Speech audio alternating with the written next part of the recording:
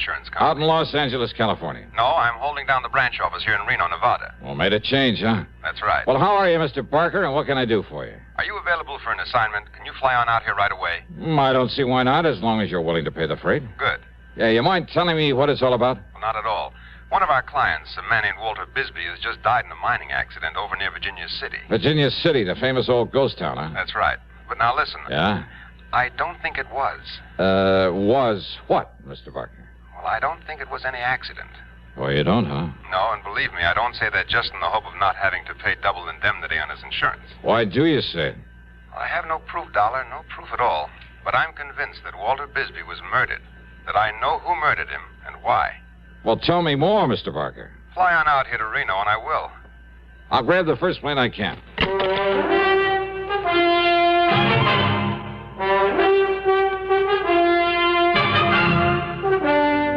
CBS Radio brings you Bob Bailey in the exciting adventures of the man with the action-packed expense account, America's fabulous freelance insurance investigator. Yours truly, Johnny Dollar.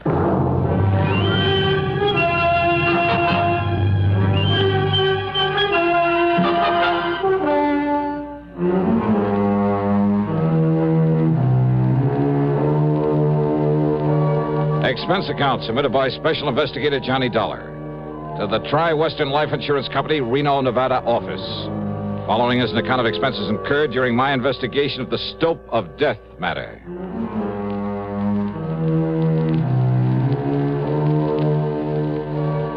Expense account, item 1, $176.25, a jet to Los Angeles. Item 2, $32.70 for the flight to Reno, Nevada.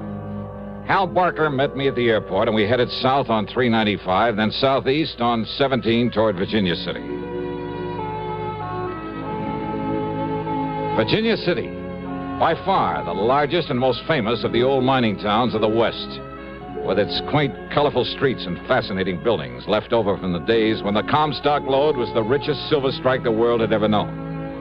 Where it didn't take much imagination to visualize the grizzled old characters with burrow and pick and shovel who roamed the desert hills in a stubborn search for gold-bearing quartz, who worked and fought and often died violently to keep others from getting their hands on the precious yellow metal, and who finally realized that the heavy blue mud they'd been discarding was the real bonanza, was loaded with rich silver ore. Yeah, you could almost see their ghosts walking the streets or stopping for a drink at the fabulous Crystal Bar or the lowly Bucket of Blood Saloon, depending on their luck.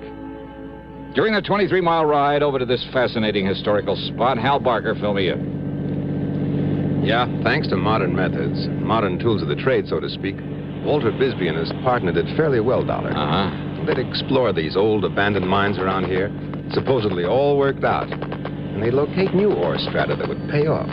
Like I say, with modern, efficient recovery methods that weren't even known about during the gold rush days. Yeah, like the big petroleum companies have found ways to get more oil out of wells the old-timers thought were pumped dry. That's it exactly. And Bisbee and Hargrave would locate these profitable veins and take a royalty from whoever worked them. They'd go off and hunt for another spot. They made no fortune, but, well, they did pretty well. For a while, at least. Hey, you said Hargrave, Bisbee's partner, Hal? That's right, Bill Hargrave. Each of them claimed he couldn't do the job without the help of the other, so we wrote a partnership policy for them. How much? Upon the death of either one, the other was to receive $35,000. Double that for accidental death. And now Bisbee is dead. Want to tell me just how it happened, Hal? Well, the old mine where it happened is up here just off the 6-mile road, the old Caterwall number 2. Caterwall number... That's the name of a mine? Yeah, well, you should hear the name of some of them. Anyhow, old Bill left Walter at the mine a couple of days ago, exploring one of the stopes, while he drove into Carson City for supplies. Uh-huh. When Bill finally got back here to the Caterwall, he says he found the ceiling of the stope had collapsed. Hey, wait a minute. He says. Why do you put it that way, Hal? According to a state geologist I talked to early this morning, a man who knows the mine, has been inside of it many times, there was no reason in the world why it should have happened. Unless somebody helped it to. Oh? Well, that set me to thinking about the bad luck Bisbee and Hargrave have been having lately. And about how much it would benefit either one of them to have the other one die. Especially accidentally, on account of the double indemnity clause in that insurance policy. Oh, well, now, Hal, And then, when the geologists found where somebody had planted a charge of nitro... Oh. Well, are they holding Bill Hargrave? Why? Why? Well, unless the police find Bisbee's body, there's no actual proof he's dead. Remember, Dollar, Hargrave was in Carson City when it happened. Plenty of witnesses to that. I see. But he's the only person. I'm sure of it, Johnny. He's the only person who could possibly benefit by Walter Bisbee's death. Oh, now, Hal, that doesn't make a case against him. Yeah, now they're up ahead. That's the old Catterwall number 2.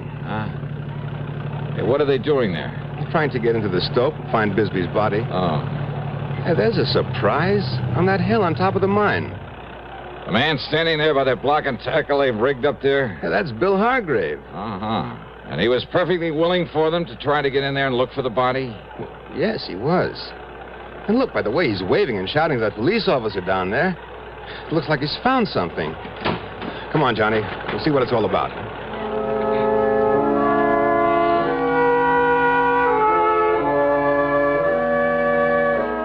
On top of the small hill was a vertical ventilation shaft driven down into the mine. Hargrave had rigged up a support, a kind of tripod with a block and tackle on it, then lowered himself to the stope where Bisbee had been trapped, or to what was left of it. When Hal and I and the police officer got up there to him, Hargrave looked like a ghost, or as if he'd seen one. There was a strange expression in his eyes, his mouth half open, and his weather-beaten face so pale it was almost gray. When we questioned him, he simply stared at us until the police officer took him by the arm and shook him. Well, come on, Hargrave. Did you get down there all right, down to the stope? Yeah. Yeah, I got down there. There's a clear space where Walter was working. Did you find him? Well, come on, Hargrave. Yeah. Yeah, I found him. And listen. Well? He was murdered in there. Walter was murdered. Well, the political conventions are long gone. Is it all over but the voting? Hardly. From now to November, we're in for some hard campaigning. Details, of course, from CBS News. And your candidate, whoever he may be, is in for tough sledding before he gets into office, if at all. Your responsibility to your candidate is, of course, to give him your vote. Your voice will help, too. But there's something else that helps put across a campaign. It's money. The best candidate in the world can't get elected without incurring expenses. If you believe in your man enough to vote for him, believe in him enough to get out and work for him, then put some money on the line, too. That's the real test of your interest. We haven't covered the subject of whom to vote for, whom to support, whom to help with a contribution. That's strictly your own business. But if the people who like the other man dig in for him, and you don't do likewise for your man, well, that could be the difference right there. So think it over and make sure you vote. And now, Act 2 of yours truly, Johnny Dollar, and the Stope of Death Matter.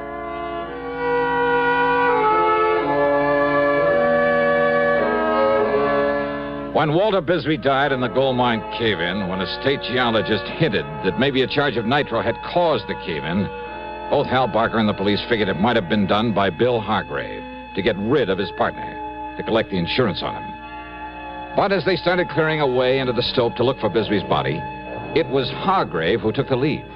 He rigged a kind of makeshift hoist above an air shaft, lowered himself into the mine. And down below, in a small space cluttered with the rocks and shoring and other debris piled up from the collapse of the ceiling of the stope, he'd found what was left of his partner. Beaten to death. Walter, my partner, beaten to death down there. By somebody knowed we'd made another find down there. Easy, and Mr. then they Hargrave. blowed in the mine on top of him. They murdered him. Don't you understand? Somebody murdered Walter down there. Okay, Bill, okay. Now, just take it easy. Well, you're the law. Now you go and find out who killed him. Who killed my partner? We'll try, Bill. You try. Sure. Dollar, You always said you want to go down there with me and help me recover the body? Yes, sure. I'll have some of the men working on the slope come up here and give us a hand, lower us down this ventilating shaft. Okay, officer. And Bill, you go on back to town. We'll bring the body in so you can give him a decent funeral. Funeral? That's right. No, officer. What? Why not, Hargrave? Because Walter'd want to be buried here in the mine. The same as I would if this had happened to me. But if you made a valuable find down there... What are you talking about, Dollar? You think all the dirty yellow dust in the world would ever make up for a man like Walter Wisby? He was my partner. He was my friend. 20 years together, like brothers we were. Always together. Always share and share alike. When I found something, it was his, too. When he found something, it was mine as much as his. Well, didn't you know that? Well, yes, and I understand the two of you did fairly well for a while. Yeah. As long as the two of us worked together, of course we did. We opened up the old Higby's Folly, didn't we? And the old Yellow Jaybird. Those were gold mines? And they still had plenty in them. We showed them where. We showed them where to get it out. When was that? Oh, back in 1950, 51. It was Walter and me found the veins they'd passed on by. They thought those mines were all worked out, but we showed them different. They still had gold in them. We showed them where it was, Walter and me. And the Jolly Tar and the Frenchman's Luck back in 53. Walter and me. And now he's gone. Now he's through. Without him, without my partner, now I'm through. And I never want to see a mine again. All I want is to get away from here, now and forever. So, officer, you go on down there. You'll find him laying there, Walter, in the mine. It's the way he wanted it. It's the way that it's happened. And if the law says it's all right, you can leave him there, God rest his soul. Well, now, of course, that's something that we'll have to... And with those machines you got there on the slope, you can fill up this shaft and bury him. The way he'd have done for me, if I'd gone first. Well, maybe we can do that, Bill. Officer, I'd be mighty beholden to you if you would. Now, you go on back to Virginia City, and if necessary, we'll talk to you later. Thank you, sir. Now, Dollar, let's get down inside the mine so I can verify the death and make out my report.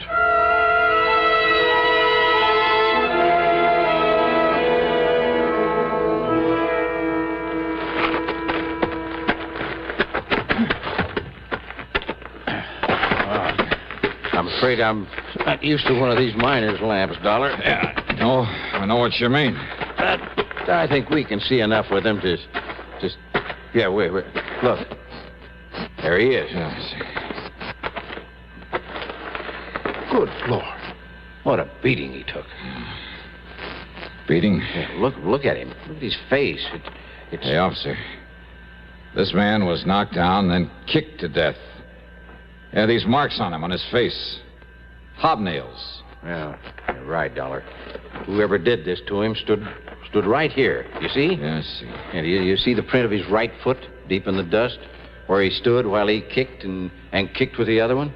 And he is Walter Bisbee. Yeah. Maybe we're going to have to leave him down here. What do you mean? Oh, 240, maybe 50 pounds. Up through that air shaft? Oh, yeah. Maybe you got something there. You and I, a couple of skinny guys, we barely made it. Only there was something around here could tell us who did this to him. That footprint. Hey, Dollar, there isn't a hard rock miner in this whole area doesn't wear shoes like that. Here, look, you see here? These other footprints, huh? Yeah, well, those are probably Hargrave's from when he came down here through the air shaft to look for Bisbee. Yep, that's right. Same kind of shoes, but newer. Uh-huh. You can tell by the nail marks. Yeah, but does it prove that Hargrave came down here only after his partner was killed? Oh, now, wait a minute, Dollar. You're forgetting that Bill was in Carson City when this happened. Yeah? When what happened? The murder? Or the caving in of the stope? Now, what do you mean by that? Murder him, then try to cover it up with a cave-in. Now, look, Dollar. Al Barker says that a state geologist told him he found signs that a small nitro charge may have been used near the entrance to this mine. But if Bill... You mean you think Bill killed him down here and then had somebody else start the cave-in while he was over in Carson City? Let somebody else in on it? No. If Bill killed him, he probably set off that charge, too. But don't you see, if he was over... Didn't you ever hear of an explosion being set off with some kind of a timer? Well, yeah, sure, of course I have, but that still doesn't give us any proof that Bill did this. The fact remains that Bill Hargrave is the only one who can possibly profit by his partner's death, right? Sure. I'll go along with that, all right, but unless you can find some proof that he did this, well... Well, I don't know. But while you're poking around in the dark down here, I'm going to pay a little visit to Bill Hargrave. Go ahead. But why? Well, I told you, officer. I don't know.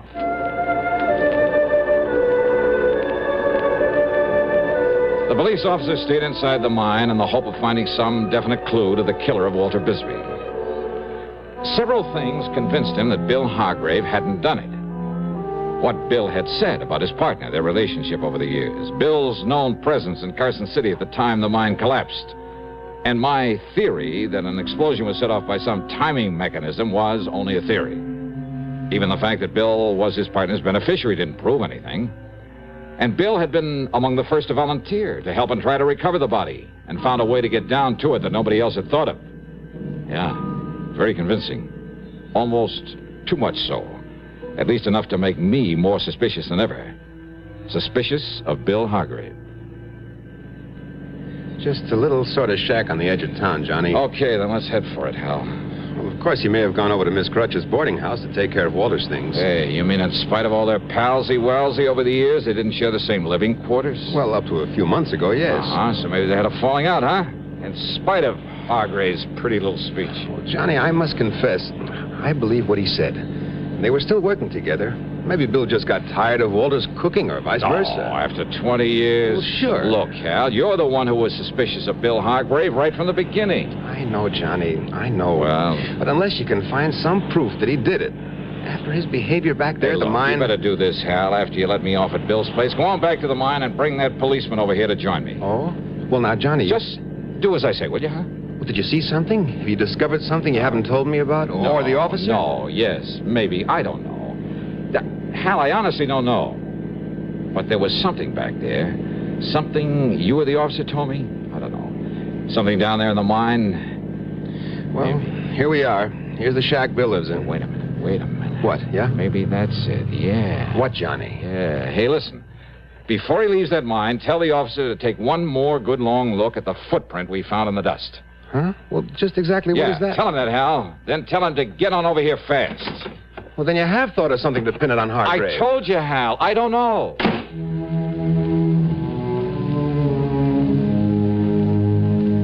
Hargrave wasn't there. Maybe he had gone over to the boarding house to look after his partner's belongings. Maybe. Well, with the help of my pocket knife, I managed to slip the catch in the front door of the shack. I closed it after me and took a look around. Well, it was pretty obvious things hadn't been going good for Bill, and for quite some time. I looked first for the pair of shoes, one of which could have made the print on the floor of the mine. But I didn't really care, and a pair of shoes could easily be gotten rid of. Oh, no. I was looking for something else, but just what I wasn't sure. That is, until I found it, hanging on the wall above the cot where he slept, just to one side of the door.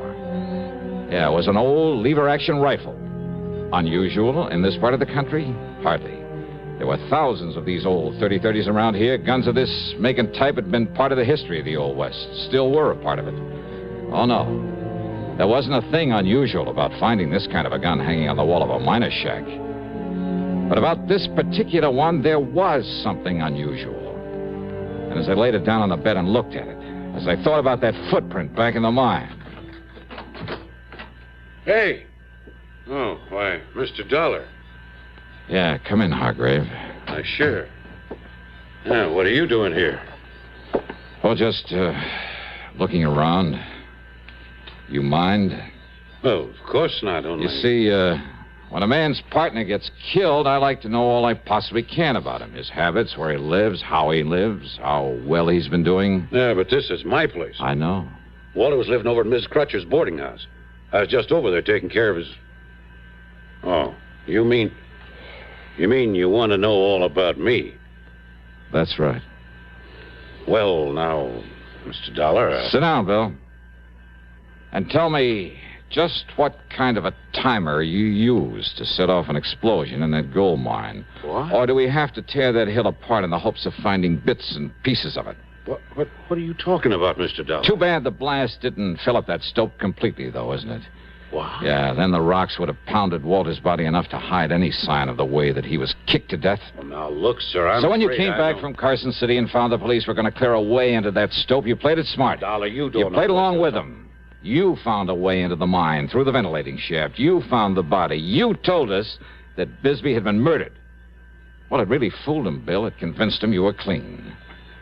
But you overlook one thing. You don't know what you're saying. That footprint down there in the dust. Oh, you changed shoes after you killed him. And no doubt you got rid of those old ones where no one would ever find them. And you left new prints with the new shoes you're wearing now to show they're different. But that one footprint, Bill. What about it, Dollar? When you stood there and kicked him, stood on your right foot and kicked him with your left. So what? What about it? And then when I came here a few minutes ago and found that rifle there on the bed, found the shiny spot on the right-hand side of the stock. Yeah, look, there. See how shiny it is? Do you see it, Bill? Well, what about it? What about it? Only a left-handed man polishes the right side of a gun stock when he rests his cheek against it. All right, The Dollar. same as he stands on his right foot and uses the left one to kick his partner to death. Well? All right, so I killed him, but you won't live to tell anybody that. Oh, you're a fool, Hargrave. You're going to be a dead one. You think I would have left that gun on the bed with the shells in it? You mean... I mean this! Phew. Son of a gun. I guess I really should have thought to take the shells out of that thing.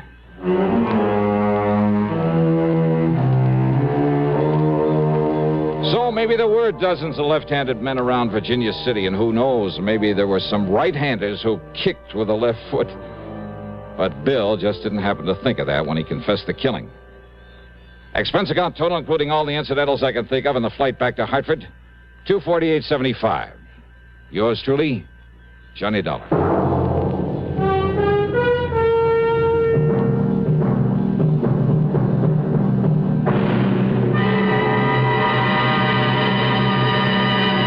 Constipation is something people don't talk about much, but it can be a problem for anyone, even doctors.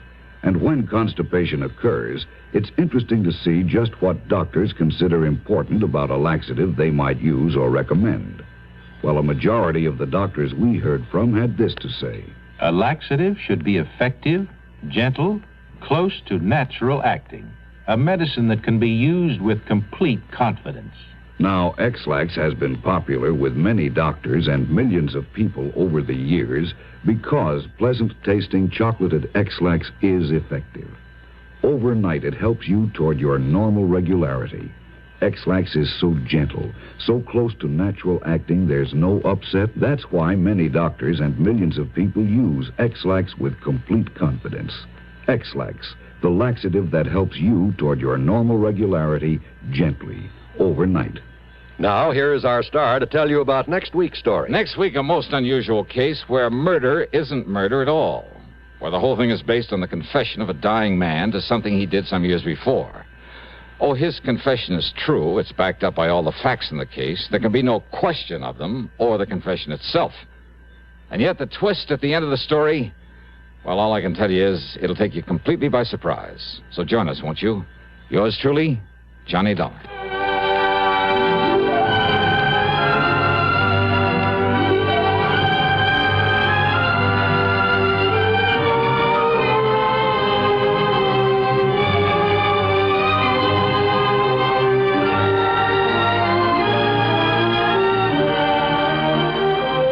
Yours truly, Johnny Dollar, starring Bob Bailey, originates in Hollywood and is written, produced, and directed by Jack Johnstone. Heard in our cast were Herschel Bernardi, Russell Thorson, and Forrest Lewis. Be sure to join us next week, same time and station, for another exciting story of yours truly, Johnny Dollar.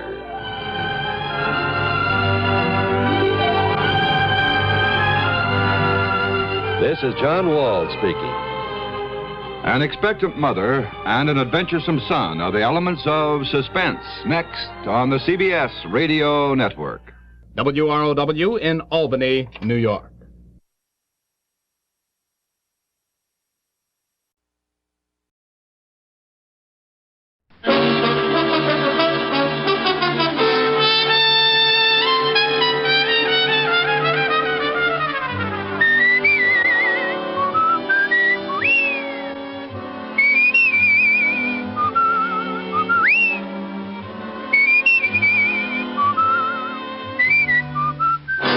National Broadcasting Company presents Dick Powell as Richard Diamond, Private Detective.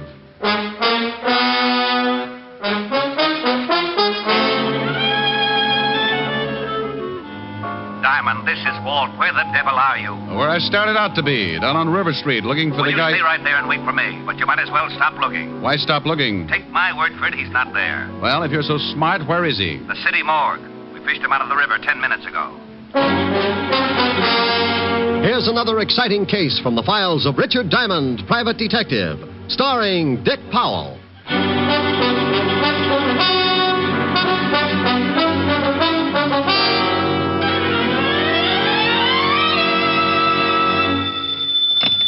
Diamond Detective Agency, first over the bars. That's nice. Oh, hello, Helen, baby. Busy? No, why?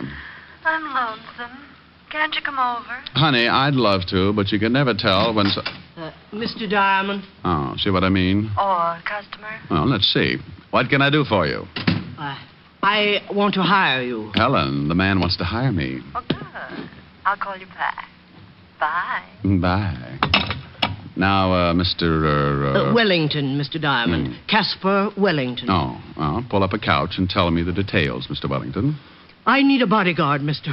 Diamond. Why? Oh, it's not for myself.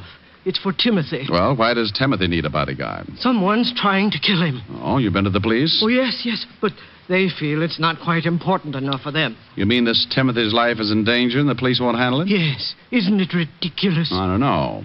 Has anybody tried to kill Timothy before? Well, no one has exactly tried to kill him, but I very definitely expect an attempt. Well, now, look, this Timothy, is he a friend of yours? Oh, yes, a very good friend. So what makes you think that someone is going to try to kill him? Mr. Diamond, I came here to hire you to protect Timothy. I'm perfectly willing to pay you your fee, but for the moment, the rest of your questions must go unanswered. Well, my fee's $100 a day in expenses, Mr. Wellington. Still perfectly willing to pay it? Here's the cash. Mm-hmm. And there'll be another 100 if you protect Timothy long enough for me to get him on a train tomorrow. Where's he going? Out of town, where he can be safe. What's Timothy's last name? That will also have to go unanswered. Oh, well, now, wait a minute. Supposing I do take the job, where do I meet this Timothy? How will I know him? If you take the job, he'll be in your office in a matter of minutes. Well, something sure doesn't ring up right, but the 200 fish in expenses, I'd play footsies with a cobra. Good. Now, I'm going down to the train station to pick up Timothy's ticket. When he arrives, I expect you to remain with him constantly. Until tomorrow? Oh, I got a small apartment. I hate the bundle. Don't let him out of your sight for a moment. I want him alive and well when he gets on that train in the morning. Does he play Parcheesi? Well, I doubt it, but you never can tell. He might like it. Dandy. Have him at Grand Central at 8 o'clock. I'll meet you. Do you know of any way I could possibly learn to hate money? If I did, I would never have come to you. Good day, Mr. Diamond.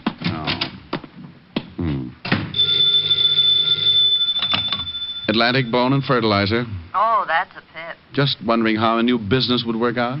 Now what's wrong? I have a very unhealthy feeling that I've just let myself in for something I won't like. Oh, the client? Well, kind of. I've got a guard, a friend of his. What's the matter with that? Oh, I'm not going all through that again. The client just came on like Secret Service. I got the name of the guy he wants guarded, and I know that someone's going to try and kill him. And that's it. Rick, you be careful. Honey, the client shoved $200 in my rural hot hand. Oh, good. What do you want me to do? I'm trying for capitalist this year. Didn't your client go to the police first? Sure. He went to the police, but then... Hey, you. Me? What? Yeah, you. Rick, are you listening? Yeah, I'm listening. Put down the phone, friend. We want to talk to you. Well, if you're listening, why don't you answer my question? If your client went to the police... That's better. Well, now, I'm a sport, especially when someone's got a gun pointed at me. Oh, the gun ain't gonna hurt you, chum, if you answer a couple of questions. Where's Caspar Wellington? Who? You gonna be difficult? Look, you got a gun on me. Who wants to be difficult? You don't know Caspar Wellington, friend? Never heard of him.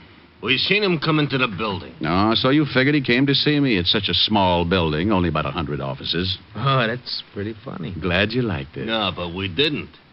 You're the only private detective in the building. We figured maybe Caspar wanted to hire you. What would he want to hire me for? What did this guy do? How do you like that, George? Now he's a nosy comic. Well, Durante gets away with it. Friend, I have just decided your humor bores me. Yeah, it's pretty bad, ain't it, Tony? Suppose we push his face around, huh? Maybe he don't feel like no more Joe. Oh, now, wait a minute. I don't know anything about this Casper or whatever his name is. What good's it going to do to work me over? Well, now, you see, Tiny and me got real nasty dispositions. We've been crossed, and then you make with the jokes. We don't like being the only ones unhappy, so we think maybe you ought to join. Now, look. Hold it a second, Judge. What for? It's a setup. Oh, wait. We mess him up, the law comes. We gotta find Casper. We ain't got no time to play patty cake with the cops. I just want to cross the mouth. Forget it. Look, friend, you sure Casper Wellington didn't come in here? I couldn't be more positive. Okay. Put down the rod, George. That don't look so unhappy. Maybe the shamus is lying. If we catch him telling a fib, just think of the fun you can have later on, huh? Come on. We'll leave him? Yeah. So long, friend. And for your sake, I hope you've been leveling. Yeah. See you around. Yeah, bye. This is fool's fancy chop suey, Papa. Now, you listen to me, Richard Diamond. The next time you hang up on me, But I'll never speak to you again. And you but- better have a pretty good excuse for doing it this time. But you know I take a lot of things from you, Rick, but never once have you hung up on me. Helen, please. And I think it was rude and inconsiderate. Helen. And I want to know right now, this minute, just what kind of a poor, lame brain excuse you're going to come up with. Helen! Well? Now, look, baby, I don't know what's going on. This is like doing business in a roundhouse. The only reason I hung up on you was because two guys strolled in here and shoved guns in my face. Rick! And they were looking for the guy who came in earlier and hired me to look after someone named Timothy that I haven't even seen yet. It sounds awfully confusing. It is. Oh, hold the phone. Here's somebody else. Come in with your hands up. You Richard Diamond? Yep. You got a crate here addressed to you. Well, that figures. Bring it in.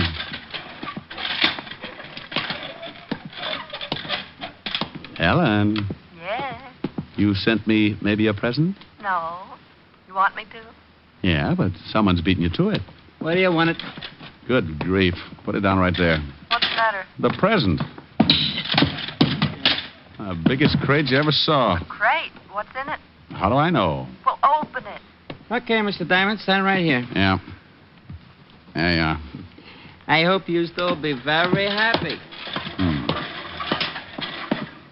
Helen. Yes? Hold the phone. I'm going to open this thing. All right.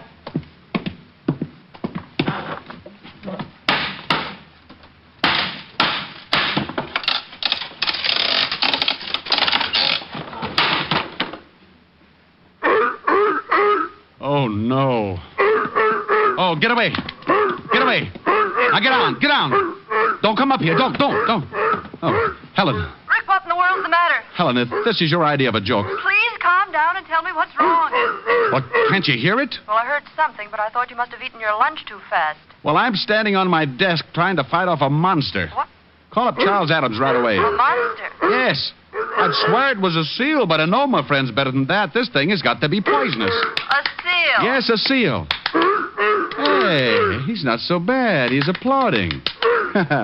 You must have liked that remark about Adams. Now you stop it. Do you expect me to believe all this? She doubts you, fella. Say a few words. Rick, who in the world would send you a seal? I don't even need to look. This has got to be Timothy. Oh, it is Timothy. When he heard his name, he made like a curtain call. Sounds like one Richard Diamond. Hey, that's pretty... nothing. I'll call you back. Where are you going? I'm going to take Timothy right back to Mr. Casper Wellington and tell him that... Yes? Oh, for the love of... I don't know where to find Mr. Casper Wellington. Well, there it was. It was pretty silly. The smart, shrewd, level-headed Richard Diamond, for the sake of a couple of hundred fast bucks, winds up playing nursemaid and companion to a honking seal. Just to make sure it was Timothy, I took a look at the crate, and there on top was a small printed card. It read, "This is Timothy. If you want him to do something, throw him a fish. Herring. Signed, Casper Wellington." Well, that tore it. My temper was already pushing my hair up to attention, so I went out to the nearest delicatessen and came back with a bag of fish. With this, I lured Timothy out of the building and down on the street. I had to find Casper Wellington, so 60 pedestrians and one unhappy cabbie later, Timothy and I strolled casually into the 5th Precinct Police Station. Ah, well, hello, Sergeant Otis. Oh, how are you, Shamus? Huh? Oh, what? What'd you just say? I said, hello, Sergeant Otis. No, after that. Yeah, that was it. Something wrong, Sergeant? Otis. Otis, say hello to Timothy. Timothy, this is Sergeant Otis. Lieutenant! Lieutenant! Go on over and kiss the Sergeant, Timothy. Go on. Oh, no. Get him away from me. Get him away. Oh, Otis, he's not so bad. Lieutenant! Help! Now, Otis, come down off that desk. You look sillier than I did. He's trying to eat me. Oh, be quiet. You too, Timothy. You'll wake up the lieutenant. Here's a fish. Throw it to Timothy. Enough for you, Diamond. You'll probably take my arm along with it. Get away. Help! What the devil is going on out here? Otis, what are you doing up there? Hello, Walt. What are you doing to my sergeant? And you shut up, Otis. That wasn't me. What do you mean it wasn't you? Of course it was you. Walt, meet Timothy. How do you... I'd hate to think what would happen if someone wandered in here with a walrus. Come on, Timothy. Let's go see the brave old head of homicide. Yeah. Get him out of here. Oh, relax, Otis. Timothy's as scared as you are. Oh, yeah? What makes you say that? He's probably thinking there's more like you. That would be a horrible shock to anyone, even a SEAL. Oh. Come on, Timothy. Hey, you get that thing out of here right now, Diamond. Everybody's standing on something. You'd think it was a steam bath. Up till now, I've had 2 reported homicides and a couple of fat robberies. And if you think you're going to wander in here with that thing and confuse the whole department, you're mistaken. Now get it out of here. Oh, Walt, it's only a seal. Have a fish. I'm not hungry. No, Walt. It's for Timothy. Feed it to him. He'll love you. Yeah? Do you think so? Sure, Walt. Go ahead. Try it. Okay. Here, Timothy. Hey, he's applauding. Sure, he's a nice little fella. Now, climb down and help me. Give me another fish. Oh, won't come down without it, huh? Okay, Walt. Speak. Oh, don't be ridiculous. I want to feed it to Timothy. He likes me. See? Oh, lovely. Why don't you two get engaged? Oh.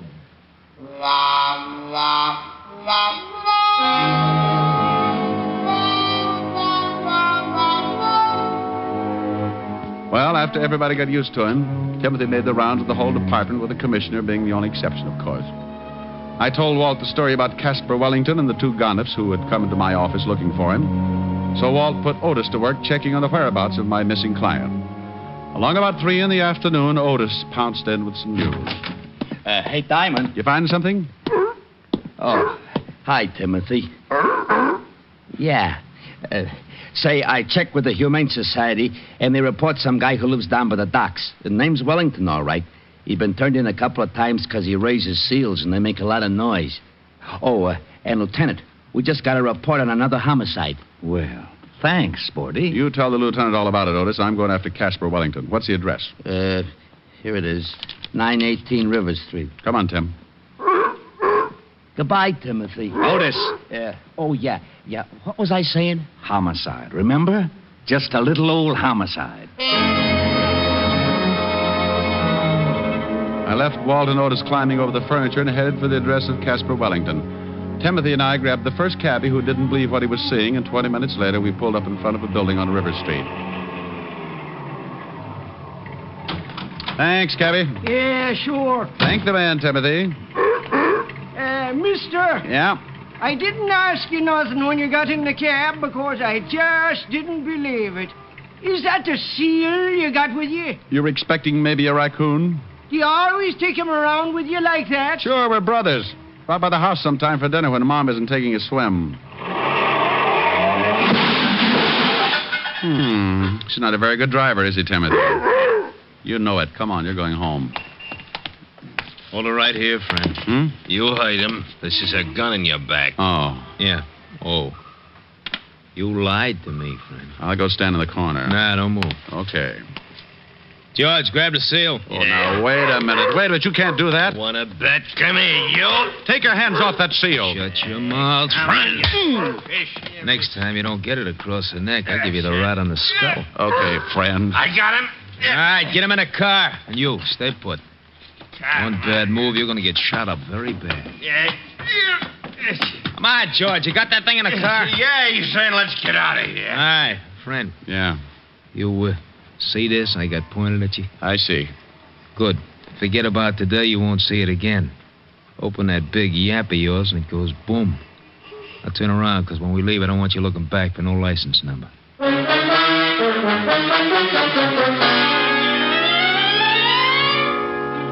Well, I stood there while they drove off with poor little Timothy. Then I made a quick dash across the street into a store with a phone booth. Seconds later, I was hearing one of the most beautiful sounds in the world. Diamond, this is Walt. Where the devil are you? Where I started out to be, down on River Street, looking for my client. Well, you stay right there and wait for me, but you might as well stop looking. Well, why stop looking? His house is just down at the end of the block. Well, take my word for it, he isn't there. Well, if you're so smart, where is he? The city morgue. We fished him out of the river 10 minutes ago. What? He was suffering from a hole in his chest. Dead before he was tossed in. Oh, Walt. Remember those two guys who came into my office earlier? Yeah? Well, they just put the snatch on Timothy and belted me across the neck for my trouble. They swiped the seals? Yeah, so get on here. I'll meet you at Caspar Wellington's house.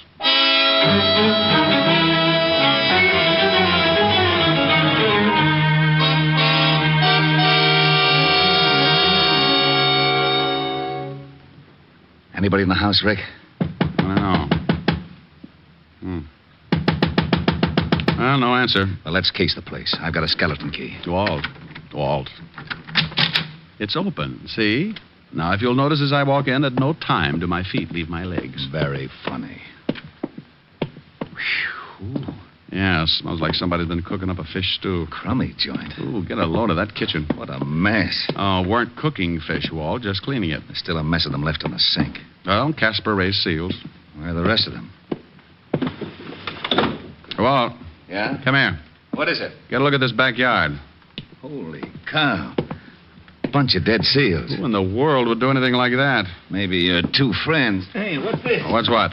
This bag on the floor, leather bag. What's in it? Nothing. Wait a minute. Some kind of dust at the bottom. Well, save it. We'll have it analyzed when we get down to the station. We've got to check up on those two guys who kidnapped Timothy. This is the craziest case. I got a hunch. Sure, it's crazy, but if I'm right, it's also pretty smart. Let's go to the station.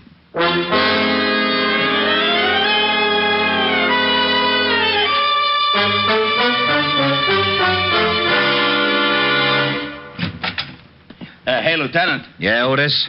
We just got something else on that Caspar Wellington guy. Oh? What did he steal?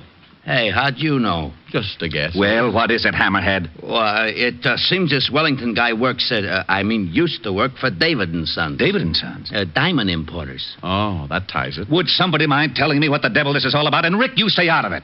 Now, Otis, what about Wellington? Wellington? Oh, he ran off with a load of diamonds. Yeah, $50,000 worth. Hey, but you just... Rick, will you please, for the sake of my sour stomach, tell me exactly what it is you know? I'd be glad to, Lieutenant. It's very simple. Wellington comes to me and asks me to guard Timothy. Two guys kidnapped Timothy. That we heard. Then we find a bunch of dead seals in Wellington's backyard and the remains of a pile of clean fish. So? So, the two guys who kidnapped Timothy were obviously after something, and the seal was part of it. Hey, maybe Timothy wasn't a seal after all. Now, what would he be, Otis? Well, if those guys wanted him that bad, maybe he was a mink. Oh, that bag you picked up, Walt. Have that powder in the bottom analyzed. I'll lay 6-2 and even that it's diamond dust. Well, you think... Yeah. I think Timothy's got a stomach full of diamonds. What? I think Caspar was mixed up with the two guys who grabbed the seal, but in some way crossed them. Why? He had to hide the loot, so he stuck it in some fish and fed it to Timothy.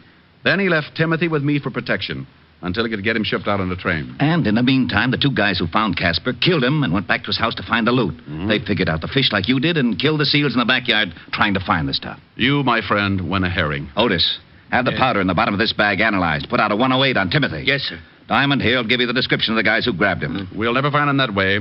You got a better idea? Maybe, yeah. Look, you said those two guys killed Caspar and then went right over to the house to look for the missing diamonds. Yes. All right, they knew where to look, but they didn't find anything. So they waited for me and Timothy. So? So Caspar Wellington probably told them all about it before they killed him, trying to save his own life. All right, I'll buy that. So what? So by now they must know how hot those diamonds are.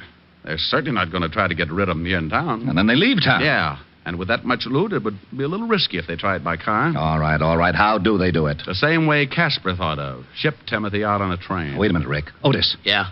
Put in a call to all units. Tell them to cover the airports, train, and bus stations. Be on the lookout for a seal that's about to be shipped. Come on, Walt. Where to? Well, as long as Caspar Wellington already made the arrangements by train, let's go down to Grand Central. Maybe our two seal nappers will keep the reservation.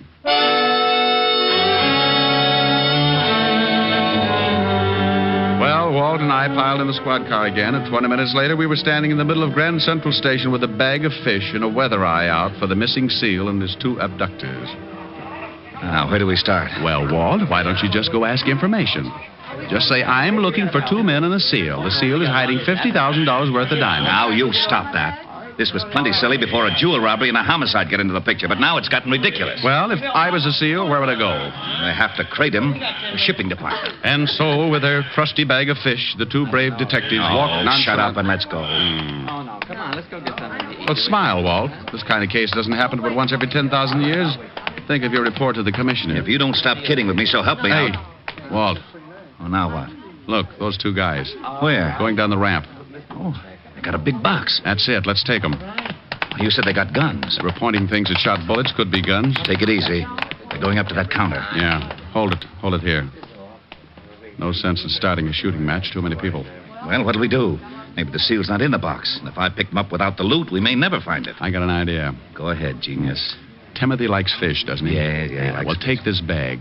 They know me, so you walk down there and move in close to the box. Timothy's bound to get a whiff, and if I know Timothy, he'll raise a few flippers. You want me to... You want to get those diamonds, don't you? Oh, give me the bag. Don't snap. People will just think you ran out of cologne. Now get going. Yeah. Pardon me, but I'd like to find out about sending something. Oh, yeah? Well, what's the idea, Buster? We was here first. Shut up, stupid. You boys must be really sending something big. You're too nosy. I told you to shut up. Yeah, some furs. Oh, live ones? Hey, Tiny, what's with the seal? Will you shut up? What? I hate to mention it, but your furs are throwing a fit. He's busting loose. Okay, boys, that's all I wanted to know. Grab that stinking seal. Gone after the sack. This guy laid down. It's a sack full of fish. Hey, what's the idea? Hello, stay right there. Hey, Rick. Cops, were you... All right, Bud, drop it. Huh? I said drop it. Okay. You ain't taking me. Look out, Rick. This guy's got a gun. Let go. Let go of my hand. Will you get the seal off? He's chewing my hand off. And drop the gun. All right. Get him off. Come on, get him off. How do you like that? Timothy grabbed this gun up by the gun hand and made him drop it. I'll be done. Crazy seal nearly killed me. You and your bright idea. Ship the seal, you say. Okay, boys. Here's a bracelet for you. Let's go outside. Walt, wait a minute. We got to get the jewels. Oh, yeah. Well, I'll take care of these two guys, and I'll take Timothy to a good veterinary. Okay. Walt. Yeah? If it means surgery, keep in touch. Sure. Bye, Timothy.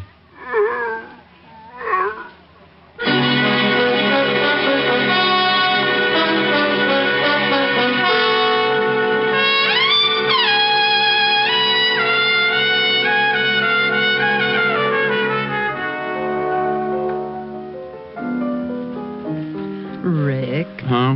Now, don't be unhappy. Oh, how can I help it, honey? He's been in surgery for nearly an hour. Oh, but he'll be all right. They got a good vet. Oh, I hope so. I was getting attached to that seal. Oh, I got it. Yeah? Rick? Yeah, Walt. Yeah. How's Timothy? He had the diamonds in him, all right. Oh, but how's he? Well... Go ahead, Walt. You can tell me. I can stand it. He's very weak. Doctor says he thinks he doesn't want to live. No will. Oh, well, what's the matter? He was such a happy seal. I think he misses you, Rick. Every time someone mentions your name, he kind of honks and raises a weak flipper. I better come right down. He's sinking fast. Oh, you think maybe if he heard my voice... can you get a phone near him? Yeah, wait a minute. Okay, I got it next to his ear. Say something. Hello, Timothy. Oh, Walt. Yeah? Walt, ask him if he's seen a picture called Mrs. Mike. He says he saw it. Didn't like the leading man. Oh. Loved Evelyn Keyes. Oh. Ask him if he liked the music. Yeah, he liked that. Well, put the receiver next to his ear and I'll sing him the theme song. Well, go ahead and try. Anything in case of an emergency.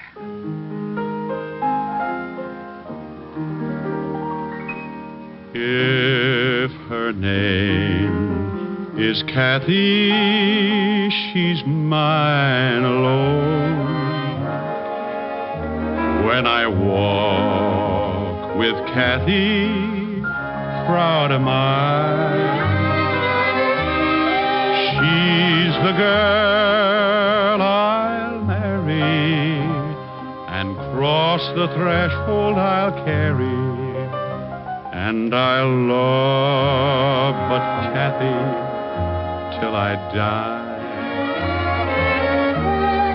She's the only angel I've ever known. She's a maid no man is worthy of.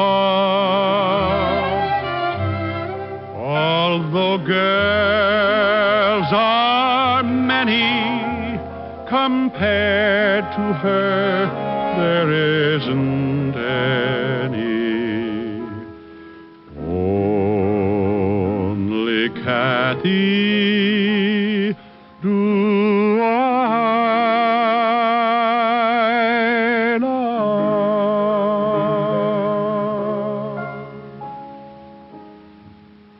Well, Walt? I did it. He's better? Listen.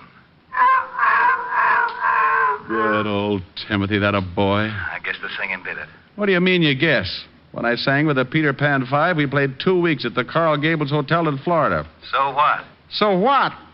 I'll have you know 5 minutes after I opened my mouth, every seal in the Biscayne Keys came in and sat ringside. That sounds like a pretty good act. Well, what'd you give it up for? Well, I got a sore throat one night, and the place was up to its ears in alligators. Rick. Yes, Walt? Bye.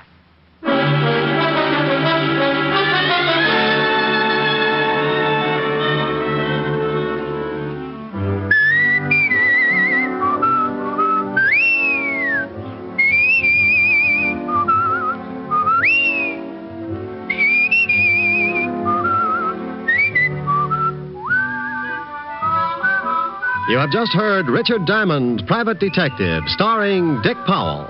Ed Begley played Lieutenant Walt Levinson. Also in the cast were Wilms Herbert, Fay Baker, Junius Matthews, Billy Bletcher, Tony Barrett, and Larry Dodkin. Music was under the direction of Frank Worth. Richard Diamond is written by Blake Edwards and directed by Russell Hughes. Dick Powell currently may be seen in the motion picture version of the best-selling novel, Mrs. Mike. Isn't that right, Dick? Yeah, that's right, Eddie.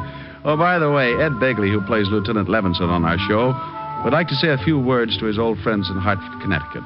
Well, I just want to say, on behalf of all of us here on Richard Diamond, congratulations to radio station WTIC in Hartford, Connecticut, where I got my start in radio, and which this week celebrates its 25th anniversary of service to the people of southern New England. Thank you, Ed Begley. Now, this is Eddie King inviting you to be with us next Sunday at this same time when we will again bring you Dick Powell as Richard Diamond, Private Detective.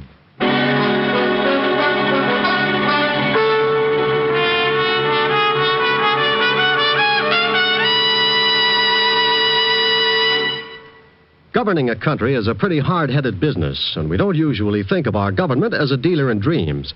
But in one respect it is, because it's a dealer in savings bonds. Your particular dream for the future can come true through the judicious purchase of United States savings bonds today. As for buying United States savings bonds, the process is simplicity itself. If you're employed by others, use the payroll savings plan where you work. Your employer will set aside a specific sum from each paycheck for the purchase of bonds. If you're self-employed, use the bond-a-month plan where you bank. Either way, you'll be saving with regularity, with certainty, and with profit through the purchase of United States savings bonds. What's on NBC today? You'll hear Charles Boyer and Dorothy McGuire today on Theater Guild on the Air in Autumn Crocus. And there's the Phil Harris Alice Faye Show to add to your Sunday listening pleasure. Be sure to hear Charles Boyer and Dorothy McGuire on Theater Guild on the Air and the Phil Harris Alice Faye Show today on NBC. This episode from the life of Sherlock Holmes will be transmitted to our men and women overseas by shortwave and through the worldwide facilities of the Armed Forces Radio Service. Petri Wine brings you Basil Rathbone and Nigel Bruce in the new adventures of Sherlock Holmes.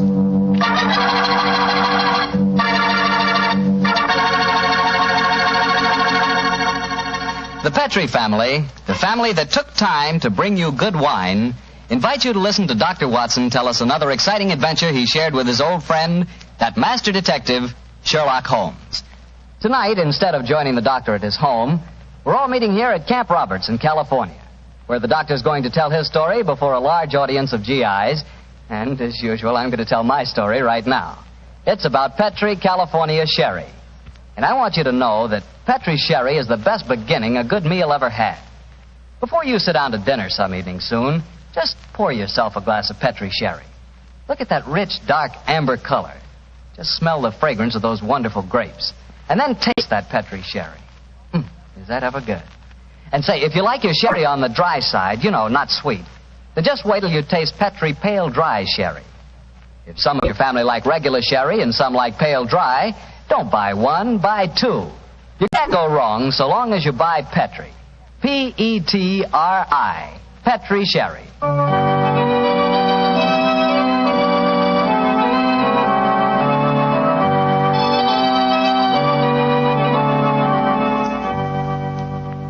And now let's join Dr. Watson and get on with our story. Good evening, Mr. Bartell. Well, Doctor, your study seems a little bigger than usual this week. Yes, my boy. I felt that as tonight's new Sherlock Holmes adventure was rather an exciting one, the men here at Camp Roberts might like me to tell it to them in person. I'm sure they will, Doctor. Which particular story have you selected? One that I call The Strange Case of the Murder in Wax. It concerns one of the most sinister mass murderers who ever threatened the peace of London. It was in the summer of 1900... and the city had been rocked by a series of ghastly murders on Hampstead Heath. Hampstead Heath? Yes, Hampstead Heath. That's a large, rambling park in the suburbs of London, Mr. Bartell, and noted as a rendezvous for young lovers. It was here that the elusive murderer, knife in hand, was wont to roam at night time, searching for his prey.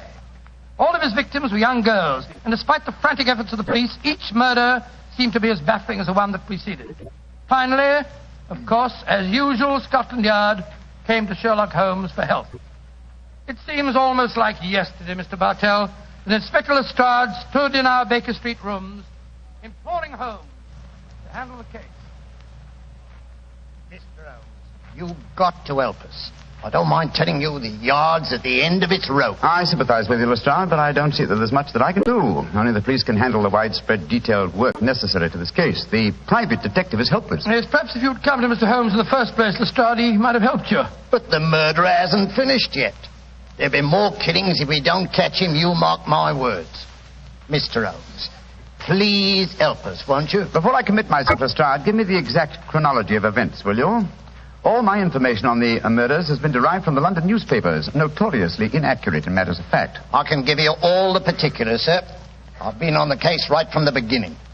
All the murders have taken place on Hampstead Heath at night time, and all the victims have been young women. Who was the first one? A girl by the name of Oakley, Bessie Oakley.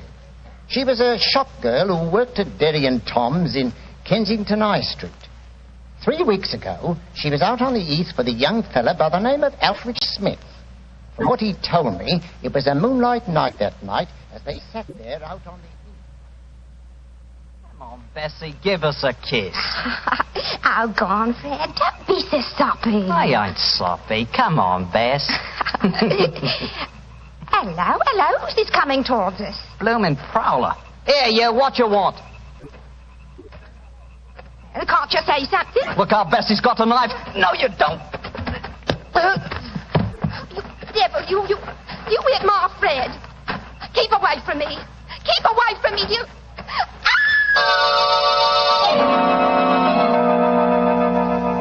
And that's all I know, Inspector Lestrade. I never got a good look at him.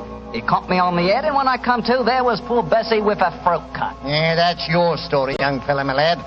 All right, Sergeant. You can book him on suspicion of murder. Sir George, we shouldn't be walking on the heath. Didn't you read about the murder here 2 days ago? It's a fine thing. I take you out in the moonlight, and you talk of murders. Let's talk about us, Violet, darling. It seems to me we should talk about your wife. My wife doesn't mean anything to me anymore. Violet, if I could get a divorce, There's someone behind that tree.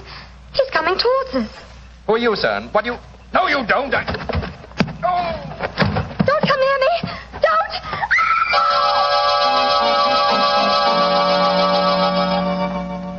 Inspector Lestrade, she's dead, poor girl, I know, but a scandal can't bring her back. If there's any way to keep my name out of the papers, Yeah, I'm afraid you'll have to take your chances, Sir George. Oh, and Sergeant... Yes, Inspector? You can turn that boy loose, Weevil, for questioning. The man who did this is obviously the same killer. I'm afraid we're going to hear a lot more from him.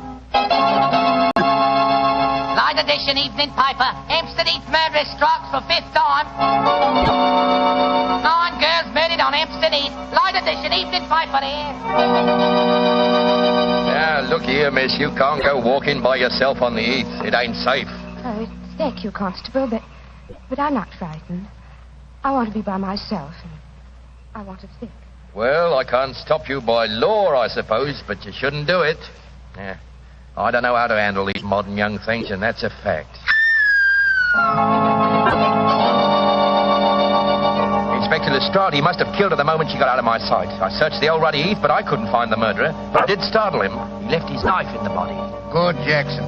The body's not been identified yet, eh? No, Inspector. We'll print her photograph in all the papers. We've got to find out who she is.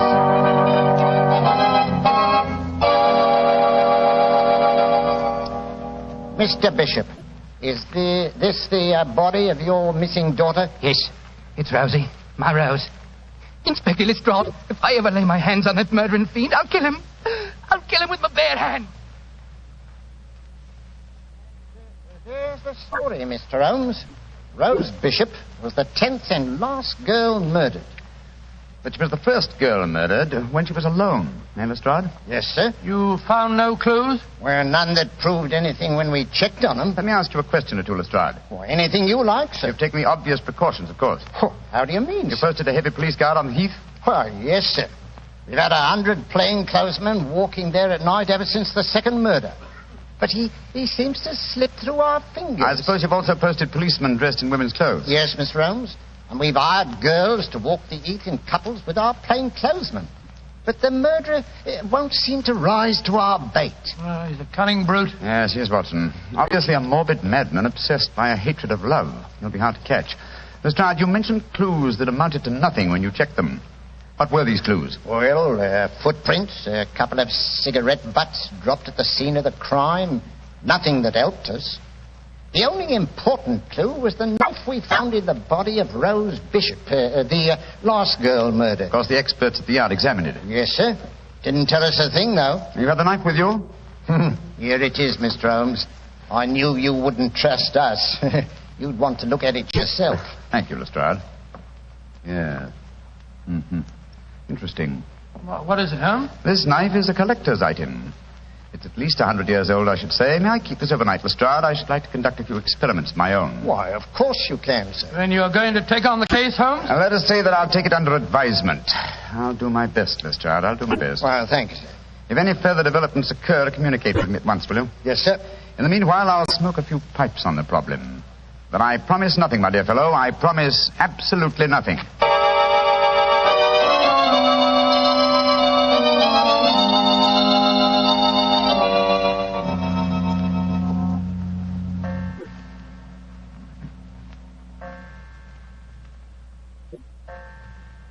3 o'clock in the morning, Holmes.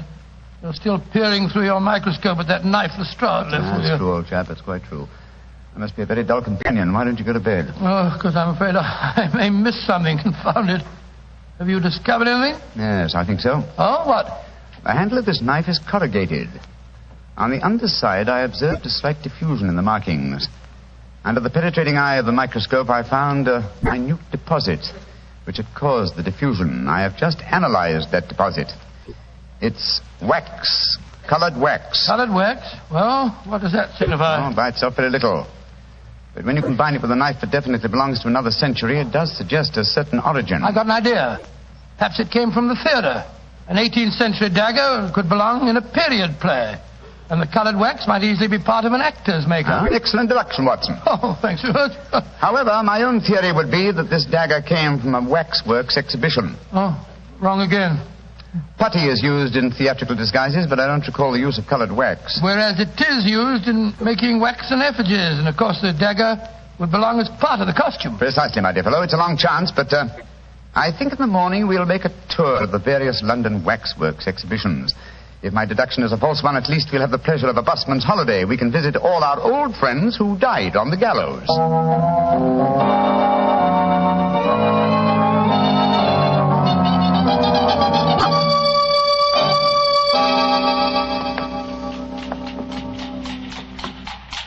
Any tired, old chap? I must say I'm a little weary. This is the 4th waxworks exhibition that we've been to. The 4th and the last. If we fail to find any clues here at the Vex Museum, we can return to Baker Street. Oh, thank heaven this is our last port of call. I'm so dizzy from looking at waxworks that they begin to look like human beings to me. Did you notice that I asked directions from the wax policeman at the entrance door just now? Yes. Well, I'm sure many people have been deceived in the same way. Uh-huh. Here we are. Oh, Monsieur Levesque doesn't believe in understatement, does he? Look at that sign there. Oh, gracious me. The Chamber of Horrors. Come in and see the pageant of murder. All the great killers of history reenacting their famous crimes. Well, let's go in, Watson. We should feel thoroughly at home. Creepy in here, isn't it? I've heard that Monsieur Levesque will pay £100 to anyone who will spend all night alone in the Chamber of Horrors. Yes, I've heard of that challenge, too. Are you thinking of accepting the bet? Great Scott, now I wouldn't spend a night here for $1,000. A very comprehensive collection of killers, aren't they? Let's see. Williams, Wainwright. Ah. The Marchioness de Brinvilliers. By George, yes. She was an attractive woman, wasn't she? As trim a pair of ankles as ever I've seen. Yes, but you wouldn't have liked her cooking, Watson. She used the most lethal condiments of almost any woman in history. Hello. What is it? Look over there. I was wondering when we'd come to one of your cases. Dr. Grimsby Rylott and the murder at Stoke Moran. Or the case of the Speckled Band. By Jove, Holmes, the tableau's extraordinarily realistic, isn't it? Yes. One of our other old friends of mine are represented here. Should rather like to renew acquaintance with Ricoletti of the Clubfoot and his abominable wife. Ricoletti? I don't remember him, Holmes. Oh, one of my earlier cases, old fellow. I must tell you that story sometime. I wish you would. Holmes, look, that veiled figure over there. Read the placard in front of it. The Hampstead Heath murderer. Well, how very interesting. The face is covered with a black veil. Is this pure showmanship, I wonder, or does Monsieur Levesque know more than Scotland Yard and I? Good day to you, gentlemen. Great Scott, you startled me, sir. Are you admiring my collection of murderers? Monsieur Levesque? Yes, sir. And haven't I the distinction of addressing Mr. Sherlock Holmes? That is my name, and this is my friend, Dr. Watson. How do you do? How do you do, Doctor? I am greatly honored to meet you both. What do you think of my Chamber of Horrors? Oh, it's very impressive. We're particularly interested in this veiled figure of the Hampstead Heath murderer. Yes, indeed we are, sir. Is there a face beneath that veil? I'll let you in on a trade secret, gentlemen. There are no recognizable features behind that veil. This is purely for publicity purposes. The public always expects to see the latest horrors here. And I thought I'd titillate their morbid palates by having a mysterious figure representing the killer. Of course, if he is captured, I shall add his effigy to my collection. You think he will be captured, then? One can only speculate. He's a clever man, Mr. Holmes. By the way, Monsieur Levesque, does your offer of £100 to anyone who will spend a night in the Chamber of Horrors still hold good? Oh, yes. Are you thinking of accepting the bet, Mr. Holmes? No, but Dr. Watson would like to. What? I don't recommend the experience, Doctor. It's an ordeal that calls for nerves of steel. However, I shall be glad to arrange for it. I haven't the slightest intention of... Backing down now? Of course you haven't, old fellow. What time shall my friend return, sir? About 11:30 tonight. I'll be waiting for him at the main entrance. Splendid. Come on, Watson. Oh, Holmes, Good day, Monsieur Levesque. Good day, gentlemen. I shall be waiting for you tonight, Doctor. Holmes, what the blazes do you think you're doing? I haven't the slightest intention of keeping that appointment tonight. Well, of course you haven't. I shall keep it. Disguised as you. You keep it? For heaven's sake, tell me what you're up to, Holmes. You didn't even mention that missing dagger to Levesque. No, because he knows something about the murderer. I'm convinced of it. Well, why'd you say that? As we were standing there talking to him, a breath of air from the open window blew back a corner of the veil. I'll swear that there are clearly defined features beneath it. And so you're going back there tonight to find out? That's right, old fellow.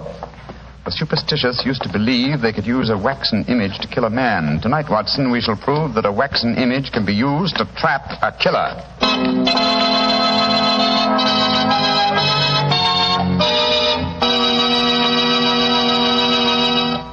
Dr. Watson will continue his story in just a second, so I'm just going to remind you that there are lots of ways to make good food taste better.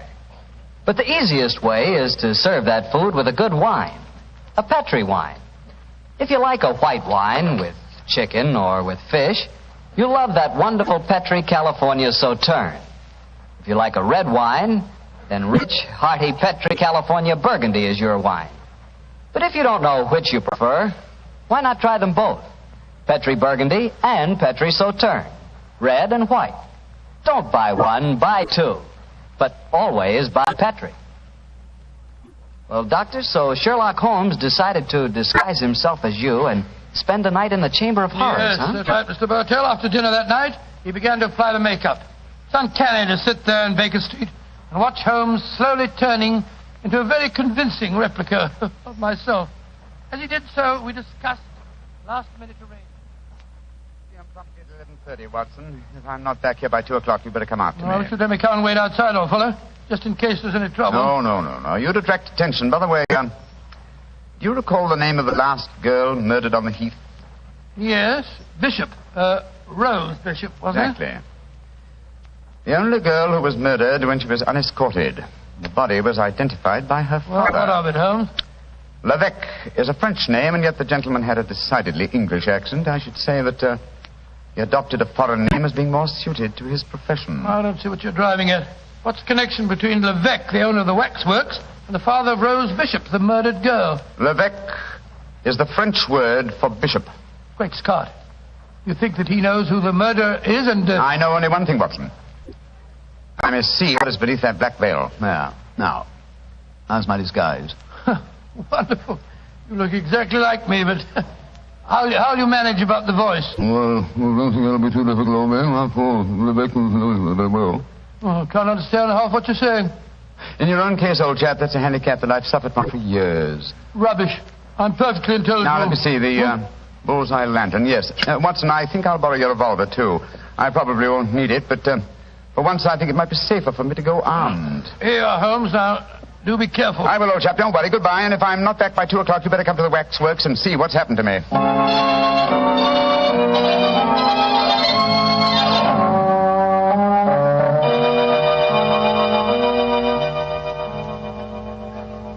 Dr. Watson, you don't mind if I search you? Oh, gracious, no. No, of course not. No lantern, please. The moonlight will give you all the illumination that you need. Oh, dear me. A revolver in your pocket. I'm afraid I can't allow that. Oh, no. Once before, a young man who unwisely accepted my bet left bullet holes in some of my finest waxworks before he finally went raving mad. Gracious me, raving mad, did he? Oh, wish Holmes were here. Don't be frightened, Dr. Watson. Many of the waxwork murderers here are all friends of yours. They'll be good company. I shall come and release you at 8 in the morning. Yes, but no. How about if I'm Well, I've sealed all the windows with string and wax. I shall seal the door behind me as I leave. Well, it's very unkind of you. Midnight. The bet is on, Doctor. You still wish to go through with it? Yes, I suppose so. Very well, then. I shall leave you now. Good night, Dr. Watson. Good night. Pleasant dreams. Pleasant dreams.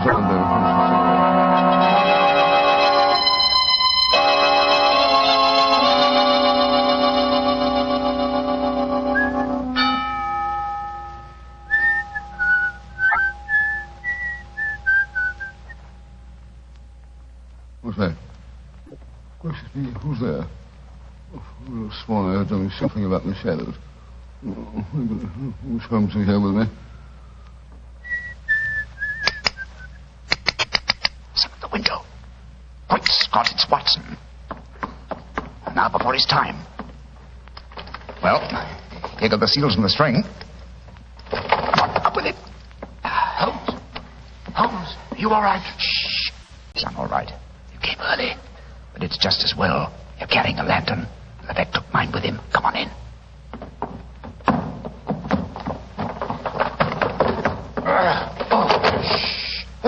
There we are. Go on, open, quiet. I'm glad to see you, Watson.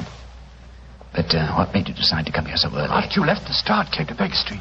He told me there was another murder on the Heath at 7 o'clock tonight. Another murder, eh? I started worrying about you, Holmes.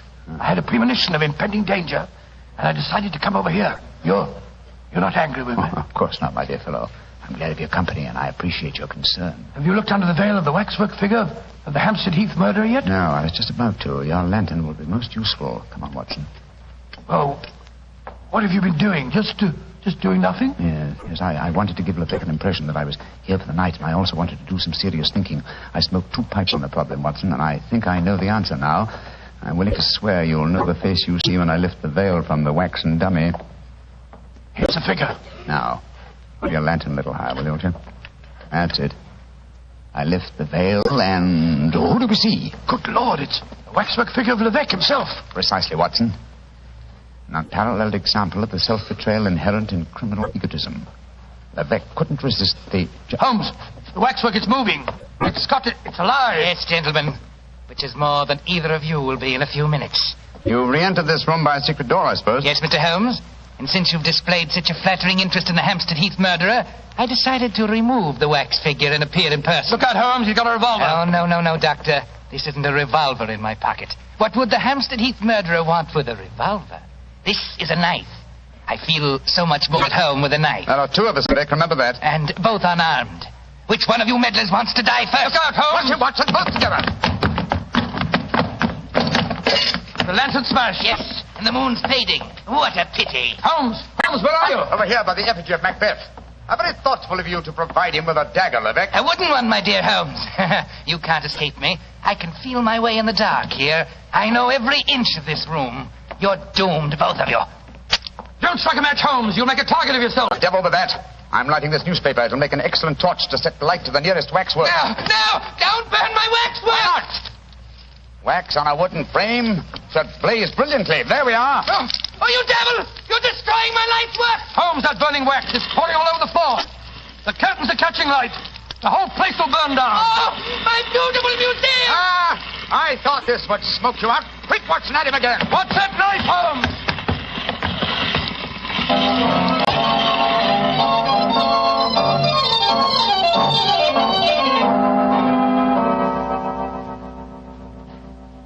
Well, Mr. Holmes, you've done it again. You've solved the case in a blaze of glory. Get the point, sir? A blaze of glory. Yes, Lestrade, I get the point. Thank you very much. Pass that marmalade, will you, Watson? Holmes, is that the morning paper you brought with you, Lestrade? Yes, Doctor. Want me to read you the headlines? Yes, please do. Yeah. Hampstead Heath murderer captured in fire that destroys waxwork exhibition. You know, Mr. Holmes, you and the doctor were lucky you weren't burned to death. Never mind the chance you ran of having your throat cut by that maniac. It was fortunate that the police and firemen were on the scene as quickly as they were. Levesque had the strength of 10 men. Yes, the strength of a madman. He'll never stand trial, of course. No, Doctor. He'll end up in an asylum where he belongs. Mr. Holmes, what made you suspect Levesque? You first gave me the clue yourself, Lestrade. You told me that all the murdered girls were accompanied by men when they were attacked. All of them save one, Rose Bishop. Therefore, if the murderer was venting a hatred of love, he had to be someone very close to Rose Bishop to know that she was a suitable victim. That point alone, which I was shockingly slow in observing, should have told us to focus our attention on the father, Mr. Bishop, alias Levesque. Well, your theory was certainly right, Mr. Holmes. You should have heard his ravings after the arrest. He swore his daughter had been ruined, and so he'd killed her, too. Holmes, the waxwork figure of the killer, the one with the veil over its face, the features underneath were those of Levesque himself, weren't they? I'm certain of it, old fellow. You see, he had two great prides. The first, his natural pride as a fine craftsman in wax. The second, his perverted pride as a prominent and successful murderer. These two prides combined suggested to his crazed mind that he make a waxwork figure of himself and range it with the other great killers of history. Yes, but he was cunning enough to protect himself by placing a veil over the face. Precisely, my dear fellow. And when he saw us yesterday and we accepted the wager, he undoubtedly became suspicious and removed the wax figure last night and made his personal appearance as the murderer with every intention of killing us both. Yes, we were very lucky, old chap. Yeah, if you ask me, Mr. Holmes, you've been very smart. No, I quite agree, Lestrade. I think you solved the case brilliantly, Holmes. No. I've been very sluggish. I solved by circumstance and melodrama what should have been a purely intellectual problem. I'm not pleased with myself. Lestrade, I hope that my name has not been used in that newspaper report. No, it hasn't, sir. Excellent. I want no credit in this case. Well, do you mean to say that you're going to let Scotland Yard get the praise for catching him, Holmes? Why not? Well, that's very generous of you, Mr. Holmes. It'll make things a lot easier for me. Yes, it certainly will. Holmes, I can't see why you reproach yourself. Because, my dear Watson, like the Hampstead Heath murderer, I, too, have my pride as a craftsman. This case had a clearly defined pattern, and I was unable to recognize it. If you should have occasion to chronicle this story, Watson, and I should prefer that you didn't, I would like you to entitle it The Education of an Idiot. Oh, come now, Holmes. The Education of an Idiot? That's absurd. I know. But if you do tell this story, it'll probably end up as The Strange Case of the Murderer in Wax.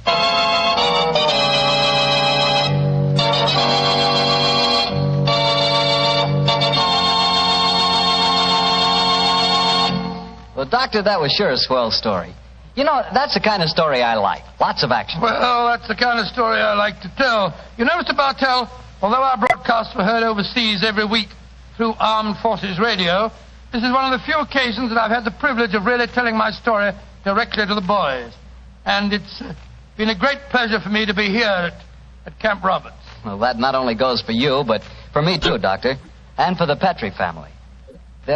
There are no words to describe how much our country owes our servicemen. And to all of you, the Petrie family wants to say, just as every American wants to say, thanks for a swell job. Well, Dr. Watson, what story are you planning to tell us next week? Next week, Mr. Bartell, I'm going to tell you one of the strangest adventures that ever happened to Sherlock Holmes. It takes place in a monastery high in the mountains of Tibet and concerns itself with an avalanche, an execution, and a murder.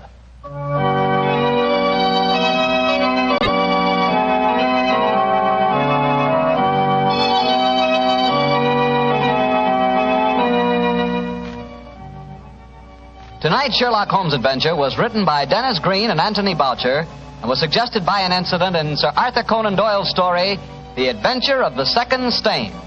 Music is by Dean Fossler. Mr. Rathbone appears through the courtesy of Metro-Goldwyn-Mayer, and Mr. Bruce through the courtesy of Universal Pictures, where they are now starring in the Sherlock Holmes series.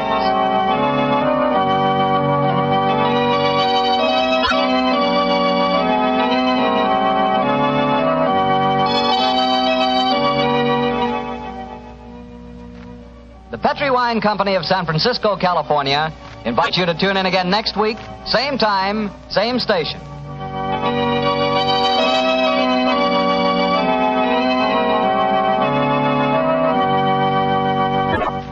This is Harry Bartell saying goodnight for the Petrie family.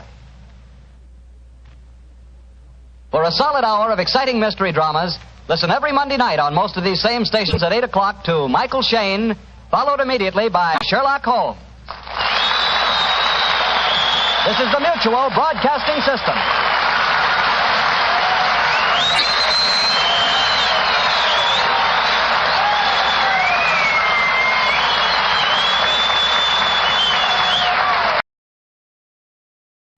From Hollywood, it's time now for Johnny Dollar. Oh, hi, man. How's your stomach, Johnny? What? Rich food give you any trouble? Who is this? Why, your old buddy, Angie Orsatti. Oh, hi, Angie. Glad you got my message. Yeah. How about dinner tonight at Antoine's, Johnny?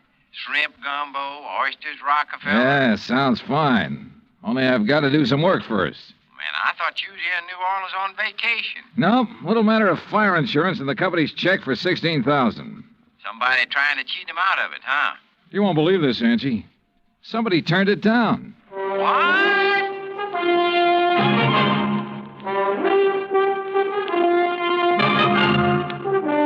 Bob Bailey in the exciting adventures of the man with the action-packed expense account. America's fabulous freelance insurance investigator. Yours truly, Johnny Dollar.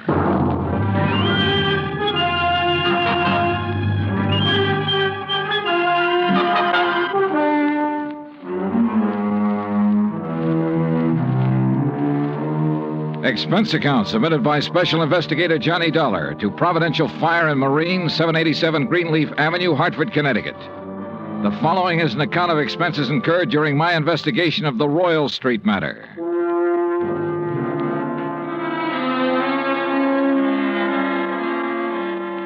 Expense account item 1, $103.82, transportation to New Orleans. Item 2, $4.20, cab from the airport to the Roosevelt Hotel. After unpacking, I put in the call to my old friend Angie Orsatti. Nobody knows the French Quarter or the people living there like Angie does. For 3 months of the winter, he stays in the swamp trapping muskrats. The rest of the year, he lives with his mother near the Cabildo. Angie wasn't in, but his mother said she knew where to reach him, and 5 minutes later, he returned my call. We arranged to meet for dinner, then I phoned the agent who had sold the policy in question. His name's Binford, and naturally, he was anxious to see me. C.D. Binford's office is on the 3rd floor of the Hibernia Bank building. He's a stocky, red-faced man, probably in his late 50s. Come in, Mr. Dollar. Come in. Thanks. Help yourself to the chair. Say, you fellas sure don't waste any time, do you? We try not to, Mr. Binford. CD, boy. What? You call me CD like all the other folks do. Oh, okay, CD. Yeah. Now, like I was saying, you boys sure don't waste any time at all. Why, I didn't even call the home office till day before yesterday. I know. When was the fire? Last week on Thursday night. What'd they tell you about it? Well, not very much. Figured I'd get all the information from you. Well, it's a doozy. First time I've ever run across a policyholder who wasn't yelling for us to pay him yesterday for his loss today. You know what I mean? Yeah. Who is the insured, Mr. CD? Man named Dupas, Henry Dupas. Took out a policy for $48,000. That's full coverage on his antique shop down on Royal Street. How long ago? August, just 3 months back. I'd been after him for, maybe 5-6 months to buy some protection, but he kept saying didn't have the money. Didn't have the money? And one day I dropped in to see him about his car insurance, and right off he told me to write a policy giving him full fire coverage on the shop. Well, how'd he arrange to pay it? Cash, in full, the day I delivered the policy. He tell you why he changed his mind? Yeah, not exactly. Bet he mentioned something about times being better. I reckon there must have been. Why'd he say that? Well, a few days later, he had the back part of his shop all painted and fixed up. That's the part that burned. And he hired himself a girl to work in the office. A real good looker, too. Well, what caused the fire? You know? I sure do. Antique kerosene lamp got knocked over accidental. According to what Dupas told the fireman, he was in the back of the shop with a customer showing him the lamp. Uh-huh. When it fell, the fire started. The two of them tried to put it out. Reckon that's why they didn't call the fire department right off. Uh-huh. And did Dupas tell you the same thing? Dupas? He didn't tell me nothing. Well, he reported the fire to you, didn't he? He did not. And that's what's got me so riled up. I wouldn't know about it now if I hadn't dropped in there the other day. Was Dupas there when you stopped in? Yes, sirree. And when I saw how the place looked, the whole back of the store gutted out and the slew of his antiques destroyed, I let him have both barrels, I tell you. Oh, what'd he say to that? Well, nothing too much. Just acted like he wasn't interested in whether we paid for it or not. Didn't even ask for a claim form. That's funny. Sure is.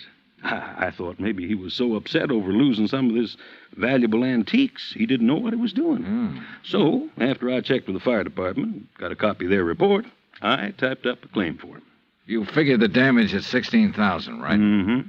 I knew how much he spent fixing up the back. When I'd issued the policy, I'd gotten an estimate on most of the antiques.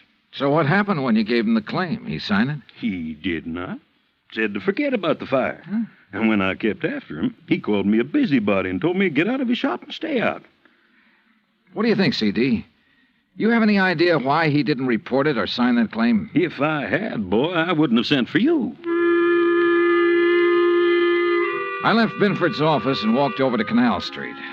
The sun had gone down and a cool breeze was coming in off the river, bringing with it the smell of coffee beans and fruit from the banana boats. I crossed Canal and turned onto Royal, heading into the French Quarter. When I reached Henry Dupas' antique shop, I stopped. There are a lot of antique shops on Royal. All of them look pretty much the same. The building's as old as the fine rosewood and mahogany pieces they shelter. There was nothing different about this one, at least from the outside. The fire had started and finished in the rear of the building. I tried the front door, but it was locked. I didn't think anyone would be there that late, but I knocked anyway.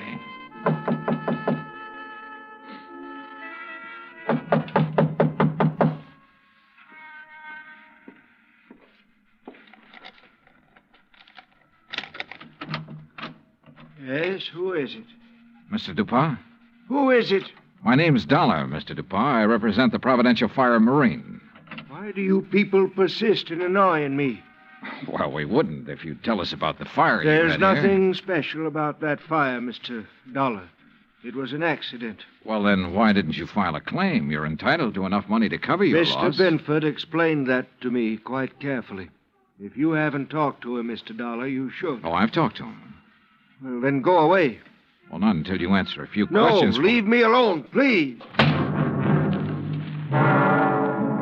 I'd noticed an alley next to the shop that ended where the rear door had been. I started back along it, not quite sure what I was looking for or what I expected to find.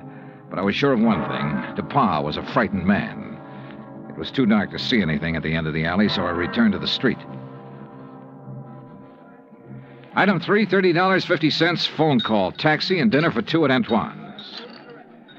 Oh, man. Kind of nice, ain't it, Johnny? Oh, the way it never changes. Same waiter, same chef, same clientele. Yeah. Like another Cafe Royale, Ashy? No, thanks. Well, Johnny? Yeah? Well, when you gonna ask me? Ask you what? Oh, don't kid me, John. You had that old bloodhound look in your eye ever since we sat down. What's the question? Okay, Angie. What do you know about a man named Henry Dupas?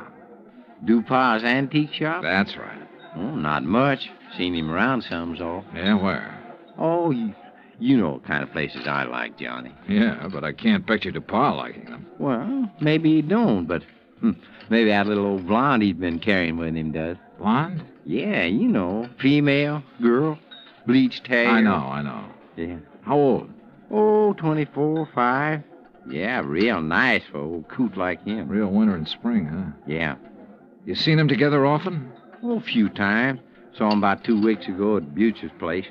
Hey, you know something? I walked in there that night with a 5, and I walked out with 200. How about that? Great.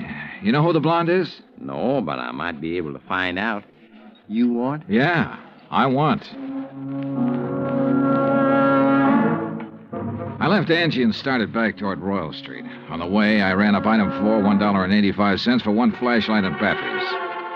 The shades on Dupas' shop were drawn, but I could tell there were lights on inside. In the alley, a small pickup truck was parked near the side entrance to the shop. In the back of the truck, looking like they'd just been taken off the boat, were several stalks of bananas. There wasn't much else to see except the charred wood and refuse left in the alley after the fire. I started back toward the street when a man, a much larger man than Dupas, came out the side door and got into the truck. He turned over the engine and switched on the lights before I could get clear. Hey, what are you doing there? Hold it, mister, right there. Here, buddy, you just hold it. What were you doing back there, huh? Well, right now, mister, I'm wondering what this load of bananas is doing in an antique shop. What is it, Carl? Well, I just caught this guy snooping around in the back. What? It's Mr. Dollar. Yeah, that's right. You know him, Dupas? He's one of those insurance men I told you about. Oh, well, what are you here for, Dollar? Didn't Dupas tell you he doesn't want any money from you people? Now, why not? Because he's afraid we might have to take a good look around before paying off? No, son. Now, look, Dollar.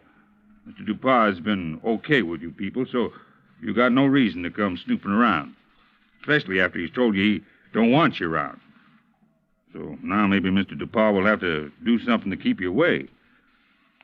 Ain't that right, Mr. Dupas? You know what I mean. Yes. Yes, all right, I'll do it, Carl. And he'll never bother us again. Go on, Dollar. Get out of here. At the time, I had no idea what they meant to do, so it wasn't easy to turn my back on them. But I did. And nothing happened.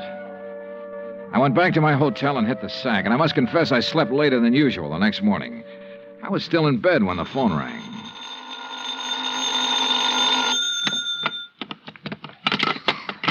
Johnny Dollar. Well, hey now, where's my dynamic northern friend? Oh, he's off today. I'm taking his place. Well, in the news I got, well, I reckon it'll keep till tomorrow. Yeah. Well, so long. No, wait, Angie. Yeah. Did you find out anything about that blonde Dupas been seeing? Sure, everybody around the French Market coffee shop used to know her. Used to, meaning up till she went to work for Mr. Dupas. She worked for Dupas? Yeah, in the office at his store. Started in there about 3 months ago. Well, come on. Well, since then, nobody sees her anymore. At least none of her old gang. You know where she lives? Yep. The Pont Alba Apartments. That is, unless she has moved. What's her name? Rose Ellen. What? Yeah, she used to be a dancer. That enough for you to go on? Yeah, Angie, thanks. That's plenty. Expense account item 5, $1.40 cab fare from my hotel to the Pontalba Apartments. The list of names on the register near the manager's office told me Rose Ellen's apartment was number 215. But when I got up there, the girl who opened the door wasn't a blonde. Yes? Oh, I'm looking for Miss Rose Ellen. She isn't in. Oh, she at work? Who are you? I mean, are you a friend of hers? My name's Dollar. Johnny Dollar. I'm an insurance investigator. Well, she hasn't done anything, has she? Well, not that I know of. Look, Miss... Garbo. Garbo?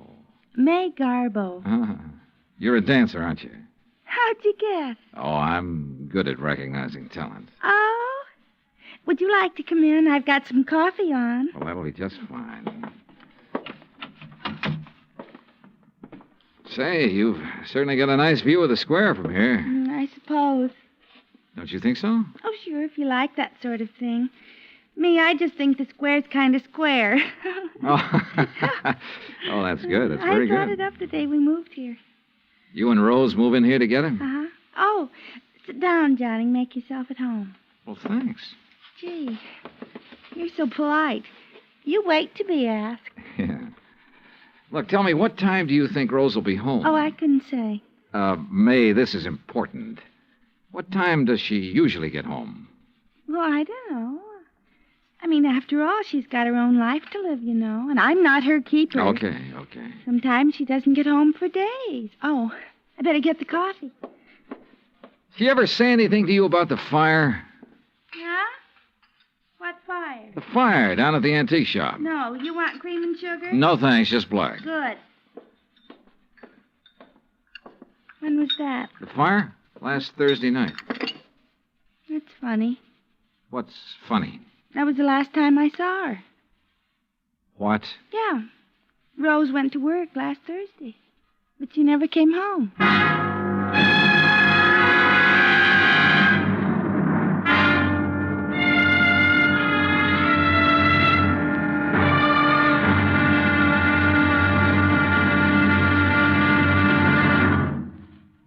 Act Two of yours truly, Johnny Dollar, in just a moment. You don't have to be a special investigator to know that Americans don't take their civic responsibilities lightly. The Election Day turnout proved that, beyond any shadow of doubt. So now it's time for you to face up to another responsibility to the nation in just as straightforward a way. Our Ground Observer Corps needs volunteers.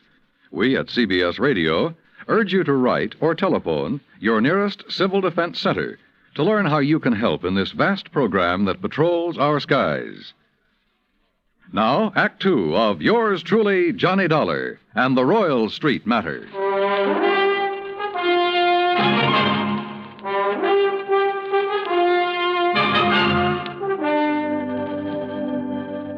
This was the screwiest deal I'd ever seen. A guy refusing insurance money he was entitled to. Rose Ellen was my one lead, so I continued questioning May, her roommate. May told me this was the first time Rose had been away so long without at least sending for a change of clothes. I asked about Rose's boyfriends. She told me Rose had been going with one other man beside Dupont, but she didn't know who he was. After May promised to call me if she heard from Rose Ellen, I left. Expense account item 6, $1.90, taxi from the Pontalba Apartments to the Hibernia Bank Building. My insurance contact, Binford, wasn't in. So while I waited for him, I wondered again why Dupont had refused to sign the claim for the fire damage to his shop. Could he afford a loss of $16,000? I wondered if something had happened in that shop, something Dupont tried to cover up with a fire. I was wondering what it could have been when Binford walked in. Well, I'm glad you're here, Johnny. We got trouble. Oh? I hear you paid Dupont a call last night. That where you've been? Yeah. He phoned me about 10, wanted me there fast. Oh, boy. I wish I had sense enough to stay away. Well, what happened, CD? Now, before I tell you that, you tell me what he said to you last night.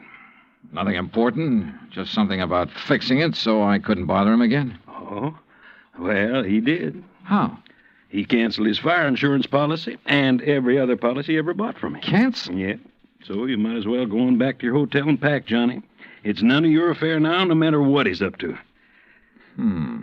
Yeah, it's too bad it had to turn out this way. You want a drink before you go? Yeah, I guess I need one. Yeah. What'll it be, scotch or rye? Scotch, neat, please. Good, saves making a mess. When you reckon you leave? Oh, I don't know. I'll check with the airline when I get back to the hotel. Mm-hmm. Yeah, here you go. Thanks. Better luck next time. Well, that's that. CD. Hmm? What about the policy? Policy? Did he return the policy to you? No, I said do it tomorrow. But he's covered until he does return it. Does he know that? Why, no. I don't reckon he does. Good. He might get careless. And as long as that policy is in force, I can bother him as much as I want. Oh, I don't see what's the use, Johnny. He'll have it here by tomorrow evening. That still gives me 24 hours to get lucky. CD, you said something about a customer being with him when that kerosene lamp was knocked over. Mm-hmm. According to what he told the fire department, there was. You have that person's name? Well, I should have. I took it from the fire department report, and I've got that right here. Here it is. Now, let's see. Mm-hmm. The name's Andrew W. DeLong. Address 1515 West Claiborne.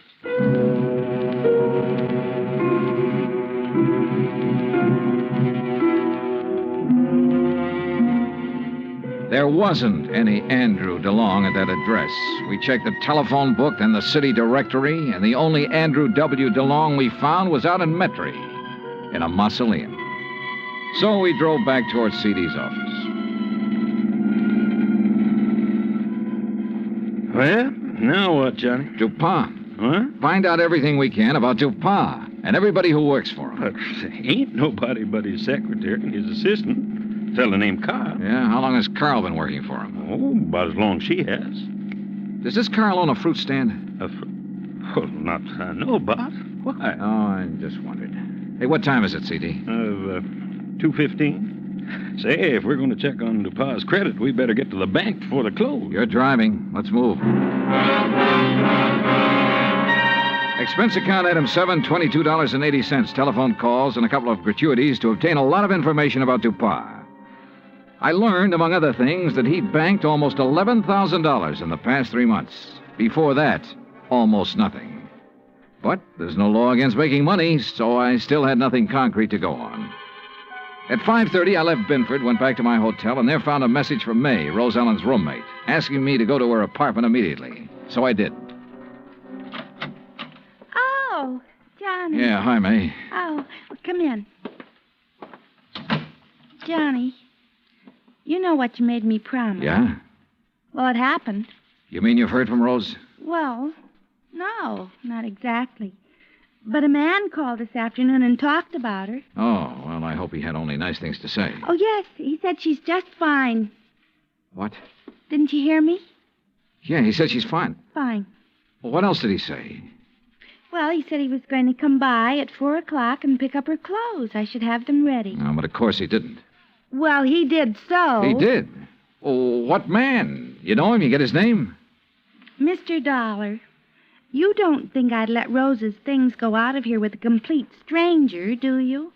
Of course he told me his name. Well? You aren't nearly as polite as you were this morning. All right, I'm sorry. What's the man's name, darling? Oh, well, that's much better. It's Grant. Grant? That's right. That doesn't register.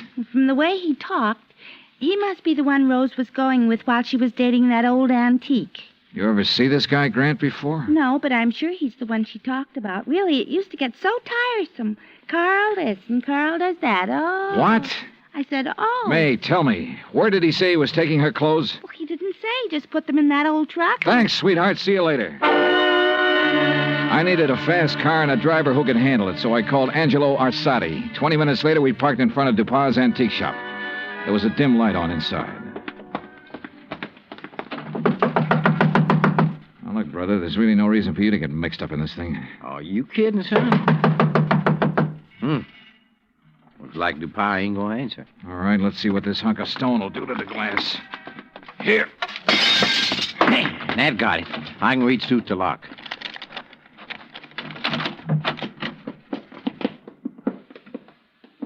Looks like nobody here. Well. Hey, wait a minute. Yeah, I see him. Carl, what happened to you? Dollar. Angie, call an ambulance. Tell him a man's been stabbed here. Yeah, right, Johnny. Dollar. Get to her before he can. Dupas? Gonna kill Rose. You got to help her. DuPont wants to kill her? Why? She found out. Smuggling. Is that what DuPont's been up to? Smuggling in banana shipments. Rose found out. Where is she? He thought I'd killed her, but I love her. Yeah, well, look, tell me.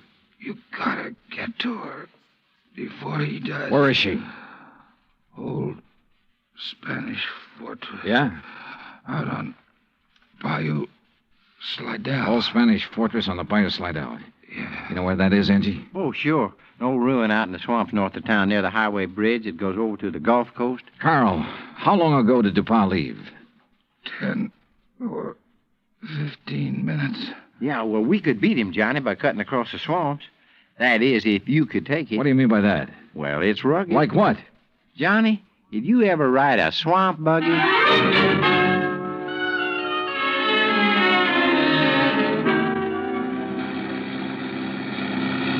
Oh, brother. How much farther, Angie? Well, should be right up ahead. How can you tell? All I can see is swamp and marsh grass. Yeah, well, I done a lot of trapping out here. I know the channel. Think we'll make the old ruins before DuPont? Well, we got to, don't we? Hey, there it is. That old wreck is called a fortress? Man, that's it. Well, get us up as close to it as you can. I don't see anybody parked. There's nobody approaching the bridge. There we are. Come on, let's go. Hey, look, John. There she is at the side entrance. Yeah, I see. Rose! Rose Ellen! She's scared. She ducked back inside. Rose! We're friends of Carl's. He sent us to help you. Well, come on, Johnny. We can get inside to her through this here doorway. Okay. This place looks like it's about ready to fall apart. Rose! Yeah, man. Dark in here, too. Yeah. Don't step on them falling bricks. Okay. Rose! Rose Ellen! Yes? Where's Carl? DuPont tried to kill him. Oh, no. Rose! Come on out here where we can see you. Rose! Pa, he found out that Carl didn't kill me, is that it? Yeah. But Carl's all right now. Look, Rose, I want you to tell me all you know about the fire at DuPont's shop. Were you there? Yes. Well, what happened? Pa had me tied up. Told Carl I'd found out what they were doing. Smuggling, I mean. He told Carl to kill me. He didn't know Carl and I was going to be married. Go on. Carl argued with him. That's when the lamp got knocked over. They didn't stop arguing until DuPont said he'd kill us both. So finally, Carl told DuPont he'd take care of me. Well, he had to, or DuPont would have killed us. But instead, Carl brought you here. Yes. Oh, come on, Johnny. Let's get out of this dark hole. Wait a minute, Angie. Rose, do you know why DuPont was afraid to report his fire to the insurance company? Some of the things he smuggled in was lost in the fire. If anybody come poking around, they might have found out what he's doing. What was he smuggling, do you know? Little tiny boxes filled with white powder, hidden in the bananas. Johnny, narcotics. Yeah, sure. No wonder he banks so much money so fast. I'll bank much more after I get rid of you, Dollar. Look at that. There he is in the door. Yeah, watch it. See, I ain't fooling, Dollar. He can't see us. No, but what a target he makes in that doorway against the light. No gun, Johnny? No. We can try one of these bricks. Yeah, man, but if you miss... Dollar. Wish me luck. Dollar. Right here, DuPont! Come on. Oh, man, dear. You could qualify for the New York Yankees, Johnny. All right, DuPont. On your feet. Let's get out of here.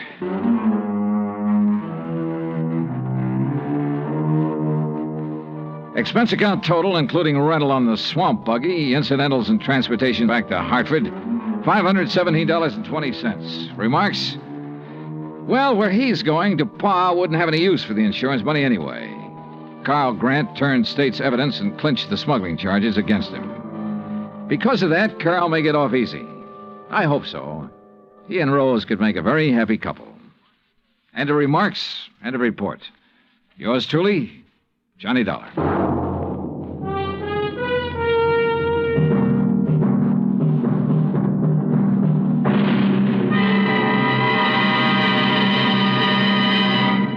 Our star will return in just a moment. If we are to remain alert to possible acts of aggression, we need the continuous operation of the Ground Observer Corps. And if the Ground Observer Corps is to remain on the job around the clock, 7 days a week, your help is needed. Tomorrow, telephone your nearest Civil Defense Center and volunteer a few hours of your time each week to the Ground Observer Corps. Join our Ground Observer Corps at the Civil Defense Center nearest your home. Now, here is our star to tell you about next week's story. Next week, 3 sets of twins. 2 men, 2 girls, and 2 fires that hit the coast of Florida with the impact of a hurricane. Join us, won't you? Yours truly, Johnny Dollar. Yours truly, Johnny Dollar, starring Bob Bailey, originates in Hollywood. Written by Charles B. Smith, it is produced and directed by Jack Johnstone. Heard in tonight's cast were Virginia Gregg, Forrest Lewis, Lou Merrill, Lawrence Dobkin, and Frank Gersel. Musical supervision is by Amerigo Marino and Carl Fortina. Be sure to join us next week, same time and station, for another exciting story of yours truly, Johnny Dollar. Dan Cubberly speaking.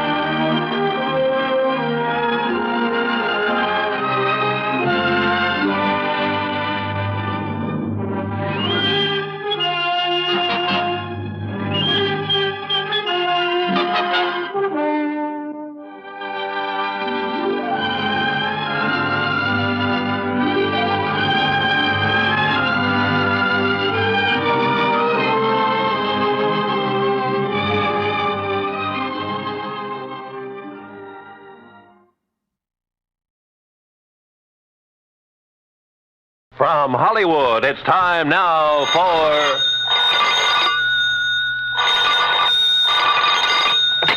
Johnny Dollar. Here's your number in Kingman, Mr. Dollar. Oh, thank you, operator. One moment.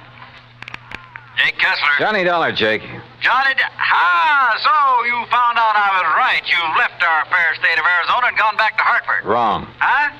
You mean you're still at Lake Mojave Resort? I sure am. And I'm still betting that you haven't found anything to indicate Elmer Hobbs' death wasn't accidental drowning. Jake. So your expenses will have to come right out of your own pocket instead of the company. Listen. As for that crow you talked about eating, how do you want it cooked? Listen, will you? What? Have you mailed in the insurance claim yet? Well, I was just about to run it over to the post office when your call came in. Tear it up. What? Because, Jake, Elmer Hobbs was murdered.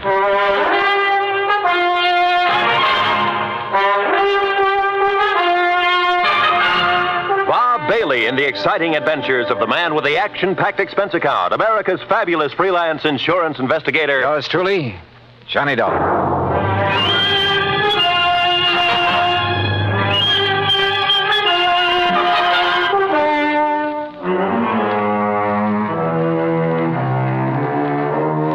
Expense account submitted by Special Investigator Johnny Dollar to the Greater Southwest Insurance and Liability Company, Kingman, Arizona office.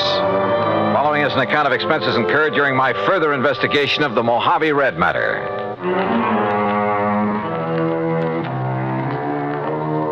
Expense account item 1, 20 cents for the phone call to Jake Kessler in Kingman. I made that call in the office there at Lake Mojave Resort. And needless to say, Jake didn't quite believe me at first. Murdered?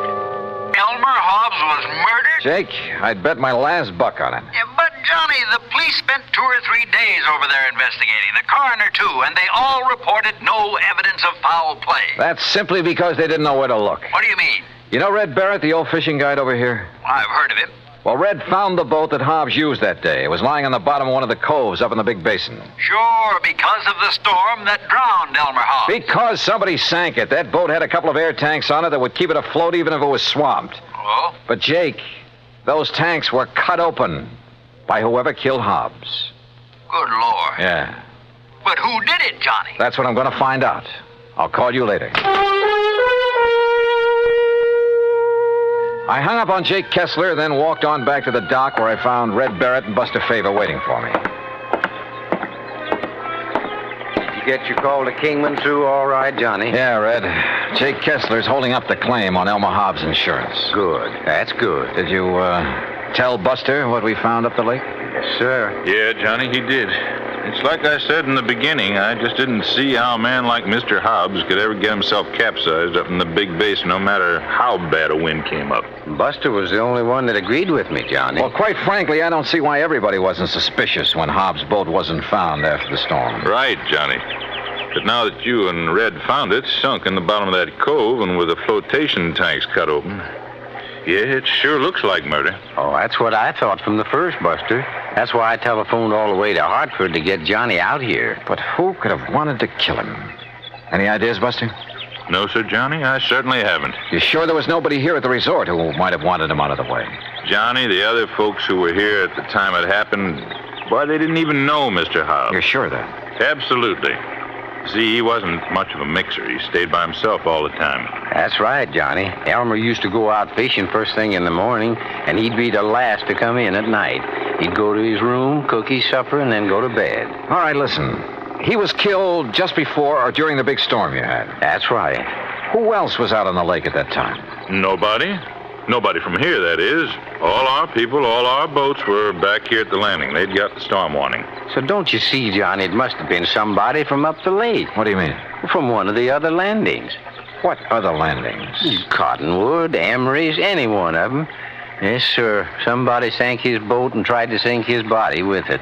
But we found his body washed up on the Nevada shore. You found it, Red. Yes, I did. My best friend. I dove down to that boat, Buster. And I found not only the bashed-in flotation tanks, but where the anchor line had apparently been lashed around the body to hold it there. And you remember, Buster, the rope marks we found on Elmer's body? Yeah, but the police, sheriff, and coroner, and the rest... What did they say? He probably just got tangled up in that rope when he was fighting the storm. But they were wrong. Yeah, apparently. Well, why do you say that, Johnny? Well, because so far this evidence of murder is, well, it's all circumstantial. As for motive... Motive? Well, I hadn't thought of that. Red. Well, the main thing is that cutting open the flotation tanks was done with some kind of an axe. I was asking about motive. And I know that Elmer didn't have any axe on that boat. Do you find the axe, Johnny? No. Now, Red... I'll tell you what he had in his boat, beside his clothes, I mean. Well, let's cover this motive thing. He had the anchor, of course. That went with the boat. Red. He had a nice new Silaflex rod with a Mitchell 300 on it. Yeah, but now look. He had a long-handled net that he'd picked up somewhere in L.A., and an old beat-up McKinney tackle box full of plugs and spoons and a fish stringer. And that was all, Johnny. No axe. That was all he had. Red, that bush you're beating around is getting pretty big.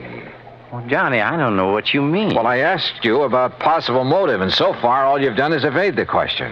Now, why should I do that? Well, that's what I want to find out. Well, now, Johnny... Do you know of anyone who might have wanted Mr. Hobbs dead? You say you knew him pretty well. And I did, yes, sir. Well? No, sir. No, sir, I certainly don't. You're sure? Why, Elmer...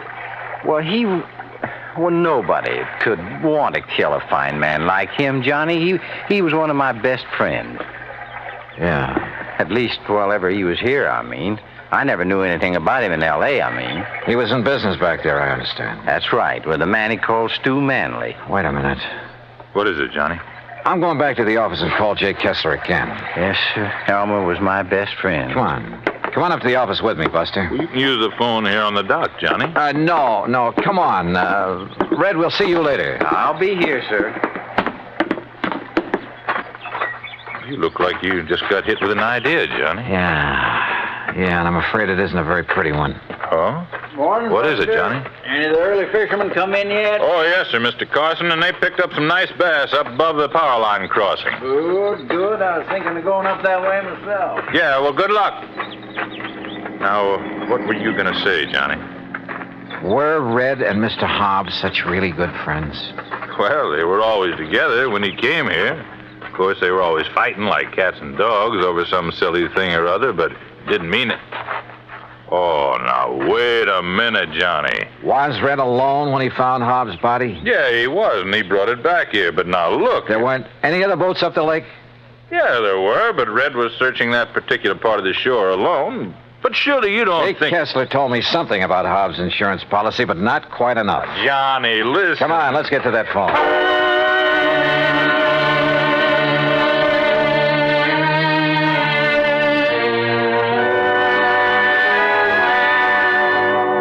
Well, then, Johnny, don't you think you ought to call in the police? No. If you're right, that is. No, let me handle this alone for the moment. Now listen, Jake. Yeah?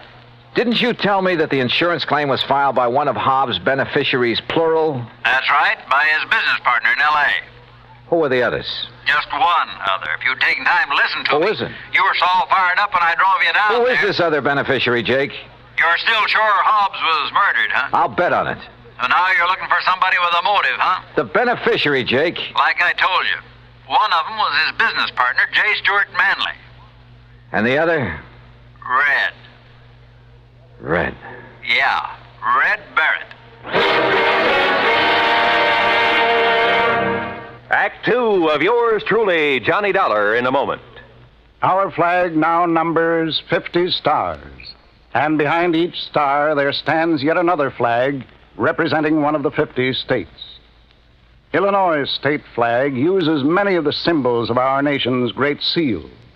The eagle, the symbol of our national strength, rests on a shield representing the states, indicating that the states and the nation are bound together, for in unity there is strength. The arrows in the eagle's talon indicate military preparedness, and in his beak is a scroll which reads, State Sovereignty, National Union, a reminder of the greatness of the state of Illinois and its pride in being a member of the United States of America. Illinois' state flag, the flag of the 21st state to enter the Union, was adopted on July 6, 1915. And now, Act 2 of yours truly, Johnny Dollar, and the Mojave Red sequel.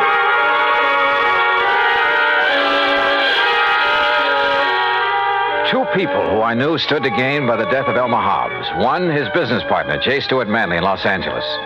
The other, Red Barrett, fishing guide at Lake Mojave Resort, who said he'd found his body, who professed to have been his best friend. I wondered. I said as much to Buster Favors, who sat there in the office of the resort. Red do a thing like that, I won't believe it, Johnny. But he's the one person who could have engineered the whole thing, Buster. But why, then, would he lead us to the place where Mr. Hobbs' boat was sunk? And point up the fact it was deliberately sunk, and an attempt made to sink Hobbs' body with it? Oh, there's a cover-up? To make him look clean? Oh, no, Johnny. Well, the boat would have been found in that cove sooner or later anyway. I tell you, you're wrong if you suspect Red. Look, if Hobbs' business partner is a beneficiary, too, why don't you look him up? I fully intend to, unless Red did do it. No. And I can prove it. No, Johnny. Let's go back to the dock so I can talk to him again and see... Buster, Oh, hello, Johnny. I suppose you've heard, Ham? Yes, Red told me. You're quite sure it was murder? Yeah. I'm sorry. Listen, Buster. Yeah. Look, Ham, as manager of this resort, you know Red pretty well. I sometimes wonder. That's what I came up here to ask you about, Buster. Huh? Did you send him skiting out of here? What? We just left him down at the dock. You mean you didn't see him tearing out of here in the pickup truck a few minutes ago? What? Ham. Red? Where'd he go? I don't know, but he certainly left in a hurry. Johnny. Yeah. No, I still can't believe it. What are you boys talking about? Nothing. Ham, is there a car around here I can use? Oh, sure. Take mine.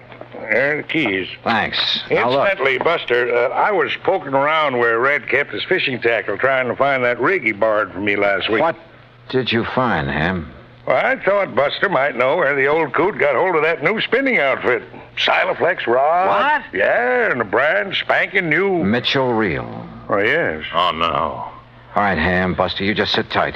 If Red comes back here before I do... Comes back? Yeah, say nothing to him about what we've learned. Just keep him here and tell him I'll return to talk with him later. Nothing else. But, Johnny... No, do as I say. Look, boys, what's going on I'll here? see you later. Well, now, Johnny... Red Red was one of Elmer Hobbs' beneficiaries. He was the one who'd found the body. He had the fishing tackle that had belonged to Hobbs. And when it was discovered by Ham Pratt, he'd left in a hurry. All pretty incriminating. Which is not why I took off in Ham's car. West on 77, south on 95, and west again on 66. Item 4, a buck even for a sandwich and a Coke and Barstow. Item 5, $4.80 for a tank full of gas at the sign of the Flying Red Horse. Then westward again. And always with an eye out for Red in the old pickup truck. Finally, as the sun was disappearing over the edge of the Pacific, I pulled into Los Angeles. The real estate office of Manley and Hobbs was closed. A directory at the nearest phone booth gave me J. Stuart Manley's home address. 1308 Pandora Avenue in the residential section called Westwood. The neat white stucco house was dark, the garage empty. I let myself in through a back door by slipping the lock with the aid of one of my business cards. It was hard to see inside, but I didn't want to turn on any lights. And that was a mistake. Because as I quietly rounded a corner and started toward the den, I guessed wrong. Somebody was at home, was in that den behind the now closed door. And that somebody knew that I was in the house. There was only one thing to do, try to bull my way through. Well, Mr. Manley, you're just... Oh, you killer! Wait a minute. Oh.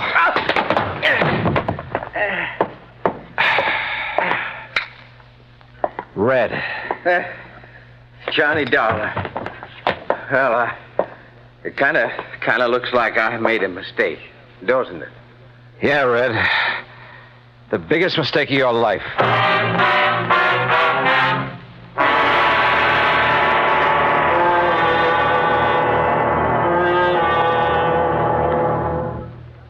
Act 3 of yours truly, Johnny Dollar, in a moment. A question that has been asked many times is, at what age does a boy become a man? It isn't when he reaches the age of 21, but when the qualities of grit and determination within him make him face up to the responsibilities of a job to be done, no matter what the difficulties. On May 21st, 1862, during the Civil War battle at Corinth, Mississippi, William H. Horsfall was serving as a drummer with Company G of the 1st Kentucky Infantry. During the furious and deadly engagement, he saw his captain fall wounded between the lines. Although, as a non-combatant, Horsfall was supposed to stay out of the range of fire, he rushed bravely forward at the risk of his own life to aid his wounded captain. Ignoring the fact that they were in the midst of a continuing and deadly hail of fire from both sides, the courageous drummer dragged the wounded officer to a place of safety, thereby saving his life. Later on, Horsfall grabbed a gun and some ammunition and went into the fight.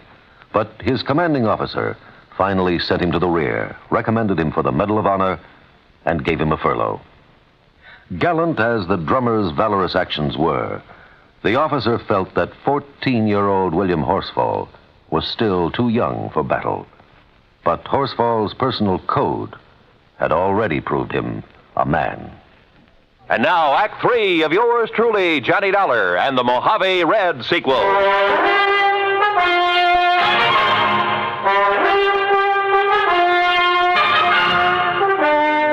You know what common sense tells me, Red? What, Johnny? That you and J. Stuart Manley were in cahoots in the murder of Elmer Hobbs. Oh, no, sir, you can't believe that. You told us that Hobbs had a Silaflex rod, a Mitchell reel in his boat. Yes, sir, he did. Just like the We reel. found him, Red, among your things back at the lake. Oh, you found mine, Johnny, that Elmer gave me to match his. Look. Now, look what I found here in Manley's closet. This was Elmer's rod and reel, Johnny. What? All strung up with a wobble right spoon on it, just the way he fished with it. And he could cast so accurate. You're sure this was his? Well, here's his initials right on the butt, and scratched on the reel, too. E.H. Yeah, if you'd have looked, you would have found my initials on the rod there at the lake. But look here. Look what I found in the corner of this closet, all wrapped up, like to hide it. The axe. And I'm no detective, Johnny, but just look at these marks, like it was used to hack at some kind of thin metal. The flotation tanks on that boat. Maybe you are a detective, Red, and a good one. But why did you come tearing in here to L.A.? In the hopes, Johnny, I'd find these things. I thought from the first that Manley might be the one. Elmer never did really trust him. He told me that many a time. But you didn't accuse him when I talked to you at the lake. I wanted some proof. Manley'd not only get a hunk of Hobbs' insurance, but a share of the business. That's right, sir. I pulled a little trick on him, too. What do you mean? Well, I stopped along the way and I phoned him to make sure that he wouldn't be here for a while. Well, what did you tell him? I disguised my voice, Johnny, real good. That voice of yours? I told him that this was a friend, I said. That I thought he ought to know that you were working on the case. Oh. That if he'd left any evidence at Lake Mojave, he'd better get there and steer you away from it. Red.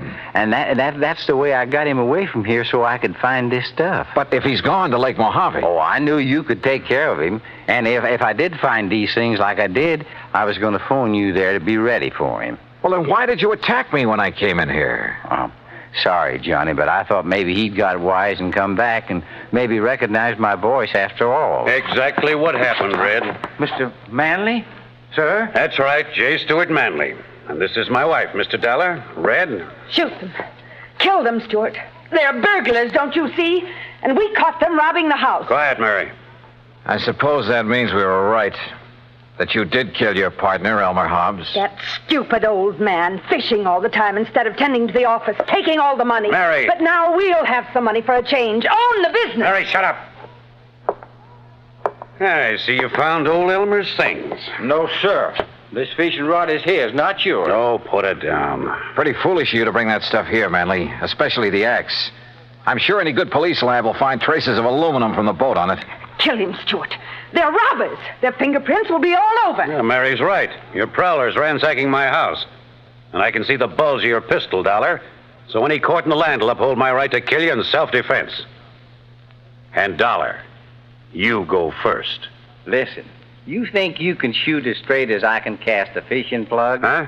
Like this? Oh, no.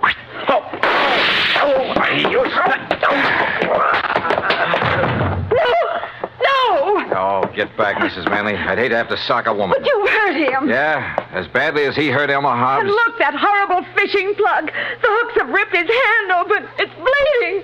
That red-headed old fool throwing those hooks at him. Oh, quiet. Stewart, dear Stewart. Red, that was a beautiful piece of casting. He almost tore his hand off with that plug. Well, Johnny, it was with Elmer's own rig. I think maybe he would have liked that. I hope so. But you know what I hope the most, Johnny? What, Red? That the fishing is real good up where Elmer is now.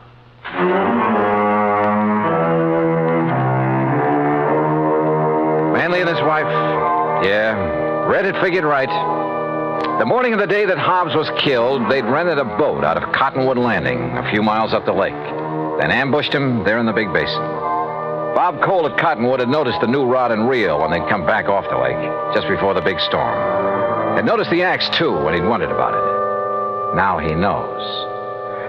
So, from here on in, it's up to the sheriff's office and the courts. Expense account total, including return of Ham's car, a few days of fishing, and the trip back to Hartford, $307 even. Yours truly, Johnny Dollar.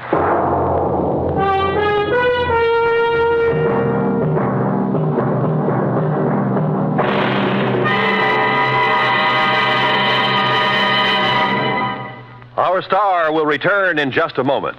Our flag now numbers 50 stars, and behind each star there stands yet another flag for each of the 50 states. New Mexico's flag is an ancient Zia sun symbol, a red circle on a field of yellow. Radiating from 4 points, which we might indicate as north, east, south, and west, are 4 parallel lines. 4 was a sacred number of Zia, the number most often used by the giver of all good gifts. The earth had 4 main directions, each with its own gifts. The year had 4 seasons, each with a different offering for mankind. The day had 4 phases: sunrise, noontime, evening, and night. Life had its 4 divisions: childhood, youth, manhood, and old age. Everything in life and nature was bound together in a circle, the circle of life and love, without beginning and without end. And in this great brotherhood of all things, man had 4 obligations. He must develop a strong body, a clear mind, and a pure spirit. Fourth, and most sacred, he must devote unselfishly body, mind, and spirit to the welfare of his people. From this simple symbol, the ZS Sun, we read the legend of a wonderful philosophy. The flag's colors of flaming red and golden orange represent the banners of Ferdinand and Isabella, which were carried by Columbus across the Atlantic. New Mexico's state flag, the flag of the 47th state to enter the Union, was adopted on March 19th, 1925. Now, here's our star to tell you about next week's story. Next week, some of the funniest old characters I ever meet. And a 10-year-old boy solves the case. Join us, won't you? Yours truly, Johnny Dollar. Yours truly, Johnny Dollar, starring Bob Bailey, originates in Hollywood and is produced and directed by Jack Johnstone, who also wrote today's story. Heard in our cast were Virginia Gregg, Harley Bear, Forrest Lewis, Barney Phillips, Alan Reed, and Russell Thorson. Be sure to join us next week, same time and station, for another exciting story of yours truly, Johnny Dollar. This is Roy Rowan speaking.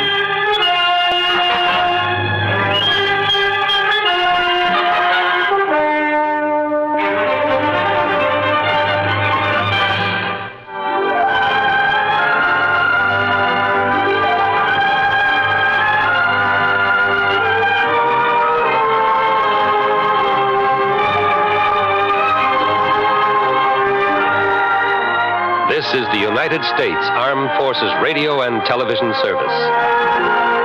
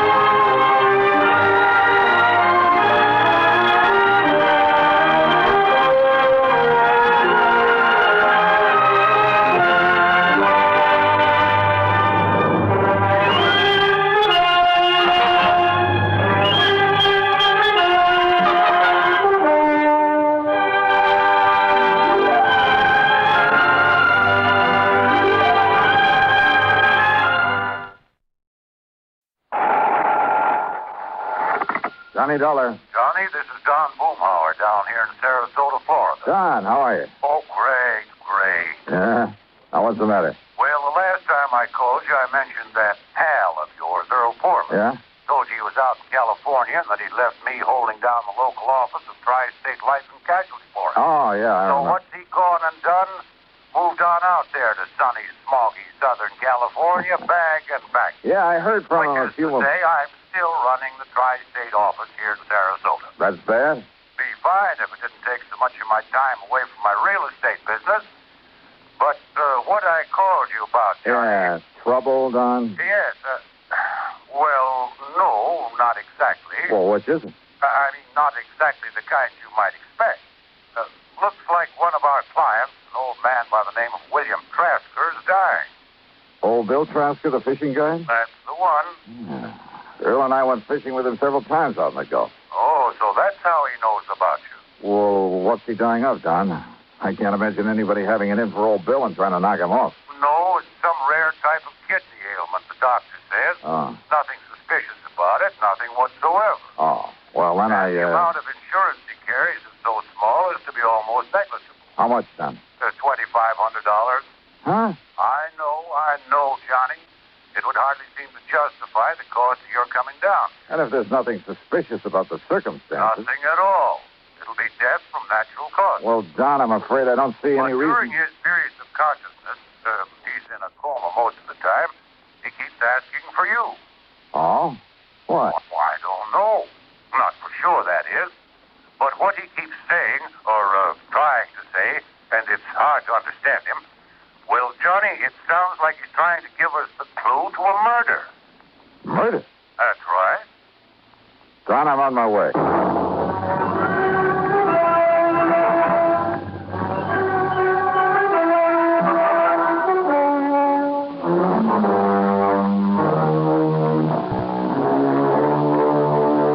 Expense account submitted by Special Investigator Johnny Dollar to the Tri-State Life and Casualty Insurance Company office in Sarasota, Florida. Following is an account of expenses incurred during my investigation of the recompense matter.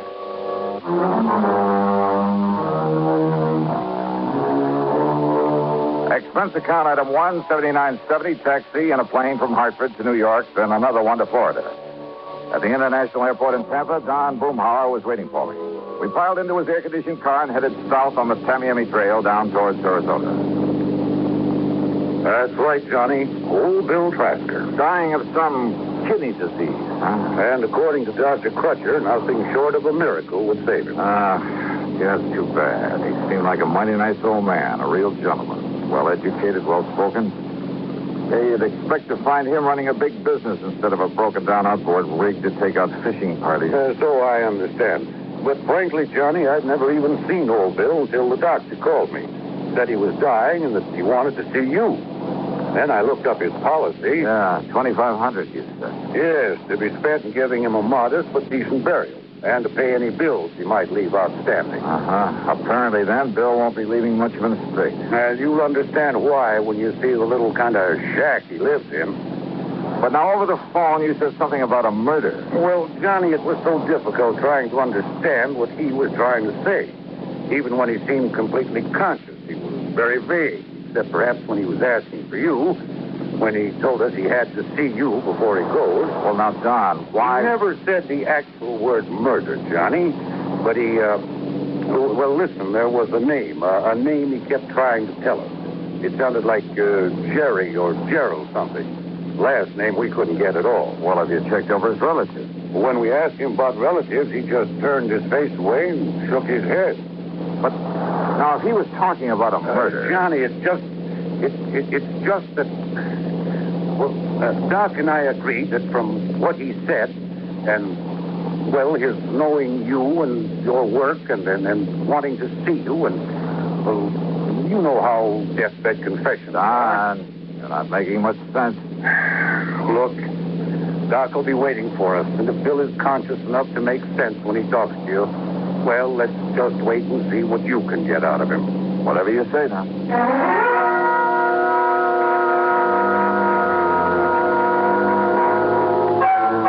Old Bill's home was a shack, all right, on a small, scrubby piece of land near the end of one of the bayous leading out from Sarasota Bay. As we stopped in front of the the long path through the palmettos that led up to it, Doc Crutcher came out to meet us. Johnny, I'm glad to see you. Yeah, how are you, Doc? Don? Well, I just given him a final injection in a course of 7 that... Well, come on in. He's failing, Doc? As a last resort, I've used a new, very radical sort of treatment. One of the so-called but not fully tried miracle drugs. And? I'm just afraid he came to me too late. But, Doc, there is a chance. Oh, there's always a chance, Johnny. But in this case, a very slim one.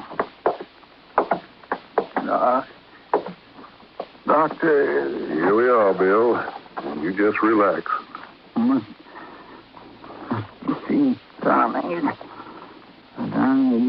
Yeah. Well, here I am, Bill. See? Right here in the flesh. Johnny? That's right. Hey, look, if you expect to take me out fishing, you got to get well, old man. No.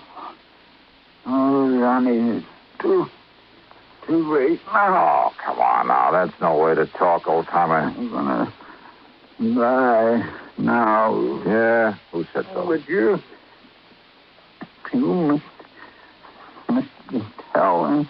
Tell who, Bill? Tell police. Tell what to the police? No. What? No. Murder. There was a murder? Or you mean there was no murder? No, tell police that I did. I did it. Easy, old man. Gerald. Gerald? Yes, John Gerald. Gerald who, Bill? Gerald.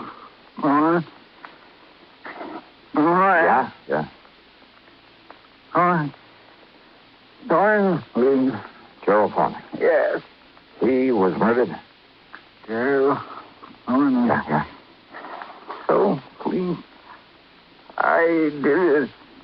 I did it, Johnny. You tell her. Doctor. Yeah. Yes, I'll see if he's...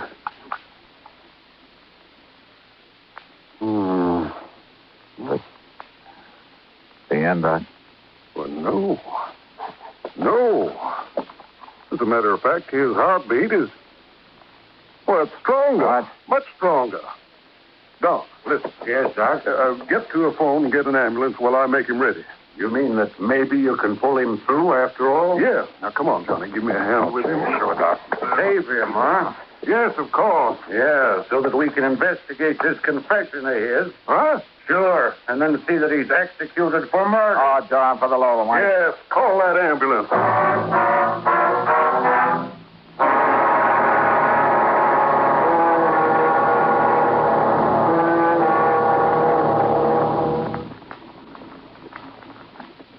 Great scientific achievements usually are made through the combined efforts of many men. Such is the story of the Atlantic Cable, one of the outstanding milestones of the 19th century. But today, the name of one man remains to remind us of that venture. The organizer and director, Cyrus W. Field, a retired paper merchant who risked his fortune, sanity, and integrity in an awesome adventure that lasted 12 long years. Field first was approached in regard to a short underwater cable to Newfoundland in 1854. After a huge investment of both money and energy, the cable was completed the following summer. Field then went to England to tackle the much larger problem of laying the Atlantic cable. Many futile attempts were made. Cable was broken. Splices were made. Cable was lost. Tempers flew, and ship captains resigned in disgust. Still, Field wouldn't give up.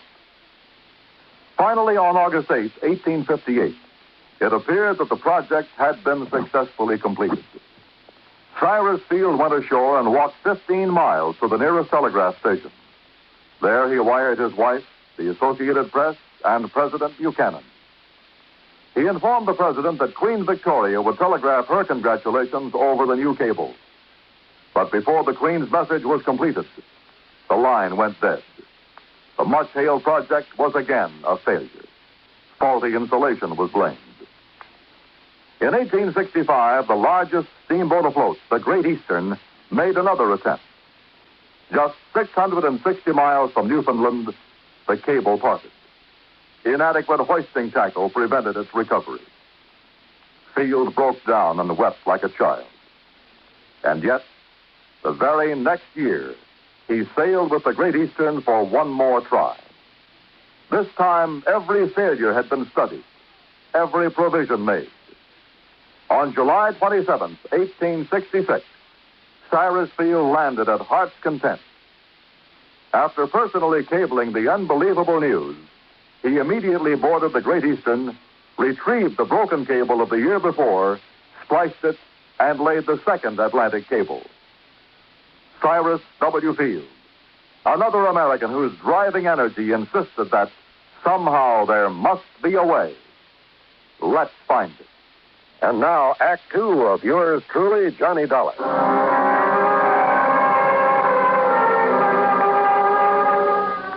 We carefully laid old Bill in the back seat of Don Boomhauer's car and drove him to the hospital ourselves. And then we could only wait to see if the drug that Dr. Crutcher had given him would really do its work. And yet, if it did, if by some modern miracle the old man should recover. Well, Don had said it there at the shack, and he said it again that evening as we sat in the comfortable den of his home, trying to console ourselves with a couple of scotch and sodas. No, it's wrong, Johnny. There's something very wrong about it. I mean, pulling him away from death's door only so that he can be electrocuted for that murder he confessed to. But did he really, Don? What else could he have meant? So you've got to investigate, Johnny. Even Doc Crutcher has to report that confession to the police. Maybe. And so do I. We've no way out of it. None of us. Earl Thornton. Yes, the name of his victim, the man he murdered. Did he? Is that what he tried to tell us? Or what else could he have possibly meant? And don't forget, he thinks that he's dying. Oh, I know. A deathbed confession, Johnny. Happens all the time. Oh, but look, is he the kind of man who could have killed somebody? He certainly didn't strike me that way. But how do you know? It may have happened years ago. And it may never have happened at all. And I hope that somehow you're right. But can you prove it?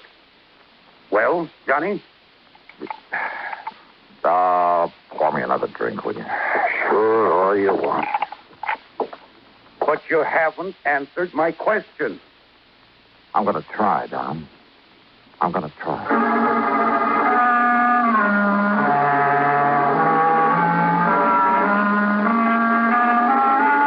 At about midnight, Doc Crutcher phoned to say that we should keep our fingers crossed and maybe pray a bit. It now looked as though Bill Trasker might have a 50-50 chance to live. Then, unexpectedly, a call from Lieutenant Barney Phillips of the police department. Yes, Mr. Dollar. Doc Crutcher told me all about it. And we'll appreciate any help you may want to give us on this. Well, do you know anything about this Bill Thornley? No, sir. Never heard of him. But we'll find out who he was. Don't you worry about that. Lieutenant, how well do you know old Bill? Well, that's the thing that puzzles me, Dollar. Old Bill is one of the nicest, one of the most kindliest old men I've ever known. Oh? Ever since he came here to Sarasota, that's about 7 years ago, seems he just went out of his way all the time trying to be nice and helpful to folks. Didn't have much to give to anybody, money I mean, but whatever he had or he could do for somebody, he never would hesitate a minute. I see. But that doesn't keep us from having to do our duty, get the goods on him, see that justice is done. The law is the law, and it's our duty to uphold it. Old Bill came here 7 years ago? That's right. From where? Well, now, if we knew that, we'd know where to look for information on this man Thornley that he killed. Yes, he did. What's that? I'll talk to you later, Lieutenant. Oh, fine, Mr. Dolan. If you have any connections anywhere that can help us find out who Gerald Thornley was and why old Bill killed him. Or if I can find out that he didn't kill any such man or anybody else. Now, Mr. Dolan. I'll be in touch. Why are you so sure he didn't murder someone, Johnny? Did I say that, Don? You didn't need to. Don, I want no part of this thing. Donnie, I know this is no ordinary sort of investigation, but as a company, we have to go through with it. Why? If you can prove that Bill didn't do it, which I doubt, well, it's the least we can do for a client, or something. Yeah. And if you end up proving he did, well, it's a public service by the company, or something. Or something. Let someone else handle it. I want to put it. Why did old Bill ask for you? Well? Oh, well, I think it's because of...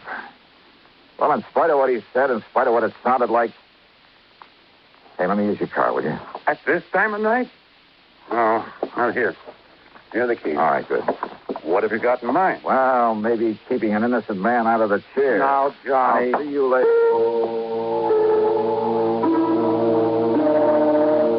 Obviously, the key to this whole matter lay in finding out about Bill's supposed victim, Gerald Thornley. Who he was, where he was, or where he had been. And then if Bill had ever been there. So I drove over to the shack again and went through Bill's clothes, hoping that some of them might be old enough to show where he'd been before he moved to Sarasota. Every one of them bore a New York label. Item 2, $5.20 for a tank full of gas. Item 3, after I reached the airport in Tampa, $4.60 for a long telegram to Ripley Keener, a pal of mine on the New York side. Item 4, $71.70, and shortly after dawn, I was in New York. Rip was waiting for me at the airport. You could have saved yourself the time and money and phoned me, Johnny. Now, just what do you mean by that, Rip? Well, I could have told you all there is to tell about Gerald P. Thornley in one sentence. I handled the story on him for the paper myself. All right, well, what about him? He ain't. He what? 7 years ago, that crooked promoter disappeared. Promoter? And when the police finally caught up with when and where and how he disappeared, it left them with only one possible conclusion. Thornley was murdered. Let's see. Nevertheless... No, Johnny. Stop trying to act like a Pollyanna and get on back to Sarasota and nail that old guy for murder.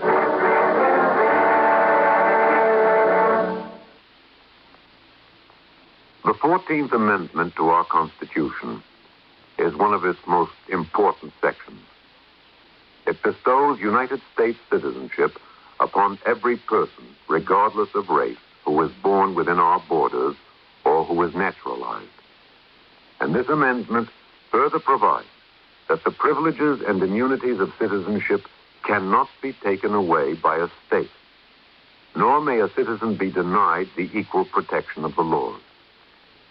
It is this amendment which makes us all equal citizens with equal rights, to the end that this country of yours and mine shall be our country under God. Now, Act 3 of yours truly, Johnny Dollar, and the recompense matter.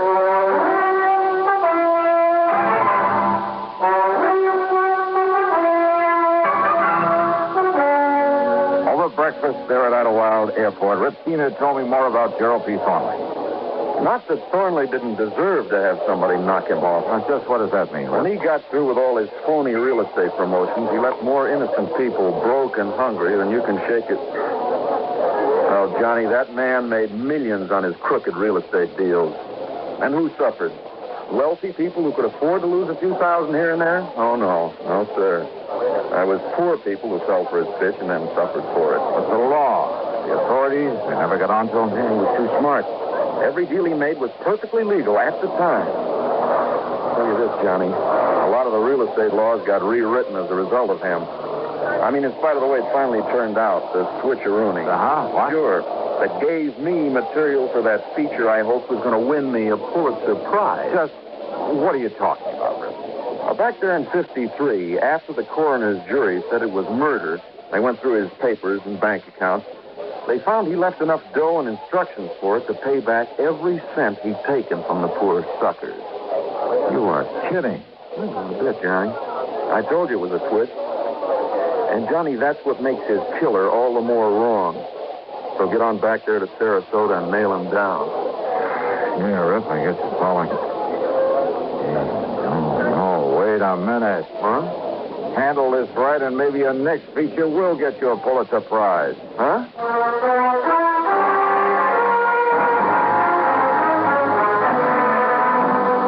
Poor people who'd been taken by Thornley.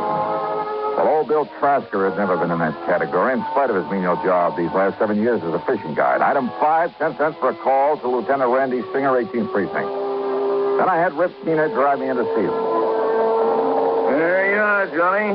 A complete set of fingerprints on the late Mr. Gerald P. Thornley. Good. So why I should break my neck getting them in such a hurry for you. If you put that so-called mind of yours to work finding out who murdered him 7.5 years ago, why... Yeah, well, that coroner's jury could have been all wet, you know. Huh? Why don't you keep Rip here entertained until I can phone him a feature story from down in Sarasota? Johnny. If, that is. Yeah? If what? Now, if this absolutely crazy hunch of mine pays off. Item 6, another 7170 for a plane back to Florida. From the airport in Tampa, I drove on down to Sarasota, straight to the hospital. It is a miracle, Johnny. If old Bill continues to improve the way he has in these last 12 hours, he'll live until they put him in that chair, much as I hate to say that.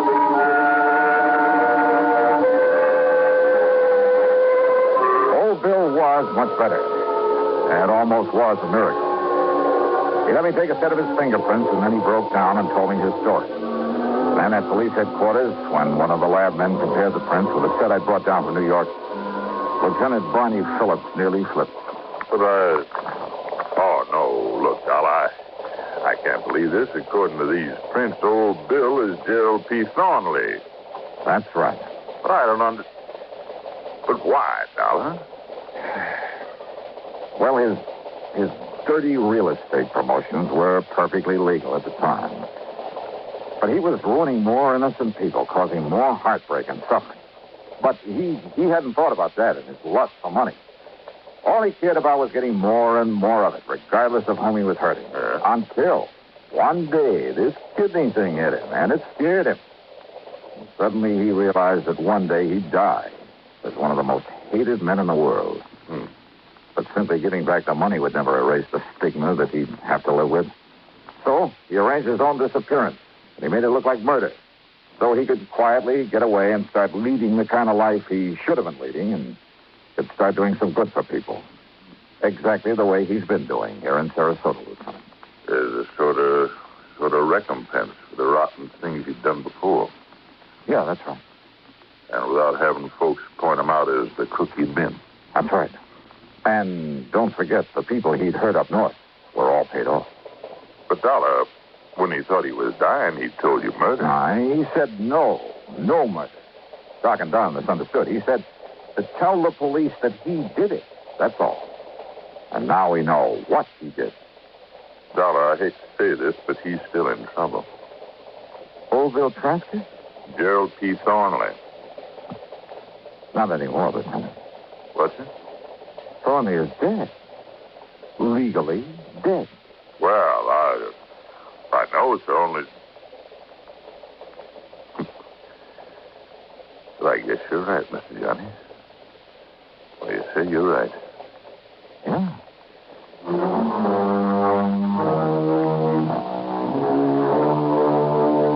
After sticking around a few days to make sure that old Bill's recovery would be complete, well, I changed my mind about giving Rip Keener material for a feature.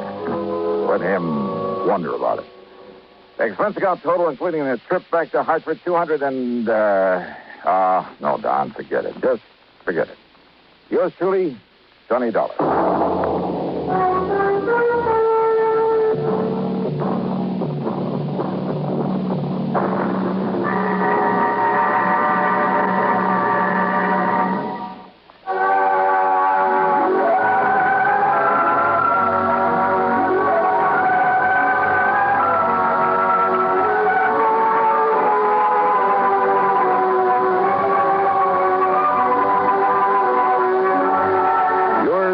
Johnny Dollar, starring Bob Bailey, originates in Hollywood and is written, produced, and directed by Jack Johnstone. Heard in our cast were Russell Thornton, Bart Robbins, Harley Bear, Barney Phillips, Dick Crenna, and Herb Vigran. Be sure to join us next week, same time and station, for another exciting story of yours truly, Johnny Dollar.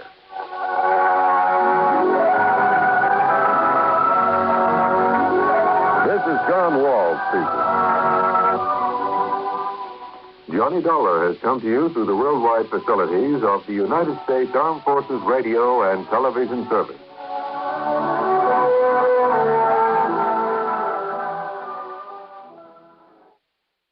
Petri Wine brings you Basil Rathbone and Nigel Bruce in the new adventures of Sherlock Holmes.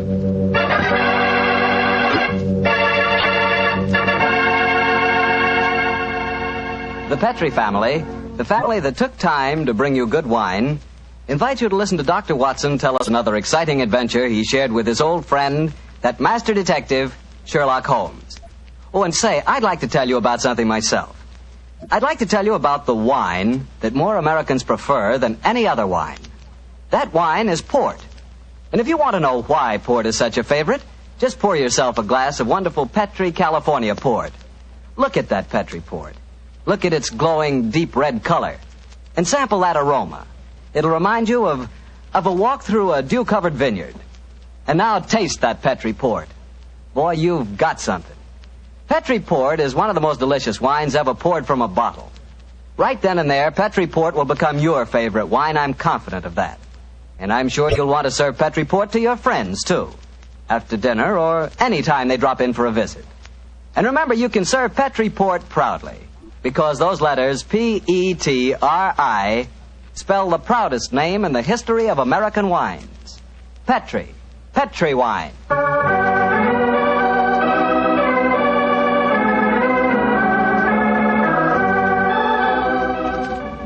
And now I'm sure our good friend Dr. Watson's ready for us. Let's go in and join him. Come in. Ah, there you are, Mr. Bartell. Good evening. Excuse me, Dr. Watson. I didn't know that you had company. Shut the door, my boy, and come in and join us. Let me introduce you, Mr. Bartell. This is my friend, Mrs. Campbell. How do you do, Mrs. Campbell? How do you do, Mr. Bartell? Mrs. Campbell is a very old friend of mine from England, and when she called on me today, I persuaded her to stay and have dinner, and then join us in this little session of storytelling. You see, Mr. Bartell, she's really what you might call the star of the Sherlock Holmes adventure that I'm going to tell you tonight. Oh, come now, Dr. Watson. I actually played a very small part in the story. In any case, I was much too young at the time to know what was really going on. Say, this is a great idea, Doctor. one of the characters out of your fabulous past here in California in 1946 and helps tell her own story. Oh, no, Mr. Bartell. I'm no storyteller. That's the doctor's department. I'll just listen. No, my dear. I'll set the scene, but you must ring up the curtain, as it were. In any case, my memory isn't too clear on some of the early points in connection with the case. You will have to help me out. Oh, but you're talking to millions of listeners on the radio. I'd be terrified to speak over the air. We're on the air now, Mrs. Campbell. Oh, we're not, are we? Oh, dear. No. Don't worry, Cynthia. If they're kind enough to listen to me week after week, I'm sure they'll be delighted to hear you. And now to get on with the story. The title, The Adventure of the Living Doll. The setting, the Sussex Downs, near the bee farm to which Sherlock Holmes retired. The period, 1910. And now, Cynthia, my dear, the curtain's going up, and the first scene belongs to you. Supposing you set it for us. Well, I'll try. We were living on the Sussex Downs also, Mr. Bartell, at that time. My name was then Cynthia Browning. My father, Arthur Browning, had been dead for some years, but my mother kept up the estate with a manager, Mr. Hugh Tanner. I was away at school most of the year, of course, but the happiest times of my childhood were spent during those long summer months in Sussex. I lived in a small world, knowing only a few people and loving all of them, or almost all. First of all, there was Mother herself. She was the most beautiful woman in the world, and the sweetest. I remember she gave me a puppy on my 12th birthday. His name was Dusty, and he was so sweet. I talked to Mother about him one day. I must have sounded terribly young. Mommy, darling, I do love Dusty. Very, very much. He's a lovely puppy, and you gave him to me. You love him, Cynthia. I know that. But I've been feeding him. That's your job, darling. It's good for grown-up people to have responsibility. Oh, Mommy, I'll feed him. Of course I will. I'll feed him so full, he'll burst. Then there was the estate manager, Hugh Tanner, such a pleasant man, and so willing to tell a 12-year-old all the things that a 12-year-old has to know or die. But, Mr. Tanner, why did you have to shoot the horse? He'd only broken his leg. Cynthia, horses aren't like human beings. Their legs won't mend. Now think of a horse that couldn't frisk and run and gallop across the downs. We're actually being kind to him. Honest we are, Cynthia. And then there was Frank King, the painter who lived on the downs. He taught me to open my eyes and really see things. No, Cynthia. That sunset isn't red. It's gold and rust. And the water, child, look at it. It's almost rose in this light.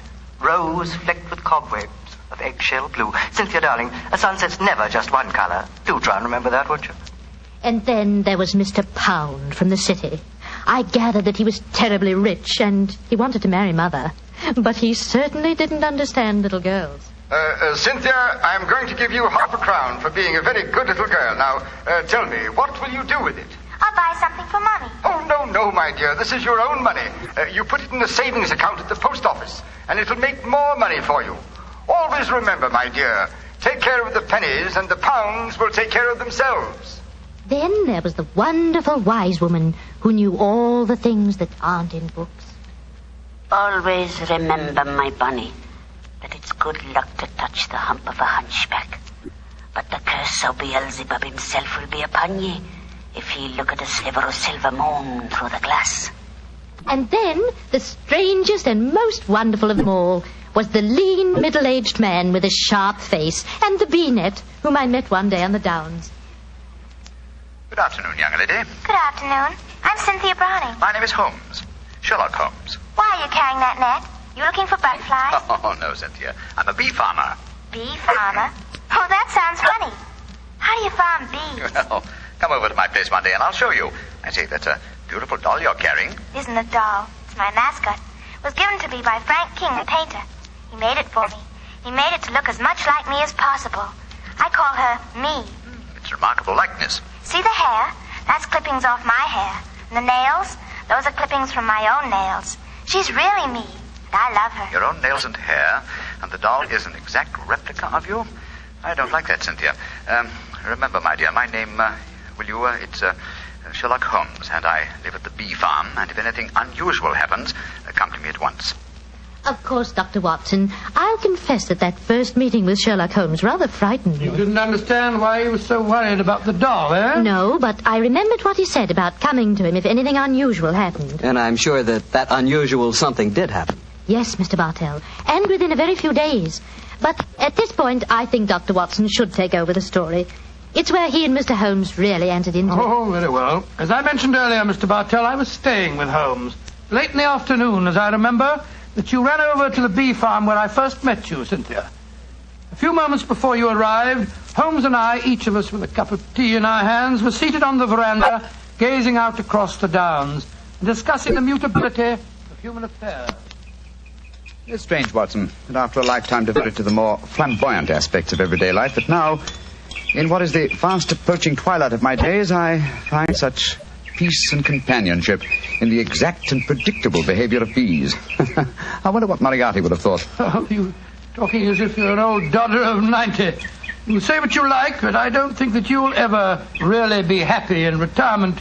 You miss the danger, the excitement of the case, the public acclaim. What are you talking about? My work was never for the public. What did the public, the great unobservant public, who could hardly tell a weaver by his tooth or a typesetter by his left thumb, care about the finer shades of analysis or deduction? In any case, Watson, I chose a happy time to sink into oblivion. In comparatively recent years, the criminal seems to have lost all his originality and enterprise. My own little practice when I gave it up seemed to be in danger of developing into an agency for recovering lost lead pencils or giving advice to young ladies from boarding schools. Oh, talking of young ladies, who's this little girl running up your driveway? Oh, great Scott, it's little Cynthia Browning. Oh, and who's she? Oh, a charming young neighbor of mine. Hello, Cynthia. Hello, Mr. Holmes. You've come to see how I farm bees, haven't you? No, Mr. Holmes. You told me to come to you if something unusual happened. It has. Something that's frightened me. Well, now, sit down, my dear. This is my old friend, Dr. Watson. Oh, how do you do, Cynthia? How do you do? Now, Cynthia, dear, what has frightened you? It's my mascot. My me. Look, somebody stabbed her through the heart. Great Scott, a doll that's an exact replica of her, with a penknife thrust into it. Good gracious me. When did you find your mascot like this? Just after tea. Mommy had some gentlemen calling on her, and afterwards I went up to my room and found poor me on the bed. I remembered what you told me about anything unusual, and so I came over here as fast as I could. Yes, I'm glad that you did, Cynthia. Did you tell your mother where you'd gone with her? No, I didn't. She was still talking to the gentleman. Well, she'll worry about you when she discovers your disappearance. No, don't worry, Watson. I shall go over and talk to her at once. Cynthia, my dear. Yes, Mr. Holmes? Who were the gentlemen calling on your mother? Well, there was Mr. Tanner. Yes. He's the man who looks after the estate for Mummy. Mm-hmm. Mr. King, the painter. Mr. King is the man who made this doll, eh? Now, who else was there? Mr. Pound. He's a businessman from London that's staying with Mummy. And they were all present in your house when you found the mascot lying on the bed. Yes, Mr. Holmes. What's no, chap? Yes, sir? I'm going over to see Cynthia's mother at once. I want Cynthia to stay here with you. Guard her, old chap, as you would your life.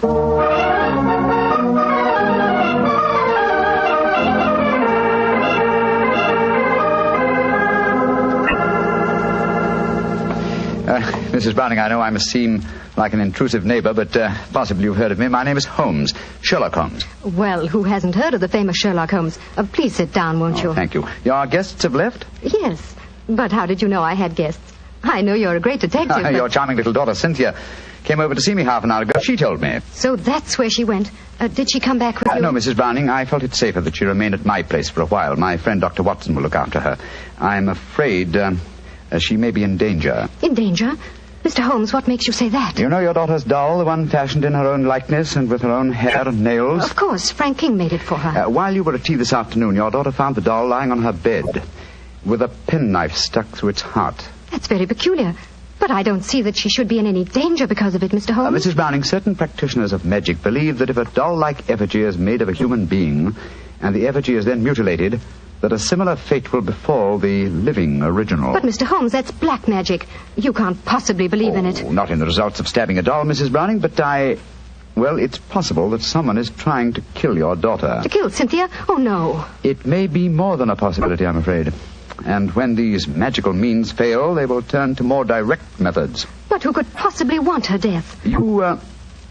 You have not remarried, Mrs. Browning? No, I feel it my duty to devote my life to Arthur's child, Cynthia. Yes, then anyone wishing to marry you might feel that Cynthia stood in the way. But that's absurd. But logical, Mrs. Browning. Do you mind if I ask you a very personal question? With Cynthia's safety at stake, you may ask any question. Are any of the 3 men who were present at tea this afternoon desirous of marrying you? Well, Please be completely honest, Mrs. Browning. At different times, they've all asked me to marry them, yes. And you won't contemplate marriage because of your dead husband's child? Tell me, Mrs. Browning, have you seen this penknife before? It was the one found stuck through the doll's heart. I don't think I've ever seen it before. One final question. Would anyone among Cynthia's acquaintances have a knowledge of the practice of magic? Well, the old woman that Cynthia calls the wise woman might. Oh, who might she be? A strange creature that lives in some hovel on the downs near here.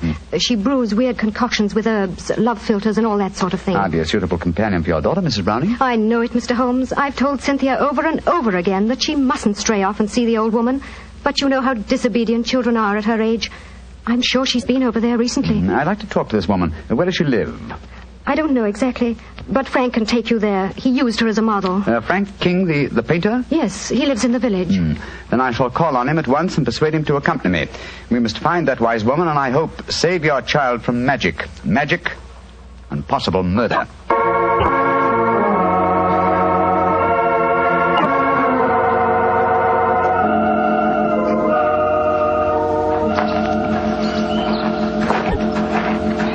Much further, Mr. King? Only a few more yards, Mr. Holmes.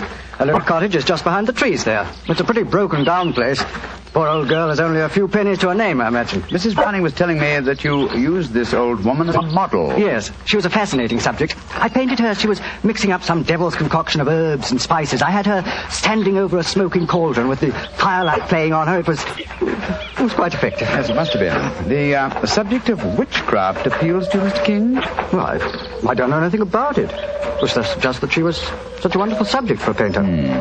Here we are. I'll knock on the door.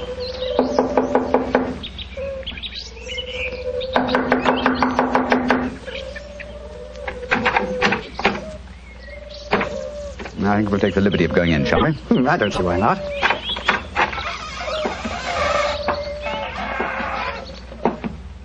Shh. What is it? Listen. It came from that room. Someone is here. Come on. Look at her. Look at her head.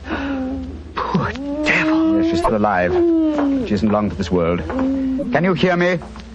Here, let me lift you up a little. Can you understand what I'm saying? Tell me, who was it that did this to you? She's too far gone to speak. Got a piece of paper and a pencil? Yes. Wait a minute. Here you are. Thanks. Now, can you write the name of the man who did this to you? She's pushing the pencil away. I don't suppose she knows how to write. She's trying to show you something, Mr. Holmes. She's trying to crawl over to the wall. Yes. Here, let me help you. This will be a hiding place of some kind. Look.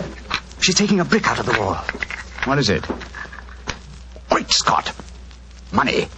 A veritable jackdaw's nest of pennies. And small silver. And at least a dozen golden sovereigns. That must be the money. Look! She's picking out one of the silver coins. She's trying to give it to you. A sixpence, but what? Oh, poor woman, she's dead. And just as she was trying to tell me something. I can't understand it. Golden sovereigns in this hovel, and she was showing you a silver sixpence as she died. Mr. Holmes, what are you going to do? First, check on the young girl's safety. Meanwhile, I should like you to go back to her mother's. Assemble the other 2 men who were present at tea time this afternoon and keep them there until I arrive. I shan't be long. But the police? I shall summon them, Mr. King, when I have the murderer to offer them. And I'm convinced that will be before the sun sets tonight.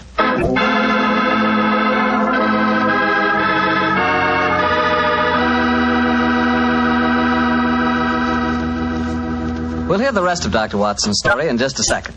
Time enough for me to mention another wonderful Petri wine. Petri California Muscatel. If you like that subtle muscat flavor, who doesn't, you really like Petri Muscatel. Petri Muscatel is a clear golden wine. It is just as much a hit with the ladies as Petri Port is with the men. But I don't mean by that only the ladies like Petri Muscatel. In fact, if you want to be sure to please everybody, get both Petri Port and Petri Muscatel. In other words, don't buy one, buy two. But do be sure you always buy Petri. Now back to Dr. Watson and his guest tonight, Mrs. Campbell, who played a most important part in the story herself. Oh, not nearly as important a part as that played by Mr. Holmes and Dr. Watson. Well, Dr. Watson, what happened when Sherlock Holmes rejoined you at the bee farm? Well, first of all, he made sure that the little girl was safe. Then he told me of finding the dead woman and of his theories as to the killing. I can almost hear him now, Mr. Bartell, as he said... Watson, someone wanted the little girl out of the way because they knew the mother would never marry while the child was alive. And that someone persuaded the old woman to do the job for him, I suppose. Undoubtedly. And she, believing in the powers of black magic, mutilated the doll, firmly convinced that in so doing she was destroying the young girl it was fashioned after. And then, I suppose, when the potential murderer discovered the woman was merely indulging in stupid folklore, he killed her, realizing she was only a hindrance to him, and with her knowledge of the plan... a dangerous hindrance. Exactly, my dear fellow. But how do you suppose we account for the hoard of money? Golden sovereigns, don't forget, that we found in the hovel. Well, no doubt it was a sum that she was already being paid for the murder that she was going to commit. As she died, she tried to give me the clue to her murderer by selecting certain coin. Now, in her possession, she had gold, silver, and copper. She chose a silver coin. And yet I can't see its significance, I must confess. Well, at the moment, possibly not. And yet, before the evening's over... I bet you that... What did you say, Watson? I said before the evening's over, I bet you... Thank you, old fellow. That's the clue. You bet me. What on earth are you talking about, Holmes? I was just saying You've just given me the answer to the whole problem, Watson. What? I'm much obliged to you. Stay here, will you, old chap? And look after Cynthia a little while longer.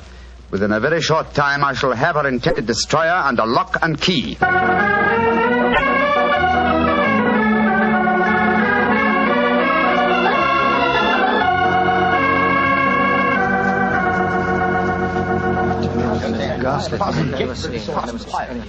Mr. Holmes, I'm glad you've come. I've had the greatest difficulty in persuading these three gentlemen that their presence was necessary. Within a few minutes, Mrs. Browning, two of them will be entirely free to leave if they want to. Mr. Holmes, I think it'd be a good idea to tell everyone what happened. Yes, Mr. Pound, I think it'd be a good idea to tell everyone what happened. Yes, how do you do, Mr. Pound? How do you do, Mr. Holmes? Look here. If there's some scandal down here... there is, Mr. Pound. Then I want my name kept out of it. You hear? I have a seat on the London Stock Exchange. Oh, very comfortable for you. Yes. And the other gentleman, by the process of elimination, must be Mr. Hugh Tanner, the manager of your estate, Mrs. Browning. Yes, I'm Hugh Tanner. And now, Mr. Holmes, supposing you tell us what this is all about. I'm a straightforward man, and all this mystery is rather aggravating. Something has happened. Something that concerns us all. What is it? Murder. Murder? Murder? Good Lord, who's been murdered? An old woman who lived in the village. Your daughter, Mrs. Browning, referred to her as the wise woman. Mr. King and I found her tonight in her cottage on the Downs, beaten to death. Murdered. Well, that's shocking, but what's it got to do with us? I'll explain, Mr. Pound. Each one of you, I believe, would like to marry Mrs. Browning. Her daughter, Cynthia, is an obstacle to such a marriage. One of you decided to remove that obstacle and engaged the wise woman to carry out the plan. Finding the woman clumsy and ineffective, you decided that she was a dangerous witness, and so you murdered her.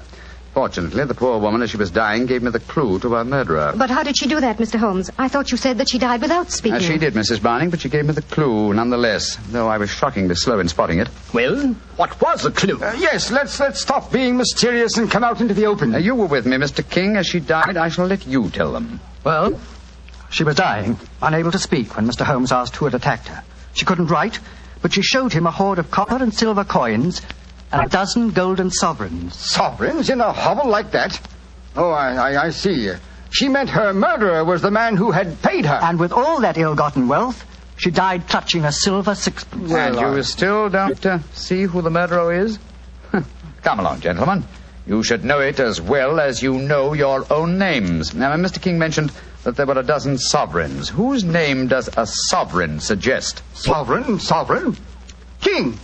You, Frank King, were the murderer. Oh, that's ridiculous. The old woman wasn't exactly a mastermind. Why should she be so indirect? And how much is a sovereign worth? £1. And your name, my friend, with a seat on the London Stock Exchange is Pound, isn't it? This is absolutely absurd. I can prove that I've never even met the woman. Well, what is the answer, Mr. Holmes? I'm sure that you know it. The answer is obvious, Mrs. Browning, though I'm ashamed to say that a chance remark of Dr. Watson's gave me the clue. Oh, now look here. Stop beating about the bush, Holmes. What is the answer? A very simple one, Mr. Pound. with 12 golden sovereigns at hand, sovereigns that would suggest either the name of king or pound, what coin did the dying woman select? A sixpence. Exactly.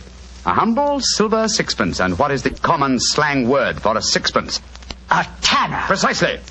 Which tells us that you, Mr. Hugh Tanner, killed the wise lady. Try and prove it. That's all. Just try and prove it.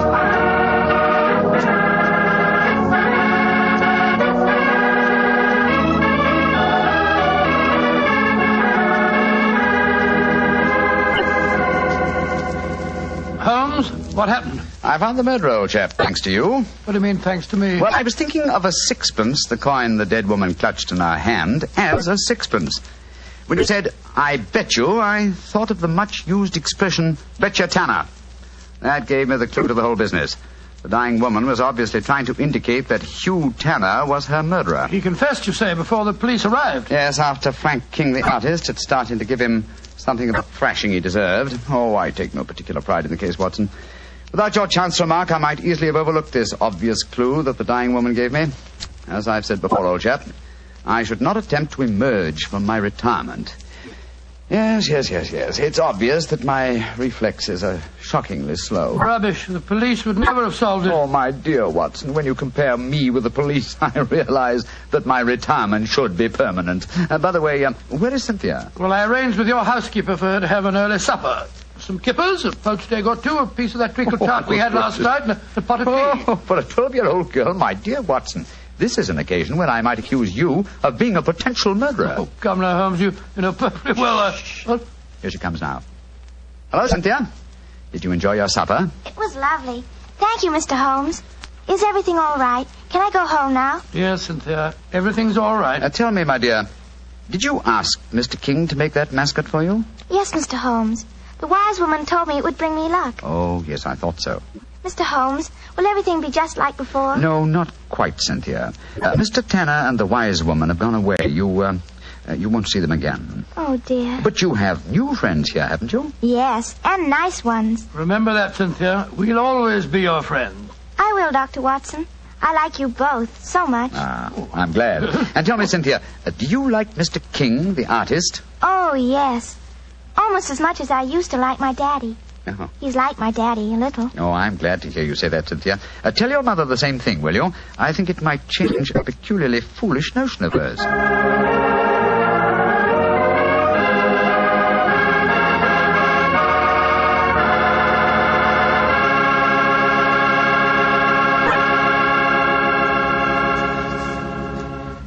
Well, Dr. Watson and Mrs. Campbell, that was a really different kind of story. I'm sure glad you were here tonight, Mrs. Campbell. Tell me, has Dr. Watson changed much since you last saw him? Well, yes. I think he's grown handsomer. No. And what about Mrs. Campbell, Doctor? Has she changed? Well, she is more grown up than the last time I saw her, but she hasn't changed much in one respect. What's that, Doctor? Your appetite, my dear. Oh. I remember how Holmes was amazed at the amount you ate when you were a child, but you certainly had just as hearty a dinner this evening. Well, that was your fault, Doctor. Your dinner was too good. Oh, Cynthia, don't talk about the wine. Well, why shouldn't I talk about the wine? It was wonderful. Sure it was. It was Petri wine, that's why. You see? Now you got him started. And Mrs. Campbell, Petri wine is always good wine. That's because the Petri family has been making wine for generations. Ever since long ago when they started the Petri business, winemaking has been an art with the Petri family. It's a tradition, a heritage that they've handed on down from father to son, from father to son. Believe me, when it comes to turning luscious, sun-ripened California grapes into fragrant, delicious wine, well, you can bet your last dollar that the Petri family really knows how. No matter what type wine you prefer, for any occasion, you just can't miss with a Petri wine, because Petri took time to bring you good wine. Well, Dr. Watson, what new Sherlock Holmes adventure are you planning to tell us next week? Well, as next week, as St. Patrick's Day is only about 6 days away, Mr. Bartell, I thought next week that I'd tell you a rather unusual story that took place in Ireland at the turn of the century. It concerns the famous ceremony of kissing the Blarney Stone, St. Patrick's Night Revel, and an old Irish ballad that led directly to one of the most devilish murders that Sherlock Holmes and I ever encountered.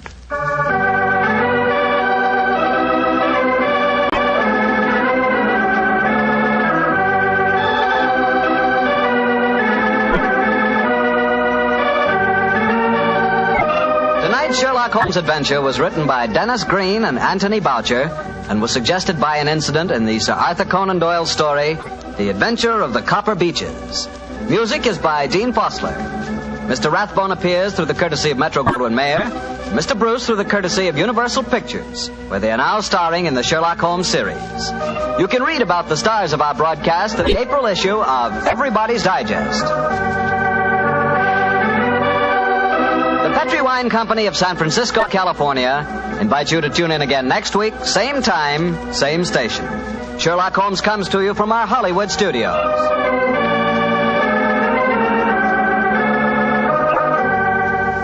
This is Harry Bartell saying goodnight for the Petri family. For a solid hour of exciting mystery dramas, listen every Monday on most of these same stations at 8 o'clock to Michael Shayne, followed immediately by Sherlock Holmes. This is the Mutual Broadcasting System.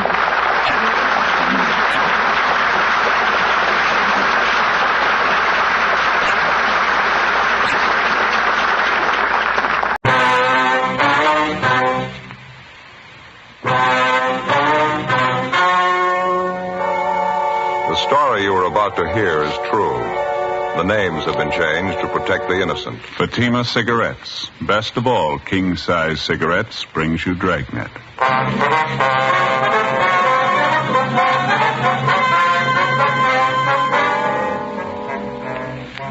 You're a detective sergeant. You're assigned to homicide detail. A 40-year-old mother is found murdered in the bedroom of her home. The body bears the marks of a savage attack with a knife. The killer showed no mercy. Your job? Get him. See the difference. Taste the difference. Smoke the difference. You'll find that in Fatima, the difference is quality. Quality that gives you extra mildness. A much different, much better flavor and aroma. Yes, in king-size Fatima, you get all the advantages of extra length, plus Fatima quality, which no other king-size cigarette has. Fatima, best of all king-size cigarettes. Definitely the best quality in its class, but the same price as the cigarette you're now smoking. Remember, thousands of Americans are switching to Fatima. Insist on Fatima quality. So why wait? Switch to Fatima today. Look for the sunny yellow pack. Buy Fatima. Best of all king-size cigarettes.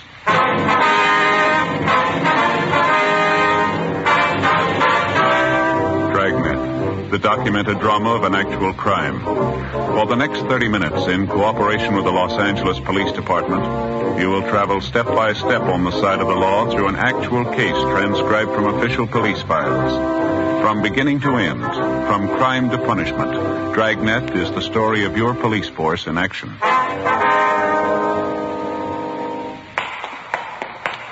It was Tuesday, February 18th. It was cold in Los Angeles. We were working the day watch out of homicide detail. My partner's Ben Romero. The boss is Thad Brown, chief of detectives. My name's Friday. It was 10:43 a.m. when we got to Woodview High School, the vice principal's office. Good morning, ma'am. Yes? I'd like to see the vice principal, please. I believe her name is Harmon. Miss Harmon? I'm Miss Harmon. What is it you wanted? Police officers, ma'am. Here's our identification.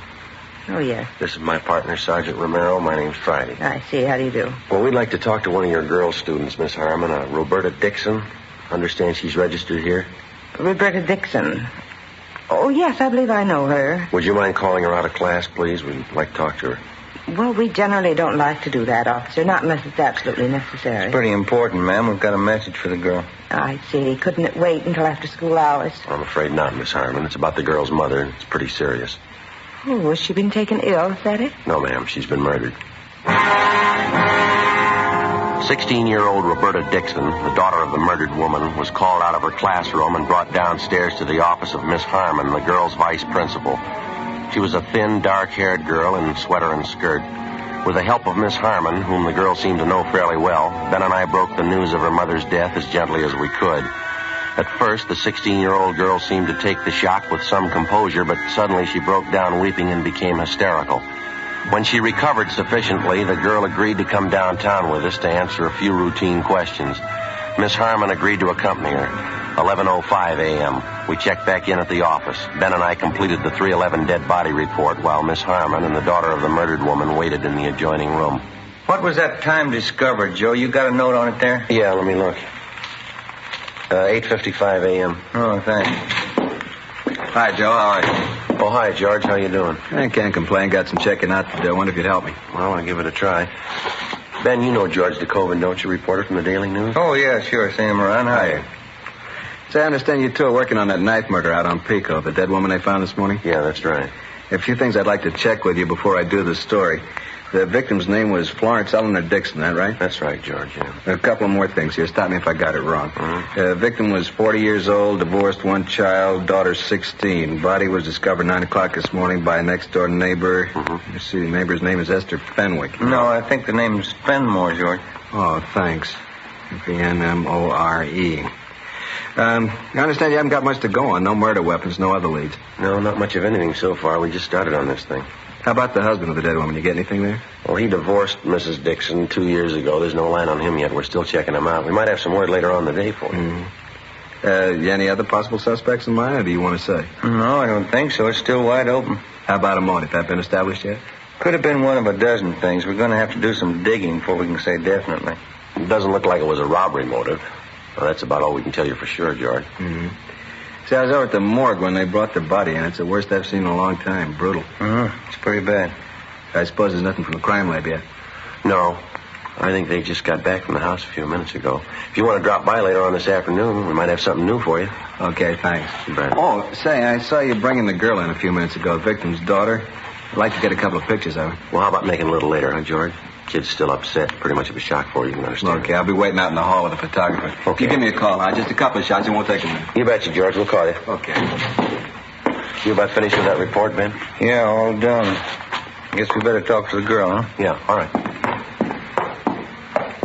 The morgue say when they're going to post the body? Sometime today. We ought to have the results first thing tomorrow morning.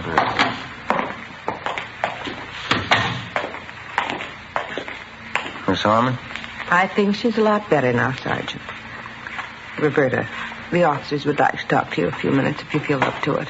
All right. Who killed my mother? Have you found out? Not yet, Roberta. We think you might be able to help us, though. It's so hard to believe. I just saw her this morning. She was all right then. Well, you try to take it easy, Roberta. We'll make it as brief as possible. Now, you and your mother are the only people living at your house? No one else? No, me and my mother, that's all. My father used to live with us. He doesn't anymore. And how long has it been since your father left? I'm not sure. About 5 years, I think. He and Mama didn't get along. They got divorced. Do you see your father at all anymore? I mean, does he ever come to your house to visit? He did once. It was about a year ago, I think. It wasn't much good. He and my mother argued all the time he was there, and he left. He hasn't been back since. Has he been in contact at all with your mother? Do you know? Does he write her letters, call her on the phone? No. The last time was when he came to our house. I haven't heard anything about him since. I don't even know where he is. I don't care, I guess. I hardly even knew him. I'd like to have you think about this carefully now, Roberta. Did your mother have any close friends who used to come to the house quite a bit? Yes, 2 or 3 women friends of hers at work. Any men friends? No. Mom didn't have any men friends. She didn't like men. She said they were all no good. She used to tell me that all the time. Do you have any relatives we can contact? I don't know about my father's side. My mother has a brother and sister in West Virginia. Dresses at home. What am I going to do? Why would anybody kill my mother? All right, now you try to take it easy, Roberta. Everything's going to work out all right. Look, now, do you think you can give us a list of most of the people your mother knew, friends around the neighborhood, the people she knew at her work? Yes, I think so. Most of them are in her address book. I think I know where it is. All right, fine. Just before you left for school this morning, Roberta, was there anyone in the house besides you and your mother? No, just the 2 of us. Was your mother expecting anyone? Not that I know of. Your mother was all right, was she? There didn't seem to be anything bothering her? No. She acted all right to me, just like any other morning. We got up at 6:45. I got dressed. Mama took a shower. I fixed breakfast. We ate, and then I left for school. About what time was that, Roberta? A little before 8:30, usual time. I have my first class at 9 o'clock. When I left Mama, she was just finishing her breakfast. I said goodbye. It was the last time I saw her. Can we talk after a while, please? Maybe I'll feel better. Can't talk now. Oh, sure, that's all right. Would you like to rest here? I don't know why I'm crying. Stupid. I don't care anyway. No reason to cry. You better get some rest, youngster. No reason. It doesn't make sense crying about Mama. How's that? I'm not sorry. I'm glad she's dead. Early that afternoon, after she'd rested sufficiently and recovered herself, we had another interview with Roberta Dixon, the teenage daughter of the murdered woman. Miss Harmon, the vice principal, went back to the school, and a policewoman was called in to be present during the interrogation. Again, she insisted that she wasn't at all sorry that her mother was dead. She said that privately she didn't have any love for either one of her parents, least of all her mother. She told the usual story of a broken home, a father who showed little interest in his daughter or providing a good home for her, a strict, overbearing mother who apparently made no effort to understand the girl. We continued to interview Roberta Dixon, but outside of what she'd already told us, she showed no further knowledge of the murder. Pending action by the court, we had the girl placed in the custody of the juvenile authorities. 3:10 p.m., Ben and I drove back to the murder house on South Pico Boulevard, where we met police reporter George DeKoven. Together with Brian and Ortiz, we continued our preliminary investigation. We rechecked the immediate area of the Dixon home and talked again with the neighbors. We failed to come up with anything new. 4:25 p.m., along with the reporter, George DeKoven, Ben and I went back to the murder house. Well? I don't know. It doesn't seem to jive that time of morning. It's possible, though. What's that, Joey? Prowler. Might have been it. You think so? No, we've already run that down. Yeah? We checked communications. There's no recent complaints about anybody prowling the neighborhood. We talked to the neighbors, too. No indication of it. No sign anybody tried to break in here, either. Got me. I can't figure it. And Dixon woman sure kept to herself. Lived here 11 years, and we can't dig up more than half a dozen neighbors who really knew her. Yeah, business with her daughter, too. It sure stacks up pretty strange. Didn't the crime lab crew find anything this morning, Joe? No, nothing great. A jacket, a pair of shoes with a few stains on them. Took them in to run a benzodine test. That's about the size of it. Sure a slow start. Yeah. I expected a little more from the neighbors. So did I. You know, it'd be different if the thing happened in the middle of the night. According to the daughter, it must have happened at least after 8:30 this morning. Now, if the killer got in the house after that, you'd think somebody on the block would have noticed it. Neighbors close by on either side. How about checking out in the yard and back? I didn't get too good a look around this morning. Well, there's nothing more to cover in here. Crime lab's been all over. Yeah, how about where this Mrs. Dixon worked, Joe? Anybody tag base there? Yeah, Tommy Bryan did. Hotel down on South Grand. She worked in the linen room. A couple of people she knew there, they couldn't tell him anything. How about some of her other friends? No, nothing yet. We're still checking. Go ahead, Joe. Thanks. Oh, it's a big backyard. Kept it nice, didn't they? You want to check alongside here, Ben, with the house? I'll give the back of the yard a look, huh? Yeah, okay. Well, good-sized garage, huh? Pretty hard to find them like that anymore. Pretty good-sized lot, too. She sure must have worked at keeping it up. There's not a weed on the place, is there? Yeah. More you can say for the neighbors. Yeah. Have a look, George, down here. Huh? Flower bed here. 2 little mounds of dirt, you see them? Oh, yeah. The ground looks like it's been recently turned, wouldn't you say? Fairly recent. Wonder what that's supposed to mean. Yeah. Oh, small wooden crosses pressed down in each one of the mounds. Queer one, huh? Looks like a couple of small graves, doesn't it? You want to reach me that stick over there, George? Oh, yeah. Here you go. Thank you. Have a look here. nice. Nothing on my end. How are you doing? What's this? Well, we're not sure ourselves. Wait a minute. Uh-huh. What is it? Wait a minute. Yeah, all right. There you are. A bird. A little canary. How about that? Hasn't been buried long. Look here. Look at the breast. What do you think, a knife? Could be. Sharp instrument of some kind. Just a minute. I'm going to try this other mound here. Wait a minute, Joe. Yeah. It's another one. Yellow canary, same thing. Look at the breast.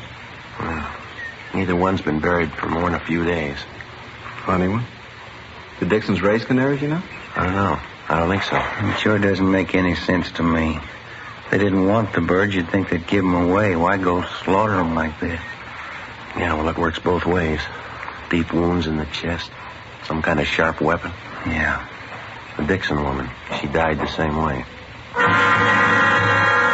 4:35 p.m. We took the 2 canaries, wrapped them in paper, and brought them downtown to Lieutenant Lee Jones at the crime lab to be processed. He was still running tests on the stained jacket and pair of shoes which had been found in the house among the dead woman's personal effects. 5:15 p.m. We checked with the office, and then we drove over to Juvenile Hall to see Roberta Dixon. Apparently, she was in a much better frame of mind. I talked to Miss Harmon this afternoon, our vice principal. She wants me to come and stay with her for a while. Hope she can arrange it. It'd sure be nice.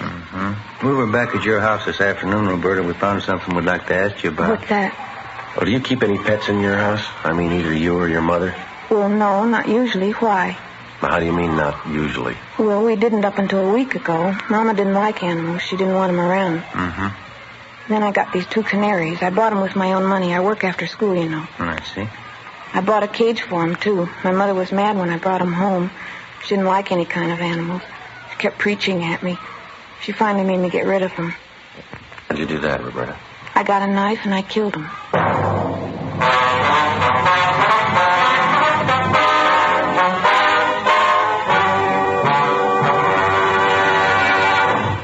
See the difference.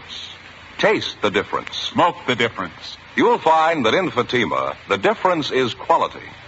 Quality that gives you extra mildness. A much different, much better flavor and aroma. Yes, in king-size Fatima, you get all the advantages of extra length, plus Fatima quality, which no other king-size cigarette has.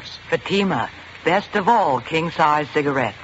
Definitely the best quality in its class, but the same price as the cigarette you're now smoking. Remember, thousands of Americans are switching to Fatima. Insist on Fatima quality. So why wait? Switch to Fatima today. Look for the sunny yellow pack. Buy Fatima.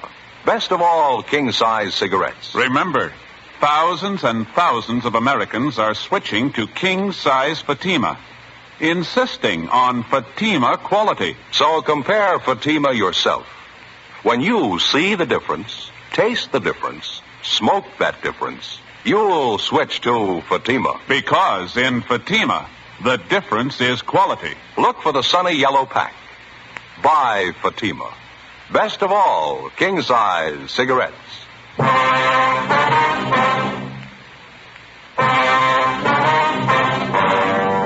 February 18th, the Dixon girl was released to the custody of Miss Harmon pending action by the juvenile court, 9 p.m. Ben and I double-checked with Lieutenant Lee Jones at the crime lab.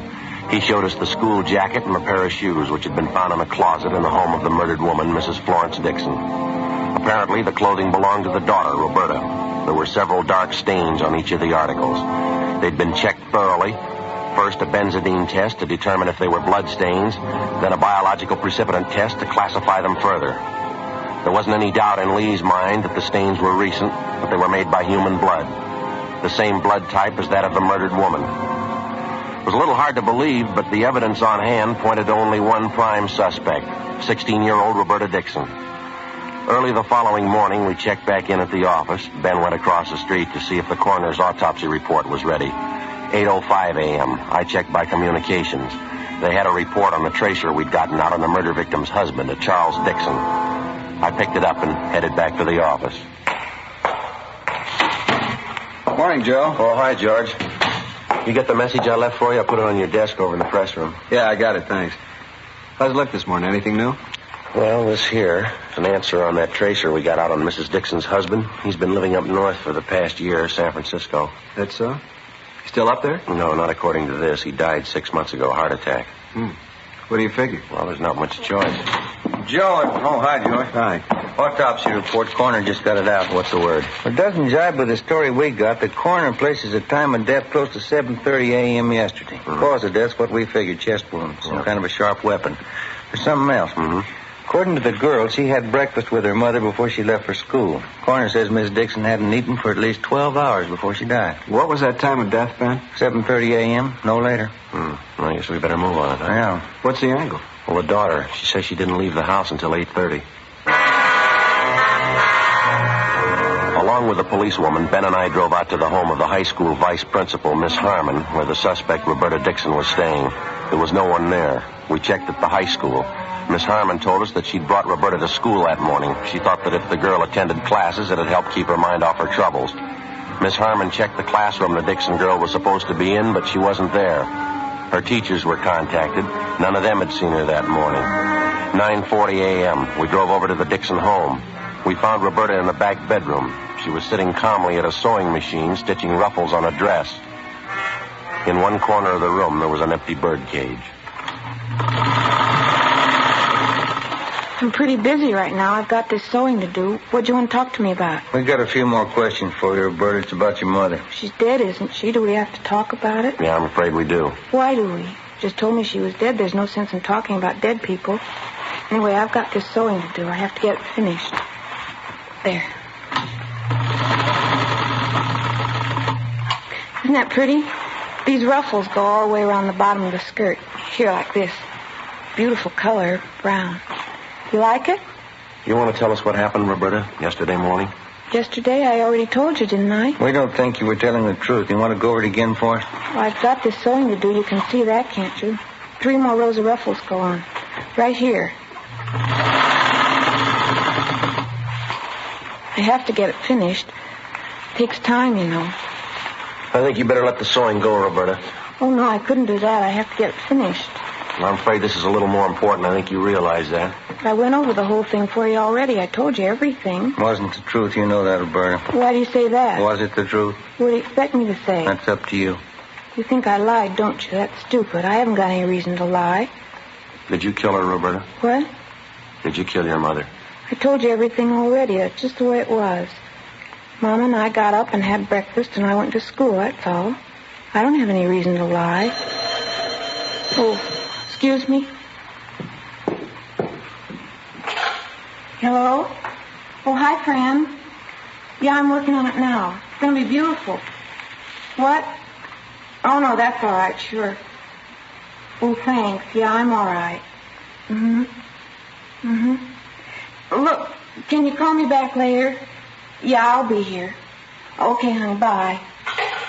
I'm sorry, officers. My girlfriend, Fran. She's a good friend of mine. She can vouch for me. She'll tell you I'm not a liar. Do you own a pair of brown and white saddle Oxfords, Roberta? No, why? How about a school jacket? Green plaid? No. I don't like green. Brown's my favorite color. The green plaid jacket was found in the house here. It was stuffed back in the hall closet. It had your name stenciled on it. Oh, yeah. That old thing. I don't even wear it anymore. Look at that. Won't it be pretty when I get it finished? That jacket of yours, Roberta, they found blood stains on it. On the shoes, too. Roberta? I already told you. The shoes aren't mine. The jacket is. Why do you keep calling me a liar? Can't you believe me for once? Isn't it bad enough the way things are? Now, the last time we talked to you, you said you left the house at 8:30 yesterday morning. Is that right? Yes, it was around 8:30. Well, we got the report on your mother this morning, Roberta. The coroner says she died at 7:30, no later. That's stupid. How could he tell anyway? He can tell. He's a liar. Something else, Roberta. You told us you and your mother got up and you had breakfast together. Yeah, we had breakfast together. Why are you picking on me? You couldn't have had breakfast together. At the time she died, your mother hadn't eaten anything for 12 hours. I guess you're going to say they can tell that, too. That's right. You want to tell us what really happened now? Now, tell us the truth, Roberta. It's going to work out a lot easier.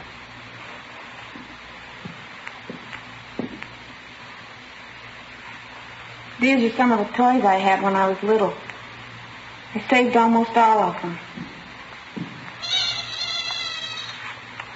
My best doll. I had a lot of dolls. I loved them. Guess I still do. I love them more than her. You mean your mother? I wasn't fooling. I don't care if she's dead. She didn't mean anything to me. She never did mean anything. These are more of my dolls here. I dressed them all myself, every one of them. What was the matter, Roberta, between you and your mother, I mean? I don't know. I guess she just didn't mean anything. Not like anybody else's mother. She didn't mean anything at all. Same as my father. We were in the same house, that's all. Nobody cared for anybody else. It wasn't anything but fighting, or just not saying anything at all. I'm glad she's dead.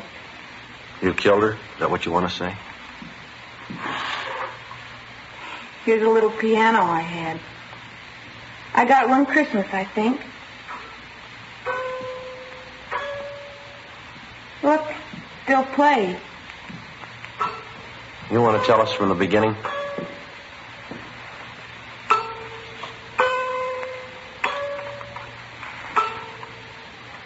It took a long time. I thought about it a lot. A week ago, I made up my mind. It's time to kill her. She was getting worse. I couldn't do anything. I was always wrong. Couldn't go out, couldn't do this, I couldn't do that. She started the same way yesterday morning. I got the knife from the kitchen. I went in and she was sitting on the bed, putting her stockings on. I don't think she knew what happened. Didn't take long. Were you having an argument with her? Is that what started it? We argued every morning. I got so tired of it. She had an awful voice. Finally made up my mind. Planned it all out. I even practiced it. You know the 2 canaries I had? Yeah. I didn't buy them because I wanted them. They got to be cute, though. I felt bad about killing them. Why'd you kill him, Roberta? Practice. Decided to use a knife. I wasn't sure I knew how to do it, though, so I got the canaries. One day after school, I killed them. Gave me more confidence. I knew I could do it after that. Poor little things. I guess I shouldn't have killed them. What knife you killed your mother with, Roberta? You want to show us where it is? All right, I'll show you. I don't think you ever could have found it. It's up in the attic. Special place I hide things. Say, would you like some coffee or Coke or something? No, thanks. Just one more thing. Why'd you leave school this morning? I mean, going off without telling anybody. I wanted to come back here. I felt like it. I wanted to come back to my room. It's the only place I really like to be. I've lived in this house all my life. And this has always been my room. Toys I had. My dolls. Everything's here. Everything I have. My books. All my dolls. Yeah. I think we better be going, Roberta. We'll have to take you downtown. Yes, all right.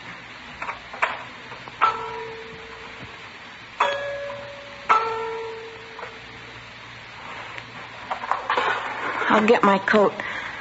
Then I'll show you where the knife is. All right. Officers, could I ask you one favor? What's that? It probably sounds silly. It'll help a lot, though. This doll here. Yeah. Could I take it with me? Just this one. Make me feel a lot better. Please, do you think I could? Yeah, sure. Bring it along if you like. Thank you. You probably think I don't care for anything but my dolls. There's one thing, though, I want to tell you. What's that? I'm sorry now, I really am. I shouldn't have done it. I know it was wrong. You do? Yes, I'm sorry I killed the canaries.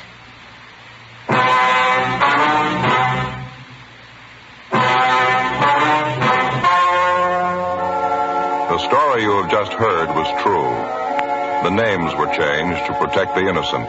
On May 6th, the hearing was held in Juvenile Court, Department 38, City and County of Los Angeles, State of California. In a moment, the results of that hearing. Now, here is our star, Jack Webb. Thank you, George Fenneman. Friends, I'd like to take just a moment this evening to tell you about Fatima's Christmas gift carton. When you visit your dealer, take a real good look at it. I think you'll agree with me that it's the smartest of all Christmas cartons. Just as it should be, because Fatima is the best of all king-size cigarettes. This Christmas season, I'm buying Fatimas for all my friends, and I hope you will, too. Compare Fatima. See the difference. Taste the difference, and then smoke that difference. Because in Fatima, The difference is quality.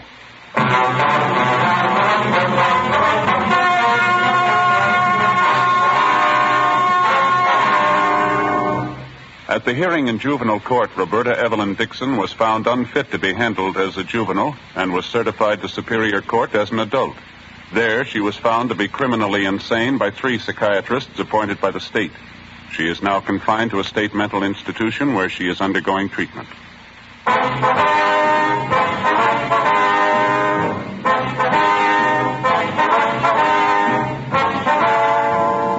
You have just heard Dragnet, a series of authentic cases from official files. Technical advice comes from the Office of Chief of Police W.H. Parker, Los Angeles Police Department. Martin Yarborough is Sergeant Ben Romero.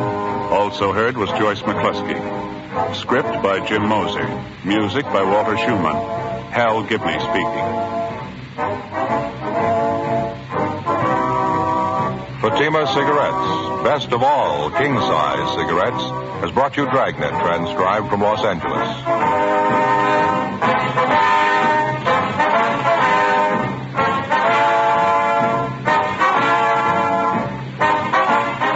Counter Spy fights international intrigue next on NBC.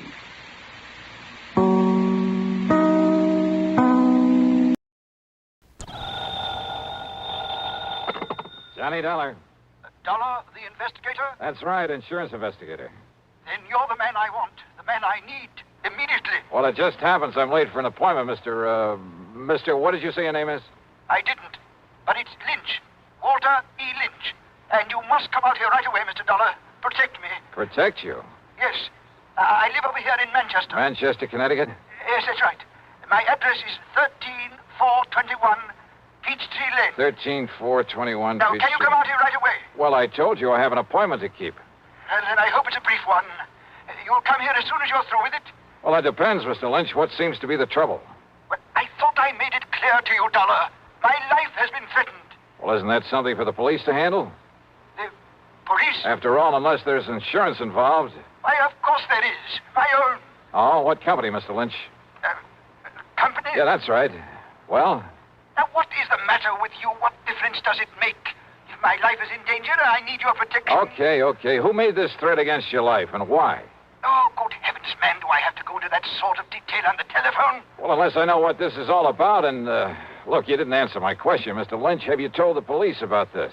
Do you think I'd call on you if I had? But if your life has been threatened, the thing And I to do... tell you it has. What is the matter with you? All right, then. Call in the police. Now, you listen to me, Dollar. Meantime, if I find any legitimate reason why I should make an investigation, Don't you understand? I'm not asking for investigation. I'm asking for protection. And I tell you, the people for you to look, call... you have my name, you have my address. Now, you get on over here. But don't you see? I can't shall be waiting for you. Mr. Lynch. Okay, mister, go ahead and wait. Of all the crackpots. I wonder, though. Yeah? Johnny? Yeah, that's right. Pat McCracken, Johnny, Universal Adjustment. Oh, say, Pat, will you find out for me what company, if any, holds a policy on a Walter E. Lynch over in Manchester? Sure, Johnny. But listen, I thought you were going to be here in my office at 10 o'clock sharp. Pat, I'm sorry, but this I need your signature on a deposition for that arson matter you covered last I week. know. And I've got to have it right away. See, one of our men will take it with him out to the coast on the 10:30 plane. And, Johnny, it's 8 minutes after right now. Yeah, I see it is. Pat, I'll be there in 3 minutes flat. Okay. Meantime, look up that Walter Lynch for me, will you? Okay, just get on over here. Right.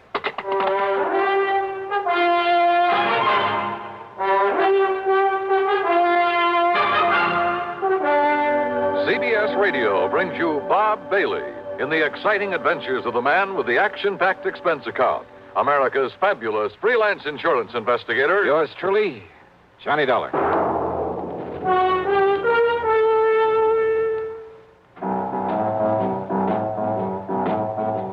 Talk about best-selling records.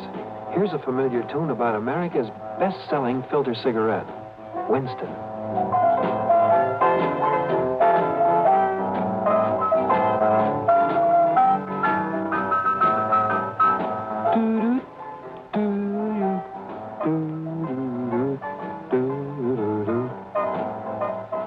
Winston gives you real flavor, full, rich tobacco flavor.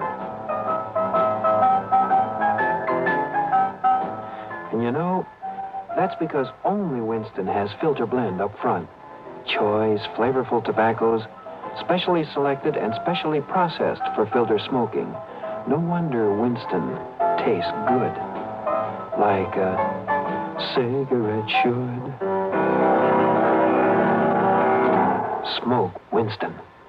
And now, Act One of yours truly, Johnny Dollar.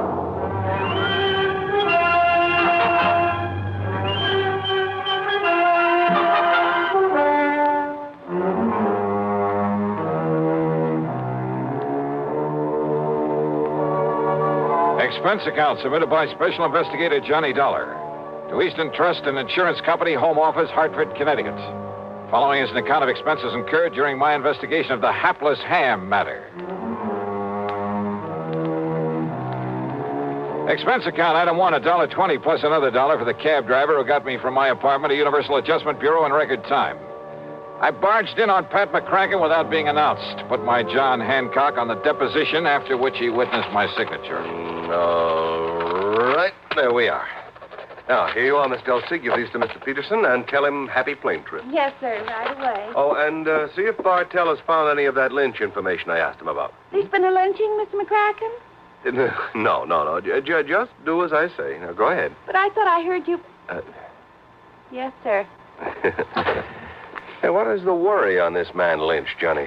Well, Patty sounded like a crackpot. He called me on the phone just before you did, said his life is being threatened. Oh, another one of those things, huh? Yeah. Who was threatening him? Oh, I don't know. He was a bit evasive about it, same as he was about naming his insurance company. Well, I know I never heard of him.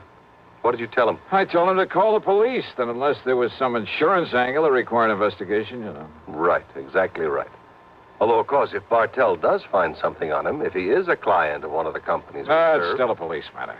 Why call on me to play bodyguard? Well, you know, Johnny, if you would have your telephone number unlisted, you'd save yourself a lot of these nuisance calls. Yeah, I know. Oh, yes? Here's a photostat of the Lynch policy Mr. Martell said you asked him for. Oh, then there is one. Thank you. And I thought you were talking about some kind of a lynching somewhere, Mr. McCracken. Isn't that fun? Yes. Thank you. Thank you, Miss Dulcie. That'll be all. Well, I was only... Yes, sir. Now, let's see, Johnny. Walter E. Lynch.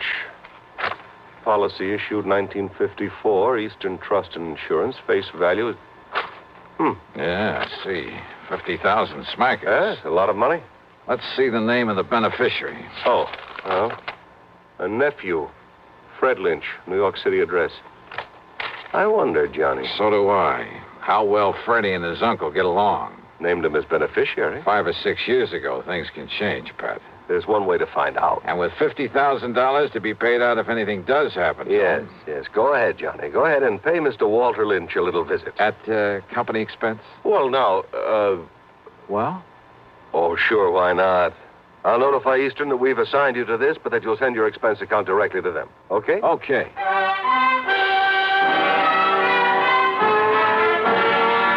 It was only about 13 miles from my place to Manchester, and I used my own car, but I saw no reason for not using the old expense account, so item 2 was $4.60 for a tank full of gas.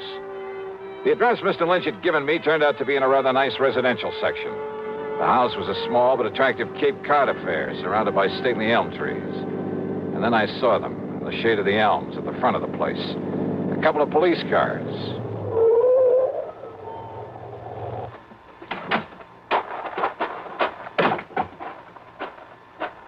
Just a minute there, mister. Huh?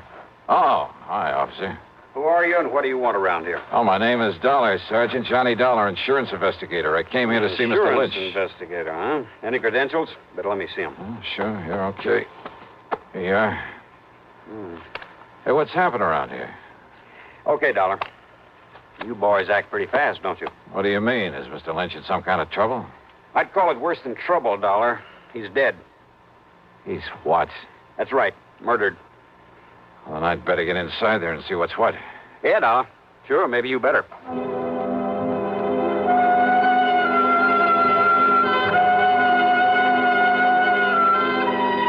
Inside the Lynch home, the police medico and my own eyes confirmed what Sergeant Beakley had told me outside. Walter E. Lynch was dead, all right, and there was no question about his having been murdered. as you can see, Mr. Dollar, the knife, obviously a long, very sharp one, plunged into his body here, directly back of the heart. Yeah, Doctor, I see. No doubt penetrated that organ. Death must have been virtually instantaneous. Yes. Any sign of the murder weapon? We haven't found any sign of it here in the house, Dollar. Conroy's out back looking for it. And for any footprints that might give us a clue. That little rain we had last night ought to help in the footprints department. Only it doesn't. Now, whoever did this must have come right in the front door. Hi, Dollar. Hi, Conroy. Sergeant, you want me to see what's holding up the boys from the lab? Yeah, I'll give them a call. Right, you are. Meantime, Dollar, if you have any ideas... No, wait a minute. Too late, I guess. What? Or any fingerprints on that telephone. Conroy's probably covered them up. Probably covered up anyway. Huh? Well, it wasn't the killer who called us about this. It was the old character who lives next door, a man named Halsey. Right now, he's back home in his rocking chair at the corner window, muttering to himself, trying to recover from the shock. Maybe when he does recover, he'll be able to give us some help. How did he find out about this? Seems he came over here to talk to Mr. Lynch about his nephew. Fred Lynch. Nobody answered his knock. The front door was wide open, so he walked in here and found this. So he picked up the phone and... You, know about Fred Lynch? I know he's beneficiary of his uncle's insurance. Another good motive gone to waste. What do you mean? You don't know about a couple 3 years ago when Freddie's mother died, left him a pile of money, only made the mistake of leaving it in charge of this one, this stiff we've got lying here? What happened? Well, this old crook finagled that young kid out of every cent of it, so that by the time Fred was 25, entitled to it. That was about 6 months ago. Why, Dollar, Freddie ended up with nothing. His own nephew. That surprise you, Dollar? It's because you don't live here in Manchester. Don't know anything about the Lynch family, what's left of them, which is only Freddie now. What's that supposed to mean? Not one of the Lynch tribe was any good.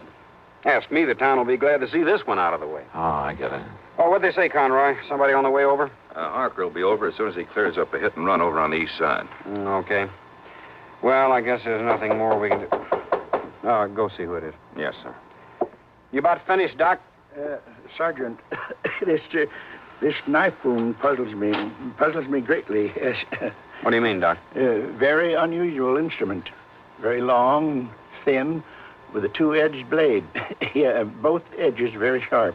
That's so? Yeah, very unusual. Sergeant, you said a neighbor, Mr. Halsey, found him here? Yeah, did somebody speak my name? Here's the man who was knocking on the door.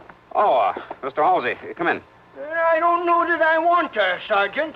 With that poor man laying there dead. Mr. Halsey, this is Johnny Dollar, insurance investigator. Eh? Insurance investigator? Yeah, I understand you came over here to talk with Mr. Lynch about his nephew, Mr. Halsey. Freddie.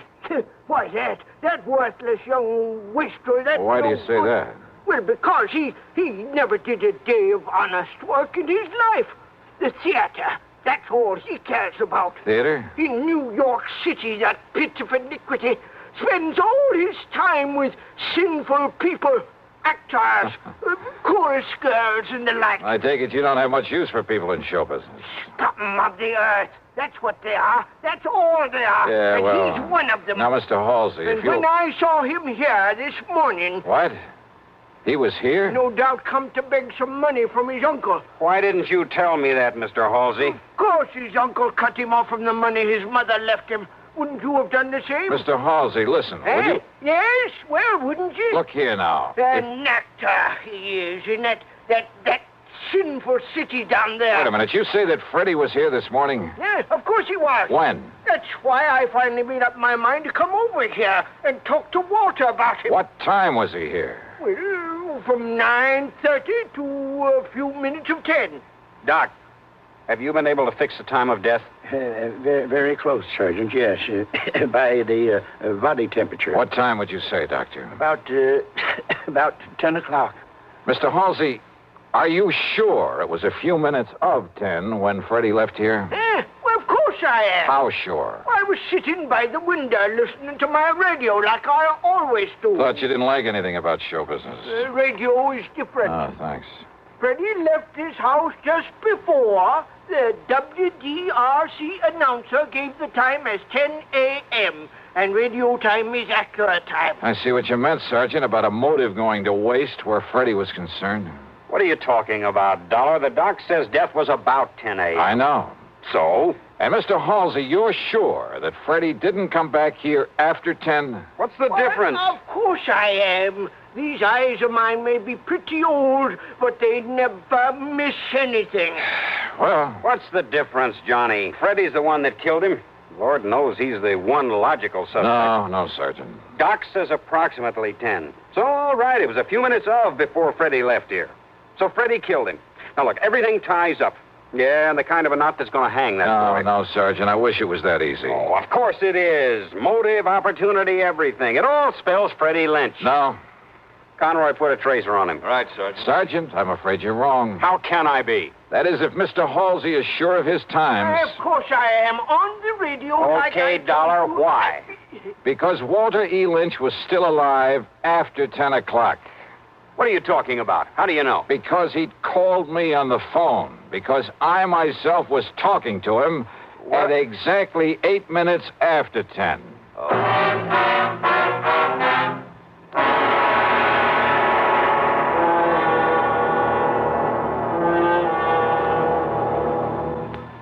We'll continue with Act Two of yours truly, Johnny Dollar, in exactly 1 minute. Here's Hollywood star Mona Freeman. Who feels like acting with a miserable cold? I relieve cold distress the fast way with 4-way cold tablets. Yes, tests of all the leading cold tablets proved 4-way fastest acting.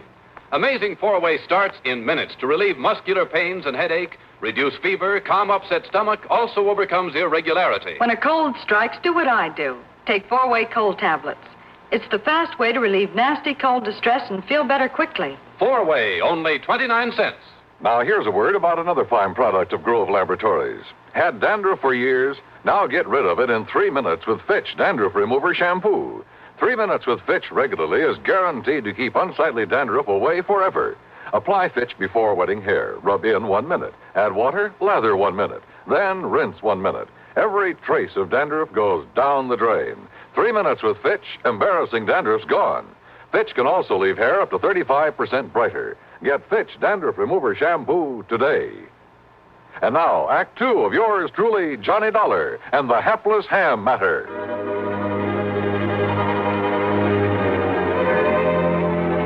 No question about it.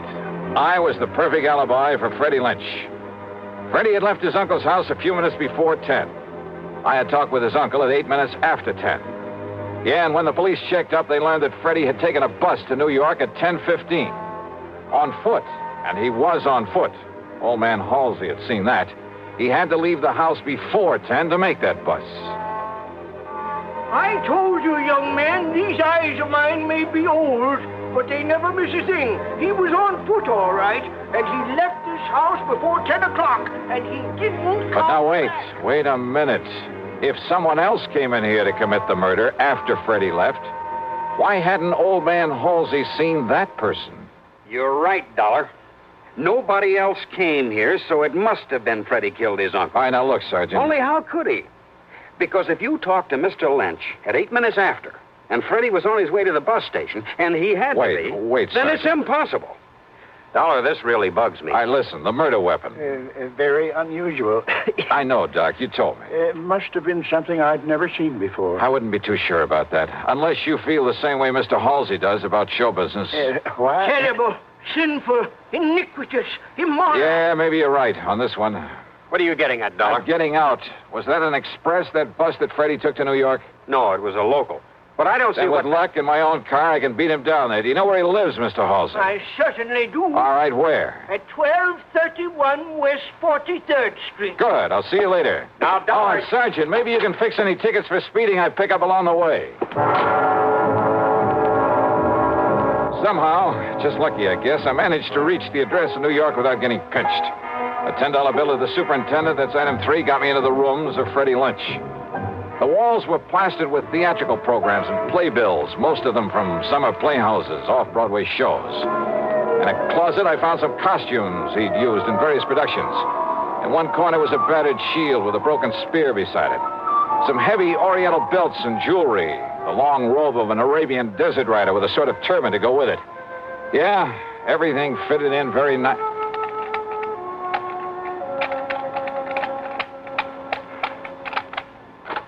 Hey, yeah, wide open, Freddie, wide open, just the way you left it. Come in, kid. I beg your pardon? Kind of careless, but it's all right. It's okay. Hey, who are you? You kidding?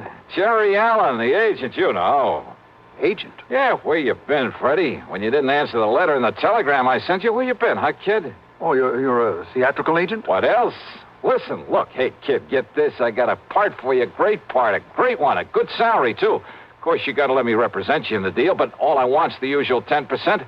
Well, how about it, huh, kid? Jerry Allen, you say? Yeah, sure, that's right. Oh, we never been introduced, but I caught you in half a dozen things, and you're good, boy, good, real good. Well, I like to think so. Sure you are. And being it's my business, I got to keep adding to my stable of actors, see what I mean?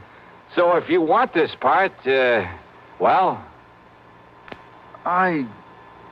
I don't think so, What? Mr. Allen. What are you talking about? Well, I'm thinking of giving up the theater. Oh, now, wait a minute, kid. You fallen heir to a fortune or something? Why do you say that? Of course, if you don't want the part. No, wait. Perhaps I'd better do another play or two. Good. And you'll let me represent you? Well, Freddie? Oh, why not? Well, if the part is good. Is the part good? It's great, kid. It's great. And if this thing doesn't hit Broadway the first time out... Hey, listen. It's a new play written by Johnstone. You get that? Johnstone?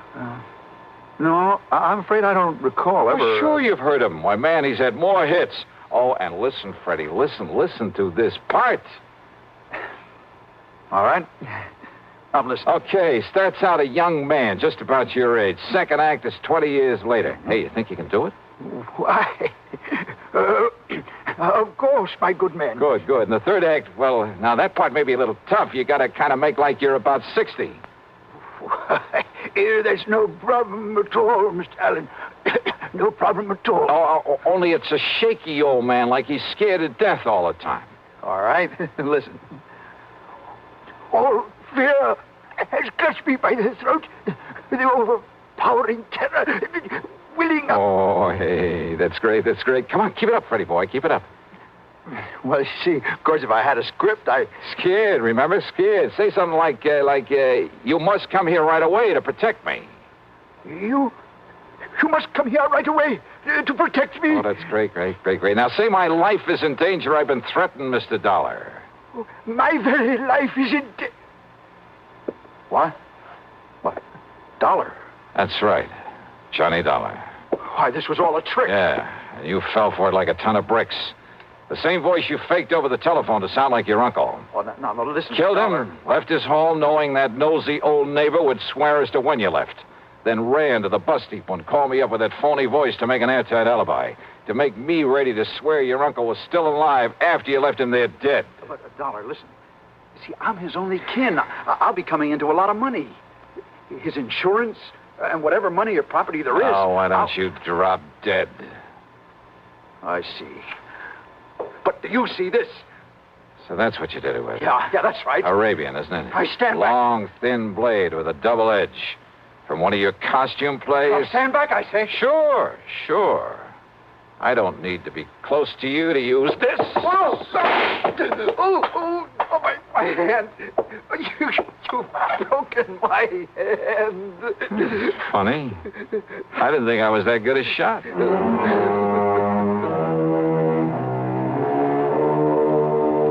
So now I'll have to make another deposition for the sake of another trial. And I'm sure that hamming it up in court won't keep Freddie from playing out the rest of his life in front of a captive audience. Expense account total, including a flock of incidentals, well, let's call it $100. Yours truly, Johnny Dollar.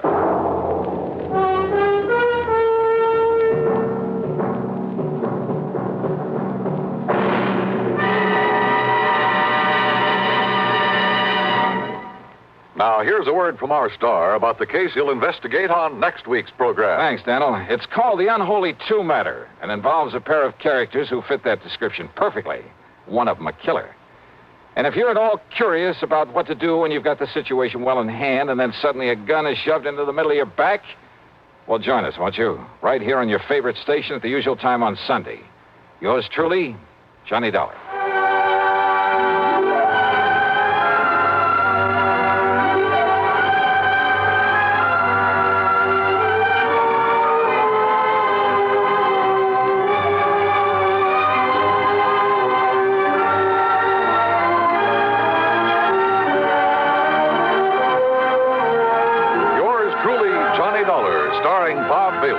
originates in Hollywood and is written, produced, and directed by Jack Johnstone. Heard in our cast were Virginia Gregg, Chet Stratton, Lawrence Dobkin, Sam Edwards, Herb Ellis, Ralph Moody, and Junius Matthews. Be sure to join us next week, same time and station, for another exciting story of yours truly, Johnny Dollar. This is Dan Coverly speaking. Next, Ray Bradbury's science fiction classic, 0 Hour, as suspense follows on the CBS Radio Network. From Hollywood, it's time now for Johnny Dollar. Pat McCracken, Johnny, Universal Adjustment Bureau. Hi, Pat. What's on your mind? Ever heard of A, B, and C? Well, yeah, back in the first grade. Oh, look, I'm not talking about the alphabet. I'm talking about an advertising agency. Oh, well, what about it? Well, the A stands for Appleton. Alfred Appleton, 55 years old, and Eastern Trust has his life insured for $100,000. So? It's annuity. It starts paying off at the age of 65, and we'd like to see him collect it. Looks like somebody else has different ideas. What do you mean? He thinks somebody's trying to kill him. I see. You want me to run down to New York and talk to him? He's up at his weekend place now, about 100 miles up the coast, overlooking the sea at Skeleton Point. You can talk to him there. Skeleton Point. Now, that's a cheerful name. I know. Johnny, make sure it stays just a name.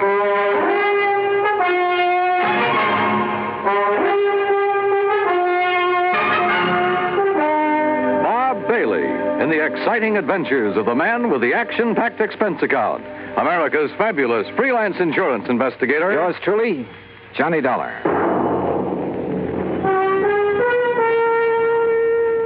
And now, Act One of yours truly, Johnny Dollar.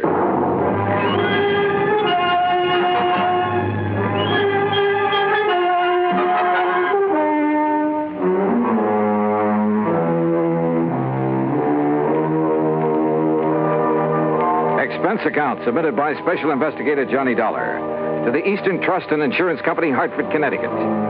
Following is an account of expenses incurred during my investigation of the 11 o'clock matter.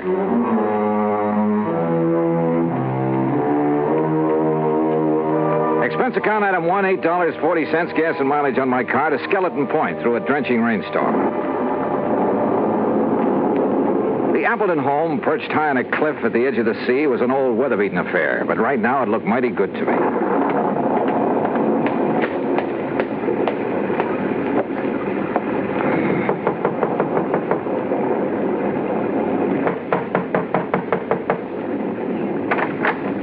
Yes? Is this Mr. Appleton's house? This is the Gregory house. Oh, I'm sorry. Mr. Appleton only leases this house. Oh, I see. Well, is he at home? I believe he's expecting me. You're Mr. Dollar? Yes. I'm Mrs. Gregory, the housekeeper. Come in. Mrs. Gregory had a strong, determined face and dark, metallic, piercing eyes. She took my coat and pointed to a door across the entry hall. I was conscious of her eyes following me as I entered the library to find two men seated in front of an open fire. Johnny Dollar? Yes, sir. I'm Al F. Appleton. This is my attorney, Grant Hillman. Well, how are you, Mr. Dollar? Well, a little damp, Mr. Hillman. Oh, yeah, here. Sit down to the fire, dry out. Oh, thanks. Ooh, feels good. And slightly warmer than the welcome the housekeeper gave you, I imagine. Mrs. Gregory? Well, she did seem a little reserved. She's a widow, owns his house. But I love the place, so... Anyway, I'm glad you came. I understand there's been some sort of attempt on your life, Mr. Appleton. Well... Mr. Appleton has received several, crank notes lately. We thought it wise to take what precautions we could. Have you notified the police, Mr. Hillman? No, I vetoed the idea, Johnny. Oh, why, Mr. Appleton? I didn't want that kind of publicity right now. My advertising agency's right in the middle of landing a fat new account. Your agency is A, B, and C. That's right. Who are B and C? C is nobody. Tom Baker and I liked the idea of ABC, but we didn't have any other partners, so C just stands for company. Oh, this Tom Baker is your only partner, then? He was. There's some question as to whether he still is. I don't follow you. Al, I don't think there's any need to go into that now. I guess you're right, Grant. Anyway, I don't want to accuse Tom of anything until I've had a chance to go over the books this weekend. Al, did I hear someone at the door a moment? This is Johnny Dollar, Laura. Mr. Dollar, my wife. Oh, I see. How do you do, Mr. Dollar? Mrs. Appleton? Dollar, the crank letters Al has been getting are up in my room. I'll bring them down. Okay, Mr. Hellman. You'll stay overnight with us, won't you, Johnny? Now, haven't you imposed on Mr. Dollar enough, dear? Perhaps he has business back in the city. Nonsense. And with that storm out there, I'll have Mrs. Gregory make a room for him. Well, would you like a drink, Mr. Dollar? No, thanks. Mrs. Appleton, you seemed rather surprised when you saw me here. Oh, did I? Almost as though you were expecting someone else. Someone else? Why, no, I wasn't expecting anyone in particular. Well, perhaps I just... Wait, hold it. What's the matter? That flash of lightning, there's someone outside that window. Oh, no, you must be wrong. Stay right here. I grabbed my coat and went out into the storm. Because of the prowler, sure. But also because of Laura Appleton. Because she'd been staring at that same window, shaking her head quickly as though warning someone. But outside in the downpour, in the mud, I could see no one, no footprints. Finally, I went back inside, to the phone in the entry hall to call the local police. But the phone was dead. Maybe the storm had knocked down the lines. Yeah. Or maybe someone just wanted to make sure we'd have a nice, cozy weekend, undisturbed. And my hunch was, it might be too cozy for comfort. Act 2 of yours truly, Johnny Dollar, in a moment. And now for another episode in the life of Sergeant Donald Bellwether, my husband.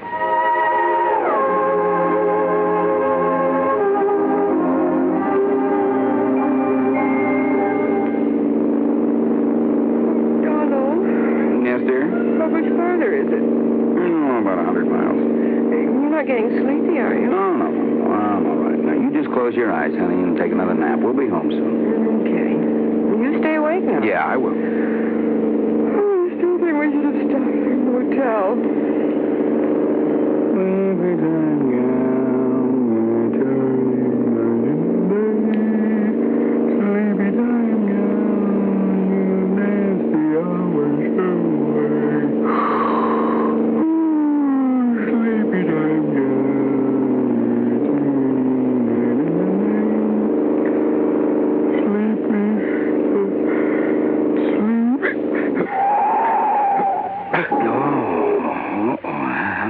For that. Donald?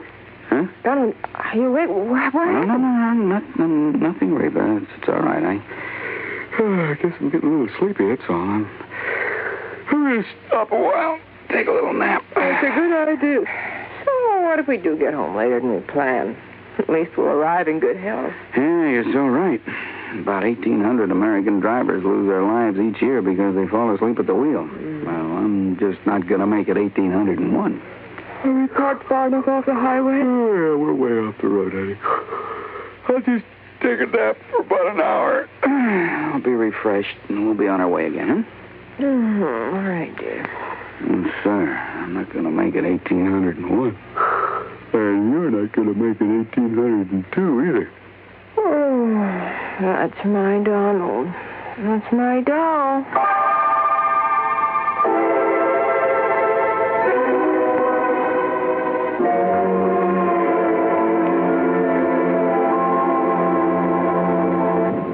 And now, Act 2 of yours truly, Johnny Dollar, and the 11 o'clock matter.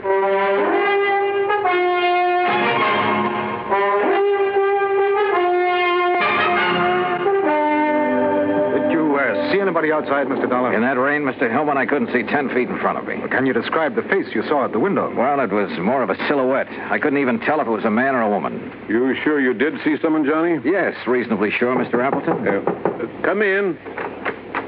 Your partner is here, Mr. Appleton. Tom Baker? Hello, Al. I thought I'd surprise you. I tried to call you earlier, but your phone was out. Well, this is a surprise. Well, I'd like you to meet Johnny Dollar. Hi. Tom, you're soaking wet. My car hit a big puddle about half a mile down the road and quit on me. I had to walk the rest of the way. Did you just now get here, Mr. Baker? Yes, why? Mr. Dollar thought he saw someone outside the window a few minutes ago. Oh, no, I just now got here. Well, I got some extra clothes up in my room that should fit you, Tom. Let's get you changed before you catch cold. Thank you, Hellman. Oh, look, this rain is getting all of us down. Why don't we live a little? Huh? Al, how about going down to the beach house, building a fire, playing some records, having some drinks, huh? Yeah, it might be a good idea. Where's the beach house? Down near the bottom of the cliff with a beach. It's real nice. But in this weather? Oh, there's a stairway leading down. Yes, why don't we go down there? I'm getting the creeps just sitting around here like this. So we went down to the beach house. The rain had let up a little, but nobody seemed to feel much like a party. We just sat there in front of the fire, not saying much.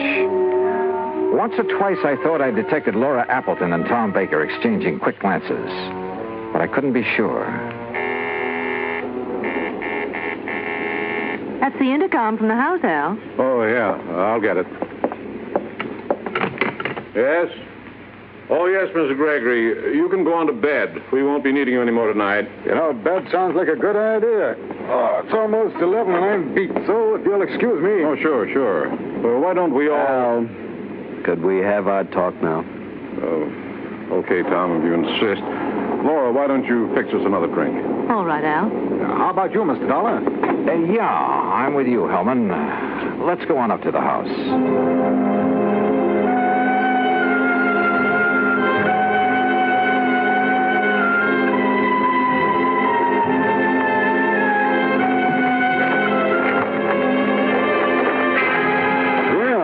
The rain has let up. Yeah. Mr. Hillman, I didn't come with you because I was tired. I wanted to talk to you. I thought as much. Earlier this evening, Appleton said something about not wanting to accuse Baker of anything until he'd gone over the books this weekend. What did he mean? Well, I'm not really sure, Mr. Dollar. All I know is that Al seems to think he may have found some irregularities in the books of his advertising agency. Oh? Well, if there is anything wrong, I blame myself partially. How so? Well, I manage most of Al's affairs, but the agency has been running so smoothly, at least so I thought, that, well... I see. That's going to change as of right now. I didn't come up to go to bed either. I'm going to work on those books. Ought to take me about an hour. Just about 11 now. Will you be up by midnight? Yeah. I'd like to know what you find out. Where's that light switch? I never could remember. Dollar. What is it? There's somebody else in here. Look out. What? Oh!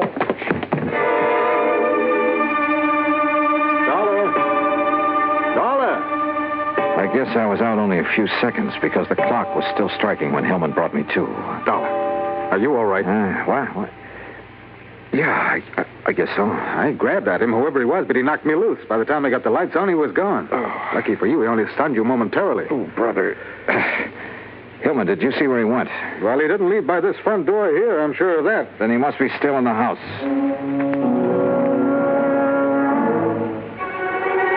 We worked our way through the house room by room. Finally, 10 minutes later, we stood by an open window in a back room. Well, there's our answer. He went out this window. Yeah. What is it? What's the matter? What? Oh, Mrs. Gregory. Yeah, Mr. Dollar was attacked by a prowler. A prowler? What?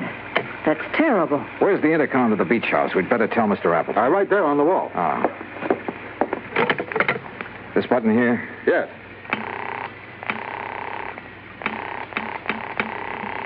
No answer.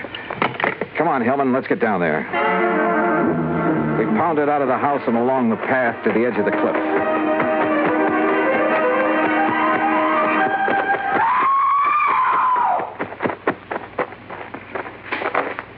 Then we found her, Laura, standing at the top of the wooden stairway. One section of the railing was broken away. We looked over the cliff. There was a body lying on the rocks down below. It was Al Appleton.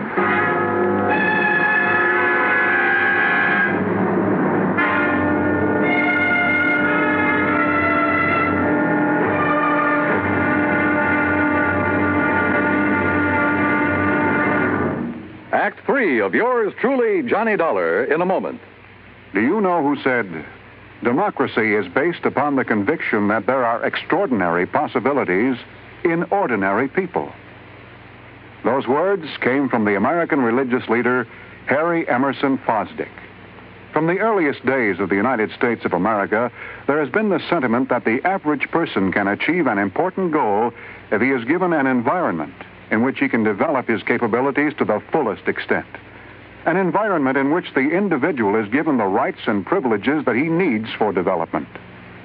It is the duty of every American to protect and stimulate this environment. Remember the words of Harry Emerson Fosdick. They are part of your American heritage. The extraordinary possibilities of ordinary people are inherent in American democracy. And now, Act 3 of yours truly, Johnny Dollar, and the 11 o'clock matter. We stood on the stairway at the top of the cliff looking down at Appleton's body on the rocks below. That is, Hillman and I did. Laura Appleton was in a state of shock, and we couldn't get much sense out of her. We had Mrs. Gregory take her back to the house, then Hillman and I got a flashlight and climbed down the rocks to Appleton's body. Dead, Mr. Dollar. We'd better not move that body until the police get here. Yeah. Let's see. His wristwatch stopped at 10 after 11. It's 11:30 now. Right. And because the clock was just striking 11 when I got hit over the head in the entry hall... Yeah, so then we must have spent 10 or 15 minutes searching the house for that prowler. Meantime, he or somebody else was shoving Appleton over the cliff. Somebody else? There were a couple of people with Appleton down at the beach house. Laura and Tom Baker. I'd forgotten about Tom. Where is he? Right now, Hillman, that's a very good question. We went back to the house. The phone was working now, so I put in a call to the local sheriff's office. But all the units were out on call. They'd send somebody as soon as they could. I started for Laura Appleton's room. Grant Hillman overtook me in the hall. Dollar, I made a preliminary check of the agency records Appleton brought up here with him this weekend. Did you find a shortage? Yes, possibly as much as $50,000. I see. Thanks, Hillman. Yeah, I'll see you later. Come in. Oh, Mr. Dollar. I'm feeling better now. I'm sorry to bother you with questions, Mrs. Appleton, but I'm afraid I have no choice. Yes, I understand. I want you to tell me exactly what happened. Well, I'll try. After you and Grant Hillman left the beach house, my husband and Tom Baker and I sat there a few minutes, and then Tom left. I see. Then, a couple of minutes later, somebody from the house called my husband on the intercom, so he left me. What time was that? Oh, a few minutes after 11, I guess. Uh-huh. What happened then? I sat there a few minutes longer. Then I just didn't feel like sitting there alone, so I started up the stairway. When I got to the top, I saw that the rail had been broken away. I looked over the edge. Okay. Mrs. Appleton, why did Tom Baker come here this evening? I don't know. I think you do. What? You tried to warn him when I saw his face at the window earlier. His face? And the two of you kept exchanging glances all evening. I know you're wrong. Listen, Grant Hillman's in a position to know something about your husband's business affairs, isn't he? Well, of course. Why? Your husband suspected a shortage. Hillman confirmed it a few minutes ago after going over the records. Oh, but surely you don't think that Tom Baker Baker was your husband's partner. Maybe he came up here to try to square things with him. Was that it? No. Oh, all right. Tom did come up here to talk to my husband. What about? I was going to ask for a divorce. To marry Tom Baker? Oh, I know it sounds sordid now after what's happened, but it wasn't that way at all. Tom and I wanted everything in the open. We wanted to tell Al. But I didn't realize that you and Grant were going to be here this weekend. That's why I tried to signal Tom not to come in. Go on. Down at the beach house, he wanted to talk to Al, but, well, I guess he couldn't bring himself to it. That's why he went for a walk. And you haven't seen him since? No. Oh, Mr. Dollar, I know my story doesn't sound very convincing, but if you're trying to suggest that either Tom or I killed my husband... Yeah? Dollar, could I see you a minute? Oh, sure. I'll talk with you later, Mrs. Appleton. What is it, Hillman? Tom Baker just walked in. Baker? Yes, I thought you'd want to talk to him. I sure do. Well, look, Mrs. Appleton claims somebody called her husband at the beach house on the intercom a few minutes after 11. If so, that's what lured him up to the top of the stairway. A few minutes after 11. Well, that's when you and I were searching the house. We ended up at the intercom last, though. Somebody could have had time to make that call. Now, wait a minute. Mrs. Gregory was near that room when we got to it. Yeah, I know. Why don't you question her, Hillman, while I see what I can get out of Baker?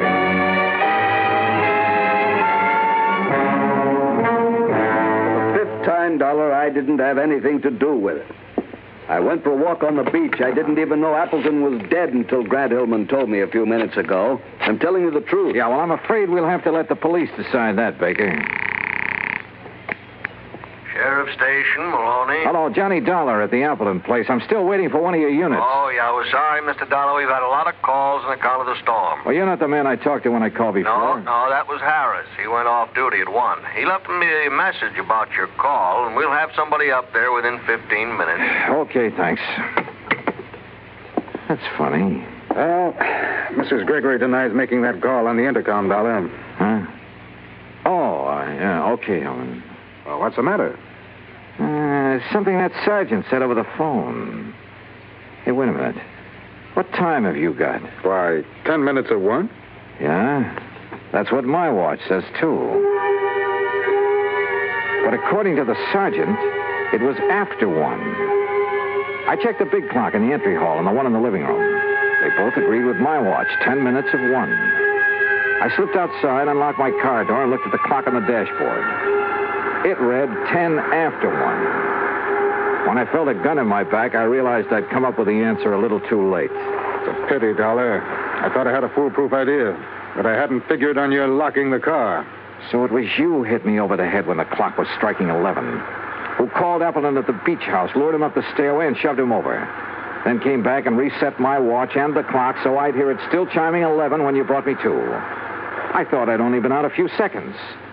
Actually, it was 15 minutes. Yes, but you're the only one who knows. Now get in the car. We're leaving. I started to get in, then kicked at the car door behind me. It swung and knocked Hillman off balance. Before he could recover, I nailed it. Oh! By the time he came to, the sheriff's patrol had arrived. And Hillman, you know, he wasn't one bit happy to see them.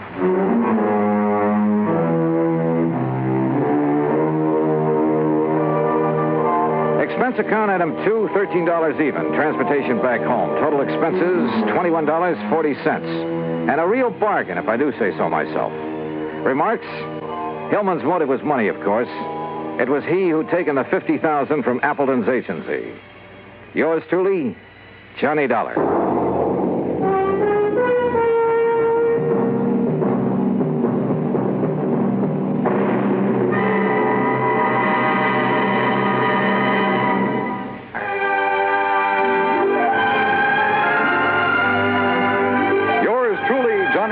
Starring Bob Bailey, originates in Hollywood and is produced and directed by Jack Johnstone. Today's story was written by Robert Wright. Heard in our cast were Eleanor Audley, Paula Winslow, Larry Dobkin, Will Wright, Ben Wright, and Harry Bartell.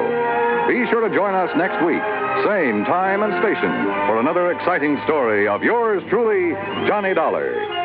This is Dan Cubberly speaking.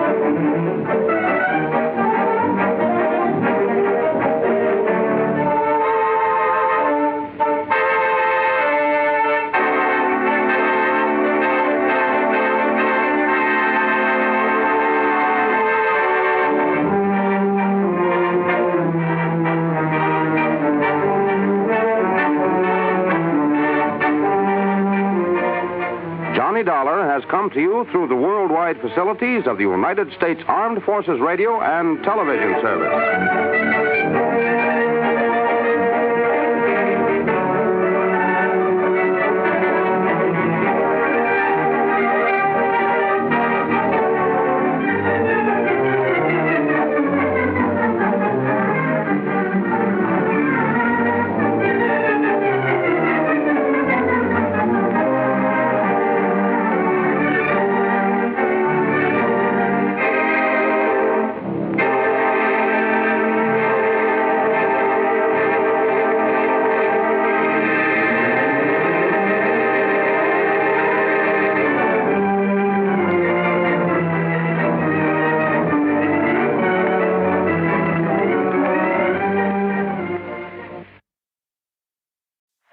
Hollywood. It's time now for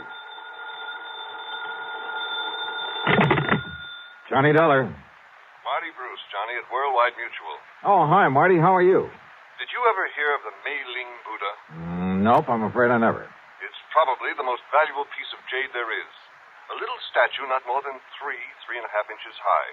Made during the Mei Ling dynasty. And you've insured it? Yes. For how much? $40,000. So what's happened to it? I don't know. I don't know if anything's happened to it. Well, if nothing's happened to it. I'm not even sure of that. Huh? That nothing's happened to it. Come on over here and let's talk about it, huh? Yeah, I think I'd better.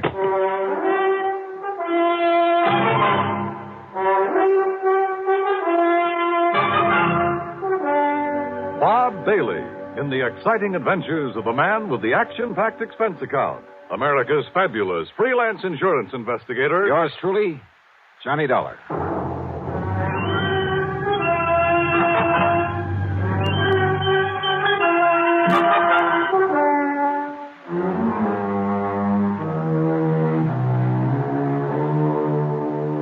Expense account submitted by Special Investigator Johnny Dollar to the Worldwide Mutual Insurance Company, Home Office, Hartford, Connecticut. Following is an account of expenses incurred during my investigation of the Mei Ling Buddha matter.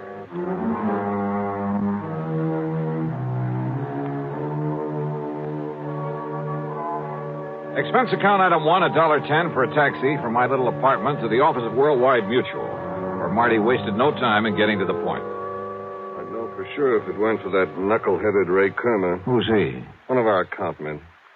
Got back from a European vacation just this morning. For being so stupid, I ought to fire him. He knew we'd insured that jade Buddha. And when he saw it over there in Paris a couple of weeks ago, he should have looked into it. Found out what it was doing there. Doing just exactly where, Marty? In a dingy little antique shop, somewhere on the Rue de la something or other. He didn't even have sense enough to get the address or the name of the place. Oh, where was it supposed to be? Locked up in the home of the late Darrell Harcourt up in Boston. And of course it isn't. Well, that's the point. I don't know. There's been no report of a theft. Well, if somebody's seen it in Paris... Is that Buddha pretty well known among collectors and so on? I told you. It's probably the most valuable piece of jade in the whole world. Then let me use your phone. Sure, here. But if we don't even know what shop or where it is in all of Paris... Just leave it to me. My phone call was to a slimy little character whose name is de Marsac, but who calls himself the Chat Gris, the gray cat, who knows the Paris underworld like the back of his hand. He'd been a lot of help to me some months before in locating a painting that was stolen from my good friend and the actor and art collector Vincent Price. Certainement, Monsieur Dollar. If you are willing to pay me well. If you can dig up the information I want, I'll mail you a check for $100 American immediately. Oh, no, Johnny. Only 200? What you call bucks for my inestimable services? Oh, Monsieur. Okay, 200. Now listen. There's a little idol, the Mei Ling Buddha. Yes, I know it well. Oh? I saw it only this morning, here in Paris. Where? At the shop of Monsieur Dubuisson on the Rue des Pas de l'Amour. Yes, it was smuggled in only a few weeks ago. And the price on it? Well, for such a rare and exquisite piece, most reasonable. How much? 32 million francs. That's around $80,000, so it must be the McCoy. You wish me to, shall we say, obtain it for you? You mean steal it? But of course, monsieur. But for a price. No, thanks. I'll send you a check. You're giving him $200 just for that? A lot cheaper than my flying over there. Well, yes. So now I'd better check at the home of this, what'd you say the name is? Darrell Harcourt in Boston. I'll put down the address for you. Died about 2 years ago. Home's in charge of his old housekeeper, a Mrs. Mary Haskell. And I take it his property hasn't been disposed of yet. His fine old tapestries and furniture, yes, will to various museums here. Thanks. Everything but the contents of Mrs. Haskell's room and the study. The latter he willed to a nephew, Charles Curtis, to be given to him the day he finishes at Harvard. Well, that's a funny sort of arrangement. Harcourt was a funny man. The Buddha was the only thing of real value in that room. And he figured it was enough to get his nephew started in a business of some kind. I see. This Curtis boy get the house, too? No. That goes to Mrs. Haskell after Curtis gets the contents of that one room. Well, looks as though I'd better hie myself up to Boston and make sure that Buddha's really gone.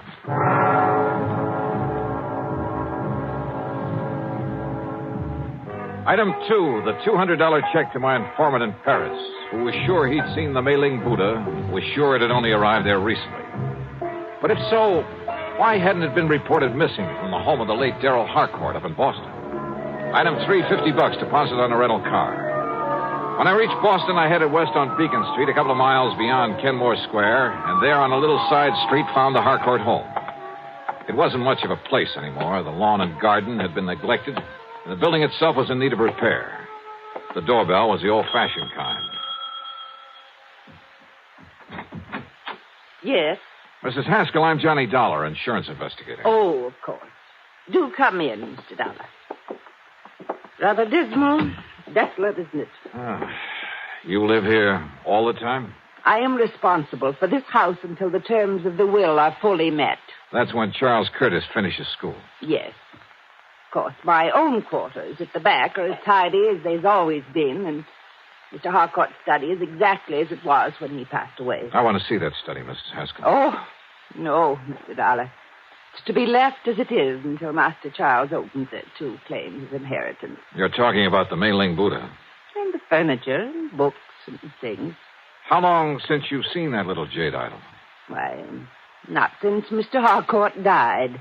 I locked the door, and it hasn't been opened since, except that Well, I'm sorry, but I have to look around in there. But, Mr. Dollar... You have the key? Of course.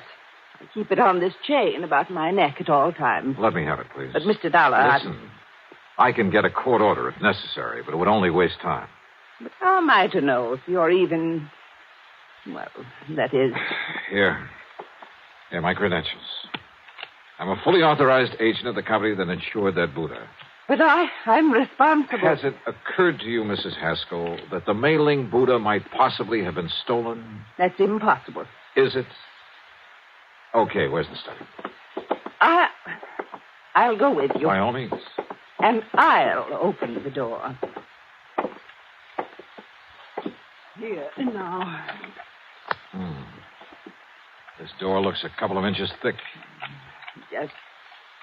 Just like the one to the library, where Mr. Harcourt kept all his lovely tapestries.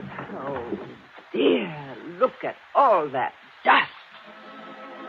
Dust is right. It was on everything. The accumulation of a couple of years.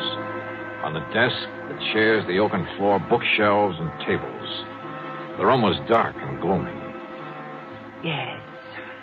It looks just the same, except for all this horrible dust.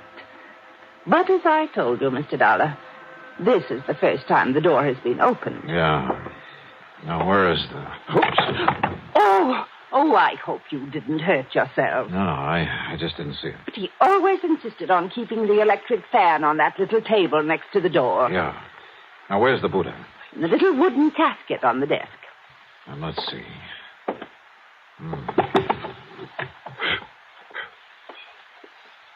Now.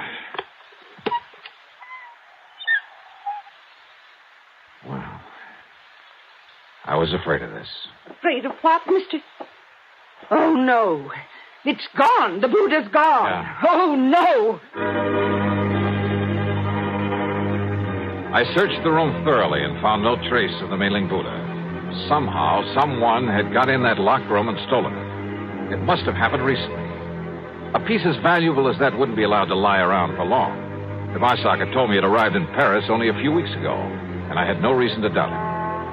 But how could anyone possibly have got in there without leaving marks in the dust that swirled about our feet every time we moved? That showed a clear imprint of every step we made. That left a mark on everything I touched. Oh, dear, Mr. Dollar, this is terrible. You're sure you have the only key to this room, Mrs. Haskell? Yes, it was entrusted to me to prevent this very thing. Oh, dear. What about the nephew, Charles Curtis? No, I'm sure he's never had one. You think he could have got hold of yours and had a copy made? No, impossible, Mr. Dollar. Oh, dear. Where is he? At school at Harvard. I think I'd better see that boy. Well, certainly you can't think that Master Charles did this. I don't know what to think yet. Tell me, you're absolutely sure you've let no one in here since Mr. Harcourt died? You can tell by the dust over everything that no one has been in here. Not for years. You're sure of that? Absolutely. Well, except for the federal tax man, of course, the appraiser for the estate. Oh? When was that? A month or so after Mr. Harcourt passed away. And yet the piece showed up in Paris only a few... I was with him, Mr. Dollar, and so was the attorney. Who is the attorney? Mr. Howard Bancroft in town. Do you have his address? His office is just off Copley Square. Uh-huh. Then I've got two people to see, Charles Curtis and Howard Bancroft. Mr. Dollar, about Master Charles. He's a good boy. Oh, yeah, I'm sure of it. You simply can't think that he... And anyhow, no one could have gotten here without leaving a trail. Mr. Dollar... Now, look, I want you to close up this room again and leave it closed. I'll be back. Please, Mr. Dollar, about Charles, listen to me. Maybe later, Mrs. Haskell. Later? Yeah, after I've talked to him.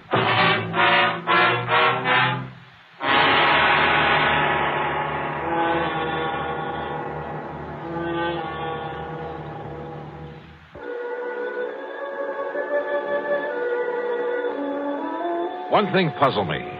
If young Charles Curtis did steal the Buddha, why did he do it? After a few months more at Harvard, he'd get it anyway. And he'd be able to sell it on the legitimate market for a lot more than it would ever bring on the Paris black market. On the way in to look him up, I stopped at the office of the lawyer, Howard Bancroft. I can't believe it, Mr. Dollar. Well, the fact remains, Mr. Bancroft, that the Buddha's not only missing from the Harcourt home, but has turned up in Paris. But the only person who had access to that room was Mrs. Haskell, in accordance with Mr. Harcourt's wishes. That room hasn't been entered for years, until today. And yet, if the Buddha has shown up only recently... I'm afraid I don't follow you, sir. Mr. Harcourt willed it to his nephew, didn't he? That's right. Charles Curtis, when he finishes school. And he willed the house to Mrs. Haskell, didn't he? Yes. And it will be little enough reward for her years of service to him. How do you mean? Mr. Harcourt paid her very little during all those years. She, and I too, quite frankly, felt she was entitled to a great deal more. You see, his really valuable things, the collection of tapestries, he willed to various museums. So I understood. They were kept in an hermetically sealed room, the library. Hermetically sealed? Practically. Didn't you notice the tremendous doors on the study and library, the sealed windows? Then how could any dust... What? About Charles Curtis, Mr. Bancroft. Admirable young man. In addition to the money his uncle always gave him, his own family is very wealthy, you know. No, I didn't know. Yes. They've given him everything he wants, and it hasn't spoiled him a bit. Even during college? He's an excellent, hard-working student. He's going to be a lawyer, Mr. Dollar, and he'll be a good one. And maybe my thinking about him has been wrong. Oh, definitely. Why, Mr. Dollar, he's planned to donate the Mei-Ling Buddha to a museum when it comes into his possession. So you see... It's just that after handling more or less straight insurance cases for so many years, I almost instinctively suspect anyone close to the problem at hand. In this case, young Charles Curtis. Even Mrs. Haskell. Maybe even you. I beg your pardon. But I guess I'd better just shake the dust out of my brain and tackle this as a plain, ordinary... Wait a minute. Dust. Eh? It's a little matter of dust that really has me stopped. It makes it impossible for that room to have been entered since... Tapestries, you said. I mentioned them. Of course. How blind can I be? Eh? Look, you better get ready for some legal action on behalf of your client, the late Mr. Darrell Harcourt. What? I'm going to play a hunch, Mr. Bancroft. Maybe it's all wrong. Maybe it's crazy. But I'm going to play it to the hilt.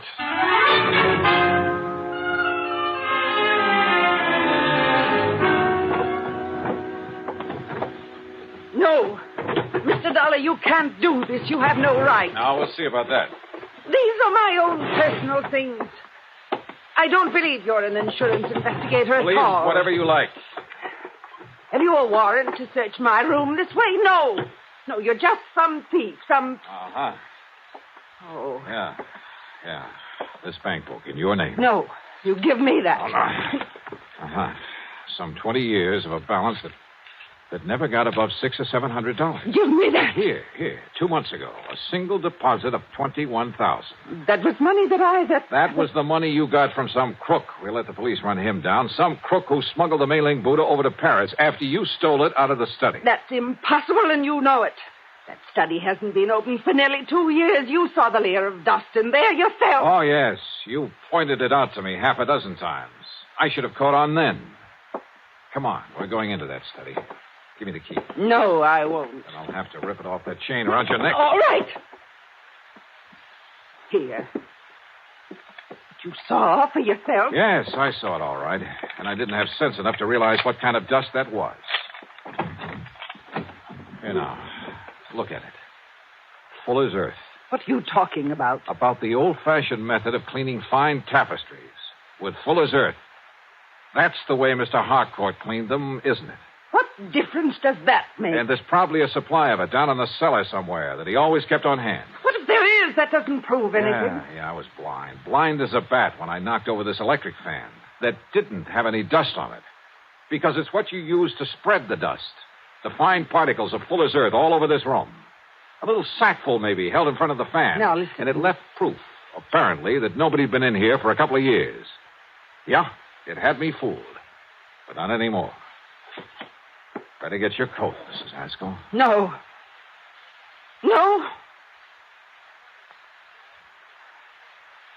Mr. Dollar, I deserved far more from Mr. Harcourt for my years of service. And of watching him squander his money on the idle tapestries. And on that nephew who had money of his own. Now I have money. Plenty, Mr. Dollar. More than I need. I'm an old woman. But you're young. Perhaps you could use some of it. Perhaps $10,000 or $12,000. You'll have to think of a better way out than that, Mrs. Haskell. Please. And you know something? I have a notion you're going to have time to think about a lot of things. Plenty of time.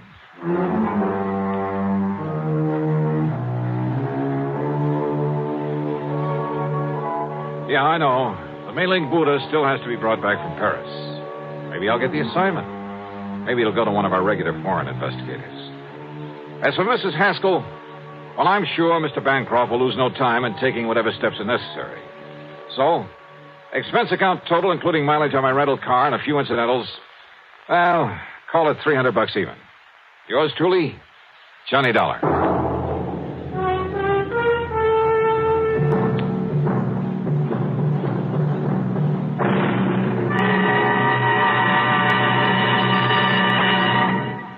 Now, here is our star to tell you about next week's story. Next week? Well, far be it from me to get up on a soapbox, but I hope you'll make a point of listening to it. It concerns a lot of money in the wrong hands, in the hands of a bunch of kids too young to meet responsibility, too young to realize that cutting loose from family before they're ready can lead to trouble. In this case, murder. Yeah, I think you'd better hear it. So join us, won't you? Yours truly, Johnny Dollar.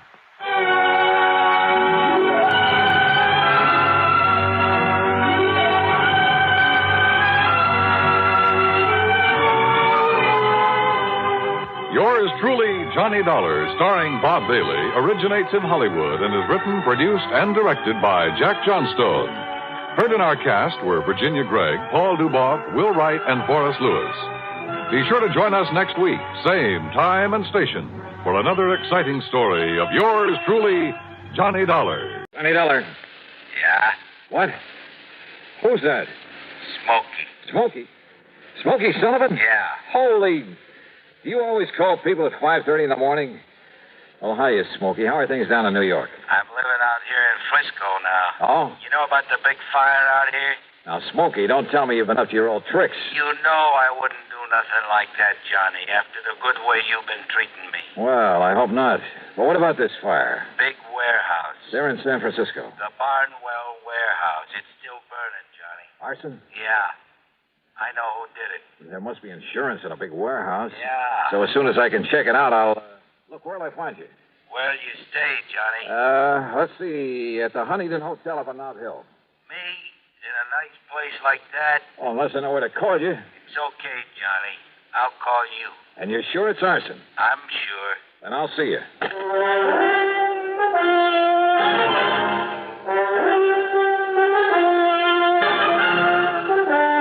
Bob Bailey in the exciting adventures of the man with the action-packed expense account. America's fabulous freelance insurance investigator. Yours truly, Johnny Dollar. A handcuffed thief makes a desperate bid to escape a frantic dope addict. Crashes through a fiberboard wall at the police station house. It's part of the daily routine in New York's 16th Police Precinct, Hell's Kitchen. In the new issue of Look magazine, you'll follow tough, dedicated cops as they track down the man who pulled the trigger, run down a burglar, subdue a drug addict. And you'll learn in Look the kind of guy it takes to make a detective, what he thinks about his job, what he thinks about the kinds of people he has to deal with. It's all here in Look's exciting picture story, Detectives at Work, an uphill fight in a tough city where the crime rate has risen almost 10% in the last year, where 40% of the nation's drug addicts fight, steal, or beg for a fix, where an entire neighborhood suddenly becomes silent when the police department tries to track the man behind the gun.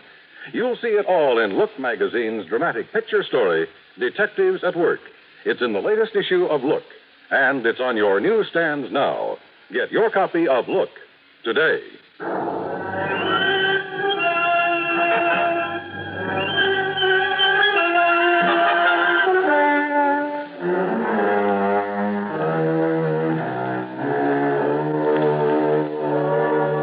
Expense account submitted by Special Investigator Johnny Dollar to the Greater Southwest Insurance Company, San Francisco office. Following is an account of expenses incurred during my investigation of the Frisco fire matter. First of all, I had to make sure my expenses to the West Coast wouldn't have to come out of my own pocket. So expense account item 1, 10 cents for a call that got Pat McCracken of Universal Adjustment Bureau out of his bed. I asked him to dig up some facts and figures for me in a hurry. Within 20 minutes, he called me back. Johnny Dollar. Well, Johnny, I've been on the phone to San Francisco ever since you called me. You were right. About the big fire. Yeah. How did you find out about it? Well, never mind that, Pat. Just keep talking. Well, it's a warehouse. It's owned and operated by Mr. Peter H. Barnwell. And he has an office at 1427 Camac Street. 1427 Camac. Got it. And the insurance?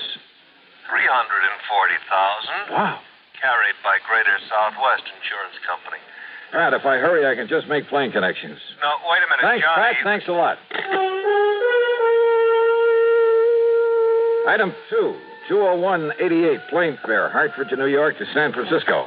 And believe me, those jet flights on American get you there in a hurry. I left New York at 8 a.m. and pulled into San Francisco before noon.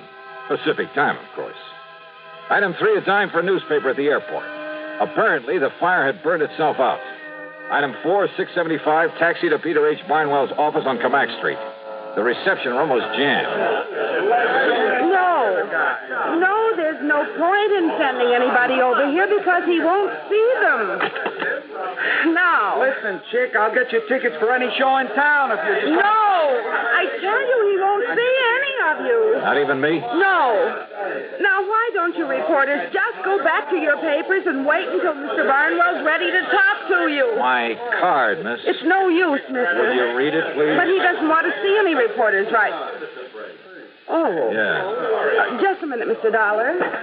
Now, how do you rate that, buddy? What paper you from? The Bingville Bugle. Huh? Yeah, that's out near Bum Spung, Oklahoma. Oh, now, look, wise guy. Look.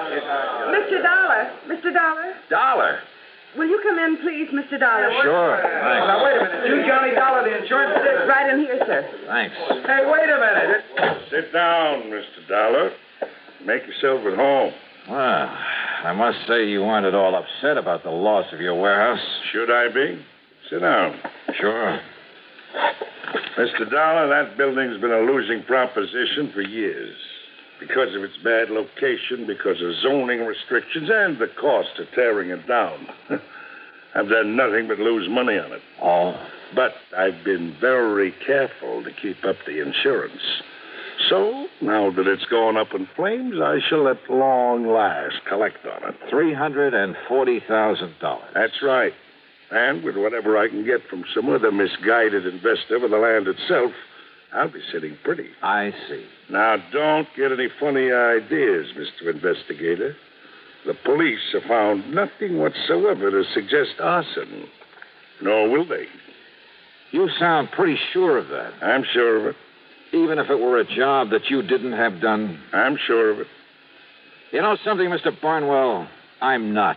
So if you can be of any help in putting through my Did you hear what I said? I heard, Mr. Dollar. Doesn't worry me a bit.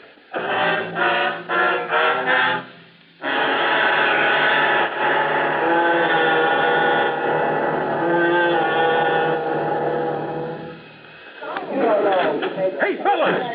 My car filter may be worth $1,000. How's that? Heard over the radio that the people who make Fram filters have a big treasure hunt on. So I checked my oil and air filter. And I'll be doggone if there wasn't a specially marked Fram air filter that might pay me $1,000. No kidding. My service station man said whatever I win, he'll win the same amount. Told me a regular filter check is important to today's cars. So important that Fram Corporation is paying $60,000 to get car owners to check their filters now. Cash money? Sure. This is Fram's silver anniversary. Last year, 10,000 secretly numbered Fram filters were distributed all over the United States and installed in cars during regular servicing. Every one of them is worth cash, some as much as $1,000. Why, one of you guys may have one in your car and not even know it. Say, what are we waiting for? Let's get those filters checked. Hurry, folks. Get in on the big Fram treasure hunt. You could win up to $1,000 in cash. Check your car filters now. And now, Act Two of yours truly, Johnny Dollar and the Frisco Fire Matter.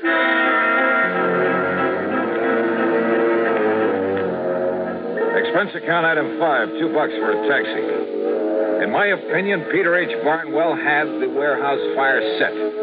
But opinions don't count in my business. You got to have proof. And I hadn't yet got together with my informant, Smoky Sullivan. Smoky, once a clever arsonist himself.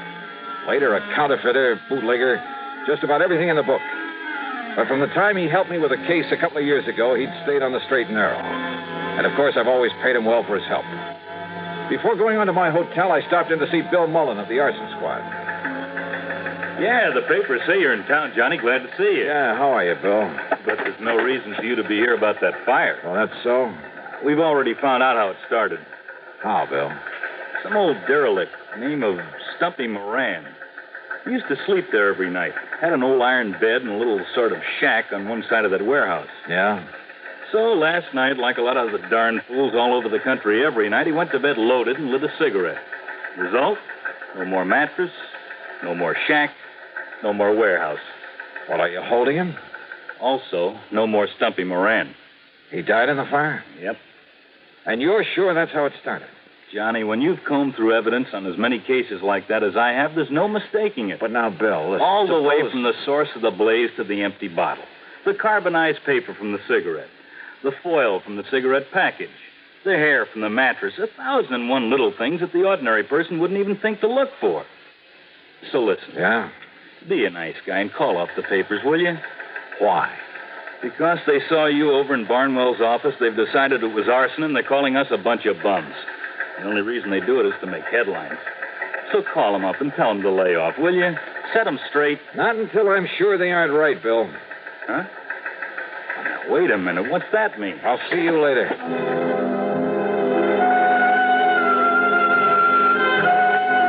Item 6, another taxi to the Hotel Huntington up on Nob Hill. I went straight to my room and sat down to wait for Smoky Sullivan to call. I didn't have to wait long.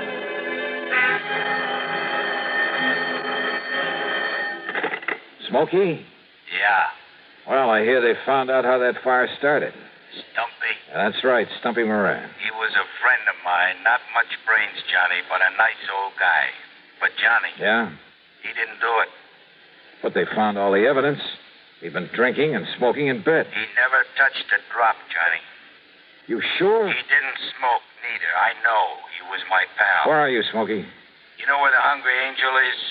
The cocktail bar over on the... That's right. Take the alley and back. I'm in the phone booth at the end of it. I'll be waiting for you. Okay. Now, listen. Yeah? Do you know who did set that fire? Yeah.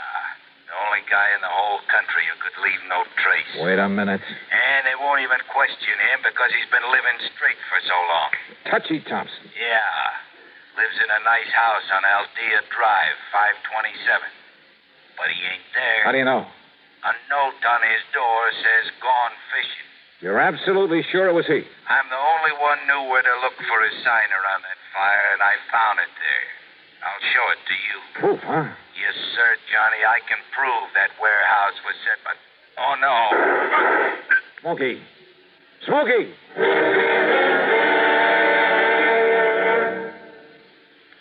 Sociable, up to date, debonair.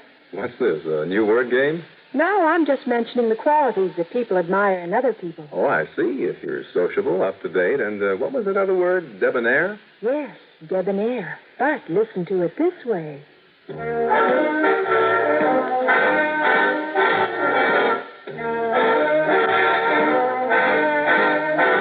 Be sociable, look smart, keep up to date with Pepsi, drink light, refreshing Pepsi, stay young and fair and debonair, be sociable, have a Pepsi. Notice how many of your friends are serving Pepsi-Cola these days. It's the up-to-date refreshment.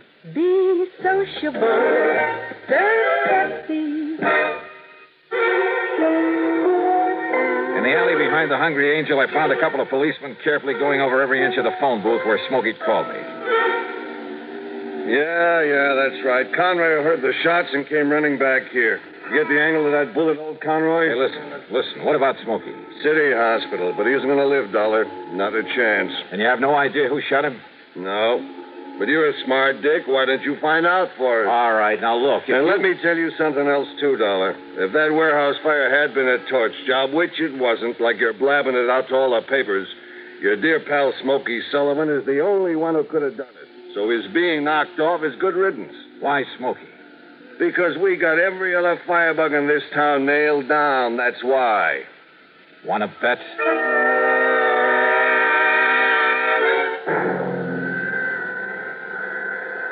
Mr. Dollar, I honestly don't understand it, considering the way one of those bullets nicked his heart. But it looks as though that man Sullivan will live. Now, the point is, Doctor, can I talk to him? Well, you can try, of course. Oh, this way, Mr. Dollar. But he was not able to give anything to the police, who just left. And listen, Doctor, do everything you can for him, will you? I'll foot the bill. Oh, very well. Right in here. Okay. You, mind if I talk to him alone? If you like. And if you can. Thanks.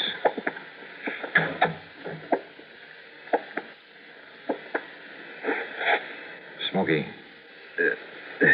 Smokey? Hi, Johnny. Oh, hi. Yeah, the doc says you're going to be okay. Yeah. Can't get rid of me. Attaboy, Smokey. I didn't talk to the cops. Just looked at them like I was dead. Good for you. Hey, Smokey, did you see who put the slugs into you? No, Johnny. But it must have been Touchy. Touchy Thompson. Same as he set that fire. Yeah. All right, now listen. You're in no shape to go over there and show me.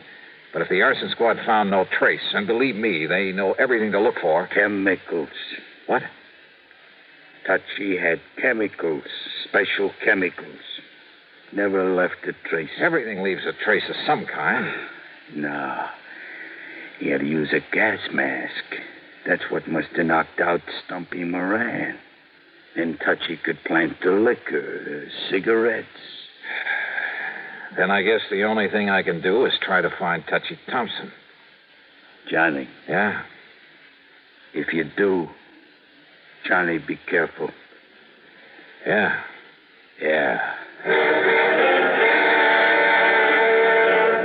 Act 4 of yours truly, Johnny Dollar, in a moment. Rambler station wagons lead all but 2 other makes in sales. Repeat, Rambler station wagons now lead all but 2 other makes. Car registration figures prove it. Never before has any station wagon scored such a sweeping success in so short a time. Why the nationwide swing to Rambler? Well, listen to this. If you want America's lowest price station wagon, Rambler has it. If you want big 6-passenger room, plus America's easiest parking, Rambler has that. Most miles per gallon? Rambler has that, too. Trade-in value? Rambler has the highest of any low-priced car. Yes, Rambler is America's top economy station wagon, but Rambler is also the compact quality car, the only car to offer personalized comfort, including front seats that glide back and forward separately, adjustable headrests, reclining seat backs, finest air conditioning at lowest cost, deep dip rust proofing. Yes, all America is discovering that Rambler station wagons are different, and Americans love that difference. So will you. Drive a Rambler station wagon now, 6 or V8 at Rambler dealers. And now, Act 4 of yours truly, Johnny Dollar.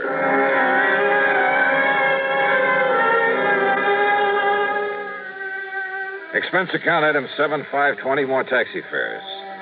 There was nobody home at Touchy Thompson's place. Only the note on the door Smokey had told me about. Gone fishing. Fishing, huh? He was probably hiding somewhere around the town, waiting for the atmosphere to clear. But how to bring him out in the open?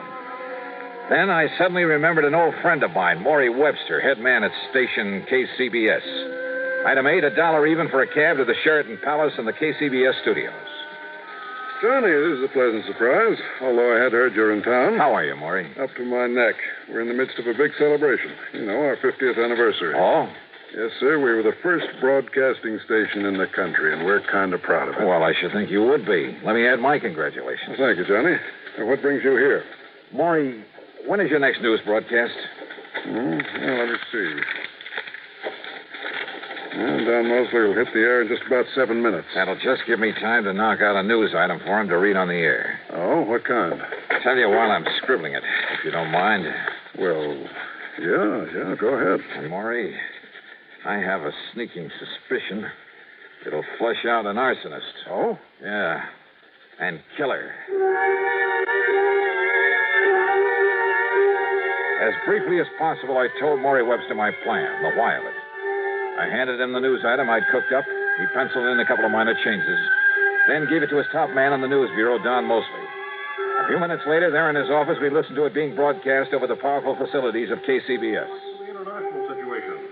On the local scene, it took insurance investigator Johnny Dollar to clear up the matter of the Barnwell warehouse fire. Here it comes. Yeah. Dollar has proved conclusively that it was set by an old hand at that business named Smoky Sullivan. His reason? To kill another man by the name of Moran, whose body was later found buried in the embers. Incidentally, Sullivan himself has just died as a result of bullet wounds, no doubt inflicted by some friend of Moran's, who sought to avenge his murder. Well, as for the holdup that occurred early this morning on the Embarcadero... Well, I hope it does the trick, Johnny. What are you going to do now? Maury, there's going to be a stakeout at the home of one John R. Thompson, formerly known as Touchy Thompson, out on Aldea Drive. Oh, then you're turning this whole thing over to the police.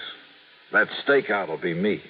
But if Thompson did set that fire and kill Moran... I still have to prove it. Well, don't you think it's a little dangerous, Johnny? Could be. Well, in just a minute. Thanks, Maury. Thanks a lot.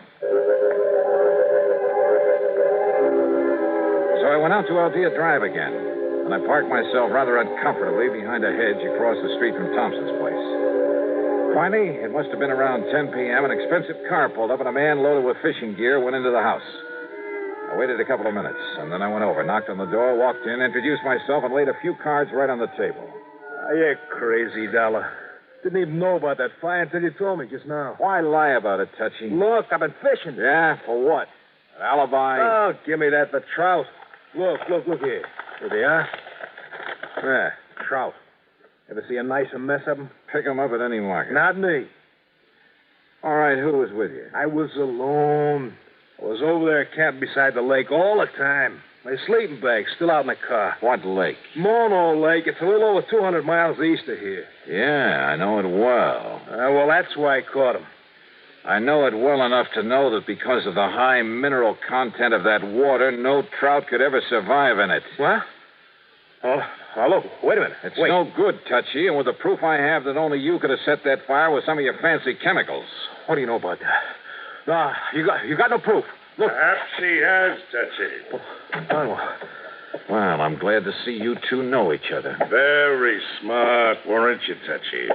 What do you mean? I mean the way you fell for that phony news broadcast and came back here. Phony? And, Dollar, thanks for setting the stage for me. Yeah? What does that mean? You came here because you suspected Touchy. You had a big argument. You both pulled your guns and killed each other. No, wait a minute. That's the only conclusion the police can possibly reach when they find your bodies lying here. Look. Nope. Don't make a single move, Dollar. Neither of you will do anything because 5 seconds from now you'll both be dead. Well, you're wrong. What? Pull that trigger, Barnwell, and it's the last thing you'll ever do. Bill. Climb in this window, boys, and take care of it. There isn't any need for violence, officer. That's right, Barnwell, there isn't. All right. You too, Tom. Well, Johnny? Now, just what under the sun ever led you to come out here, Bill? Your old friend Smokey Sullivan called me to the hospital. He was a little worried about you. You mind? Mine? You gotta be kidding.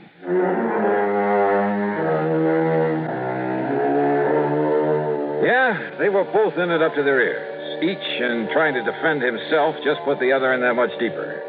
And by the time the courts get through with them, they'll be sorry they ever lived. Expense account total, including the trip back to Hartford and a good hefty gratuity for Smokey Sullivan, plus all his hospital bills, $923.91. Yours truly, Johnny Dollar.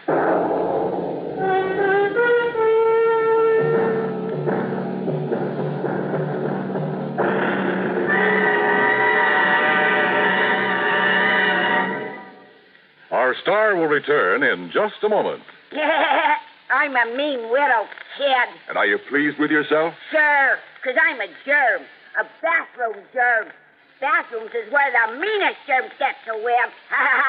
Do I have fun causing odor and spreading disease? Well, you better watch out, son, or your landlady may find out about Lysol brand disinfectant. Lysol? No, Lysol. That's what I said.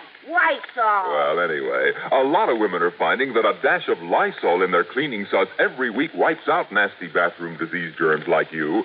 Disinfects from one cleaning to the next as no other product can. Wipes out many deadly viruses, too. Lysol makes every cleaner work better. It's the easy, modern way to get bathrooms really clean and free of odors.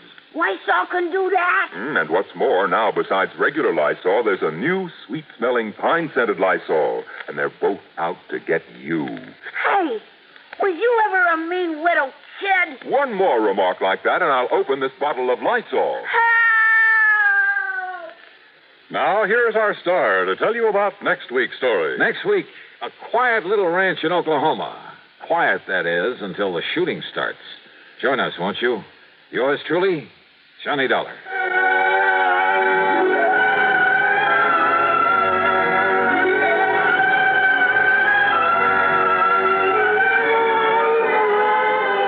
Yours truly, Johnny Dollar, starring Bob Bailey, originates in Hollywood and is written, produced, and directed by Jack Johnstone.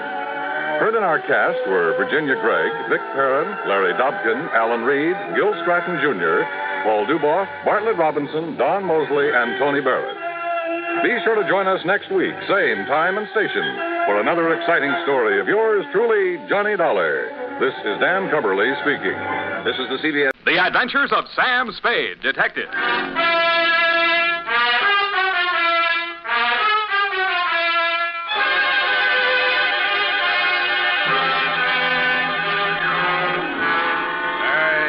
Fill it in to Detective Lieutenant Dundee, Homicide Detail, San Francisco Police, from Samuel Spade, license number 17596. Subject, the betrayal in Bumpus Hell. Red Gillis was a raw-boned poke from the border country. He was a stranger to Bumpus Hell, but he was no stranger to trouble. He jogged his Pinto down the narrow main street, not liking what he saw, and reined up in front of the sheriff's office. He dismounted and slapped the trail dust off his Levi's. Then he hitched up his gun belt and ambled inside. He looked at the heavy-shouldered, blue-jowled man behind the desk, and he didn't like what he saw.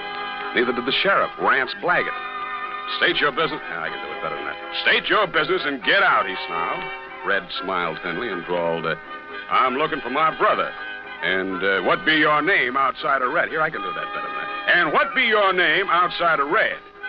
Red Gillis's hand slid toward one of the six-shooters as silently as the sun coming up over the butte. Gillis, he sneered. Red Gillis from the Tonto Rim. That's pretty good.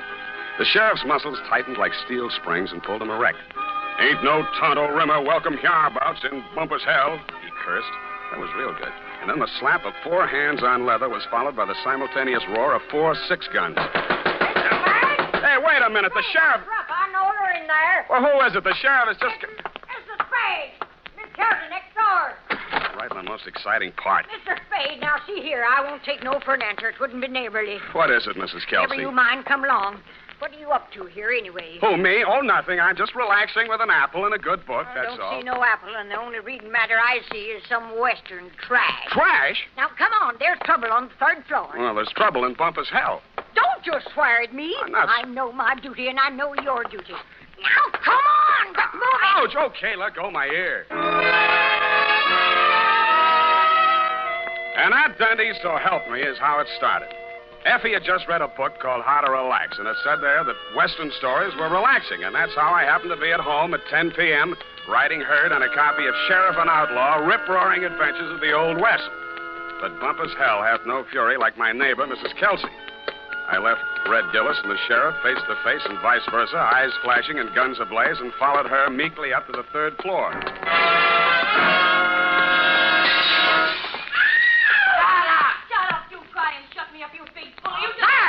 Sorry to hear that. Been at it for 3 hours they have. Won't be a stick of furniture left in the room, less than there's top. You speak to them? Did I speak to them? You see this lump? No, here, under my transformation. Oh, well, why didn't you call a cop? Well, it wouldn't be neighborly. It's me that did. You see this lump? Yeah, you showed it to me. Put your wig back on. I'll see what I can do. And tell them about my lump. It's evident. Yeah, put it back.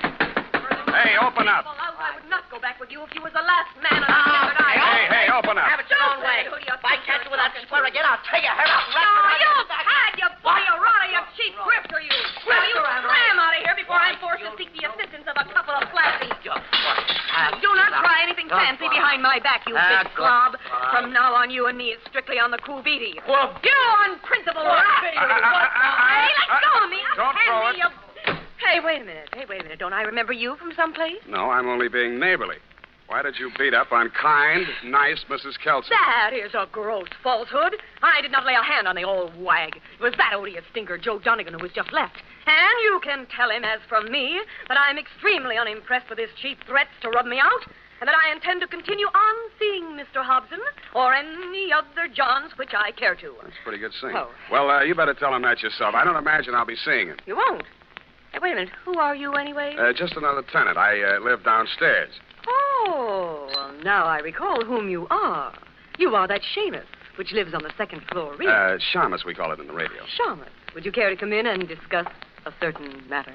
Well, thanks. Another time. I got to get back to Bumpus Hell. Whoever she is, let her cool her heels for a few moments. No, you don't understand. Bumpus This is Hell. an urgent matter which I would like to hash over right now and without further delay. Well, May I invite you in for a straight slug?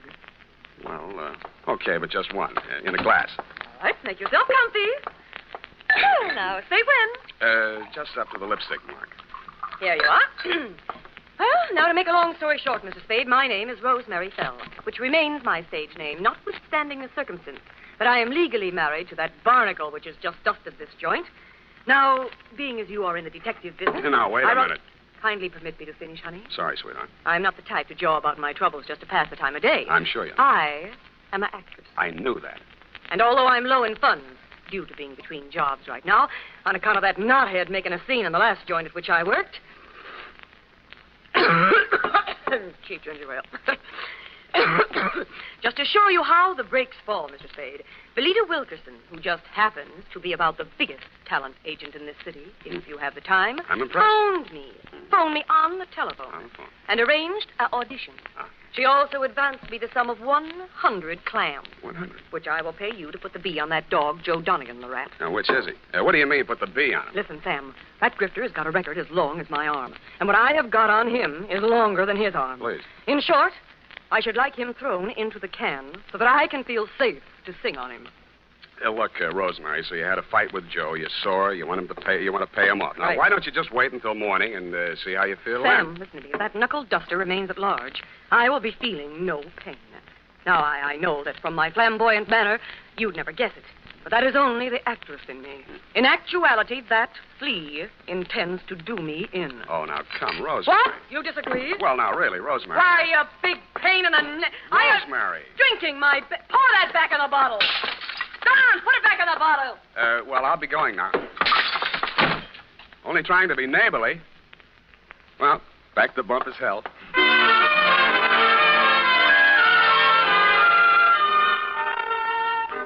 Rance Blaggett, the smoking Colt still gripped in his hairy fists, suddenly pitched forward like a fallen Joshua tree at Red Gillis's feet. Red leaned over with a thin smile playing at the corners of his mouth, not liking what he saw, and lifted the badge off of Blaggett's cowhide vest and pinned it on his own. Bumpus Hell had a new sheriff. Hey. Then I heard it. It sounded like a man sneaking up a fire escape. I went over to the window, raised it, and looked up. I didn't like what I saw. An overcoated figure reached the third-floor landing and stood silhouetted against the lighted window of Rosemary's apartment. He was about the height and weight of that rat, Joe Donegan. By the time I'd rolled out the window onto the fire escape, his right hand had come out of his coat pocket. Donegan! Donegan, watch it!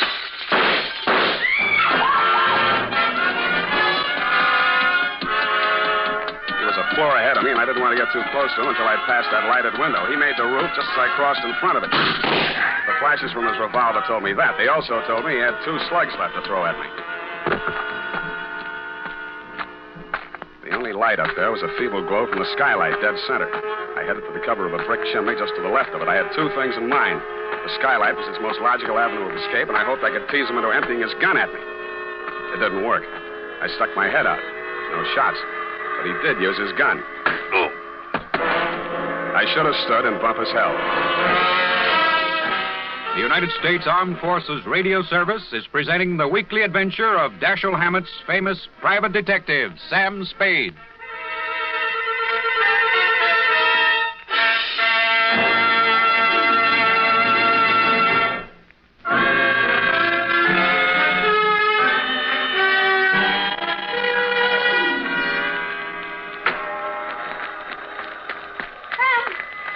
What did that rat do to you, the dog? Sam, speak to me.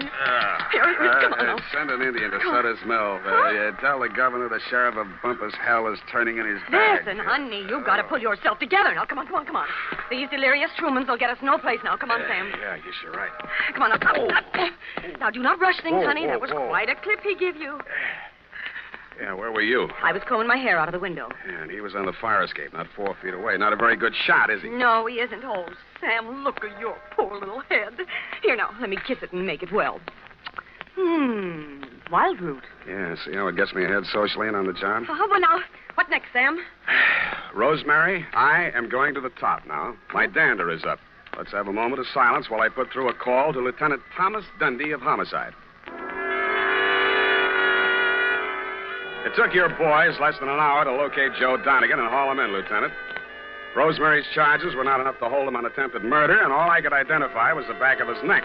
But you were good enough to bag him anyway, so Rosemary and I could relax. I went downstairs to bed and started Chapter 4. Aha. Red Gillis didn't trust Curly Mallard, the foreman of the Crooked S. Aha.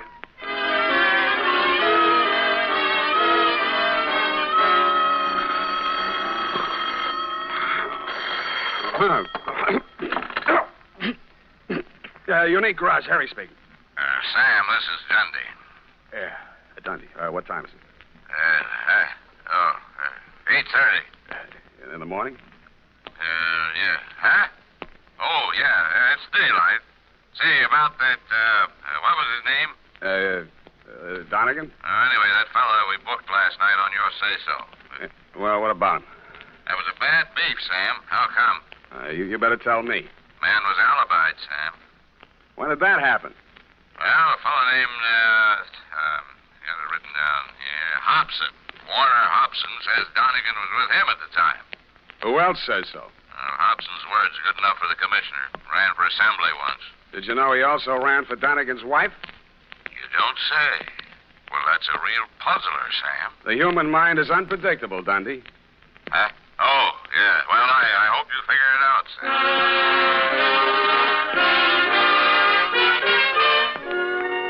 While I was shaving, I thought and thought. I wondered what Red Gillis would have done if such a situation had cropped up in Bumpus Hell. A thin smile began to play around the corners of my mouth as I climbed the stairs to Rosemary's apartment. When I got there, I didn't like what I saw. It was a note pinned to the door. It said, "Dear Sam, I have been called to do another audition. If anything crops up, you can reach me at Greystone 34292.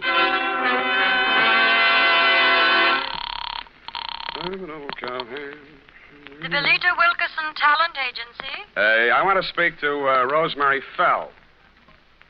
Hello? Yes, I'm still on the line. Who's calling, please? Sam Spade. I'm sorry, Mr. Spade. Miss Fell can't come to the phone. Who's in charge there? This is Miss Wilkerson speaking.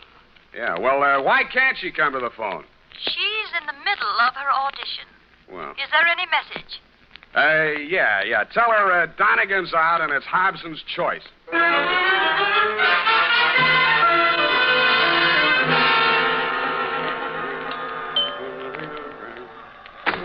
Yes? Mr. Hobson? Yes? My name is Spade. Oh, yes, Mr. Spade. Come in. Why did you phony up that alibi for Rosemary's husband, Mr. Hobson? Huh? Oh, because I knew he's not the man who fired those shots at her. Were you there? Yes, as a matter of fact, I was. Would you like to hear about it? I would. Well, first, I'd better tell you a little about myself. Now, for the past year, I've been interested in politics. If I do say so myself. Yes, I know. You ran for assembly. Come to the point. Well, in a way, this is the point. My wife's a professional woman, and her own career keeps her busy a good deal of the time. Well, like the movie magazines say, a clash of careers and so on. That's how I happened to take up with Rosemary. I didn't know she was married, and of course, when I found out, I dropped her like a hot potato. Potato. And then she started blackmailing me.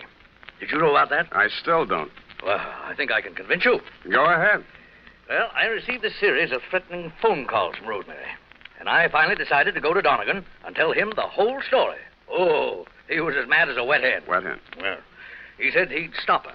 And I believed he was the right man to do it. Well, last night he phoned me. He said he'd had a little caucus meeting with her and assured me I'd had no more trouble. But no sooner had I hung up that phone when she called again, making another outrageous demand. I decided then and there to take things into my own hands. So happens I'm a crack shot. And I knew that I could come close enough to frighten her without actually hurting her. You were laboring under a false impression. Huh? Oh, yes. Well, you believe me now? Up to a point. Well, I'm afraid that's all I have for you, Mr. Spade. Well, I have something for you. What's that? Look up here. You see this bruise on my head? Oh. Well, all in the game, you know. Touché. Now, hold it. I only... Lie still. I'll get it. Yeah? This is Rosemary again. Listen, now, I want to talk... Listen to me, you cheap ward healer. If you don't have that dough for me tonight, I will have no other recourse but to smear your fat puss all over the front pages. Yeah, look, Rosemary... And I am just the individual to do that. You may think you are a wolf in sheep's clothing, but in my opinion, you are nothing but a worm. Yeah, well, look... Goodbye, you rat. And rat. Hey, Rosemary. Hello. Nuts. Oh, wait a minute, Spade. Well, what did she say? You're going to read it in my report, along with a bill for my services.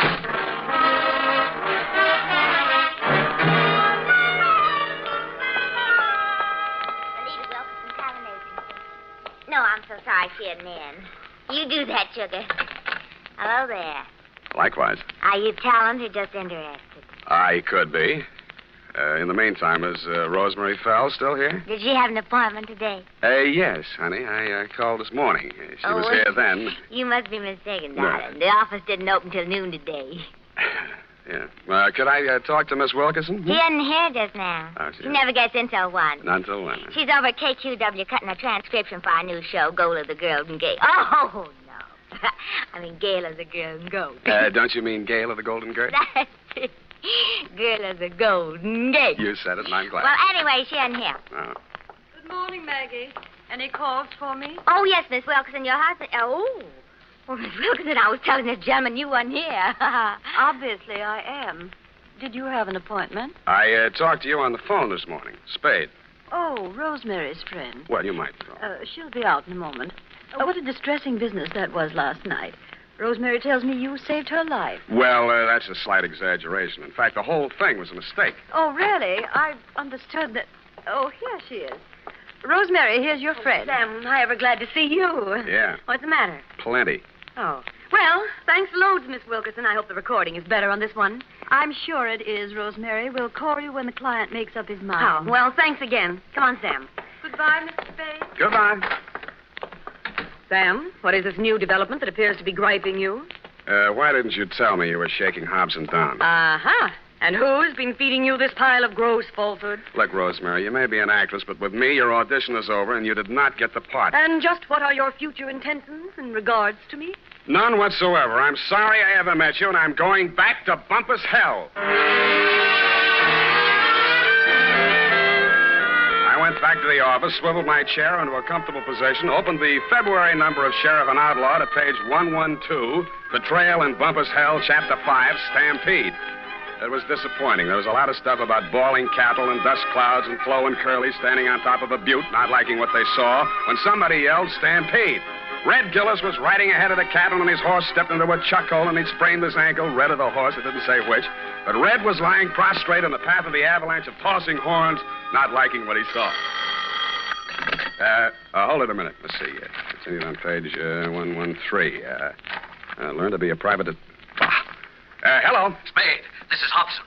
Come out here right away. Something terrible has happened. Such as? Rosemary is here, and I think she's dead.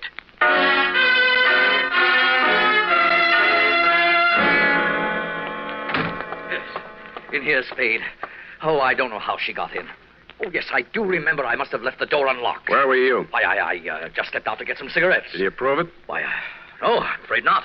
I got halfway and found I didn't have any money and came back. You came back, walked through this room, went in the bedroom, and didn't see the body until you started back? Well, yes, the lights were off. I stumbled over it. This is the gun? Yes. She did it with my own gun. Oh, I never dreamed her love for me would drive her to self-destruction. Of course, now it's clear what really lay behind her poor, clumsy effort to blackmail me. It was a desperate move to get me back. Oh, I'll never forgive myself for driving that poor girl to this. Don't worry about that, Hobson. This isn't suicide. Murder? Oh, great heavens. What will Belita say? Belita? Yes, my wife. Belita Wilkerson? Professional name, you know. I was explaining to you before that... Oh, that's my wife now. What in the world will I tell her? Never mind, I'll get it. Hello? This is Rosemary for the last time. And Who? I'm just calling to tell you that you have stalled around too long. I have talked to your wife and told her the whole sordid pitch. Why she wants you back, I will never know. But I sold you cheap, and you weren't worth a cent more. I am a girl who does not like to do things halfway, but you were just too late. Goodbye, you fathead. Yeah, Rosemary, I guess we were all too late.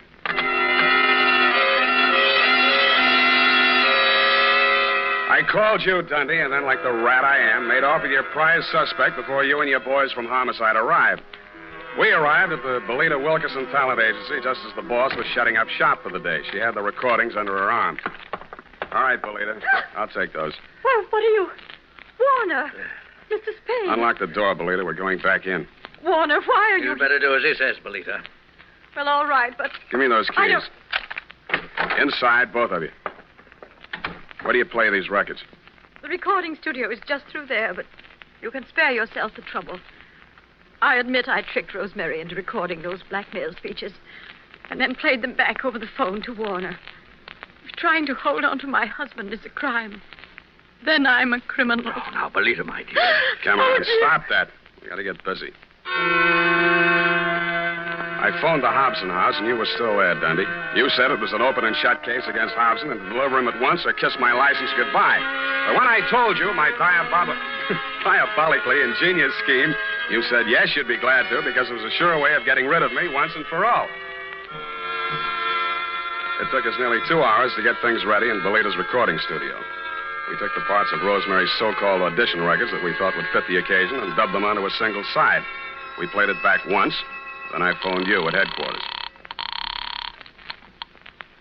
Homicide. Lieutenant Dundee. Spade, Dundee. Everything's ready here. Did you pick up Donegan? Oh, yeah. He's here. Donegan? Hold on. Okay, Belita. Start the record when I give you the nod. Yes, Mr. Spade. I didn't say it, Donegan. That's for you. Nice.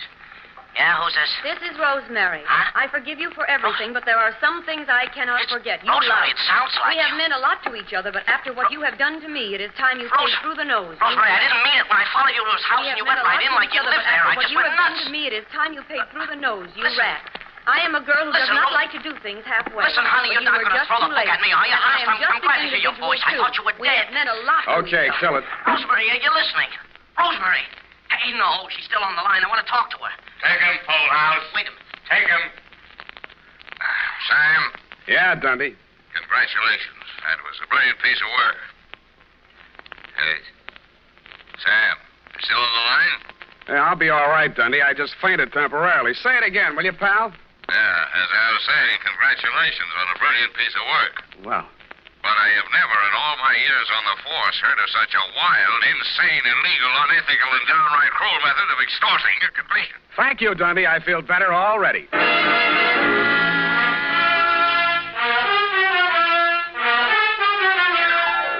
Period. End of report. But Sam, what happened? Effie, I thought I had made that abundantly clear. No. In order to discredit her husband's paramour, Belita gave her a come-on about an audition and had her play the part of a blackmailer reading lines from a script which she, Belita, had prepared, and thereupon proceeded to play said records over the telephone, well knowing that her husband would erroneously believe Rosemary to be a blackmailer in fact, and would drop her like a hot spud. No, Sam, no, I don't mean Don't that. interrupt. Oh. It was my inspiration, I, Sam Spade, to use Belita's fiendish device for a higher purpose. No, Sam, no, Yes. that is what I'm... No, Sam, I meant the Western story. Betrayal in Bumpus Creek. It is not Crick, Effie. You can't say H over the radio, Sam. Oh, yes, you can. Bumpus Hell is the post office designation of a hamlet right here in California. It is? Mm-hmm. Well, anyway, what happened? Did Red Gillis ever find his brother? I didn't quite finish, Ev. Go type that up, and I shall.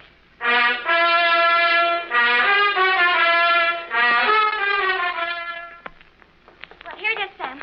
Oh, Sam, what's the matter? You don't look at all well. Can't be. It didn't happen. It's a misprint. That's what it is. What, Sam? What? Maybe the writer was tired. Oh, Sam, it's only a story. That's what you think. Well, did Red Gillis find his brother? I won't tell. Oh, now, Sam, now, don't be childish. Oh, well, all right. Remember the sheriff he shot on page 1? What? Yeah, it turned out to be the new schoolmarm. Oh, how ornery. A woman, huh? Nice, Sam. Get off. Good night, sweetheart. This is the United States Armed Forces Radio Service, the voice of information and education.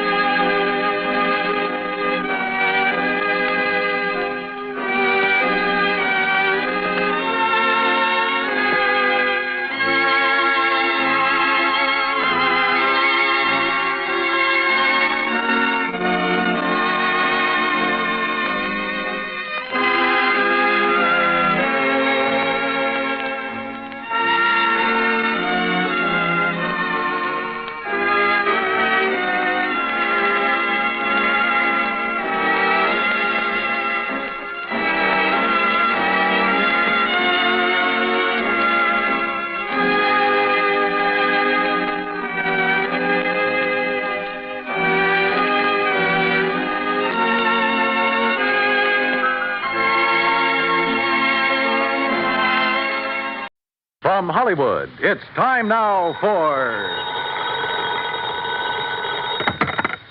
Johnny Dollar. George Reed here, Johnny. Uh-oh. What fantastic character is Floyd's of England insured this time? Now, what is that supposed to mean? More singing mice, wayward cats, and how about the counterfeit money problem? Johnny. No, let me guess. John, if you'll just listen to I me. got it. You're in trouble because you've done a switch. You've insured somebody against living instead of the other way around, that it? Of course not. Though I must admit we do have one policy of that sort in effect. There, I knew it. However, that is not the one I called you about. Okay, George, what is? We've issued a policy. Well, I guess it is a little unusual at that. I fear the worst, but go on. Well, it's on a small brewery over near... Brewery? You mean a beer factory? That's right. It's over near the town of Tamaqua, Pennsylvania. Oh, yeah, I know that country pretty well. Good. We've insured the Dortmund Brewery against possible damage from a nearby construction project. Well, you said unusual. What's so unusual about that? Perhaps you'd better come over here and let me tell you. Yeah. When you say it that way, I guess I'd better.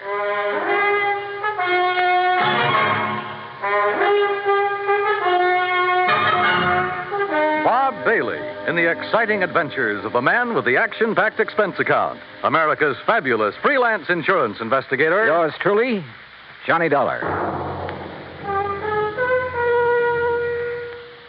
And now, Act One of yours truly, Johnny Dollar.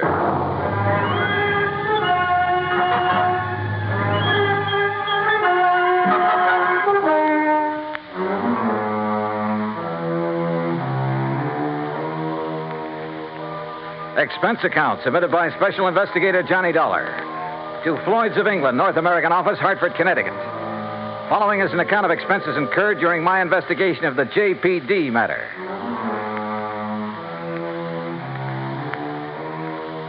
Expense account item 1, $1.10, taxi from my apartment to George Reed's office, where he promptly dragged me over to a large map tacked to one of the walls. Here it is, Johnny, between the towns of Tamaqua and Trackville, Pennsylvania. On a little river that's called Pinxatawney Creek. Old Indian name, I believe. Uh-huh. The Dortmund Brewery is just about here. Yeah.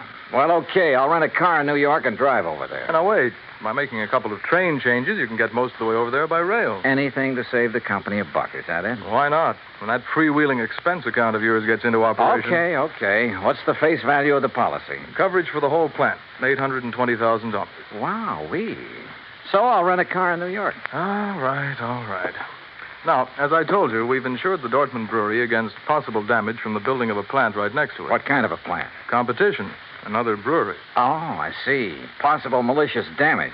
Is that what they're thinking of? That's what JP seems to be worried about. JP? JP Dortmund. Owner, manager, president, brewmeister, and anything else you can think of. Has anything happened yet? No, but I want you to go there and be sure that nothing does. Is this JP my contact? Yes. Okay, George, I'm on my way.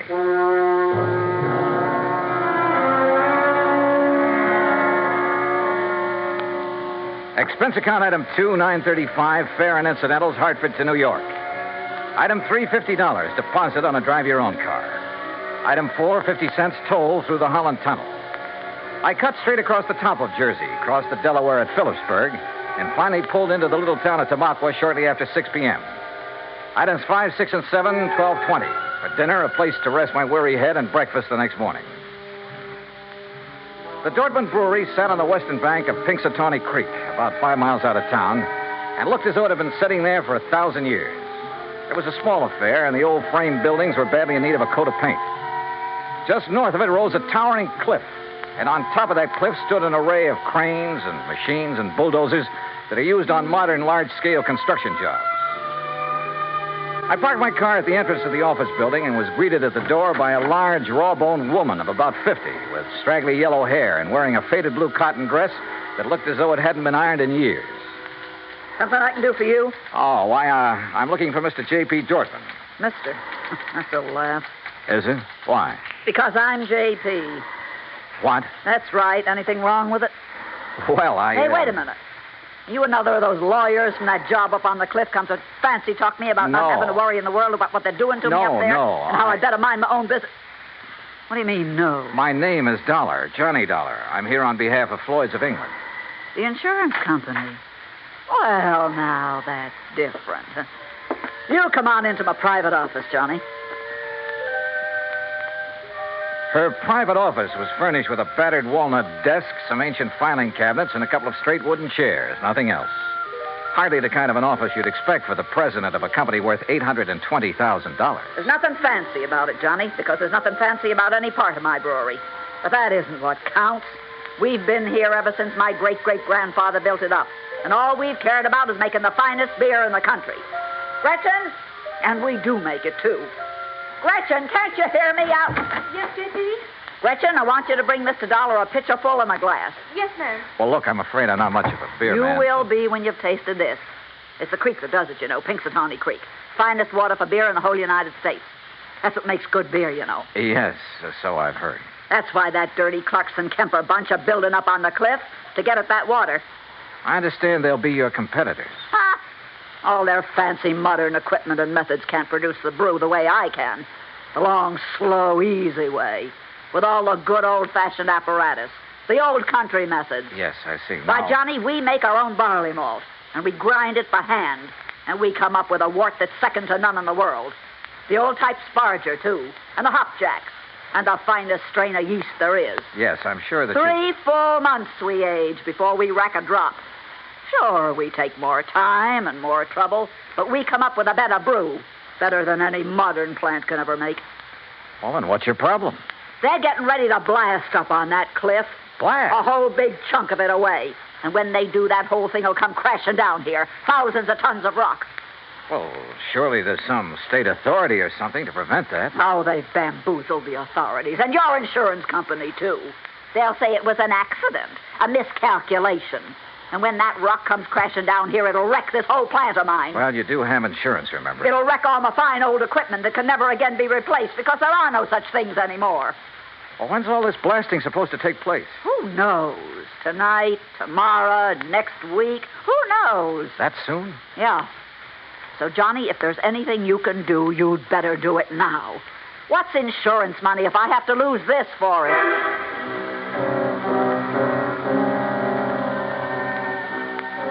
Who knows? Maybe she was right suspecting her rivals might try a stunt like that to put her out of business. But it all seemed a little too far-fetched. And yet, when I think of some of the unscrupulous things that have been done to put down competition, maybe she was justified in suspecting this Carlson Kemper crowd of...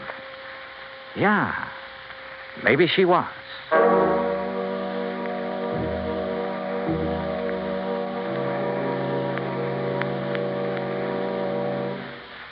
Act two of yours truly, Johnny Dollar, in a moment. Our flag now numbers 50 stars, and behind each star there stands yet another flag representing one of the 50 states. Massachusetts state flag, bearing a green pine tree, is the descendant of the famous Liberty Tree flag that came out of Boston to serve all the original 13 colonies. It was under the Liberty Tree flag that the Sons of Liberty met and planned the Boston Tea Party, that our floating batteries on the Delaware River defended Philadelphia, and on the Charles River defied Howe's cannons. Beneath the tree is inscribed the state motto, Ensu petit placidum sub libertate quietum. By the sword we seek peace, but peace only under liberty. These words were originally written by the famous English patriot Algernon Sidney about 1659. This was a message intended for King George III. Unhappily, it went unheeded. Massachusetts state flag, the flag of the sixth state to enter the Union, was adopted on March 18, 1904. And now, Act two of yours truly, Johnny Dollar, and the JPD matter. If J.P. Dorfman was right, if there was the least possibility she was right in her suspicion that Carlson Kemper would blast thousands of tons of rock down on a little plant in order to put her out of business, well, there was only one thing to do. I got back into my car and drove by a roundabout way up to the top of the cliff overlooking the Dorfman Brewery. There in the middle of the vast array of heavy construction equipment, giant cranes, trucks, huge cement mixers, and so on, I found the main construction shack. And by a stroke of luck, one of the partners in the proposed new brewery, Mr. James Carlson. That crazy old lady's being absurd, Mr. Dollar. If you really want the truth, well, I think she'd welcome our smashing that antiquated brewery of hers out of existence. Is that what you plan to do, Mr. Carlson? Can you be serious? By blasting a few tons of rock off the face of the cliff into the river? Or a few thousand tons? Or a few thousand tons. Won't do that place of hers a bit of harm. You're sure? Of course I'm sure. Only thing I'm not sure of is why she stays in business.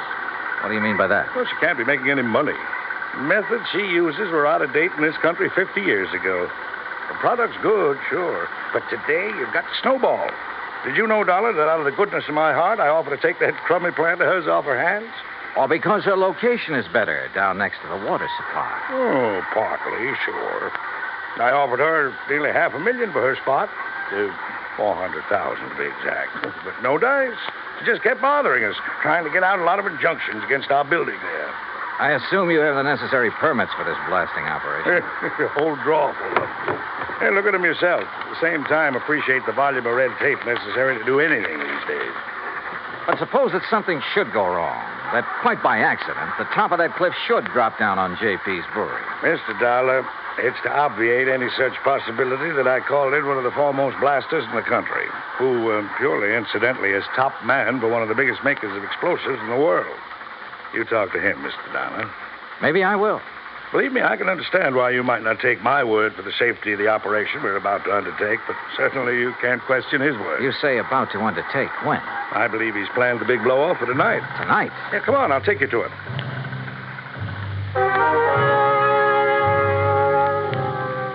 We found this expert, Mr. Sidney Crutchfield, in a small, tidy shack set out near the edge of the cliff, working over a series of complicated diagrams with a busy slide rule in his hand. And I must confess, he turned out to be one of the most interesting men I've ever met. Tall, slim, and gray-haired, he had a quiet, easy, yet confident manner that completely belied his hazardous occupation. This was the man who had done the dynamiting for some of the biggest jobs in this country, had moved mountains and rivers in the construction of huge dams, had blasted the way for some of our vast highway networks. As you can see by the dates on these sheets, I finished planning this blast over 2 weeks ago. But I find that constant checking and rechecking never does any harm. Mr. Carlson tells me you plan to set off this blast tonight. Yes. Actually, I shall push the plunger at exactly 2 o'clock tomorrow morning. If Mr. Carlson is ready. Don't you worry about it, Mr. Crutchfield. We're moving the equipment and the shacks away right now. Excellent. And at the time of the blast, no one is to be here but me. That's what your contract says. And that's the way it must be. For safety, Mr. Crutchfield? Well, call it a fetish of mine. Uh-huh. And there'll be no damage to the brewery plant down below? I'll stake my reputation on it. Come, Mr. Dollar. If you like, I'll show you how I've made the sets for this blast. We spent the rest of the day inspecting every tunnel, shaft, and drill hole into which the explosives had been packed and fused. And the artistry of this man was evident from the word go. By 6 p.m., all the machines and shacks and equipment had been moved back from the edge of the cliff that was to be blown off. The place was deserted, except for Mr. Crutchfield and me. And now, you must get into your car and leave, Mr. Dollar. But if there's no danger... Please. I prefer it this way. Surely you're not still concerned about the blast? To be honest about it, no. Not one bit. And I wasn't at the moment. Yeah, this amazing man simply couldn't do anything wrong. I would have staked my life on it. But by the time I'd driven the long, curving road to the Dortmund Brewery below, had found the place not only deserted, but completely shut down, a funny little hunch began to grow in the back of my head. Even the office building was dark as far as I could see. With the help of a business card, I slipped the lock on the front door. And then I saw the thin streak of light under the door of JP's private office. I thought I heard something in there. The office was a shambles. Account books and papers scattered all over the place. A couple of cartons. The drawers of the crusty old files were open and, for the most part, empty. Somebody had been hastily packing and removing all the important papers. But why? I'm sorry, Johnny. Oh, what? Sorry. Oh! And you seemed like such a nice boy.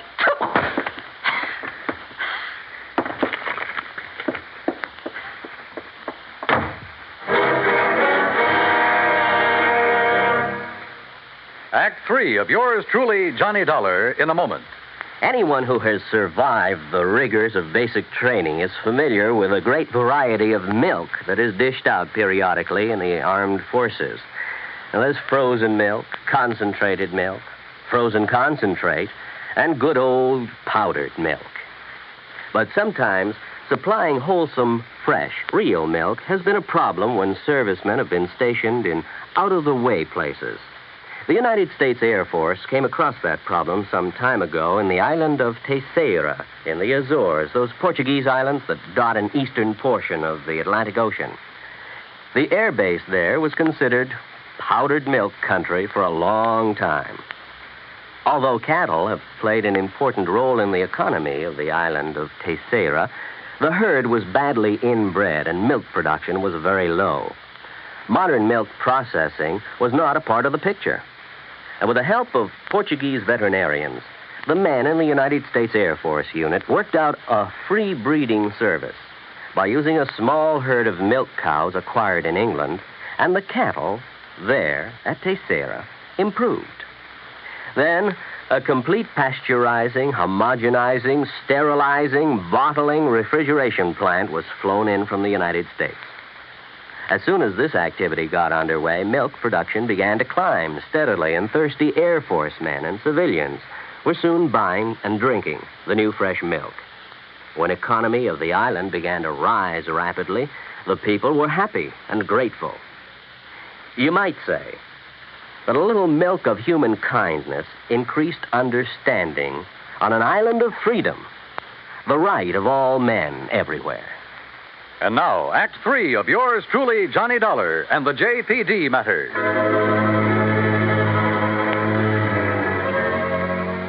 When I came to in the office of the Dortmund Brewery, my head felt as though it had been split wide open. The sash weight that had been used on it lay beside me. But why had J.P. struck me down from behind the door where she'd been waiting for me? And why before that had she been hastily packing a lot of business papers, bills, and so on to take away? A couple of them still lay under me where I'd fallen. It was several minutes before I found strength enough to roll over and try to push myself to my feet. As I did so, I saw two things. One was a bill she'd overlooked in her haste to get away. A bill from Frank Line Powder Company addressed to her personally.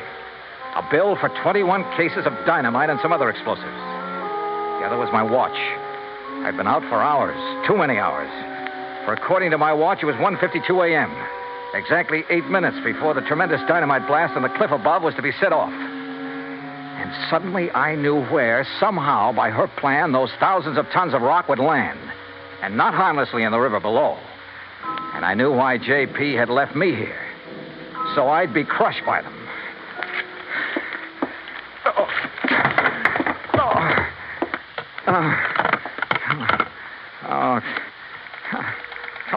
Come on. Oh, please, come on. Hello. Oh, please, hello. Operator, this is emergency. Yes, sir. Hey, look now, I'm calling from Dortmund Brewery. It's between... Yes, I know where it is, sir. There's a big construction. Carlson Kemper, that's the name. Well, sir, Up on the cliff above this sir, brewery here. I'm sorry, but those lines were disconnected late this afternoon. What? But look, surely there's some way to... Operator. I'm sorry, sir, but there's no way to ring them. Oh, no. Oh, I've got to get out. I've just got to get out of here. Somehow I got to get out there and get the thing. Oh, no. Oh, please. I got to get in. I got to get in.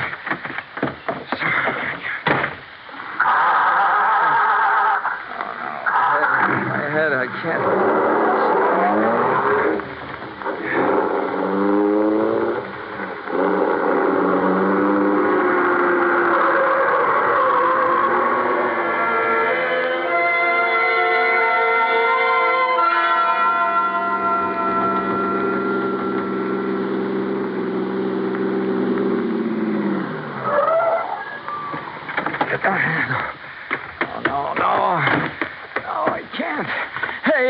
Hey, stop!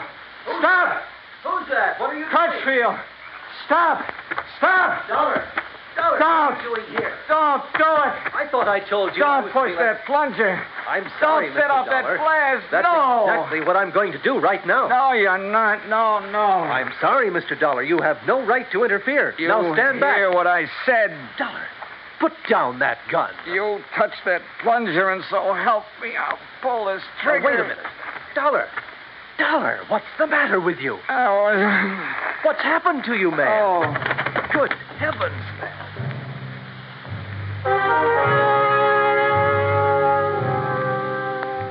I guess it was just luck that I was still hanging on to that bill for the dynamite that I'd found. I guess it was luck that made Crutchfield grab it when he tried to keep me from falling. Made him look at it carefully by the light of his flashlight. But it was his good sense that kept him from going ahead and setting off that charge. When daylight came, he found the spot on the face of the cliff where J.P. had another charge planted. It was set to go off by concussion from the blast that Crutchfield had set. It would have diverted the rock from Crutchfield's blast to smack dab on top of her little beer factory. Nobody would ever have known who'd really done it. And J.P. would have collected $820,000 insurance for it. Incidentally, when the police caught up with her, which wasn't hard, they also found the book she'd taken from her office. Yeah, J.P. Dortmund was broke. Stony. Expense account total, including a handful of doctor bills for my aching head and all the incidentals I could think of, $204.80. Yours truly, Johnny Dollar.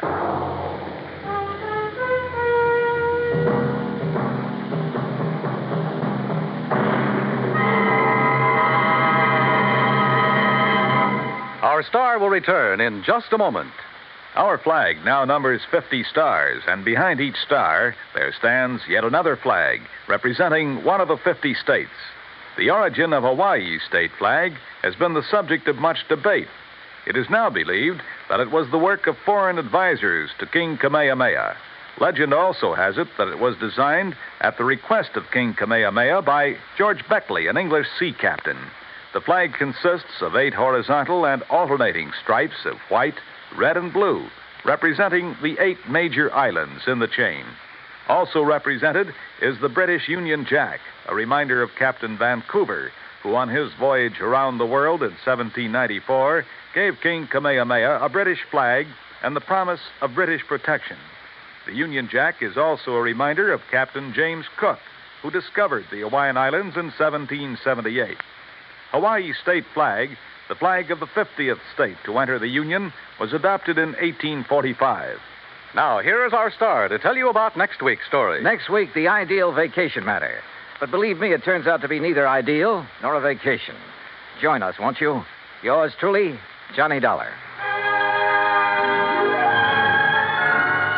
Yours truly, Johnny Dollar, starring Bob Bailey, originates in Hollywood. It is produced and directed by Jack Johnstone, who also wrote tonight's story. Heard in our cast were Eleanor Audley, Gene Bates, G. Stanley Jones, Alan Reed, and Austin Green. Be sure to join us next week, same time and station, for another exciting story of yours truly, Johnny Dollar. This is Dan Cumberly speaking.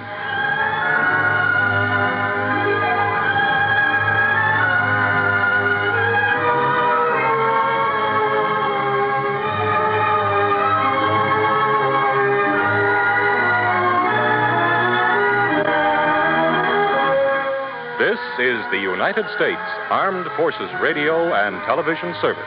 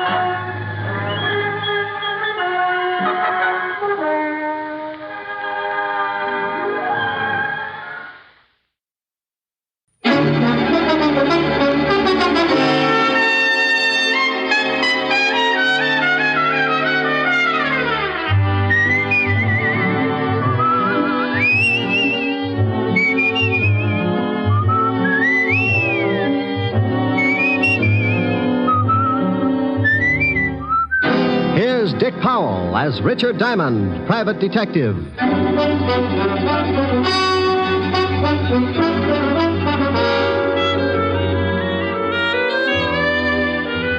Hello there, this is Diamond. About the most strenuous effort I might give out during a working year is maybe chasing some thug up the escalator at Bloomingdale's department store. But last week I really outdid myself. The all-stars of the police force challenged the private detectives to a baseball game for the benefit of the vice squad. And I wound up stiffer than a pair of starched overalls. Because the private detectives are quick to take advantage of the slightest opportunity, by the 8th inning, we realized the need for some immediate strategy. The score at that point was 6-4, the cops leading. So I got a hold of a little blonde I knew and had her walk across the infield in a sweater. The idea was to disturb the opposing team and take their minds off the game. It would have worked, but it seemed that since I had last seen my little blonde friend, she'd become quite a favorite with the police force, so they just waved hello and went about their business. My drooling colleagues, however, had not come in contact with said hunk of fluff, and before the game was over, 3 of them had picked up the bat boy and tried to bunt with him. You may have read where the police force finally beat us. Close game, 37-4. But I want to say right here and now, they never could have done it without that sweater. And oh, yeah, I got mixed up in a little honest murder the next day. It all started in the back booth of a middle-class nightclub. A couple of people were busy trying to think up the fastest way to make a homicide billiard. Oh, that's the three-cushion variety. Killing to frame up to the electric chair. Leon, are you sure this will work? You want to get rid of that old man of yours, don't you? You know I do. Well, I got a wife that I want to dump, too. This letter from her is going to fix it so we both end up very unmarried. Are you sure they'll blame it on Martin? Sure, I'm sure. When they find him with this letter and his own gun and the dead body of my dear little wife, they'll slap him in the chair so fast he won't know what happened. Who's going to find him with the body? That's your job, baby. I'll get the letter to your husband, and you swipe his gun and get it to me. And you go get yourself a private detective and tell the shamus that you suspect your husband of running around with another girl. You and the shamus tail your husband. I'll have it timed so you catch him with the goods right after the killing. Well, all right. I hope it works. It will if you want it to, baby. I want it to. Because I want you. Yeah. Yeah, and all that nice money your husband's going to leave you. Leon. Come here, June. Yeah.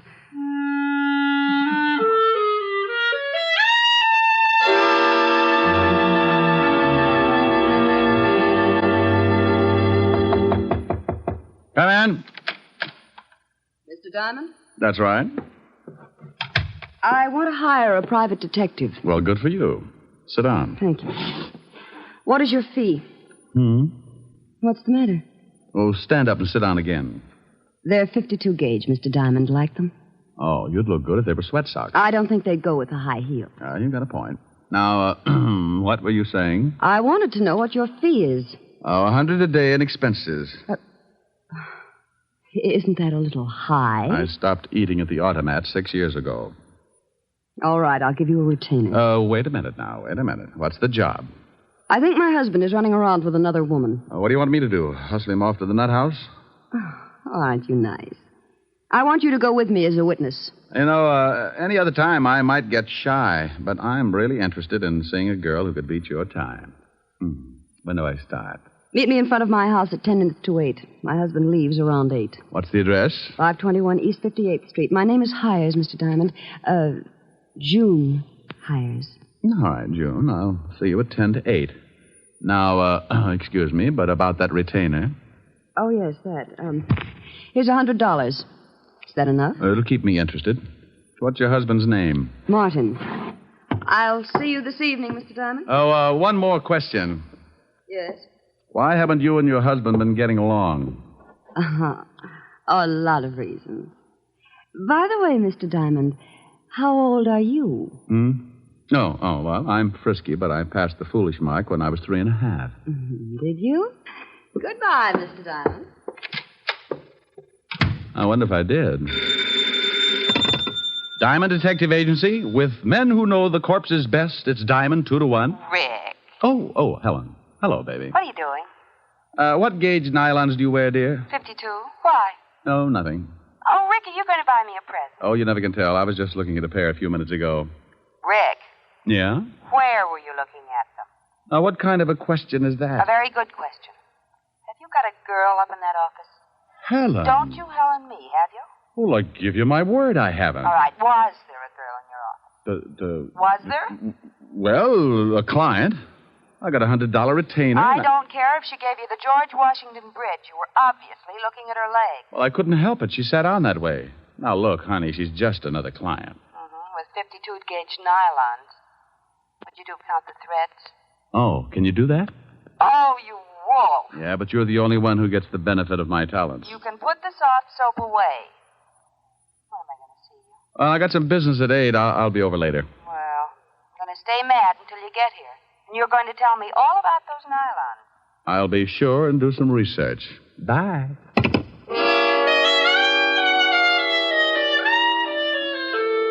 Well, there you are. You sit around and wait for a meal ticket to come in, and just because it happens to be fitted with curves, your best girl digs up the green-eyed monster. I don't know why gals get sore at a guy just because they catch him panting a little. After all, it's hot in New York.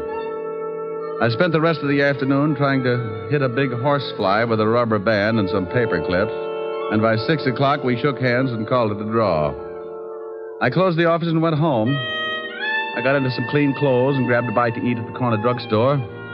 At 10 minutes to 8, I was sitting in June Heyer's car, parked across the street from her front door. Mr. Diamond, how did you ever get to be a private detective? Mrs. Heyer, how did you ever get to be a housewife? You think things up in a hurry, don't you? Only when I got competition. You like competition? Yeah, up to a point. After that, I get tired of the struggle. I feel like I was back in college, sitting in a parked car with a good-looking man. Your education must have been pretty tame. I haven't moved once. Well, I really started to study after I graduated. Oh, I bet you got straight A's. Must you top everything? I play around with a lot of trouble, Mrs. Heyer, and I've got to stay one step ahead of it. Do I look like trouble? When's your husband coming out of that house? Any minute now. You didn't answer my question. I'll tell you as soon as I see your husband. Well, how will that tell you? If he's wearing a beanie with a propeller on it, I'll know you've been giving him a lot of trouble. So I've been giving him trouble. Does that mean I'll do the same for somebody else? What's the difference, a husband or a private detective? They both got their names from a guy named Adam. Oh, look. A cab pulled up to the front door. Yeah, I see it. And here comes Martin. He's getting into the cab. Well, what do you know? What's the matter? No beanie. We both sat and watched while Martin Heyer got into the cab and it pulled away. Mrs. Heyer put her car in gear and we started the tail, keeping it a safe distance. He led us across town to a middle-class apartment house and we stopped the car and waited up the street. He's getting out and going into that building. Come on. Oh, what for? Shouldn't we let him get up there first and then... Look, baby. Do you know who this gal is? No, of course not. Well, then come on. I want to see what door he goes in. But, won't he see us? Honey, I don't tell you how to put your lipstick on. Now, don't tell me how to make it like a bloodhound. Oh, the lobby is empty. Now, watch the elevator. Oh. It's stopping on the 4th floor. Hadn't we better go up? Look, lover. The 4th floor probably comes equipped with a lot of doors. Now, if you want to just knock on any of them, go hire yourself Humphrey Bogart. Well, then what do we do? You stand by and watch like you... make like you knew what I was doing. See, the little old elevator's coming back down. Now, you just hold it there while I look at the mailboxes. Mrs. B. Callahan. Mrs. Lillian McEdward. Mrs. Mike. Well... and Miss Sally Maxwell. Okay, now we push the button for the 4th floor and away we go. Fun? How do you know where to go? I got the name off the mailbox. But you said yourself there must be a lot of people on the 4th floor. Elementary, my dear girl. Process of elimination. We're lucky this time. Only one single girl on the 4th floor. Sally Maxwell. Come on. It's 406. What if there'd been more than one single girl? So I make some new friends. Now stop asking questions and stick close. I'd love it. Now, here it is, 406. Now hold it down. Can you hear anything? No. Yeah, somebody's moving around. Oh, duck. What? Too late. What? June. Good evening. I represent the Great Nothing Life Insurance Company. What are you doing here, June? I might ask you the same thing. Do you mind if we come in? I'd like to interest you in our indemnity clause. Stop pushing. Get out of my way. Oh, you don't know what you're missing. You get $3 million if a python bites you in the middle of Times Square. You can't force your way in here like that. You... Oh, now you've hurt my feelings. Take your hands off me or I'll strike you again. Sure, but you need 2 more to put you out. Here, have one on me. Now, the next time you go striking people... Mr. Diamond, look. I looked past the little guy and spotted the body. She was blonde, and I didn't know why she was hanging onto the rug that way. She wasn't going anywhere. All right, you. Get out of my way. Huh? Oh, what a lovely gun. Martin, you killed that girl. No, I did not. I came in here and found her like that, but I didn't kill her. She's been shot. I know that. I found the gun by her body. You don't think I'd kill her? I was in love with her. Martin. Is that the gun that did it?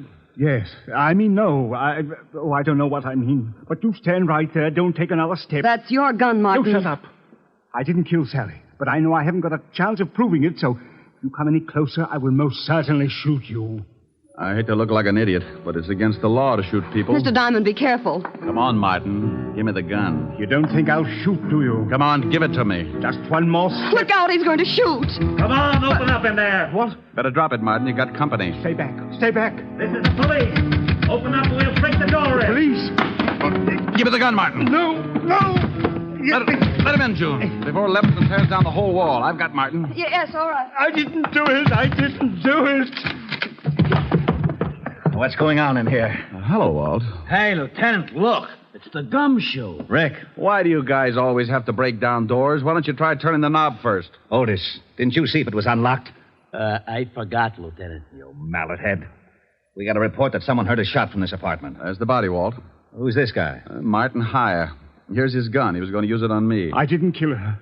I came in and found her that way. Oh, shut up. Who's the girl with you, Diamond? This is Mrs. Heyer.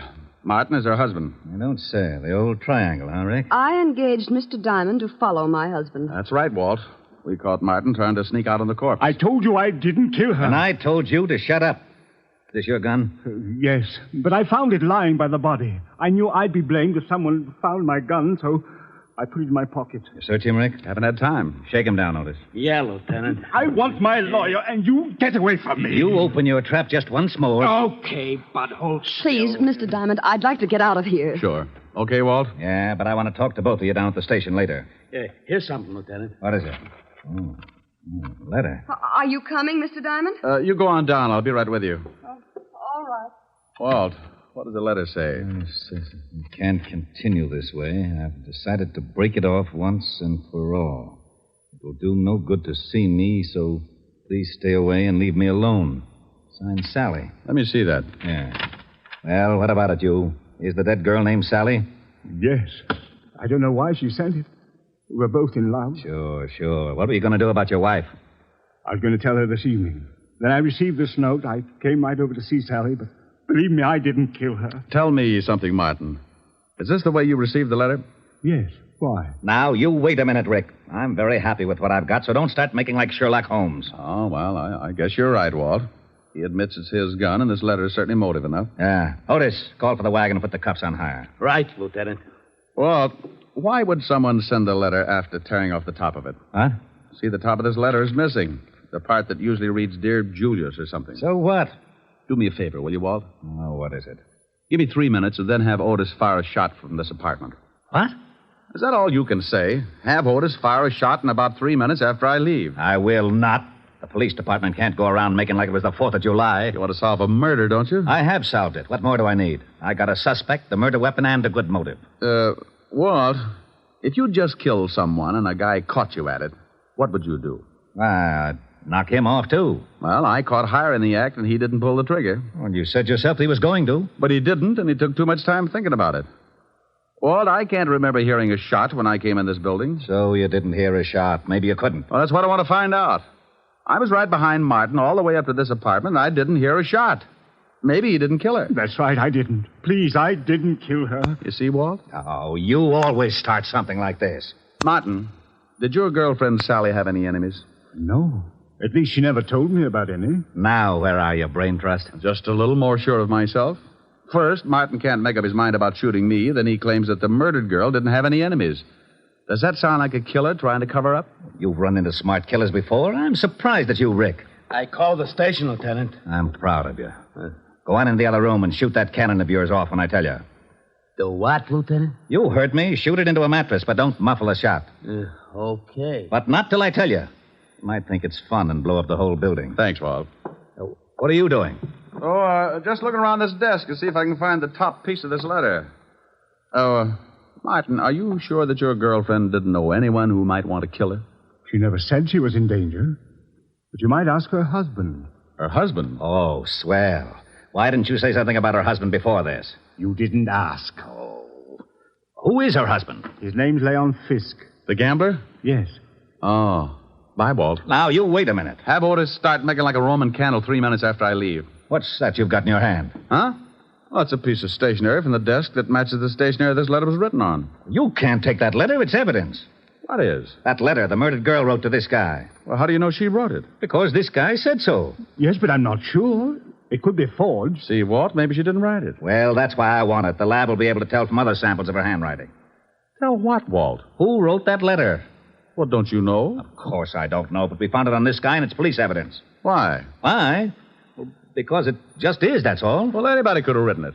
You could have written it, Martin. Yes, I guess I could. And send it to yourself? Why would I send it to myself, Lieutenant? You wouldn't. That's why it's important. You mean the letter itself or the fact that he couldn't have sent it to himself? Both reasons. Well, if he couldn't have sent it to himself, that eliminates him as a suspect. It does? He didn't do it. Did you, Martin? No. See, Walt? Now, wait a minute. Why do I always get into something like this? You asked me if I sent the letter to myself. You shut up. And you said he couldn't have. That's right, he couldn't. Then someone else did. Of course they did. Okay, then as long as you're not so sure it's important, I'm going to take it with me. Who says it's not important? Well, if he didn't send it to himself, then someone else did. And if someone else did, the murdered girl couldn't have, so anyone could have sent it. Isn't that right? Say that again? He said if I didn't send the letter to myself, then I couldn't have gotten it. And No. He said you couldn't have sent the letter to... No, wait a minute. You couldn't have written it to... To myself. Yeah, so someone else wrote it and sent it to the murdered girl and... No. Send it to me. You're crazy. I distinctly heard him say... Walt. Yeah? After you figure it out, be sure and have Otis fire that shot. I'm going to see Leon Fisk. Okay. Now, let's start it again. If I didn't... If somebody didn't... If you didn't... If I didn't what? Lieutenant? Oh. What is the matter, Lieutenant? He did it again.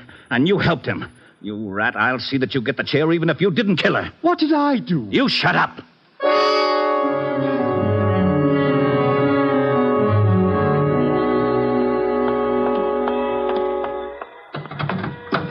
Well, what took you so long? I had to get a merry-go-round started. Can I drop you somewhere? Just relax for a second. I've got to think something out. Well, I didn't ever think Martin could kill anyone. Yeah. What was that? Just a backfire. Look, drive me across town. I want to talk to a guy named Leon Fisk. Leon Fisk? Yeah, runs a nightclub with an iron claw in the back room. What's the address? 222 East 45th. I remember it because when I was on the force, I used to raid his place for exercise. Thinking of doing some gambling? That's the way it'll probably end up. Let's go.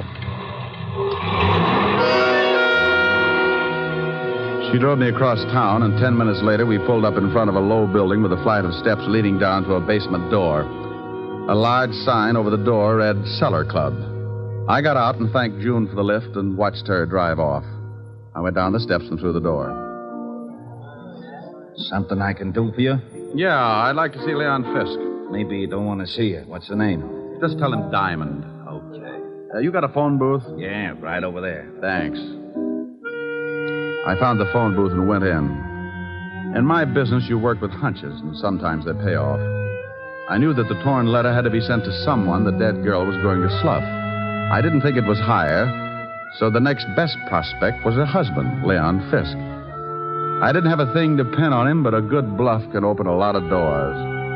I took out the letter and copied the handwriting on the other piece of stationery. I wrote the name Leon at the top and then the words, "We can't continue," so they'd correspond with the first part of the original. Yeah? What was your right? What's it to you? You don't have to get sore.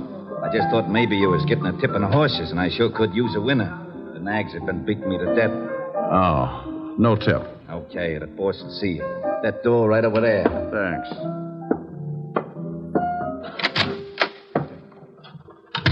Well, Diamond, it's been a long time. I haven't missed you, Leon. What brings you here? Your wife was killed tonight. Sally? One's usually the limit. That's too bad. How did it happen? I thought maybe you could tell me. I don't know anything about it. Ever see this letter before? Hey. What's the matter?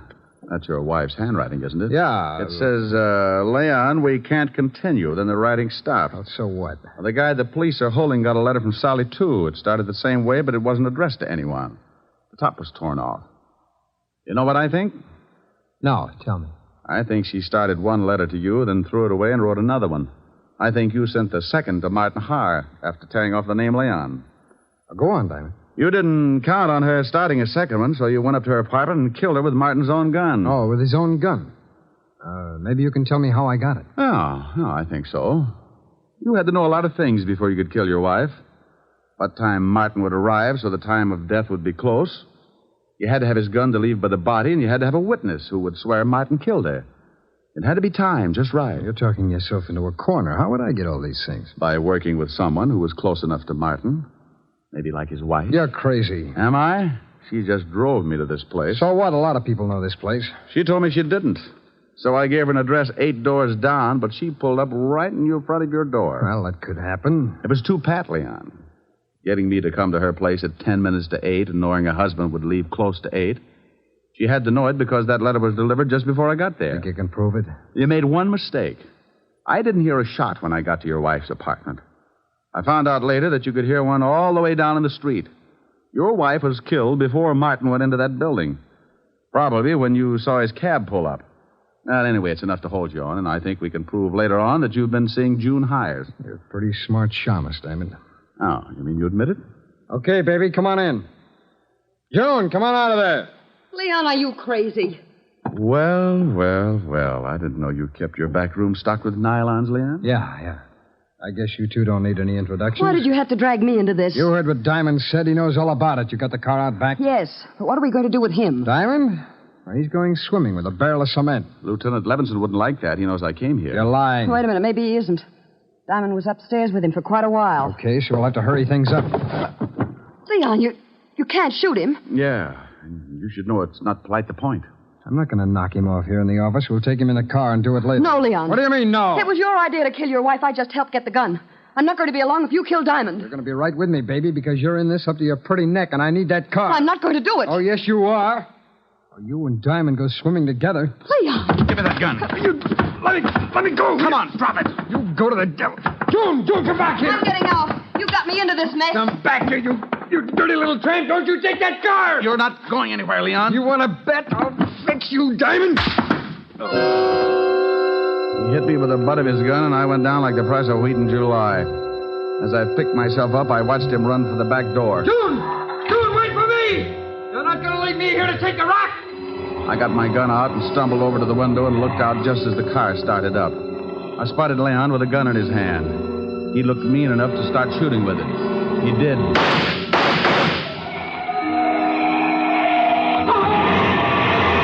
He started running up the alley then. I suppose I could have said something like, "Stop or I'll shoot," but I was too tired. I just rested my arm on the window and let him have it.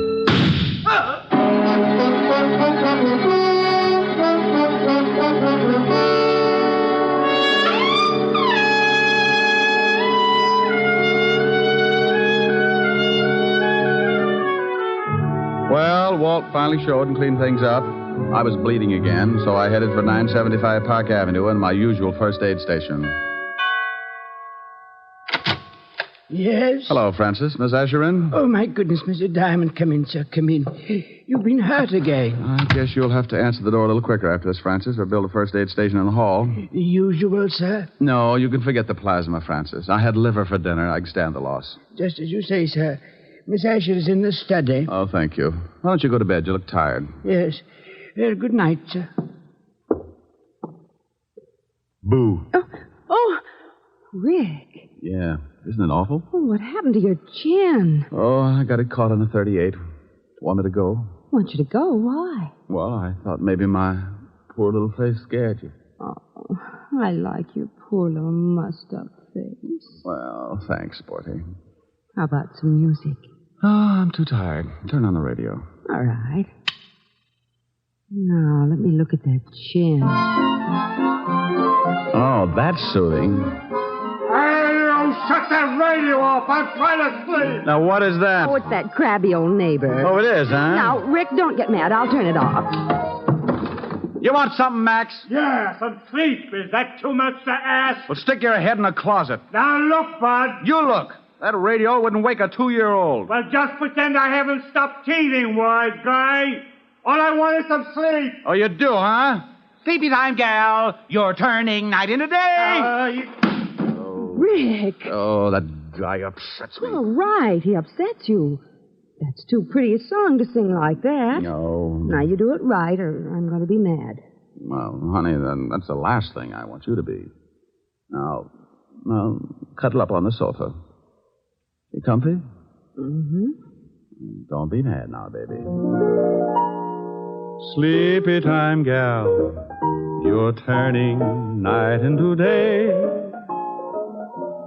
Sleepy time, gal, you've danced the evening away. Oh, that's wonderful. Before each silvery star fades out of sight, please give me one little kiss, then let us whisper goodnight. It's getting late, and baby, your pillow's waiting. Sleepy time, gal, when all your dancing is through.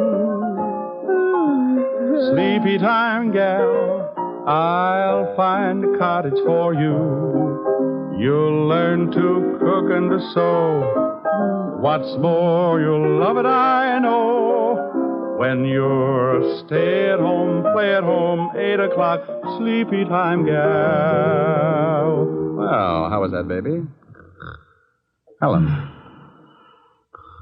Helen. Well, how do you like that? She snores, too. Hey, you! Max! Yeah, now what do you want? How about a game of gin? I'm lonesome.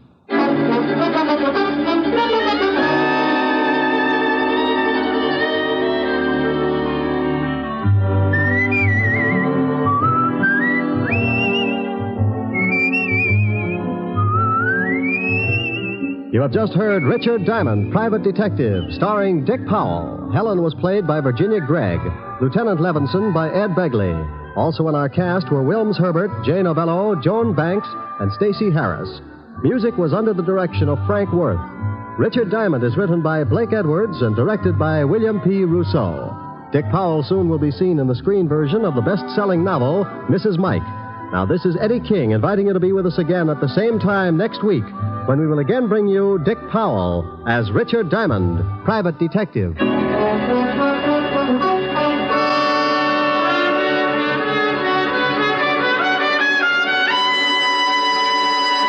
This program has come to you from Hollywood. This is NBC, the national broadcasting company.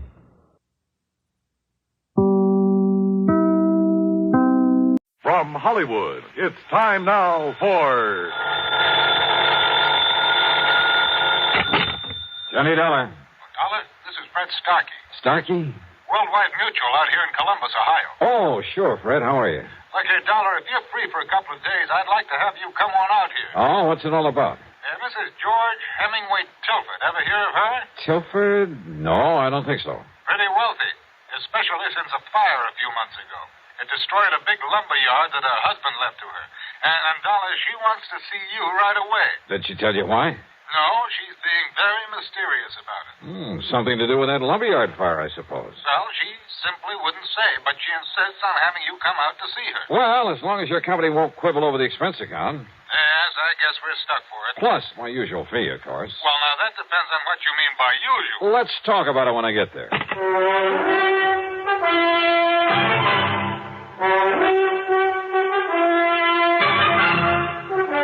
CBS Radio brings you Bob Bailey in the exciting adventures of the man with the action-packed expense account.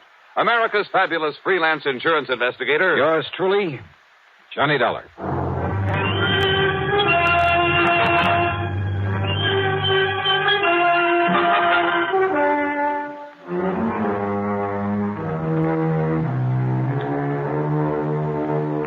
Expense account submitted by Special Investigator Johnny Dollar to the Worldwide Mutual Insurance Company, Columbus, Ohio office.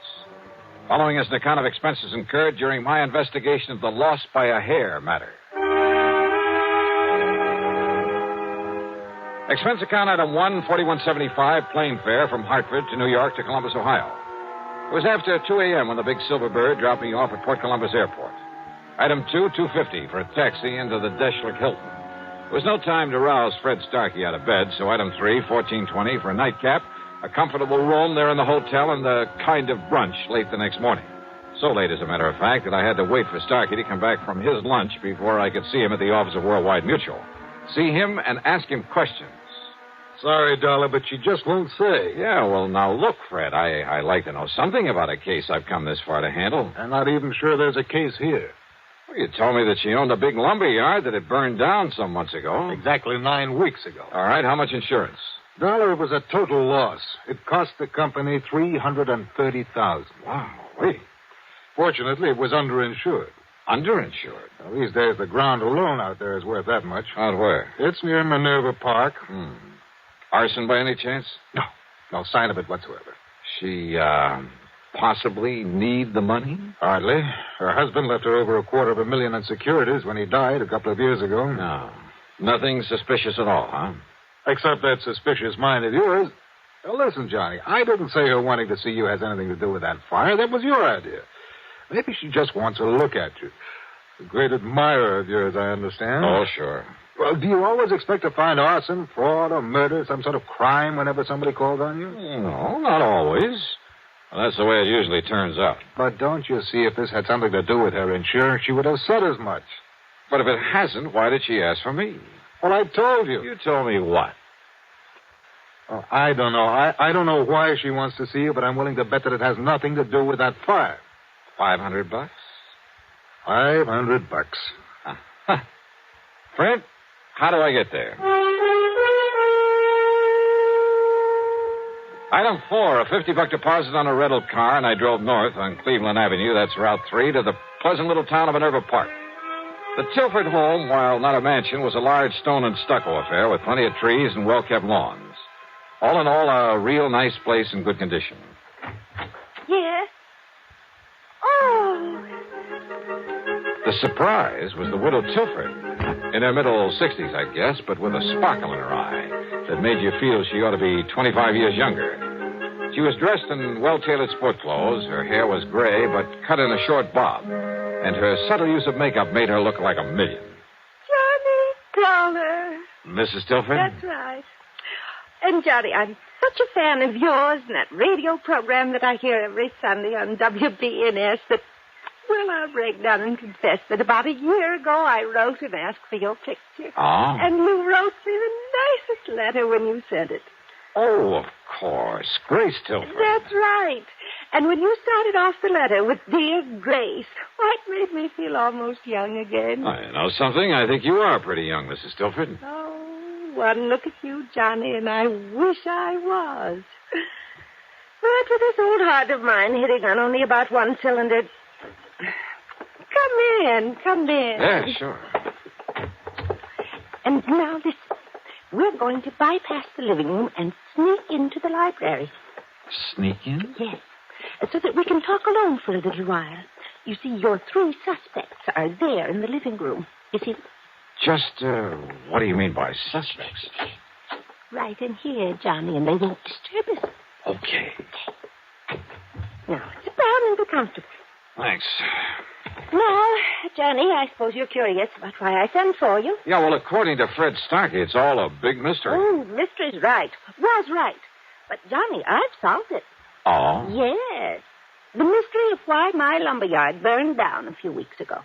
You mean it was set? That's exactly what I mean. I had no proof in the beginning, no reason to think it was set, but I have now. By whom, Mrs. Tilford? Oh, I wish you'd call me Grace, Johnny, just to flatter me a bit. Okay, sure. But who set the fire? All right. You said 3 suspects out there in the living room. That's right. Would you like to go in and meet them? And then pick out the one it is?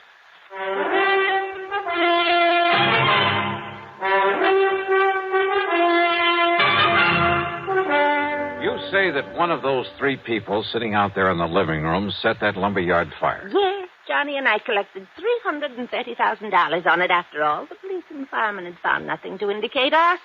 Oh, believe me, it's hard to spot in a fire like that. Then I got to thinking about those 3, about how each of them could profit by it. Possible that all 3 could have had a hand in it? Oh, those 3 get together on anything, trust each other. Oh, never, never. Okay, then. Then a couple of days ago, I learned something. Proof that one of them did it. Which one? Well, if I know you, you're clever enough to find out. But if you already know, and suppose the one who did it knows that you know. Oh, not a chance. Oh, at least I don't think there is. And at least none of them has made any move against But me. if one of them... you'd better tell me which one.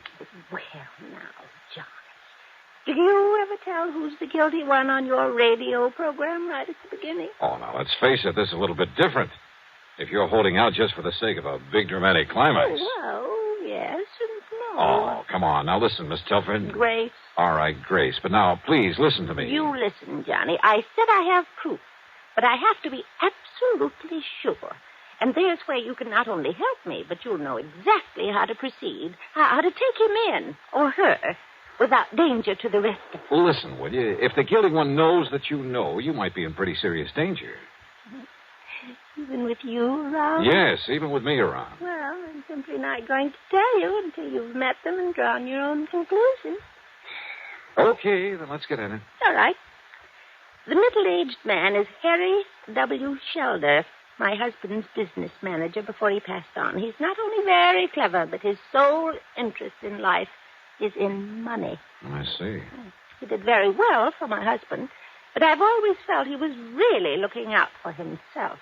But why set off the lumber yard? Because replaced by homes and stores and supermarkets that could be worth millions, he said. Ah, and you refused to do that? Yes. The lumber company had been in our family for generations. Gave me all the money I could want, so I wouldn't change it. But if it just happened to burn to the ground? Exactly. All of my objections would be wiped out. Then if he's the Now, one... Wait, Johnny. Then there's Michael Tilford. Well, the younger man I noticed in there. Our adopted son. After college, business college, he tried to make his way, but not very successfully. Actually, he's been living on our bounty the past few years. A ne'er-do-well, Grace? Oh, well, he's not very good at anything. His ideas for that property aren't so ambitious as Harry Shelder's, but he's wanted me to sell it out to one of the development companies. And why? Because my husband's will provided that in the event of my death, he'd get half the income from it. I see. Mm-hmm. So he was bitterly opposed to my keeping it as a lumber yard. Well, motive for one, motive for two. And who's the third? The girl I saw in there. Nancy Willard, my niece. Ever since her parents died, quite penniless, by the way, we've taken care of her. It's simply out of pity, Johnny, not love. And, although I may change it now, she's heir to the bulk of my estate. Yeah. Well, offhand, I'd say that Michael is the least suspect of the three. Let's go talk to them. But I'll leave you alone with them. I want to clean up before dinner and wash my hair. It's a mess. Looks great to me. What? Like this? Okay. You gals have to have something to fuss about, I suppose. Now, let's go in and see those folks.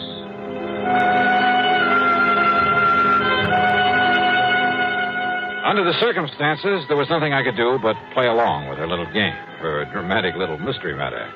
But not for too long. On the excuse she had to go up and wash her hair, she left me with them there in the living room. And what a trio. As I've told you half a dozen times now, Dollar, Mrs. Tilford hasn't long to live. According to her doctor, not more than 5 or 6 years at the most. Don't you see what I mean? Maybe, Mr. Shelder. Go on. As long as she's alive and lets me handle things, she can make millions with that property. And you? Well, of course, I get a percentage of the capital gains I achieve for her. And I say those fancy plans of yours are too much of a gamble, Harry. Just wait, I Michael. say play it safe. Let somebody else take the risk. That's all. Then all we have to do is...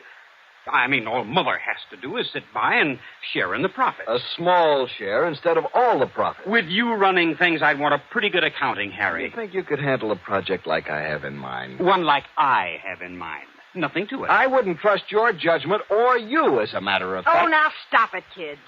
What kind of people will Johnny Dollar think we are?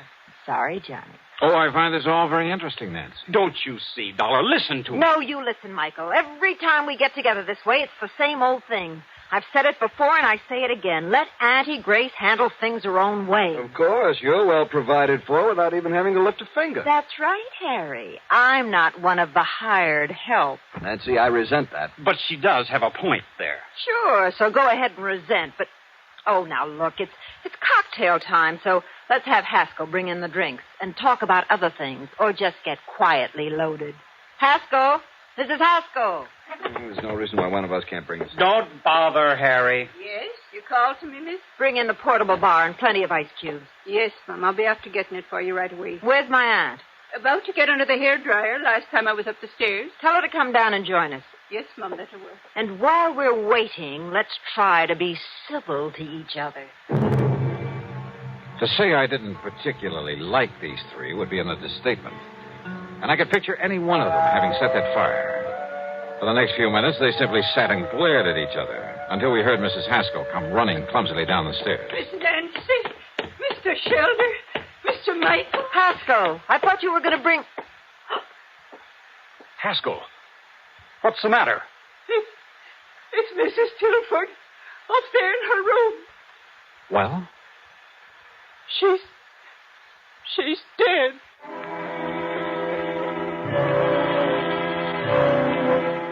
Mrs. Tilford, there in her bedroom, had died alone. Apparently, she'd been sitting under a hairdryer, then simply fallen to the floor, the big professional-looking machine falling beside her. Fortunately, the heating coils had apparently broken before they could set fire to anything. A big hunk of suspicion started building up at the back of my head. But then Dr. Taylor came and pronounced it death from a heart attack. And yet I must confess I certainly didn't... Well, she took such good care of herself. I was certain she'd live on for several years. Well, I'll go downstairs and make out my report and arrange to have the body taken care of. Well, we won't have to argue about the handling of her affairs anymore. Unless, of course, the court lets me act as executor of her estate.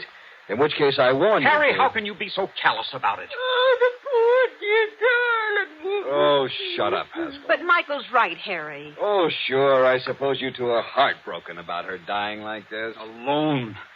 She died all alone up here. Quit. While we were downstairs trying to pick her apart like a bunch of vultures, in spite of the way she treated all of us. What do you mean by that, Mike? We got so much better than we deserved, that's what I mean. All three of us. Harry, never bothering to see her, to come here and be nice to her. Just parked in his office in town, juggling figures to get as much out of her as he could. Michael, I resent... I don't care if you do.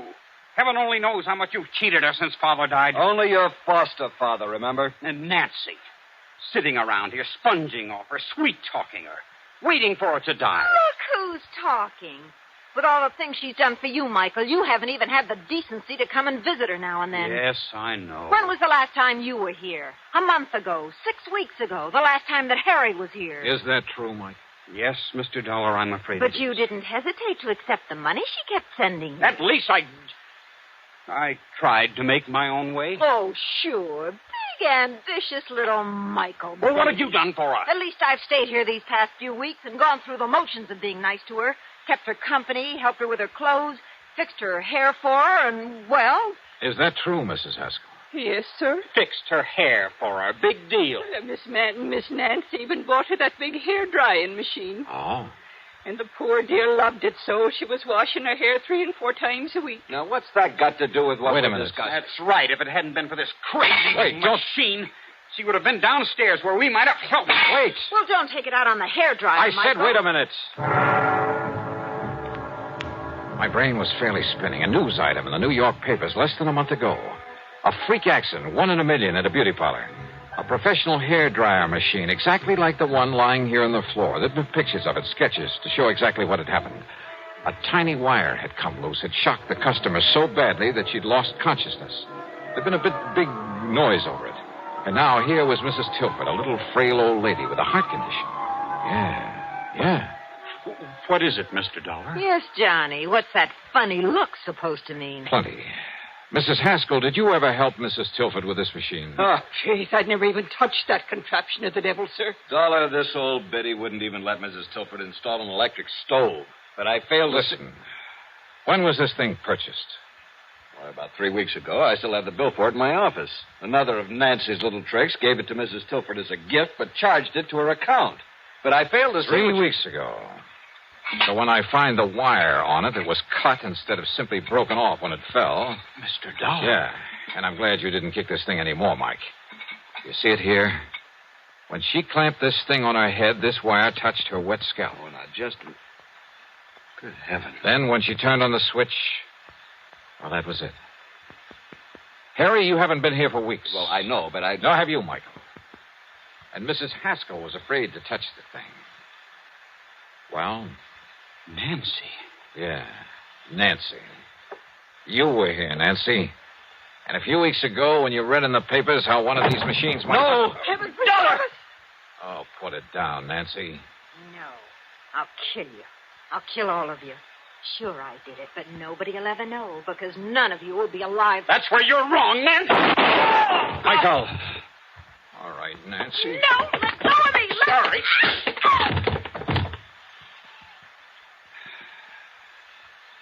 Learned a little lesson in clean living from this, Harry? Yes. Yes, Dollar. I'll call the police.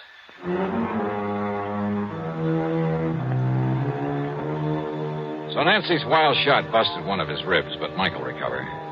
Nancy, I don't know what the penalty for murder is in Ohio, but believe me, she'll find out the hard way. As for the estate, well, that's up to the courts, too. No doubt much of what might have been Nancy's share will go to the company for that payment on the fire. Expense account total, including the trip back to Hartford, $162.70. Yours truly, Johnny Dollar.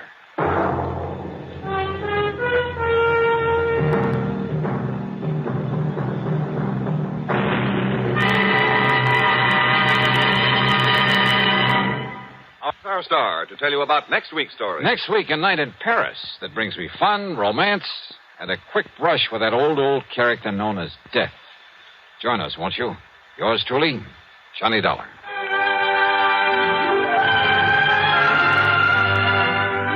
Yours truly, Johnny Dollar, starring Bob Bailey, originates in Hollywood and is written, produced, and directed by Jack Johnstone. Heard in our cast were Virginia Gregg, Ellen Cleve, Shirley Mitchell, Ben Wright, Sam Edwards, Harry Bartell, and Lawrence Dobkin. Be sure to join us next week, same time and station, for another exciting story of Yours truly, Johnny Dollar. This is Jim Matthews speaking.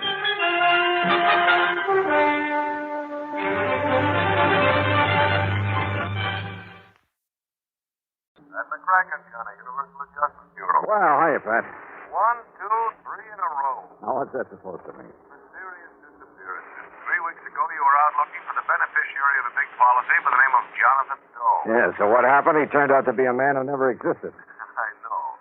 And then last week, it was Elmer Loomis. Find him, find his body, find out who murdered him. Only his disappearance was rigged by himself to get away from his wife. Not very cleverly done, however. Well, this one was, Johnny. Everybody at first. Where? Kerr's Ferry, New York. Little town along the Hudson over near Yonkers. Well, if you know it was a fake, what do you want me to do about it? Find him. Bring him in so we can prefer charges against him. What kind of charges? Perpetrating fraud against the insurance company. What else? What if he hasn't collected? I'm afraid I don't get it. You will. Come on down here to the office and I'll tell you about it. Is policy a big one? Very. Then you won't quibble over the size of my expense account. I didn't say that. But of course, that's what you meant. Johnny? Okay, Pat. I'll be over in a few minutes.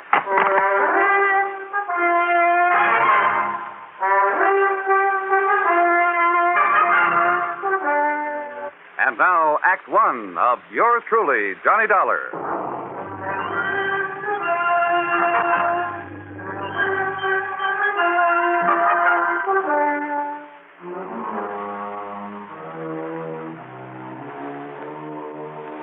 Expense account submitted by Special Investigator Johnny Dollar to the Universal Adjustment Bureau, Home Office, Hartford, Connecticut. Following is an account of expenses incurred during my investigation of the little man who was there matter.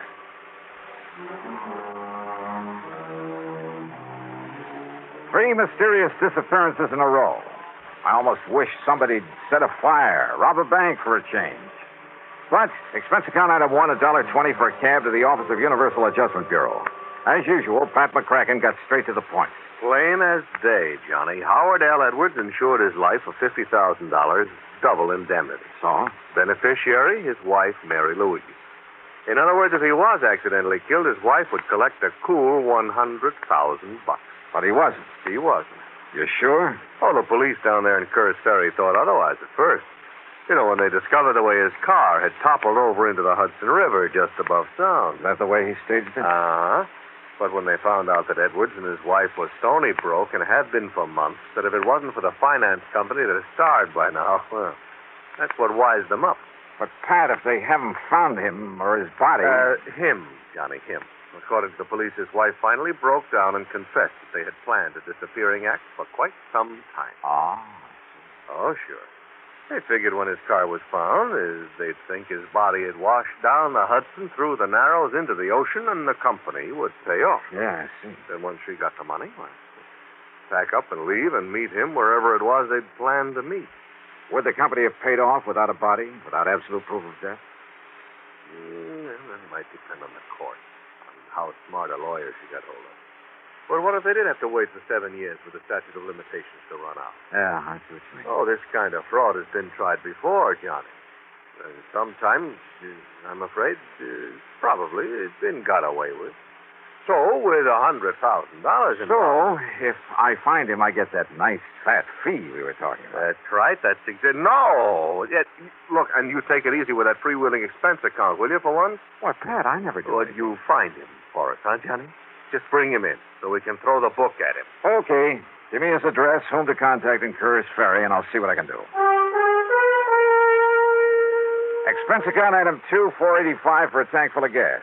I decided to use my own car, not to save money for the company, but to save time for myself. My first contact down in Curtis Ferry was Police Sergeant Ben Ringler, who had been in charge of the case right from the beginning. Headquarters was the back room of a small brick building that served as City Hall. All right. You know how the highway skirts the edge of the river just about town? Well, it was rainy and wet that night. He missed the curve, skidded over the edge, and rolled down into the river. At least that's what he tried to make it look like. You mean he deliberately ran that car into the river? Sure he did. There wasn't a sign of a skid mark. Sergeant, how long after it happened did you find the car? Wife said he'd left home after dinner the night before. But after midnight, she called us. Said to please go out and look for him. Like we got nothing to do but go out and look for some guy who was away from home a couple of hours. And you found the car? I'm telling you. Some kid who was fishing down there seen the wheels of the car sticking out of the water early the next morning after the rain. Uh-huh. In other words, it's possible that if there had been skid marks, the rain might have obliterated them. Oh, stop kidding yourself. Him and his wife were so broke they... What did Howard Edwards do for a living? Called himself an inventor. And listen, him and his wife even already had the house up for sale. So? Well, don't you see? As soon as she collected the insurance money, she could leave town and nobody think nothing of it. Mrs. Edwards admit all this to you? Oh, are you kidding? Well? Of course not. But when she let slip about their planning a disappearance, well, Dollar, no matter how you look at it, 2 and 2 makes 4. So don't worry, she'll admit it before I'm through with her. I've cracked harder nuts than her in my time. Maybe I'd better see and talk to her. Sure, go ahead. Make her break down and tell you where he's gone. If you can. Now, just what do you mean by that? You young kids think you're pretty smart. But, mister, you just try to get anything out of her. Oh, I can try. Yeah? Good luck, Dollar. You're going to need it.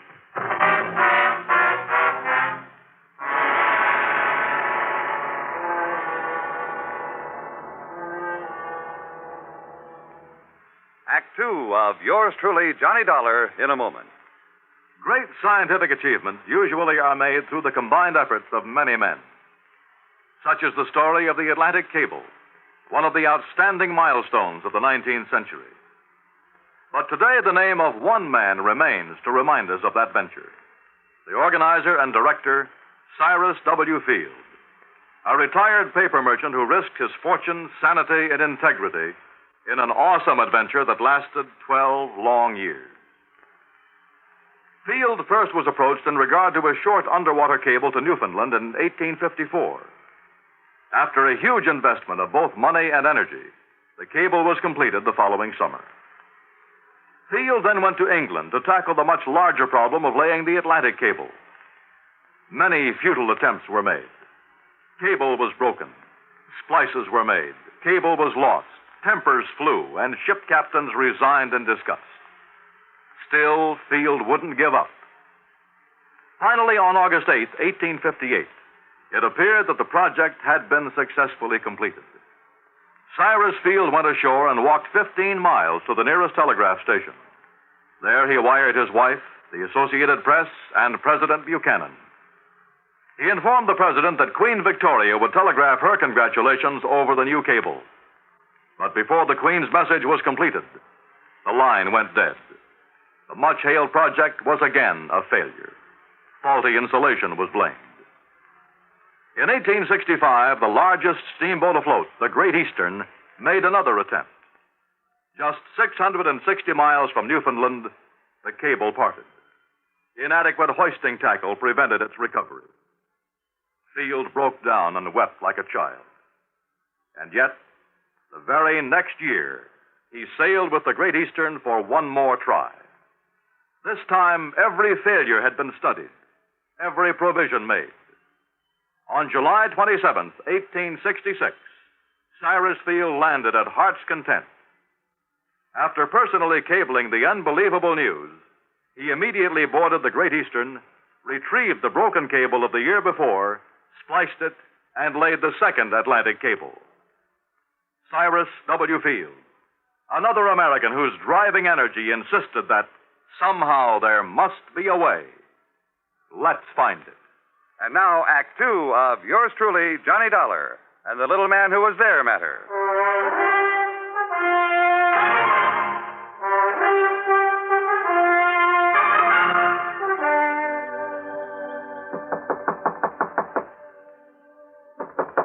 No, I won't open the door. Mrs. Edwards? Please go away. Please leave me I want to alone. talk to you, Mrs. Edwards, about your husband. Why don't you, policeman, leave me I'm alone? not the police, ma'am. Oh, yes, you are. You're trying to fool me again, like the man who came yesterday. Like the one who kept calling me on the telephone all My name night. is Johnny Dollar from the insurance company. The insurance? You sure of that? Yes, ma'am. Now, if you put your foot in the door like that Peter Barskin yesterday... No. Here. Here are my credentials, Mrs. Edwards. Johnny Dollar, insurance and... Oh, please come in, Mr. Dollar. I'm so glad you've come. Maybe you can help to find Howard. I just can't believe he's dead. Well, that seems to agree with the police theory, Mrs. Edwards. The police. They've been terrible. They've been trying to drive me out of my mind, make me see a lot of things that aren't so. Day and night, they've been driving me crazy. Then Ringler and that no-good son-in-law, he had them put on the force, coming here, questioning me, calling on the phone in the middle of the night. Well, it's terrible. And if losing Howard wasn't enough, You've been pretty much broken up over his death or disappearance, whichever it is. Well? No, Mr. Dollar. What? Please, sit down, sir. Thanks. The past few years, Howard has been so occupied with his invention. What kind of invention? A machine. A device of some kind for molding plastics. I'm afraid I don't know much about it. He wouldn't tell me. Kept to himself all the time. Well, he must It have was at like least... an obsession with him. He was so wrapped up in it that I'm afraid I haven't been much more than a housekeeper for him these past few years. What have you been living on, Mrs. Edwards? When the money I had ran out, we had to borrow, but now that's all gone. You have your home up for sale. I noticed the sign out front. It's all that we have left. Unless, of course, you could collect the insurance on your husband. Yes, the insurance. Then I wouldn't have to worry anymore. It would make up for all the years of struggling along on almost nothing and skimping and... Now, wait a minute, Mrs. Edwards. Yes? You sound as though you'd like to have your husband proven dead. At least it would provide a decent living for me after all these... No. Oh, no. That sounds terrible, doesn't it? Yeah, it sure does. I didn't mean that I wish him dead. I only meant that... Well, if he is... When I first got here, you said you hoped I could find him. Yes. Yes, Mr. Dollar. Sure. So that you and he could continue this sad life of poverty and not really getting along together? No, don't you see? We'd have money. Oh?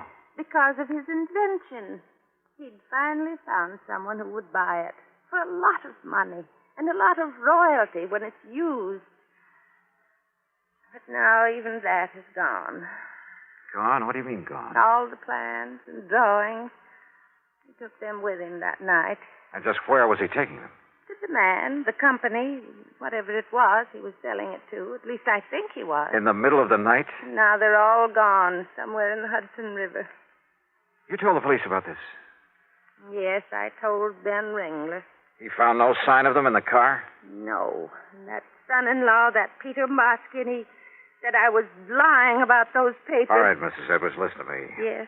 Considering the relationship of you and your husband, wouldn't it be logical for him to leave you, sell his invention for whatever he could get, and live happily on the money all by himself? And just leave me with nothing? Yeah. No, in spite of... Oh, no, Mr. Dollar, he wouldn't do that. I didn't say leave you with nothing. All he had to do was make it look as though he'd been killed. Make it look? That's right, in a car accident. Oh, no. Well, that's the way you planned it, isn't it? Then you'd both be taken care of, free of each other and with plenty of money. No, Mr. Dollar. Didn't you admit to the police that you two planned his disappearance? Oh, no. I told him, Ben Ringler and that son-in-law... Told him what? That before Howard knew his invention would work, that he could sell it, Howard did talk of going away so he could work on it undisturbed without me under his feet. That's all I said. But Ben told your insurance company. Ben made it sound like... Oh, don't you believe me, Mr. Dollar? I'll see you later. Item 3, $1 even for a bite to eat at the local lunch wagon. Then I went back to headquarters where I found not only Sergeant Ben Ringler, but his son-in-law, Patrolman Peter Barskin. I found him very busy playing checkers.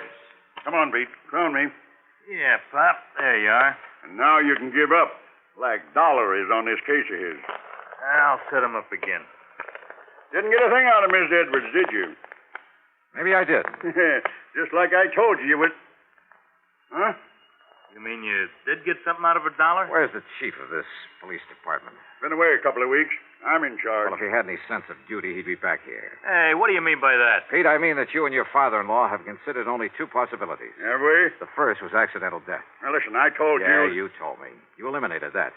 Sure did. The other was deliberate disappearance. And that's what it was. But there's another, Ben. The one I'm going to work on. Yeah, what's that? Sonny? Murder. What? That's right. Murder. Act 3 of yours truly, Johnny Dollar, in a moment. Our Constitution is a flexible document. It has changed with the changing years to meet changed conditions. An example is the way in which we elect our United States senators.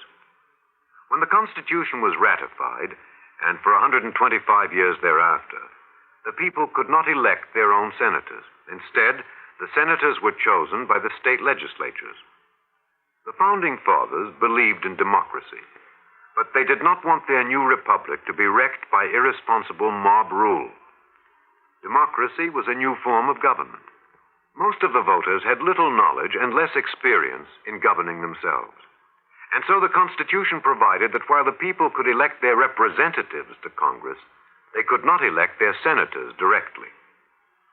A century and a quarter of experience in self-government made such a safeguard against mob rule obsolete. And by 1912, the people were ready to demand the right to elect their senators by popular vote. They received this right in the 17th Amendment to our Constitution. This amendment illustrates how our Constitution lives and grows in our changing world, to the end that this country of yours and mine shall be our country under God. And now Act 3 of yours truly, Johnny Dollar. I learned from Sergeant Ringler and his smarty-pants son-in-law that Mr. Edwards' car had been left untouched where they'd hauled it out of the river north of Kerr's Ferry. It was late in the afternoon, but item 4, there in police headquarters, 30 cents for a phone call to another headquarters, the 18th Precinct down in New York. This Lieutenant Singer. Hey, Johnny Dollar, Randy, I want you to do something for me. Johnny, long time no see. Yeah, listen, will you? Have you got somebody in the crew who can come up here to Kerr's Ferry and give me a hand? Somebody who knows something about fingerprints? Well, now, Johnny, it's about 20, 30 miles outside our jurisdiction. So what? Well, of course, some guy who's off duty may be a real top man like Marty Levitt. How soon can you get here? Well, what's it all about, How Johnny? soon? It's getting late. It's getting dark. Well, a little over an hour if he can catch a train. But what kind of case... Okay, Randy, thanks. Now, look, Dollar. You think we can't handle these things good enough ourselves? Yeah, Dollar. Yeah, that's exactly what I think. It was dark by the time Marty Levitt arrived, but he had a flashlight in his kit, and I brought along my own. So I drove him out to where the car sat up between the highway and the river.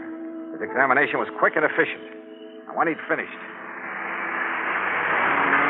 No, I don't get it. What? What'd you say? Holy.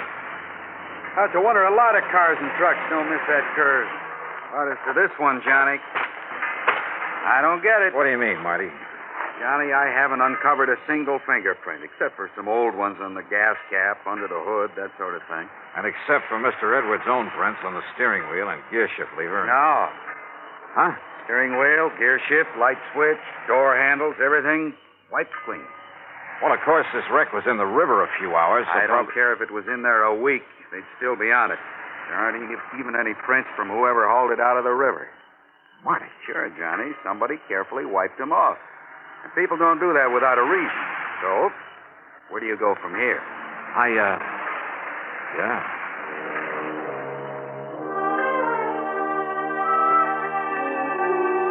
I drove Marty into his train for New York. Then, purely on a hunch, drove over to the Edwards house. Every light in the place was on, and through the windows I could see Mrs. Edwards apparently aimlessly but frantically rushing from one room to another, then back again. Dear. Oh, dear, this is awful. This is terrible. Mrs. Edwards, this is Johnny Dollar. Oh, Mr. Dollar, thank heaven.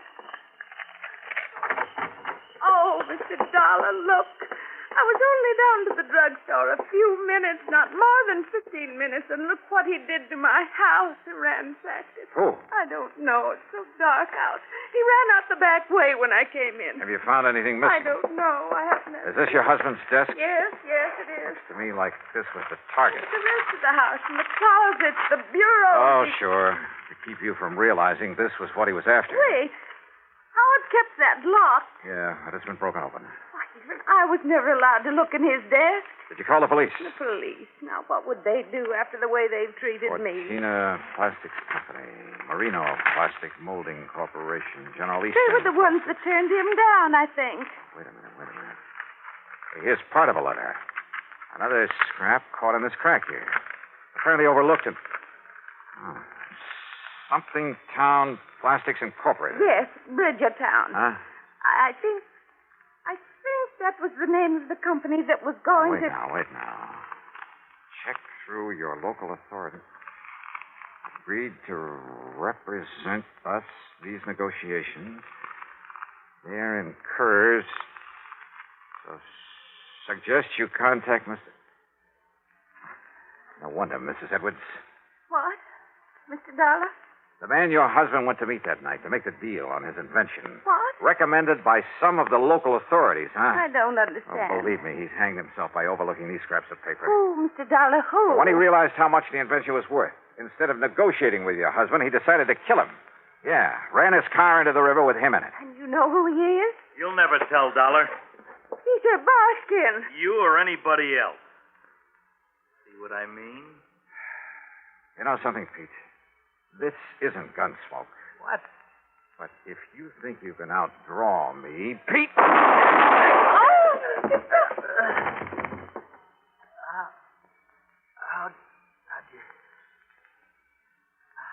How'd you find out?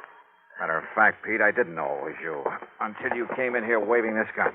Johnny Dollar, as acting chief of police for the town of Cairns Ferry, I arrest you for the... Oh, put that thing down, Ben, or do you want some of the same? No, Dollar. Toss it over. On the floor. Okay. And I not only suspect that Cairns Ferry is going to have a new police force, but who knows? You and Pete might even share the same electric chair. Sure, it's up to the courts. But when the state police came in and found the papers on the invention hidden away in Pete's house... Oh, that invention, by the way, now belongs to Mrs. Edwards. To say nothing of the insurance money, $50,000. So, Pat, I'll let you off the hook real easy. Expense account total, including some more gas for my car to get me back to Hartford, $12.34. Yours truly, Johnny Dollar.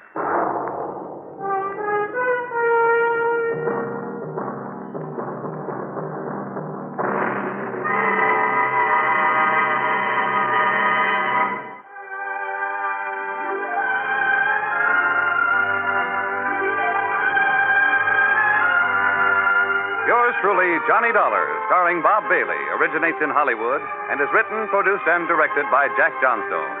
Heard in our cast were Virginia Gregg, Larry Dobkin, Ralph Moody, Gil Stratton, Herb Vigran, and Dick Parra. This is Jim Matthews speaking.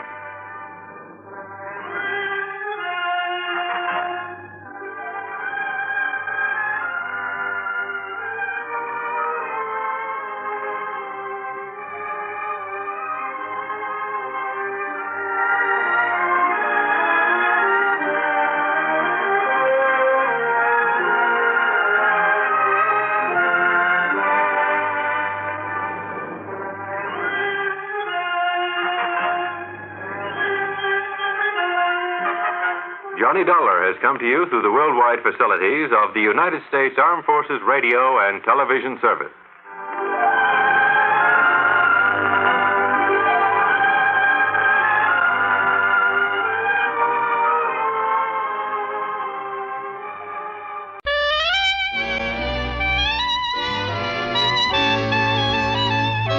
The makers of Camel cigarettes present Dick Powell as Richard Diamond, private detective.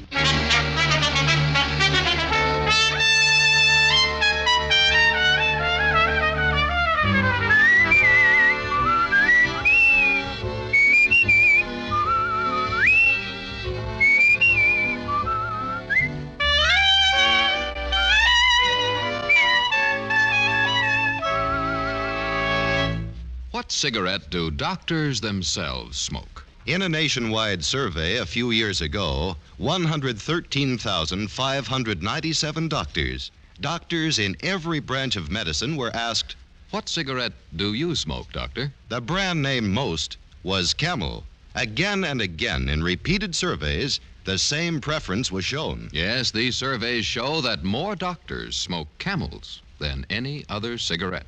Why don't you smoke Camels, too?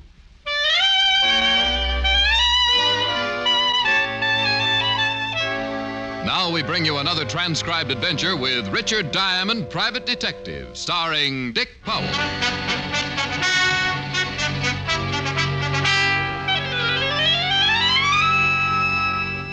Now, let's see. I play the red 9 on the black 10. Move the 8 of spades off this pile and put it over here. That gives me another king. Now, where's the 3 clubs? I'll sneak a look under here. No, ain't there. Hello? Now, I'll be with you in a minute. Now, where do you suppose that 3 o'clock? Oh, well. Diamond Detective Agency. Anyone for Pinochle? Greg, don't tell me you're still at it. You told me an hour ago you'd quit as soon as you'd won one game. Won one game? That's nice and confusing, isn't it?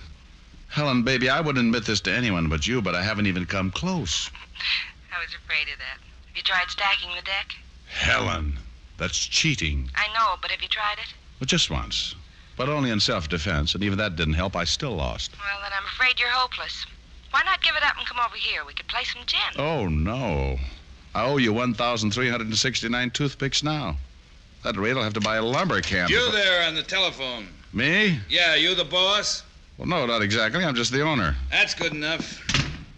If that's somebody wanting to hire you, tell him to call back. Rick, is that man ordering you around? He's trying. You hear me? I said tell him to call back. Now, just a minute. That's right, killer. Stand up to him. We don't have to take no guff. Well, honey, I wish you were here so we could get a look at the size of it. You gonna hang up or not? Yes, sir. Yes, sir? Richard Diamond, did you say yes, sir? Yes, sir. I mean, yes, ma'am. I mean, bye. Bye, Helen, dear. Okay. You said you were the owner of this outfit? That means your name's Diamond? Yes, sir. My name's Ed Barton, Diamond. Don't bother shaking hands, because I got a hunch you ain't gonna go for the deal I'm laying down. That way there won't be any hard feelings. Reason I say that is because I've already been to 3 or 4 of you guys, and they didn't go for it. For my money, you're all a bunch of lilies. Well, look, Mr. Barton, you Now, don't... don't get me wrong. That ain't saying you're like the rest of them. Truth of the matter is, I hope you ain't. The deal I got to offer takes a guy with a little backbone. Well, suppose you tell me what the deal is before you get too involved with my sacrilege. You've heard of the Barton Metal Works? Well, that's me. I'm the boss. Started out 15 years ago with a forge and an anvil. Today, I got over 40 men working for me, turning out some pretty big jobs. Contracts a lot of these guys around town would give their eye teeth for. If it's made of metal, Barton will make it. That's my motto. Well, that's as good as some of mine. Go ahead. Diamond, it took me a long time to get this thing going the way I want it, and now somebody's trying to mess it up for me. Trouble is, I don't know how much longer I can hold out. Loyalty is one thing, and staying with the sinking ship is something else again. Very well said, Mr. Barton. Now, would you like to tell me what it means?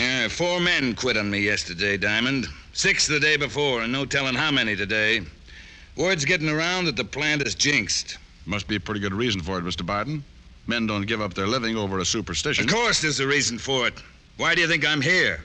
You tell me. Because I've had 2 accidents down at the plant in the past 4 weeks. 2 men killed in less than a month. That's a lot of accidents, Diamond. Yeah, does seem to be stretching things a little. So now, just because of that, the whole plant's supposed to be bad luck. Diamond, my production's beginning to slack off. Mm-hmm. Well, just how accidental were these accidents? Craziest things you ever heard of. Mike O'Brien tripped and fell over a steel rod. Larry Martin got in the way of the big hammer. Just one fool thing after another. Somebody's out to do me dirt, Diamond, and they're trying to get at me through the plant. Yeah, but why, Mr. Barton? How do I know why? They just are, that's all. Don't ask me if I got any enemies. I probably got more enemies than any man on the face of the earth. People just don't like me. Can't understand that. Soft-spoken fellow like you. So the idea is you want to hire me to go down there and see who's out to get you, huh? That's right. Got a job already picked out for you down at the plant. You mean I have to work, too? Certainly. You don't think I'm going to pay you just to run around asking a lot of fool questions, do you? No, I guess you wouldn't, Mr. Barton. Well, how about it? You going to back down, too? Mr. Barton, thanks to you, my girl already thinks I'm a coward. Looks like there's only one way to change your mind. Big Ed Barton came as close to a grin as he probably ever would, dumped a tidy retainer on my desk, and stuck out his hand. Coward that I am, I took off my ring and lost 5 fingers somewhere inside of his calloused palm. The bargain being sealed, Big Ed then drove me down to the plant. Miller, this here's Richard Diamond. Private eye I told you I was getting. Aye. All right. Get him some clothes and put him on it right away. This is Steve Miller, Diamond, my foreman. Sure. And this guy gets 100 a day, Steve. See that he earns it. I don't mind Big Ed, Mr. Diamond. He means well, but if it isn't made of metal, he doesn't understand it. Yeah, I wonder how he'd react to a Geiger counter. Which way is the locker room, Mr. Miller? Down this way, Diamond. Oh, and just call me Steve. Oh, sure. A nice little place you got here. Being foreman must keep you pretty busy. Full-time job, all right. I suppose Ed told you what he wants you to do. Yep. Wait for an accident to happen to me. Yeah, that's about the size of it. Whoever's behind this will try to get rid of you right away. Oh, isn't there something else we could talk about? Income tax or the war or something pleasant like that? Sure. Oh, locker room's right in here. Good.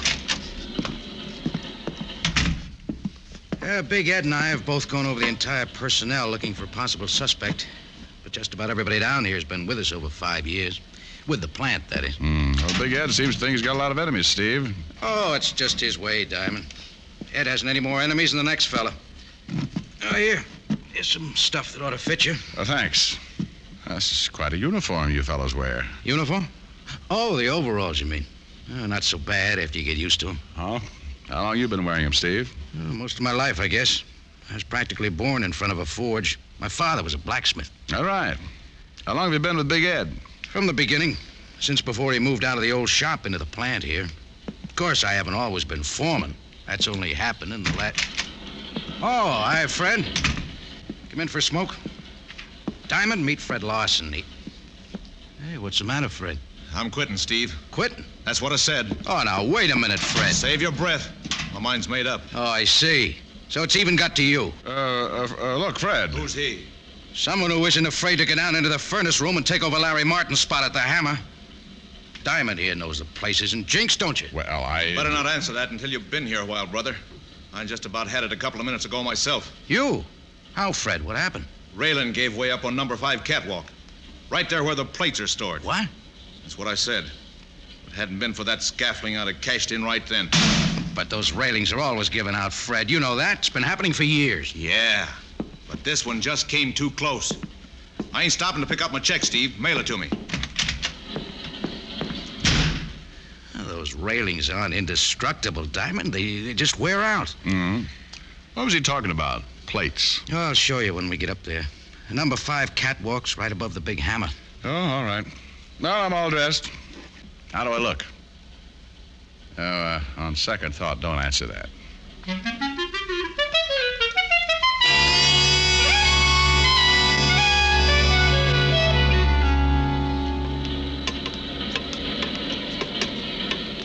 Oh, here's the place Fred was talking about, Diamond. Guess I can't blame him for quitting. Would have been a nasty fall. Yeah. Hey, what's this stuff under the catwalk, Steve? Oh, those are the plates. They're too heavy to lug back and forth, so we just store them up here on the scaffolding. Oh, I see. You mean I'm going to work down there under these things? That's where Big Ed told me to put you, Diamond. He's the boss. Yeah, I guess that's right. If I ever forget it, I guess he'll come around and remind me. Well, that hammer's a pretty big piece of equipment, isn't it? Sure is. But the work you'll do isn't hard. The plates come out of the furnace hot. It's your job to flatten them out. All you have to do is flip a switch on the hammer and roll the plates. Roll the plates? Well, after that climb, I may not even be able to flip the switch. Otto? Yes, Stevie? That's Otto Schmidt. He'll handle the furnace for you. Well, looks like he can handle the whole factory. Hello, Stevie. Is the fellow going to take Larry's place? That's right, Otto. Rick Diamond, Otto Schmidt. Howdy, Otto. Hello. He's a new man, Otto. Never worked in a shop before. Yeah, I see that. Well, don't worry. I take care of him. Just how do you mean that? Now, take it easy, Otto. Production isn't as important as safety right now. Remember that. Yeah, I remember, Stevie. You'll be working all alone down here, Diamond. Just you and Otto. Swell. The main thing is to keep your eyes open. Yeah, that's right. All right, Otto. You can take over now. Yeah, I take over now.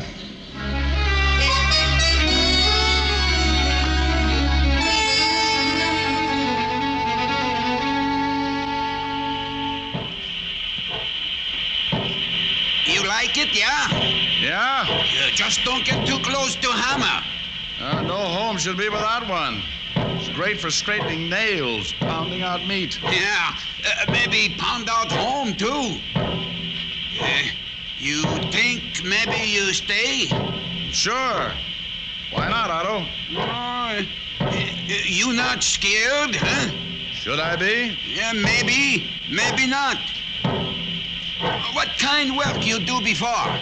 Delivered telegrams. Say, you pull Otto's leg? With these gloves on, don't be silly. Hey, you better heat up this plate again. Hey, this hammer's going crazy or something. What? Look out, Diamond! Look out! Where? What? Up there! Look out for those plates! Jump! Don't!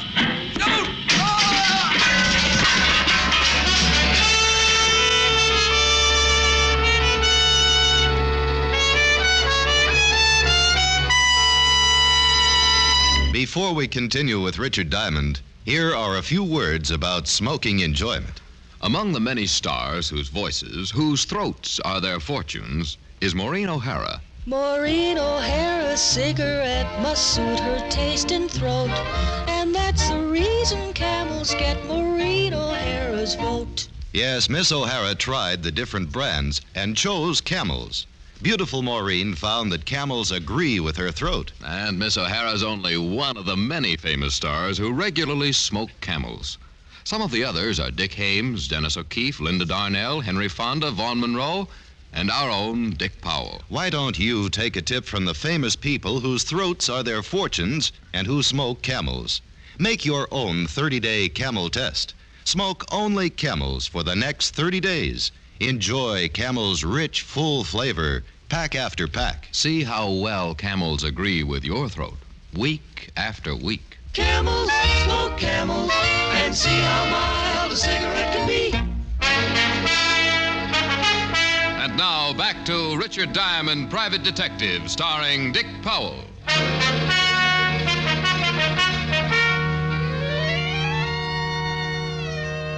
Well, Big Ed Barton had another accident on his hands. Otto Schmidt.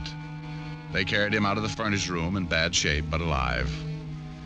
I went up to have a look at number 5 catwalk. And it took me about 20 minutes up there to decide that it hadn't been any more accidental than my working for Big Ed. Oh, come on in, Diamond. I'll need your signature on this accident report. You know, Steve, I don't think it was an accident. That scaffolding didn't come loose all by itself. Yeah, but I've still got to make out the report. Well, have a chair. I'll have this finished in a minute. Okay, thanks. You handle the paperwork too, Steve? Yeah, most of it. Anything concerning the plant itself usually falls in my lap. Ed doesn't care much for office work. Well, I guess he would look a little out of character to that. And incidentally, how come that railing on number 5 catwalk hasn't been fixed yet? Seems to me if Fred Larson quit on account of it. Whose department is that anyway? I reported it to Big Ed as soon as I could. Oh? Well, where's Ed now? Home, I guess. Want me to call and see if he's there? No, that's all right. I think I'll just run over and surprise him. What's the address? 105 East Parkview. Big mansion. You can't miss it. 105 East Parkview, right. I'll sign that report when I get back, Steve.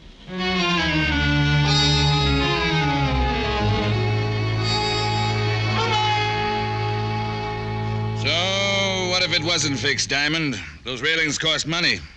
I told Steve not to let that plant nickel and dime me to death, and I meant it. Then you purposely let it go.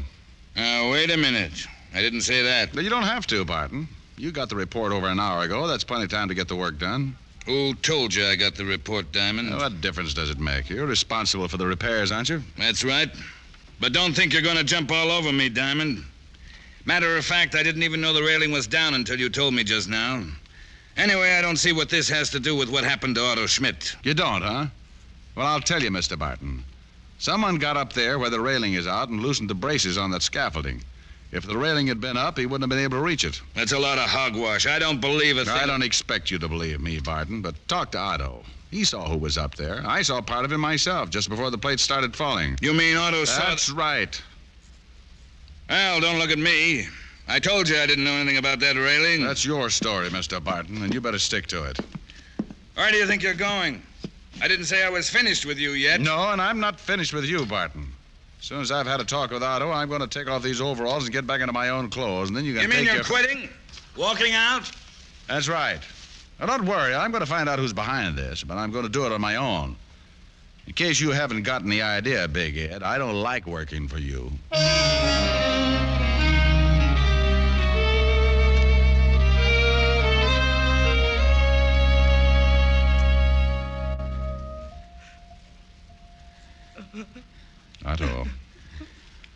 Otto, open your eyes. I want to talk to you.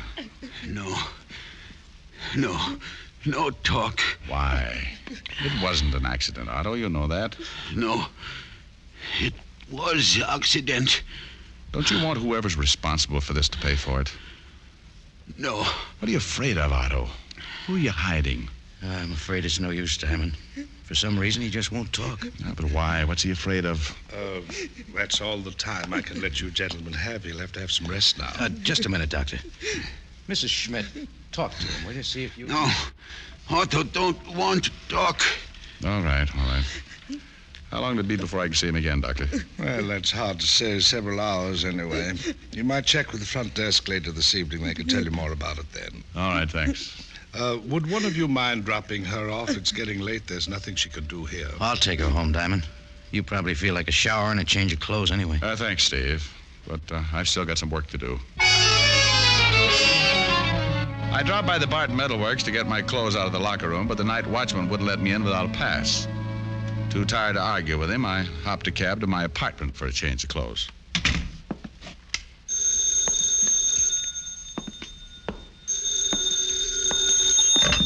Diamond?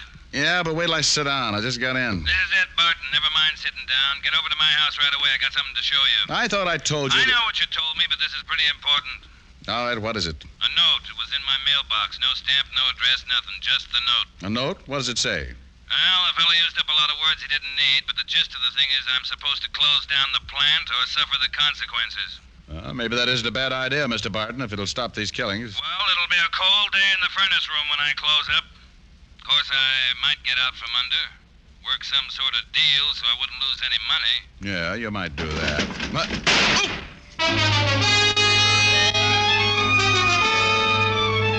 Whoever it was had been waiting out on the fire escape. The bullet thudded into the back of my best chair, and I got on behind it, wondering which drawer I'd left my gun in this time. After a while, when nothing happened, I sneaked a look around the arm of the chair. Diamond, what's all the noise? There was no one there. What's all the noise, Diamond? And then I realized Big Ed Barton was still talking. Hear me, Diamond? Speak up. What's going on over there anyway? What do you think?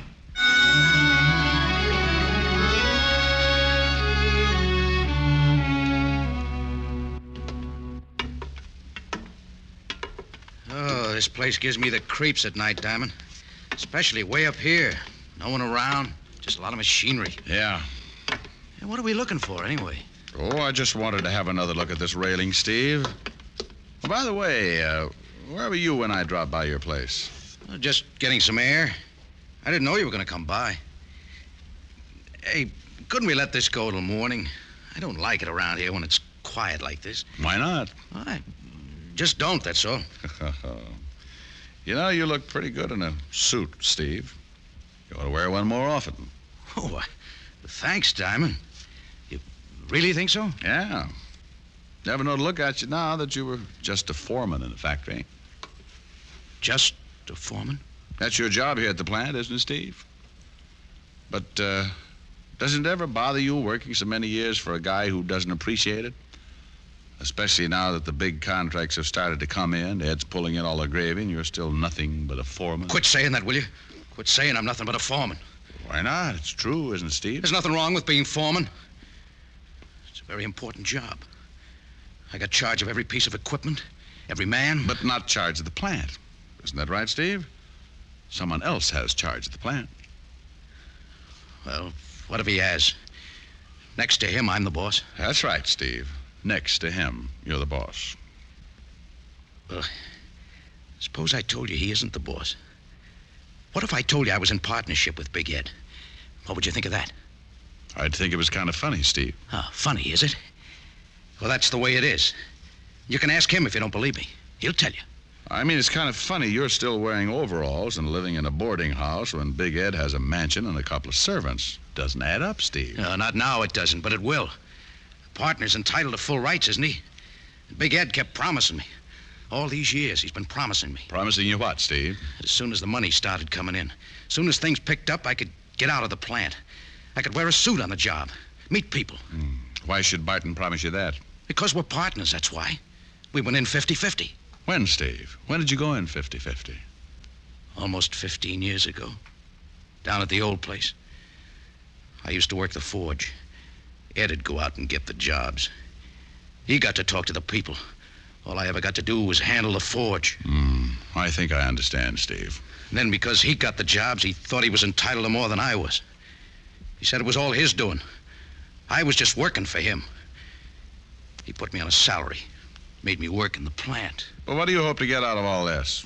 Hating Big Ed is all right, Steve, but if he closes up the plant, you'd be out of a job. But I won't be out of a job. I'll be in charge then. I'm a partner, ain't I? All right, Steve. We could go back down now. Down? Down where? Where are you taking me? Downtown, to talk to some people. You mean the police? That's right. And Steve, just in case you've still got that gun, I think it's only fair to tell you that this time I've got one, too.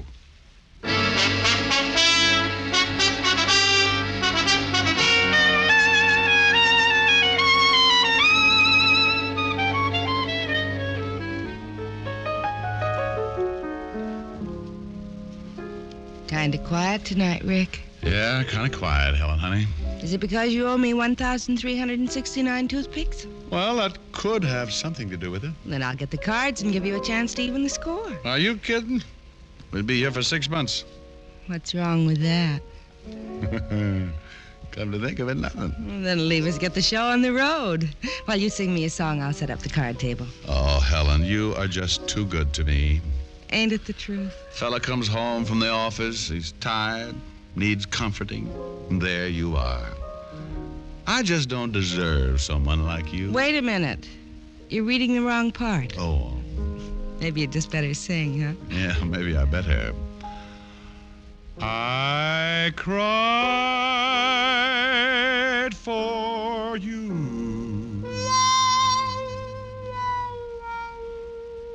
Now it's your turn to cry over me. Every road has a turning. That's one thing you're learning.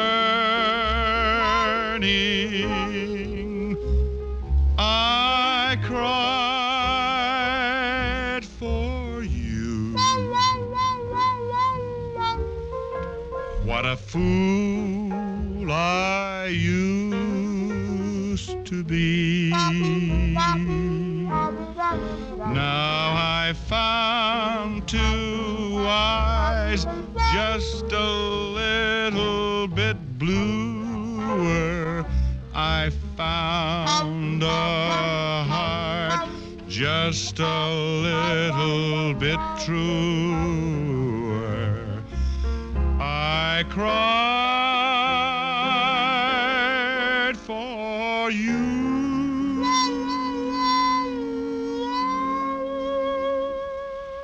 Now it's your turn to cry over me.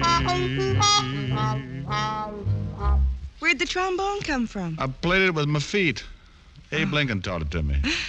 Gosh. Gosh. Gosh, and a whole lot of G's. Sometimes, Richard, you really get to me. Now, steady, girl. Richard, my fool, kiss me. Oh, well, here. This is a kiss? Well, honey, after all, I'm tired, sleepy, worn out, bushed, beat. Had a busy day. You must have had a busy week. When I say a kiss, I mean a kiss. Come here. Now, that's what I mean when I say... Rick? Rick, what's wrong? It serves me right. I'm going to have to get myself a younger detective.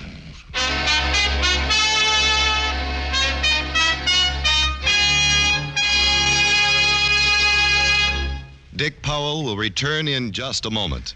No other cigarette has Camel's rich, full flavor and cool mildness. That's because Camel's costly tobaccos are properly aged and expertly blended for flavor and mildness, for true smoking enjoyment. Yes, and it's one of the reasons why Camel is America's most popular cigarette, by billions of cigarettes per year. Are you smoking the cigarette that's enjoyed most in America? If not, start your own 30-day Camel test tonight. It's a sensible test of cigarette mildness, based on steady smoking. Here's all you do. Smoke only Camels for the next 30 days. You'll soon see how rich, how flavorful a cigarette can be, and you'll discover why Camel is America's most popular cigarette. How mild, how mild, how mild can a cigarette be? Make the Camel 30-day test and you'll see. Smoke Camels and see. Here's Dick Powell with a special message. Thank you. Ladies and gentlemen, to help bring pleasure to hospitalized veterans and members of our armed forces, the makers of Camel cigarettes send thousands of packs of Camels to veterans and military hospitals every week. This week's gift Camels are on their way to Veterans Hospitals, Dwight, Illinois, and Whipple, Arizona.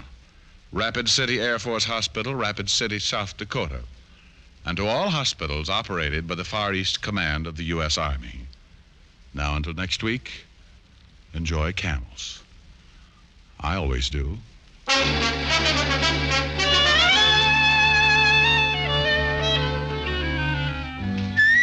Tonight's adventure of Richard Diamond was written by Ty Cobb with music by Frank Worth. Virginia Gregg was heard as Helen Asher. Others in the cast were Raymond Burr, Jack Moyles, Jess Kirkpatrick, Joe Duvall, and Alan Reed. Richard Diamond, Private Detective, is transcribed in Hollywood by Jaime Del Valle.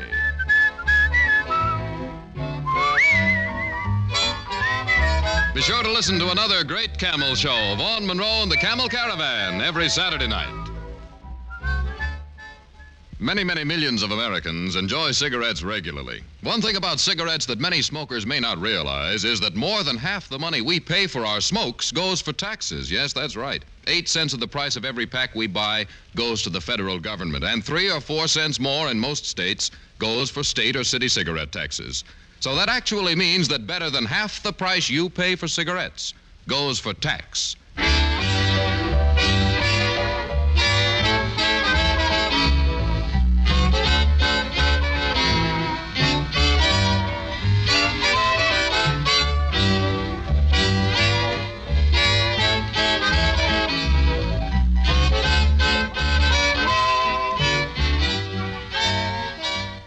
Listen next week for another exciting adventure of Richard Diamond, starring Dick Powell. Now stay tuned, for This Is Your FBI, followed immediately by Ozzie and Harriet over most of these stations. Chesterfield brings you Dragnet. Put a smile in your smoking. By Chesterfield. So smooth, so satisfying. Chesterfield.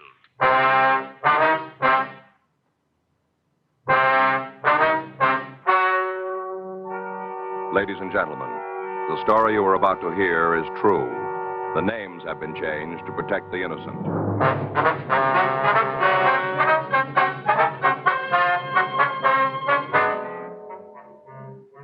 You're a detective sergeant. You're assigned to burglary detail. An elderly woman reports that a man has stolen $300 from her apartment. She says she saw him. Your job? Check it out.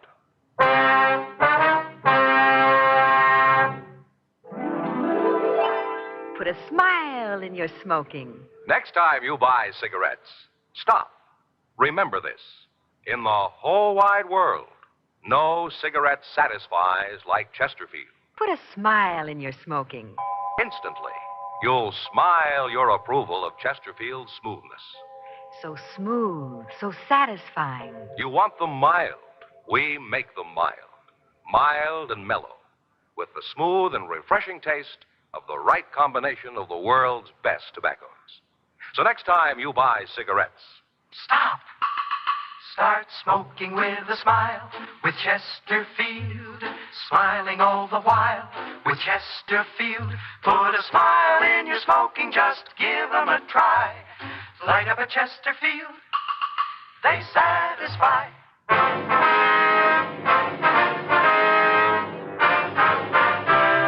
Dragnet, the documented drama of an actual crime. For the next 30 minutes, in cooperation with the Los Angeles Police Department, you will travel step by step on the side of the law through an actual case transcribed from official police files. From beginning to end, from crime to punishment, Dragnet is the story of your police force in action.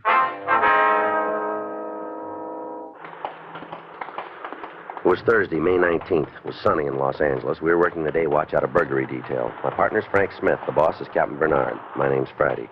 We're on our way out from the office, and it was 3:47 p.m. when we got to a small apartment house on the corner of Olympic and 6th. The Topeka Arms. What's that lady's name again, Joe? Dunbetter, Martha Dunbetter.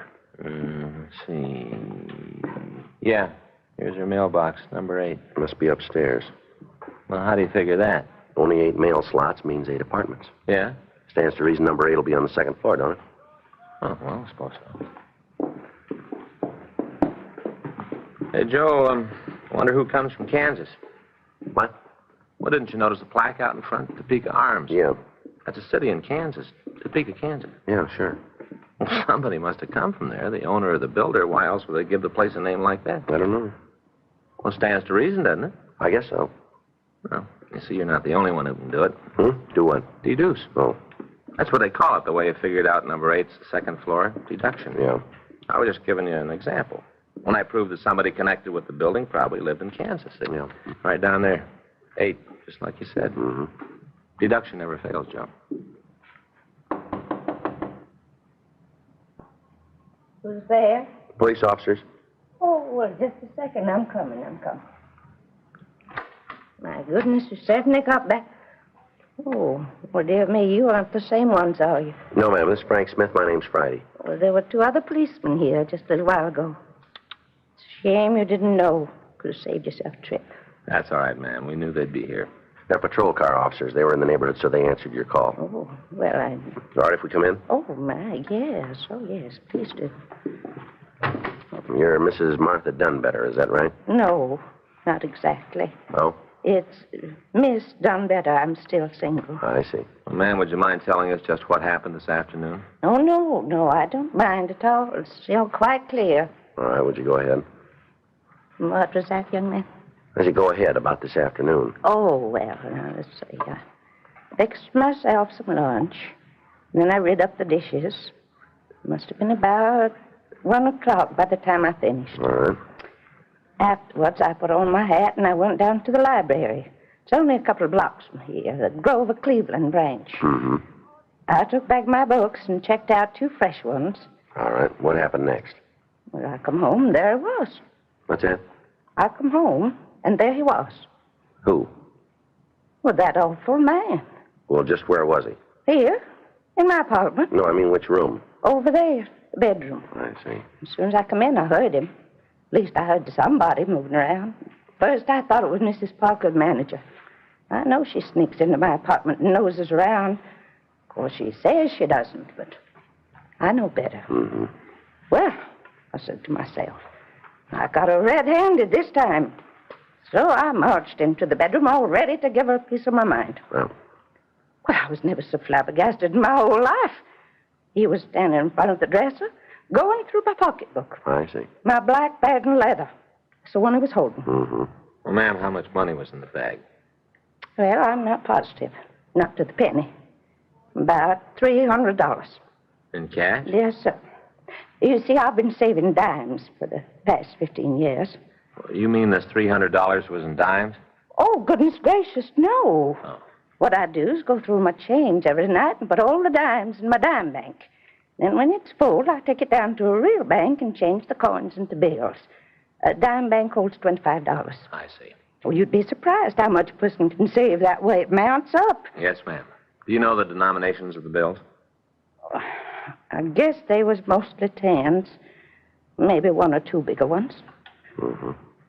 Now, what did this man do next, Miss Dunbetter? Well, he found money. My $300. Stuffed it into his pockets.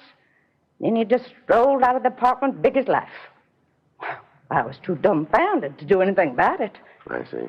I heard him tramp down the stairs, and then I heard the front door slam. When I was sure he was out of the building, I managed to get my wits together and I dialed Central. Central? The operator. And she put me in touch with the police station. Had you ever seen this man before, Miss Dunbetter? No, I'm sure I never did. Could you tell us what he looked like? Well, he was a tall man. How tall? Big as you, I'd say. Mm-hmm. What color hair, please? Dark. Very dark. Eyes? Dark eyes, too. Dark complected. Like he'd spent a lot of time outdoors. How was he dressed? A shirt and pants and a jacket. Light-colored jacket. I think it was green. Did you notice any scars? Yes. Come to think of it, I did. Across his forehead. Thin little zigzag. Mm-hmm. Well, how old would you say he was? Oh, he's young. 35, maybe 40. You know if anybody else saw him? The other tenants? Well, I haven't talked to any of them. Haven't left the apartment since it happened. You live alone here, do you? Oh, man, no. My sister Bessie stays with me. Well, where is she this afternoon? Well, she went out of town for a few days to visit her grandson and his family. They come down from Oxnard to get her this morning. I see. Tomorrow's her birthday. She'll be 80. I expect they're going to have quite a celebration. Yes, ma'am. They're all carrying on. You'd think it was such an accomplishment. Well, it is a pretty ripe old age, ma'am. I don't see what's so ripe about it. After all, I'm nearly 79 myself. Oh, I know I don't look it. Everybody thinks there's at least 10 years between us. And Bessie is failing. Yes, ma'am. Just a couple more questions, Miss Dunbetter. Certainly, young man, certainly. What time was it when you got home from the library? 2:45. Maybe a few minutes after. No later than 3, though. I see. How'd this fellow get into the apartment? Was the door locked? Well, I thought it was. I always try to remember to lock it whenever I go out, but sometimes I do forget. Well, I guess I did today. You think he'd recognize the burglar if you saw him again? I most assuredly would. Mm-hmm. Nothing the matter with my eyesight. Well, that's fine. We'd like to take you down to the office with us and show you some pictures. No? Just to see if you can identify him. Well, I couldn't go like this. I'll have to change my dress first. Well, I'm all right for walking around the neighborhood, but not for going downtown. Well, that's up to you, ma'am. I'll say Miss Dunbetter while I think of it. Who came from Kansas? Oh, I'm afraid I don't understand. Well, the name of this apartment, you see, is the Topeka Arms, so I figured somebody connected with it must have come from Kansas. Oh. You don't know who it was, do you? Well, now, let me think. Oh, yes, I remember. That was old Mr. Hendrickson's idea. Well, you don't say. Yes, he was the man who built this building.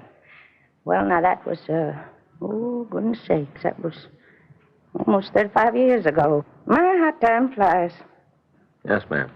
How you like that, Joe? This Mr. Hendrickson came from Kansas. No. Minnesota.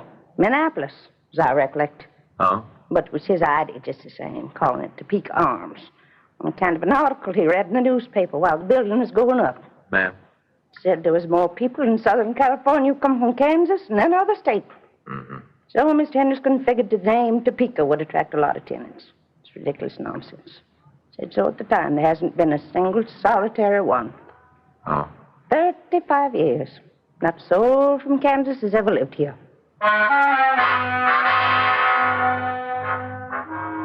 4:05 p.m. Frank and I put in a call to the crime lab. While Miss Dunbetter changed her dress, we checked the other apartments to see if anybody else had seen the burglar. Only one tenant was in. Mrs. J.T. Blade, apartment 6, informed us that she'd been out marketing at the time of the crime and had just returned home. 4:16 p.m. Lee Jones and a crew from the crime lab arrived. They began their investigation, and we drove Miss Dunbetter down to the city hall.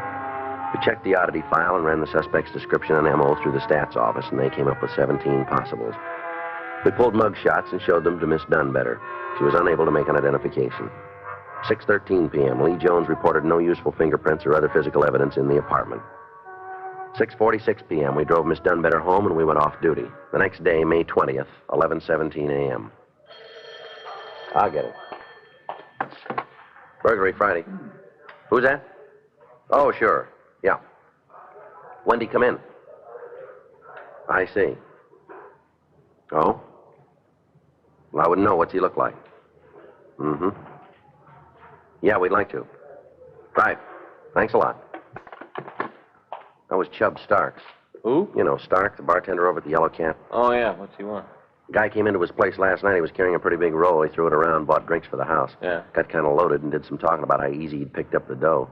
Just walked in again this morning. Huh. Sound like anything to you? And Chubb says he's about 6 foot, black hair. Yeah. Scar on his forehead.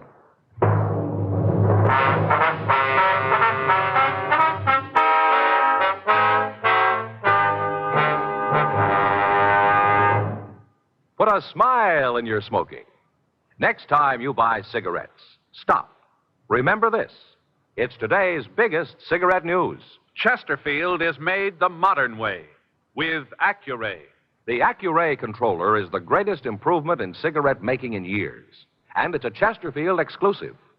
This amazing quality detective electronically checks and controls the making of your Chesterfield, giving a uniformity in smoking quality never possible before. So buy Chesterfield today. For the first time, you get a perfect smoke column from end to end. A perfect smoke column from end to end. From the first puff to the last puff, your Chesterfield smokes smoother. From the first puff to the last puff, your Chesterfield smokes cooler. From the first puff to the last puff, Chesterfield is best for you. Next time you buy cigarettes, stop. Remember, Chesterfield is made the modern way with Accuray. Put a smile in your smoking, just give 'em a try. Light up a Chesterfield, they satisfy.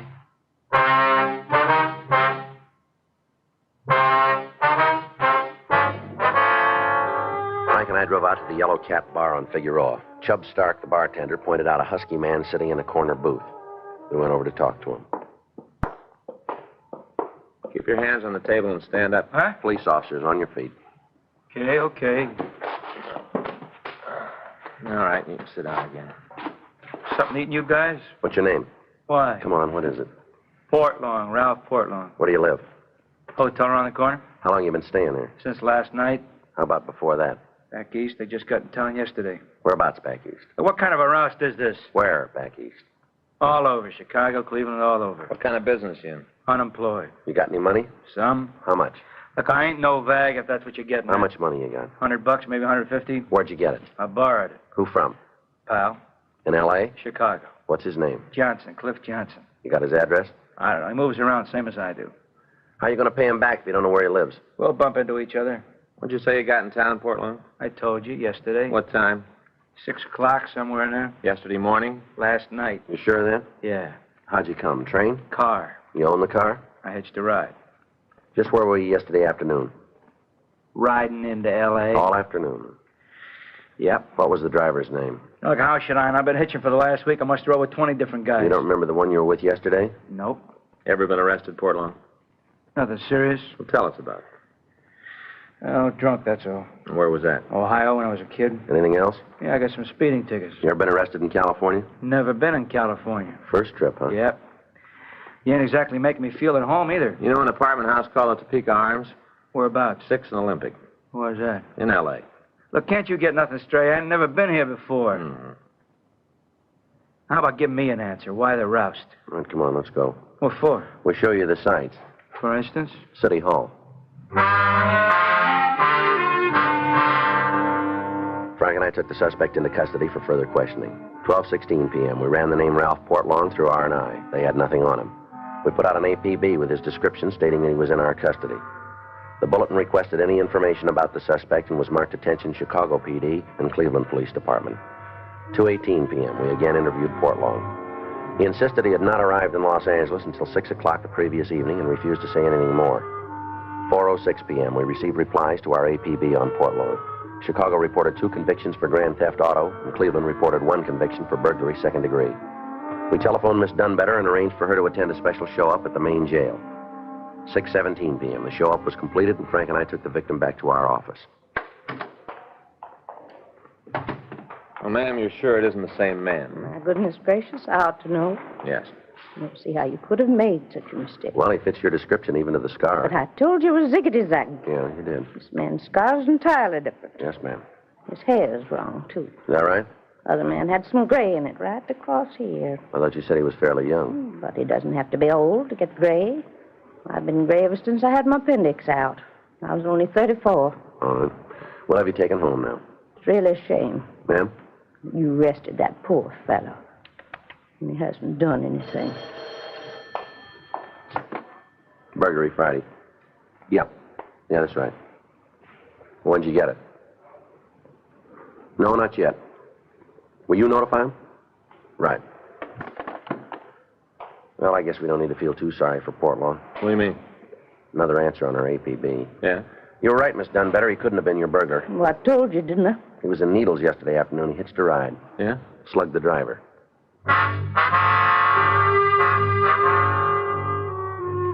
Ralph Portlawn was held pending arrival of authorities from Needles. The investigation of the apartment house burglary continued. 2 more suspects were brought in for questioning. Both men succeeded in establishing alibis for the time of the crime. Monday, May 23rd, 1:48 p.m. Frank and I were on our way back to the office from lunch. How was your pie? All right? Just okay, huh? I said it was all right. Lemon meringue, wasn't it? Yeah. I don't know, Joe. You should have had apple. Mm-hmm.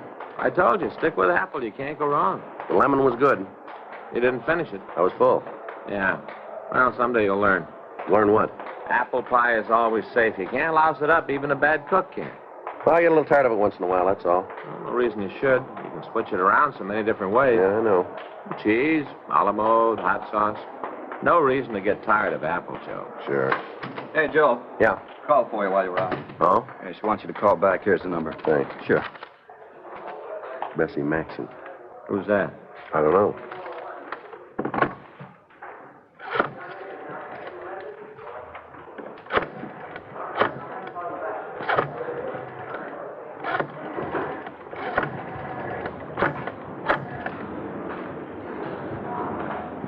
Mrs. Maxon? This is the police department, Sergeant Friday. Yes, that's right. We were the ones.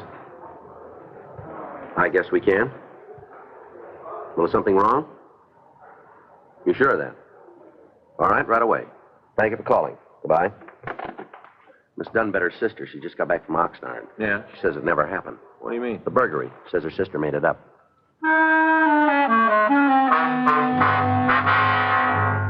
Frank and I drove out to the Topeka Arms, and we went up to apartment number 8. It was 2:17 when we got there. Somebody's coming again. Oh. Well, what is it? Ms. Maxon? That's right, that's right. Well, my name's Friday. I just spoke to you over the telephone. No, yes, of course. This is Frank Smith. Oh, how do you do? How do, ma'am? Come right along inside. Thank you. I just don't know what to say. I suppose it's all my fault for going out of town. Should never have left Martha alone. Might have known she'd be up to something. Are you positively sure about this, Miss Maxon? About what? About what? That there wasn't any burglary? Oh, never in a million years. Well, your sister gave us all the details. Play acting, that's all it was. Play acting. She's done it all her life. Oh, I see. You mean Miss Dunbetter isn't... My sister is as sane as you are, if that's what you're driving at. Well, then why'd she tell us that story, do you know? Haven't got the vaguest notion. She simply won't give me any explanation. Oh, I see. If the story was true, why won't she face me? Why is she hiding? Hiding? The minute I told her I was going to call you, she locked herself in the bathroom. Is that right? Been in there for 2 hours now. She simply refuses to come out. Well, we'd like to talk to her if we can. Yeah, I'll try again. The fact that you're here may have some influence. You think we're getting a runaround, Joe? Sounds that way, doesn't it? Yeah. Martha? Martha, you come out of there this instant. Martha Dunbetter, do you hear me? The policeman wants to talk to you. Now come out. The police are here. I won't never come out. I never heard of such childishness. You see, I'm not able to do a thing with her. Yes, ma'am. Maybe if you speak to her, she'll come to her senses. All right. Oh, sister carrying on like this. I don't know how I'll ever be able to hold my head up again. It's scandalous. Miss Dunbetter, this is Sergeant Friday. Miss Dunbetter, will you come out so we can talk to you? Miss Dunbetter? Well, it's about time. Whatever were you thinking of, Martha? What got into you? Not speaking to you, Bessie. Let's go into the other room. Be easier to talk there. Yes, sir. Not speaking to me, huh? Well, two can play at that game. And I assure you, I won't be the one who suffers. All right, ladies, would you like to sit down? Now, Miss Dunbetter, can we clear this thing up now? Your sister says there wasn't any burglary. Just how would she know she wasn't here, was she? I know because I know you. And I know you never had $300 to your name. I did, too. Where'd you get it? Where'd you get it? None of your business. All right, now, how about it, Miss Dunbetter? Did you have $300? Well? Never said it was exactly 300. Not to the penny. $3 would be more like it. There happens to be a few things you don't know about, including my savings. A likely story. You never saved a penny in your life. What about my dime I bag? shook it the other day. I'll thank you to keep your hands off my property. Savings, indeed. If I didn't pay most of the expenses around here, you'd starve to death. I managed quite well before you moved in on me, Bessie, and I was perfectly happy living alone. Matter of fact, I preferred that arrangement. Well, maybe you'd like to try it again. Maybe I would. I'm sure it'd be money ahead. Ha! Don't you hawk me, Bessie Maxim. You ought to see the way she eats. Gobble, gobble, gobble. She shovels it down. Stuff and nonsense. I don't have any more appetite than a bird. Birds don't nip the cooking, Sherry. Martha Dunbetter. How can you say such a thing? Because I know it's true. I marked the bottle. Well, whatever I do, I don't fib to the police like some people I could name. Well, Miss Dunbetter? I may have exaggerated the spec. Mm-hmm. You mean to do no harm? I wonder if you know it's against the law to file a false police report. Against the law? There. You see? You're going to jail. I knew it would happen. I knew that sooner or later you'd disgrace all of us. Why'd you do it? You must have had a reason, ma'am. I won't tell you. Not in front of her, I won't. Oh. Well, let's see. Would you mind waiting in the other room for a couple of minutes, Miss Maxon? I most certainly would. We'd appreciate it if you would. No, very well. Very well. You'd think I was the criminal around here. All right, Miss Dunbetter, tell us now, will you? It's very difficult to explain. Well, give it a try, will you? You see, it was all on account of her, Bessie. Go ahead. Started when we was little girls. It's because she's older. She's always lording it over me. Mom and Daddy always gave her everything first. Hand-me-downs, it's all I got. Bessie's hand-me-downs. I see. And when we grew up, I couldn't push myself very much. She's just the opposite, belle of the ball. She had a pick of all the young gentlemen in town. The only time they'd take me out was when Bessie was busy. I don't think she didn't let me know that I had second choice. The only reason she married Horace because he took a fancy to me. Well, I had my pride, too. Wouldn't settle for her leftovers. That's why I stayed single. I see. The least she could have done was name one of her little girls after me. After all, I'm her only sister. Well, Miss Dunbetter, you still haven't told us why you reported the burglary. I'm telling you. Yes, ma'am. On account of her birthday. Well, that was the last straw. She hasn't talked about anything else for months and months. It's because she's 80 years old, you'd think she was the Queen of Romania. A picture in the paper, people making a fuss about her. Well, I made up my mind that for once in my life, someone was going to make a fuss about me. I see. To tell you the truth, I'm not a bit sorry I did it. I mean, yes, I should be sorry, but I'm not. I really enjoyed myself. And all those questions you asked me, like I was somebody. My name was in the papers, too. First time it ever happened. Kind of strange when you come to think about it, to live 79 years without ever seeing your name in print. Oh, but that wasn't the best part. Ma'am? The best part was Bessie not being able to horn in and take all the credit. Oh, I knew you'd find me out sooner or later, but I didn't care. I sure had the laugh on her. All the time she's in Oxnard being partied, I was having a little party of my own.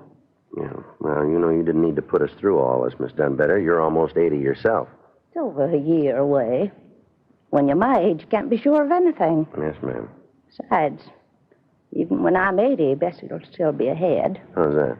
She'll be going on 90.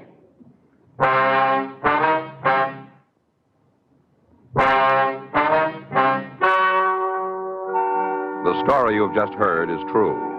The names have been changed to protect the innocent. On May 26th, the hearing was held in the office of Perry Thomas, city attorney. In a moment, the results of that hearing. Now, here is our star, Jack Webb. Thank you, George Fenneman. Put a smile in your smoking. Buy Chesterfield. It's the best cigarette ever made, for my money. Smooth, satisfying, mild, and mellow. Believe me, in the whole wide world, no cigarette satisfies like Chesterfield.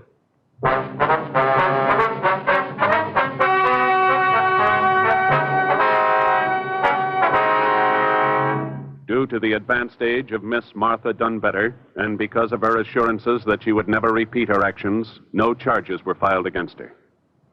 Better schools build better communities. Join and work with your fellow citizens who are actively seeking to improve educational conditions.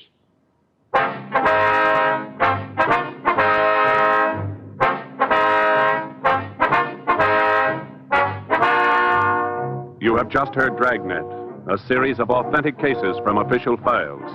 Technical advice comes from the Office of Chief of Police W.H. Parker, Los Angeles Police Department. Technical advisors, Captain Jack Donahoe, Sergeant Marty Wynn, Sergeant Vance Brasher.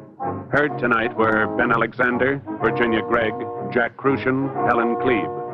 Script by Frank Burt. Music by Walter Schumann. Hal Gibney speaking.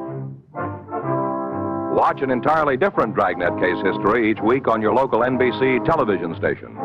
Please check your newspapers for the day and time. Chesterfield has brought you Dragnet, transcribed from Los Angeles. This is it, L&M Filters. It stands out from all the rest. Miracle tip, much more flavor. L&M's got everything. It's the best. Yes, L&M's got everything. The miracle tip is white, pure white, to give you the purest and best filter.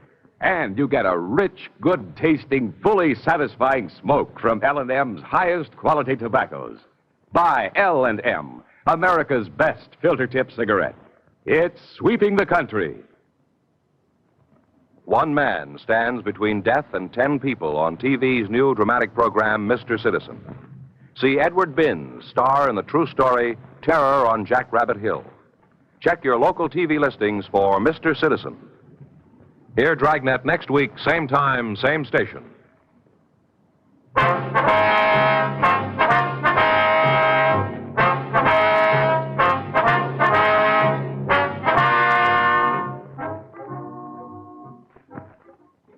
Lux Radio Theater presents Barry Sullivan in Rope of Sand tonight on the NBC Radio Network.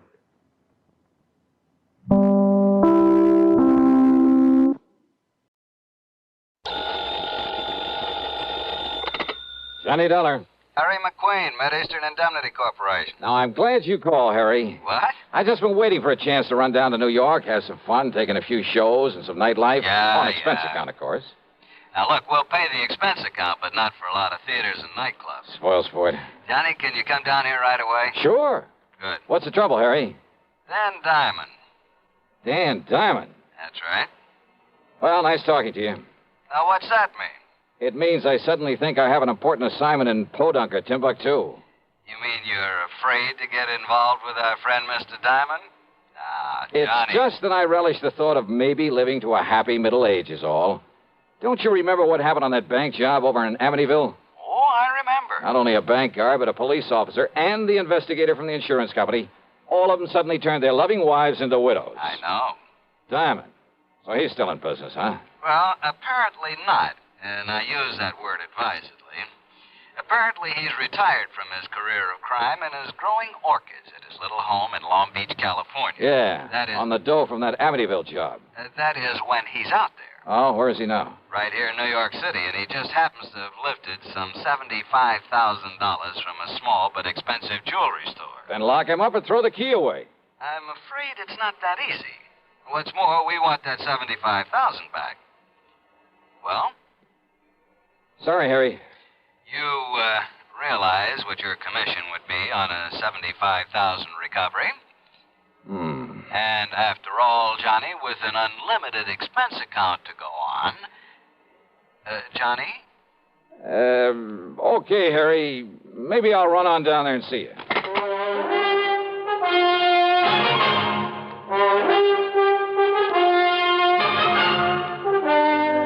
CBS Radio brings you Bob Bailey in the exciting adventures of the man with the action-packed expense account, America's fabulous freelance insurance investigator. Yours truly, Johnny Dollar.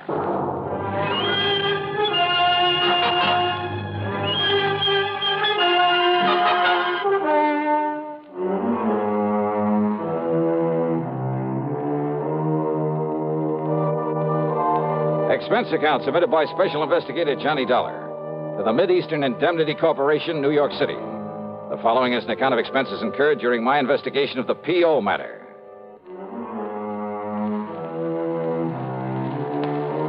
So who wants to tangle with a character like Danny Diamond? But that bait Harry McQueen dangled in front of me was too much to refuse. Expense account item 1,770 for a train to New York and a cab to his office on Park Avenue. Friday afternoon, Johnny, week before last. They were about to send a pile of money over to the bank. And?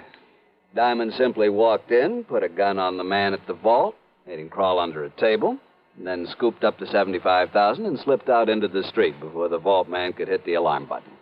Easy as that. That's a lot of money to walk around with. He was careful to take it mostly in $50 and $100 bills. The vault man didn't try to put up a fight? Against Danny Diamond? He get killed for sure? Well, how do you know who he was? Danny told him. He what? Just like he identified himself on that Amityville job you mentioned, like he did on every job he ever pulled. We were lucky that no one got killed on this one. You said he's here in New York. Where? I understand the PD is going to release him sometime today. Release him? That's right. Thanks to a smart lawyer, an alibi they can't seem to break, and, well, let's face it, lack of evidence. You mean the money? That's exactly what I mean.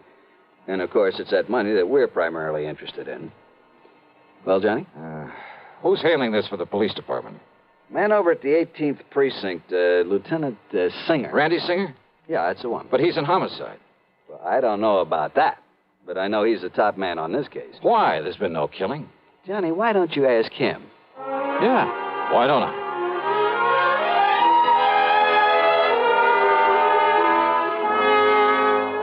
Because on nearly every previous job that Dapper Danny pulled, there was a killing. And I was assigned to him. I got to know him and his routine, his methods better than anybody else in town. But not well enough to nail him down. Yeah, I'm afraid that's true. Anyway, they made a special out of this one and put me on it. And from the way you say that, Randy, you haven't got very far. Johnny, I haven't got to first base. Oh, sure, we locked him up on suspicion, got the DA to really cloud up and rain all over him, but thanks to that smart mouthpiece he hired and an alibi so solid you couldn't smash it with a hydrogen bomb. Plus, no sign of the money. Yeah, that's right. Anyway, they're letting him loose, and he'll go back to California free as a bird and 75 G's to the good. You sure it was Danny Diamond pulled this one, huh? Well, everything, Johnny. His perfect timing, his modus operandi, that egotistical trick of identifying himself, the description of him. His doing it solo, the fact he didn't stash it away in a bank. I've checked every bank in town. Well, everything, Johnny, says it's him. You mean it's he? Hmm? What's your English, Randy? Oh, English, to heck with it. Him's the... I mean, he's the one that did it. But unless we can lay our hands on that $75,000... Have you checked out where he's been staying? What, are you kidding? I went over with a fine-tooth comb. Nothing in his hotel room, his luggage, no little package left in the hotel, save nothing. He gave us a list of where he's been, what he's done since he got in town, and it all checked out to the minute. Yet somehow he managed to stash away that wad of money. Yeah, you find it, Johnny, and we'll nail him. Now, what's to have stopped him from passing it to some pal for safekeeping? No, Johnny. You sure of that? Now, Diamond works alone. He'd no more let anybody else have a gander at that money. Why, Danny wouldn't trust it with anybody short of the United States government. And I'm sure he isn't turning any of it over to Uncle Sam. Ask me, Randy, you got a pretty thin case against him. Yeah, but I'd bet my own life that he did this job. And if you or I or anybody can find that dough on him or anywhere near him... You'll nail him. You said it. You want to take a crack at him? Mighty thin case, though. Johnny? Okay, if you're so sure that he's the one, Randy, well, that's good enough for me. Well, what are you going to do? Answer your phone. Oh, sure. Singer. Yeah? Yeah? Well, where'd he... Okay, then all I can do is alert somebody out where he lives to... Yeah. They let him go, Johnny. He's on his way. To where? Who knows? Okay, then I'm on my way. Yeah, where? What are you going to do? To coin a real corny one. California, here I come.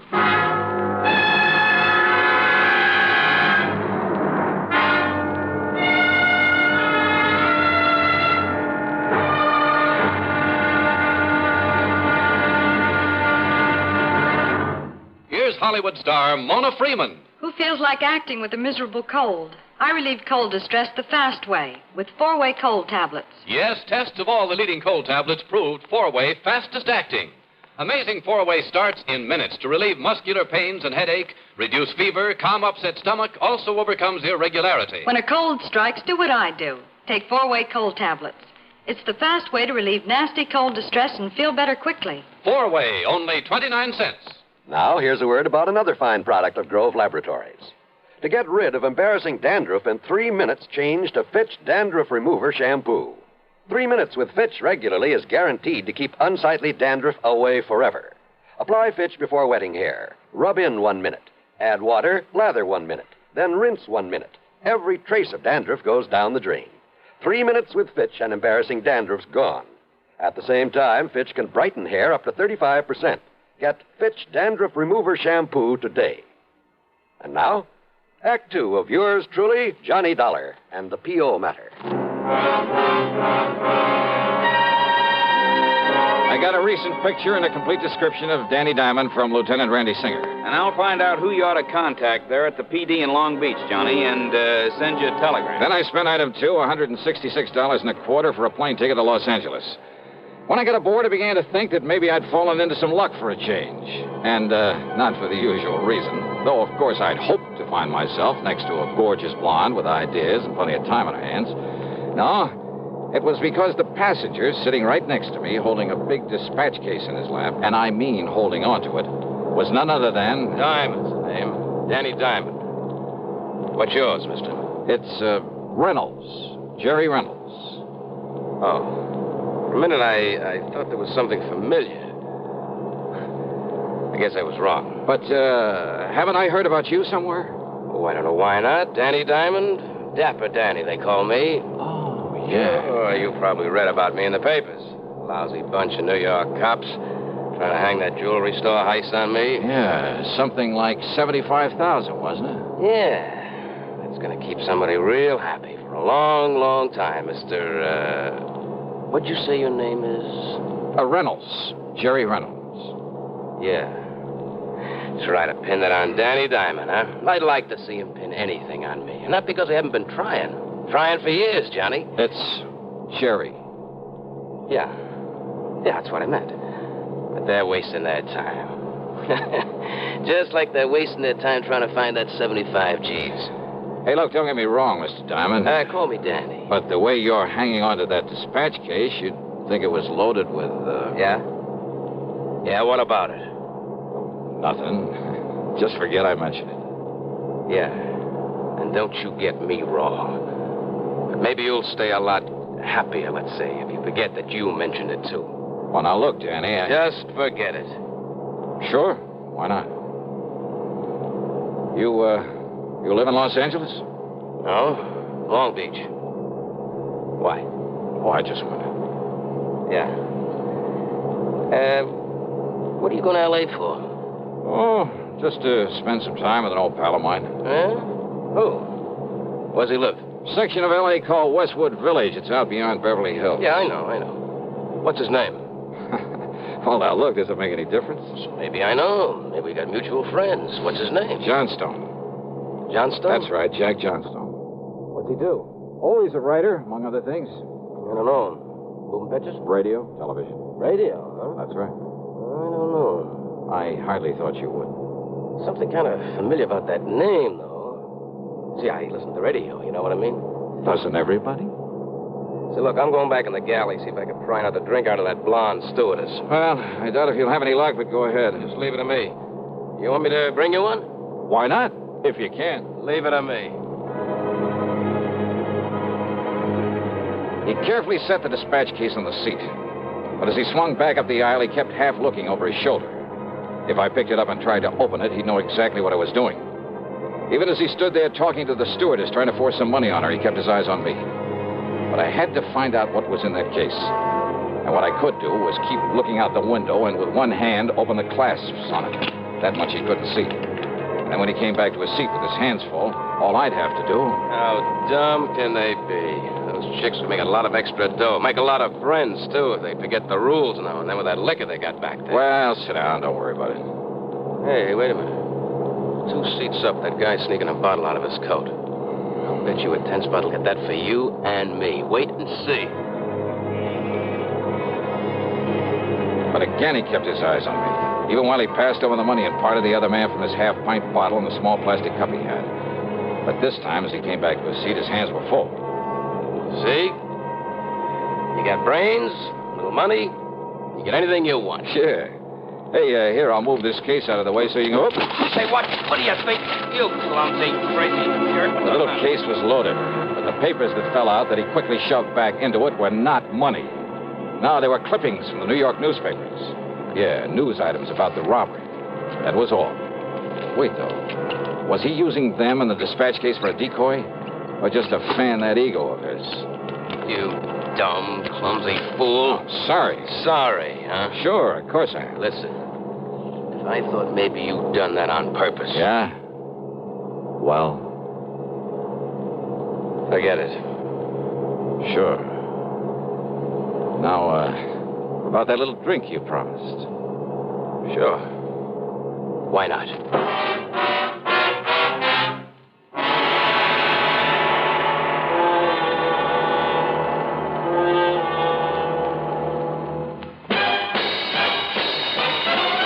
Are you smoking more now, but enjoying it less? Have a real cigarette, have a Camel. The best tobacco makes the very best smoke. Have a real cigarette, have a Camel. Are you looking for flavor and mildness? Have a real cigarette, have a Camel. The best tobacco makes the very best smoke. Have a real cigarette, a real cigarette, a real cigarette, have a Camel. If you're smoking more today, but enjoying it less, try Camels. The Camel blend of costly Turkish and domestic tobaccos has never been equal for rich flavor, easygoing mildness, real smoking satisfaction every time you light up. The best tobacco makes the best smoke. Have a real cigarette, a real cigarette, a real cigarette, have a Camel. And now, Act 3 of yours truly, Johnny Dollar, and the P.O. matter. There wasn't much conversation with Danny Diamond during the rest of the flight. At L.A. International Airport, after watching him pick up his luggage, I spent item 3, $50 deposit on a rental car, and drove on down to Long Beach, hoping not to see him along the way. I didn't. I got myself a room at the Villa Riviera, then checked with Western Union. Yes, we have, Mr. Dollar. It's from a Lieutenant Randolph Singer, NYPD, whatever that means. New York Police Department. Will you read it to me, please? Yes, sir, I'll be glad to. It says make contact with P.O. P.O.? It says make contact with P.O.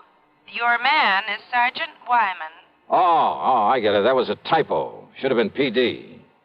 The sender must have misspelled it. Oh, sure. But go on, please. Your man is Sergeant Wyman. Good luck. Signed, Randy. That's all? That's all. Okay, thanks.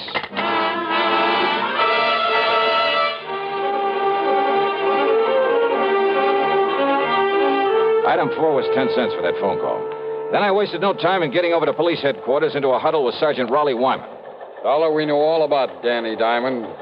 What he is, where he got his money for that house of his out on Fern Drive and for living it. But unless he tries to pull something around here, there's nothing we can do about it. I know what you mean, sir. But if you can get something on him and make it stick, this whole town will love you dearly. Something like that 75,000 robbery in New York? Yeah. Oh, Lieutenant Singer told me on the phone that's what you're out here for. That's it? Said some pretty nice things about you, too. So if there's anything we can do, if you just... There is. I want to look at not only Danny's home, but the luggage he just brought in the plane. Well, in order to get out a search warrant. No search warrant. What? Look, can you get him over here for a couple of hours before he has a chance to unpack and settle down? I made real time driving here. He ought to be arriving just about now. Well, let me think. Hey, call him up. Tell him you want to see him here at headquarters. Can you get him down here? Sure. He loves to sit around here and shoot off his big mouth and try and make fools out of us. What excuse? Oh, tell him there were some prowlers around his place while he was away. Tell him anything. Now, look, Dollar, if you're planning what I think and without a search warrant... Sergeant, so far as you know, all I'm going to do after I leave you here is take a nice long walk along the beach. Well, okay? Okay, Dollar.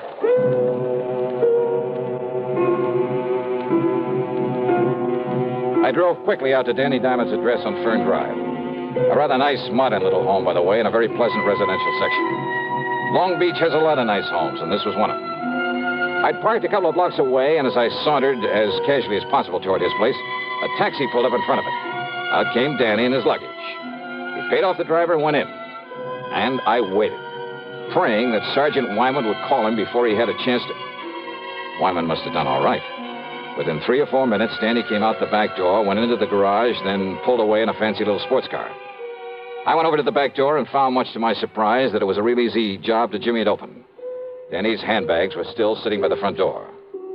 I not only went through them, but through every inch of that house, slowly, carefully, overlooking nothing.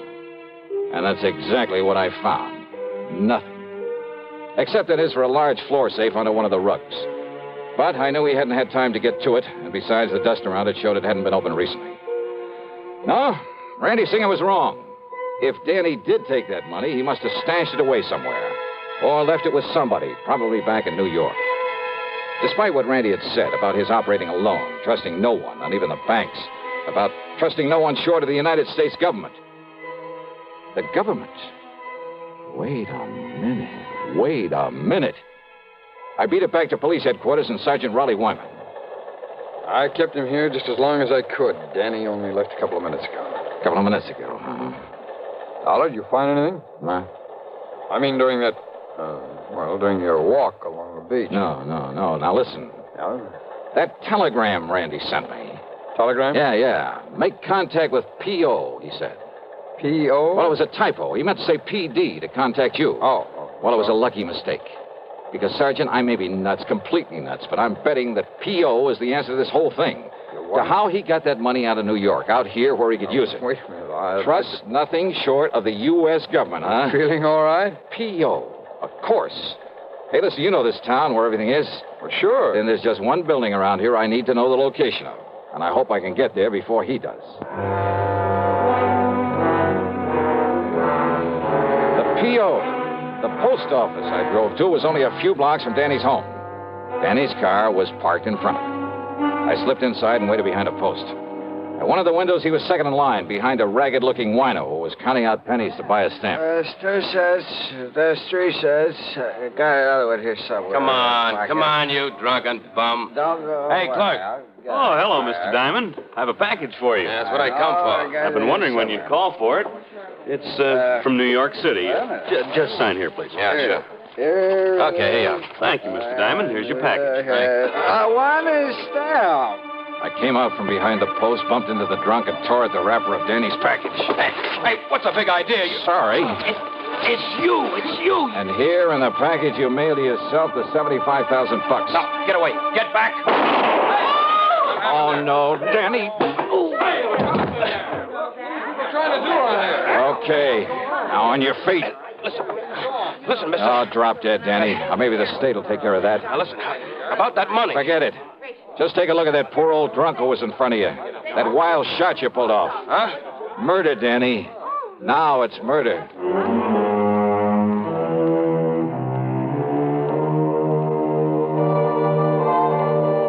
So, from here on in, of course, it's in the hands of the law and the courts.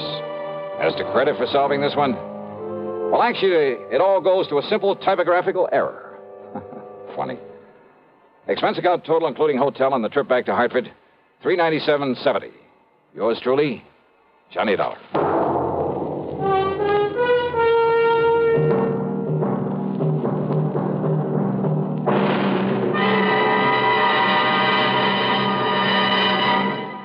Our star will return in a moment. Constipation is something people don't talk about much, but it can be a problem for anyone, even doctors. And when constipation occurs, it's interesting to see just what doctors consider important about a laxative they might use or recommend. Well, a majority of the doctors we heard from had this to say. A laxative should be effective, gentle, as close to natural acting as possible, and a medicine that can be used with complete confidence. Now, X-Lax has been popular with many doctors and millions of people over the years because pleasant-tasting chocolated X-Lax is effective. Overnight, it helps you toward your normal regularity. X-Lax is gentle. Next morning, it gives you the closest thing to natural action. And that's why many doctors and millions of people use X-Lax with complete confidence. X-Lax, the laxative that helps you toward your normal regularity, gently, overnight. Is X-Lax in your medicine cabinet? Now here's our star to tell you about next week's story. Next week, a real wildie, a real strain on my sanity. But I think you'll like it. So join us, won't you? Yours truly, Johnny Dollar.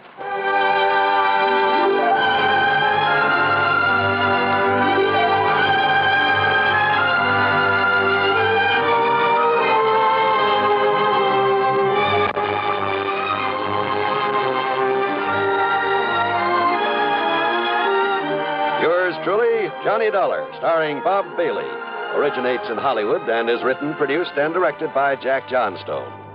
Heard in our cast were Virginia Gregg, Harry Bartell, Herb Vigran, James McCallion, Stacey Harris, and Gil Stratton. Be sure to join us next week, same time and station, for another exciting story of yours truly, Johnny Dollar.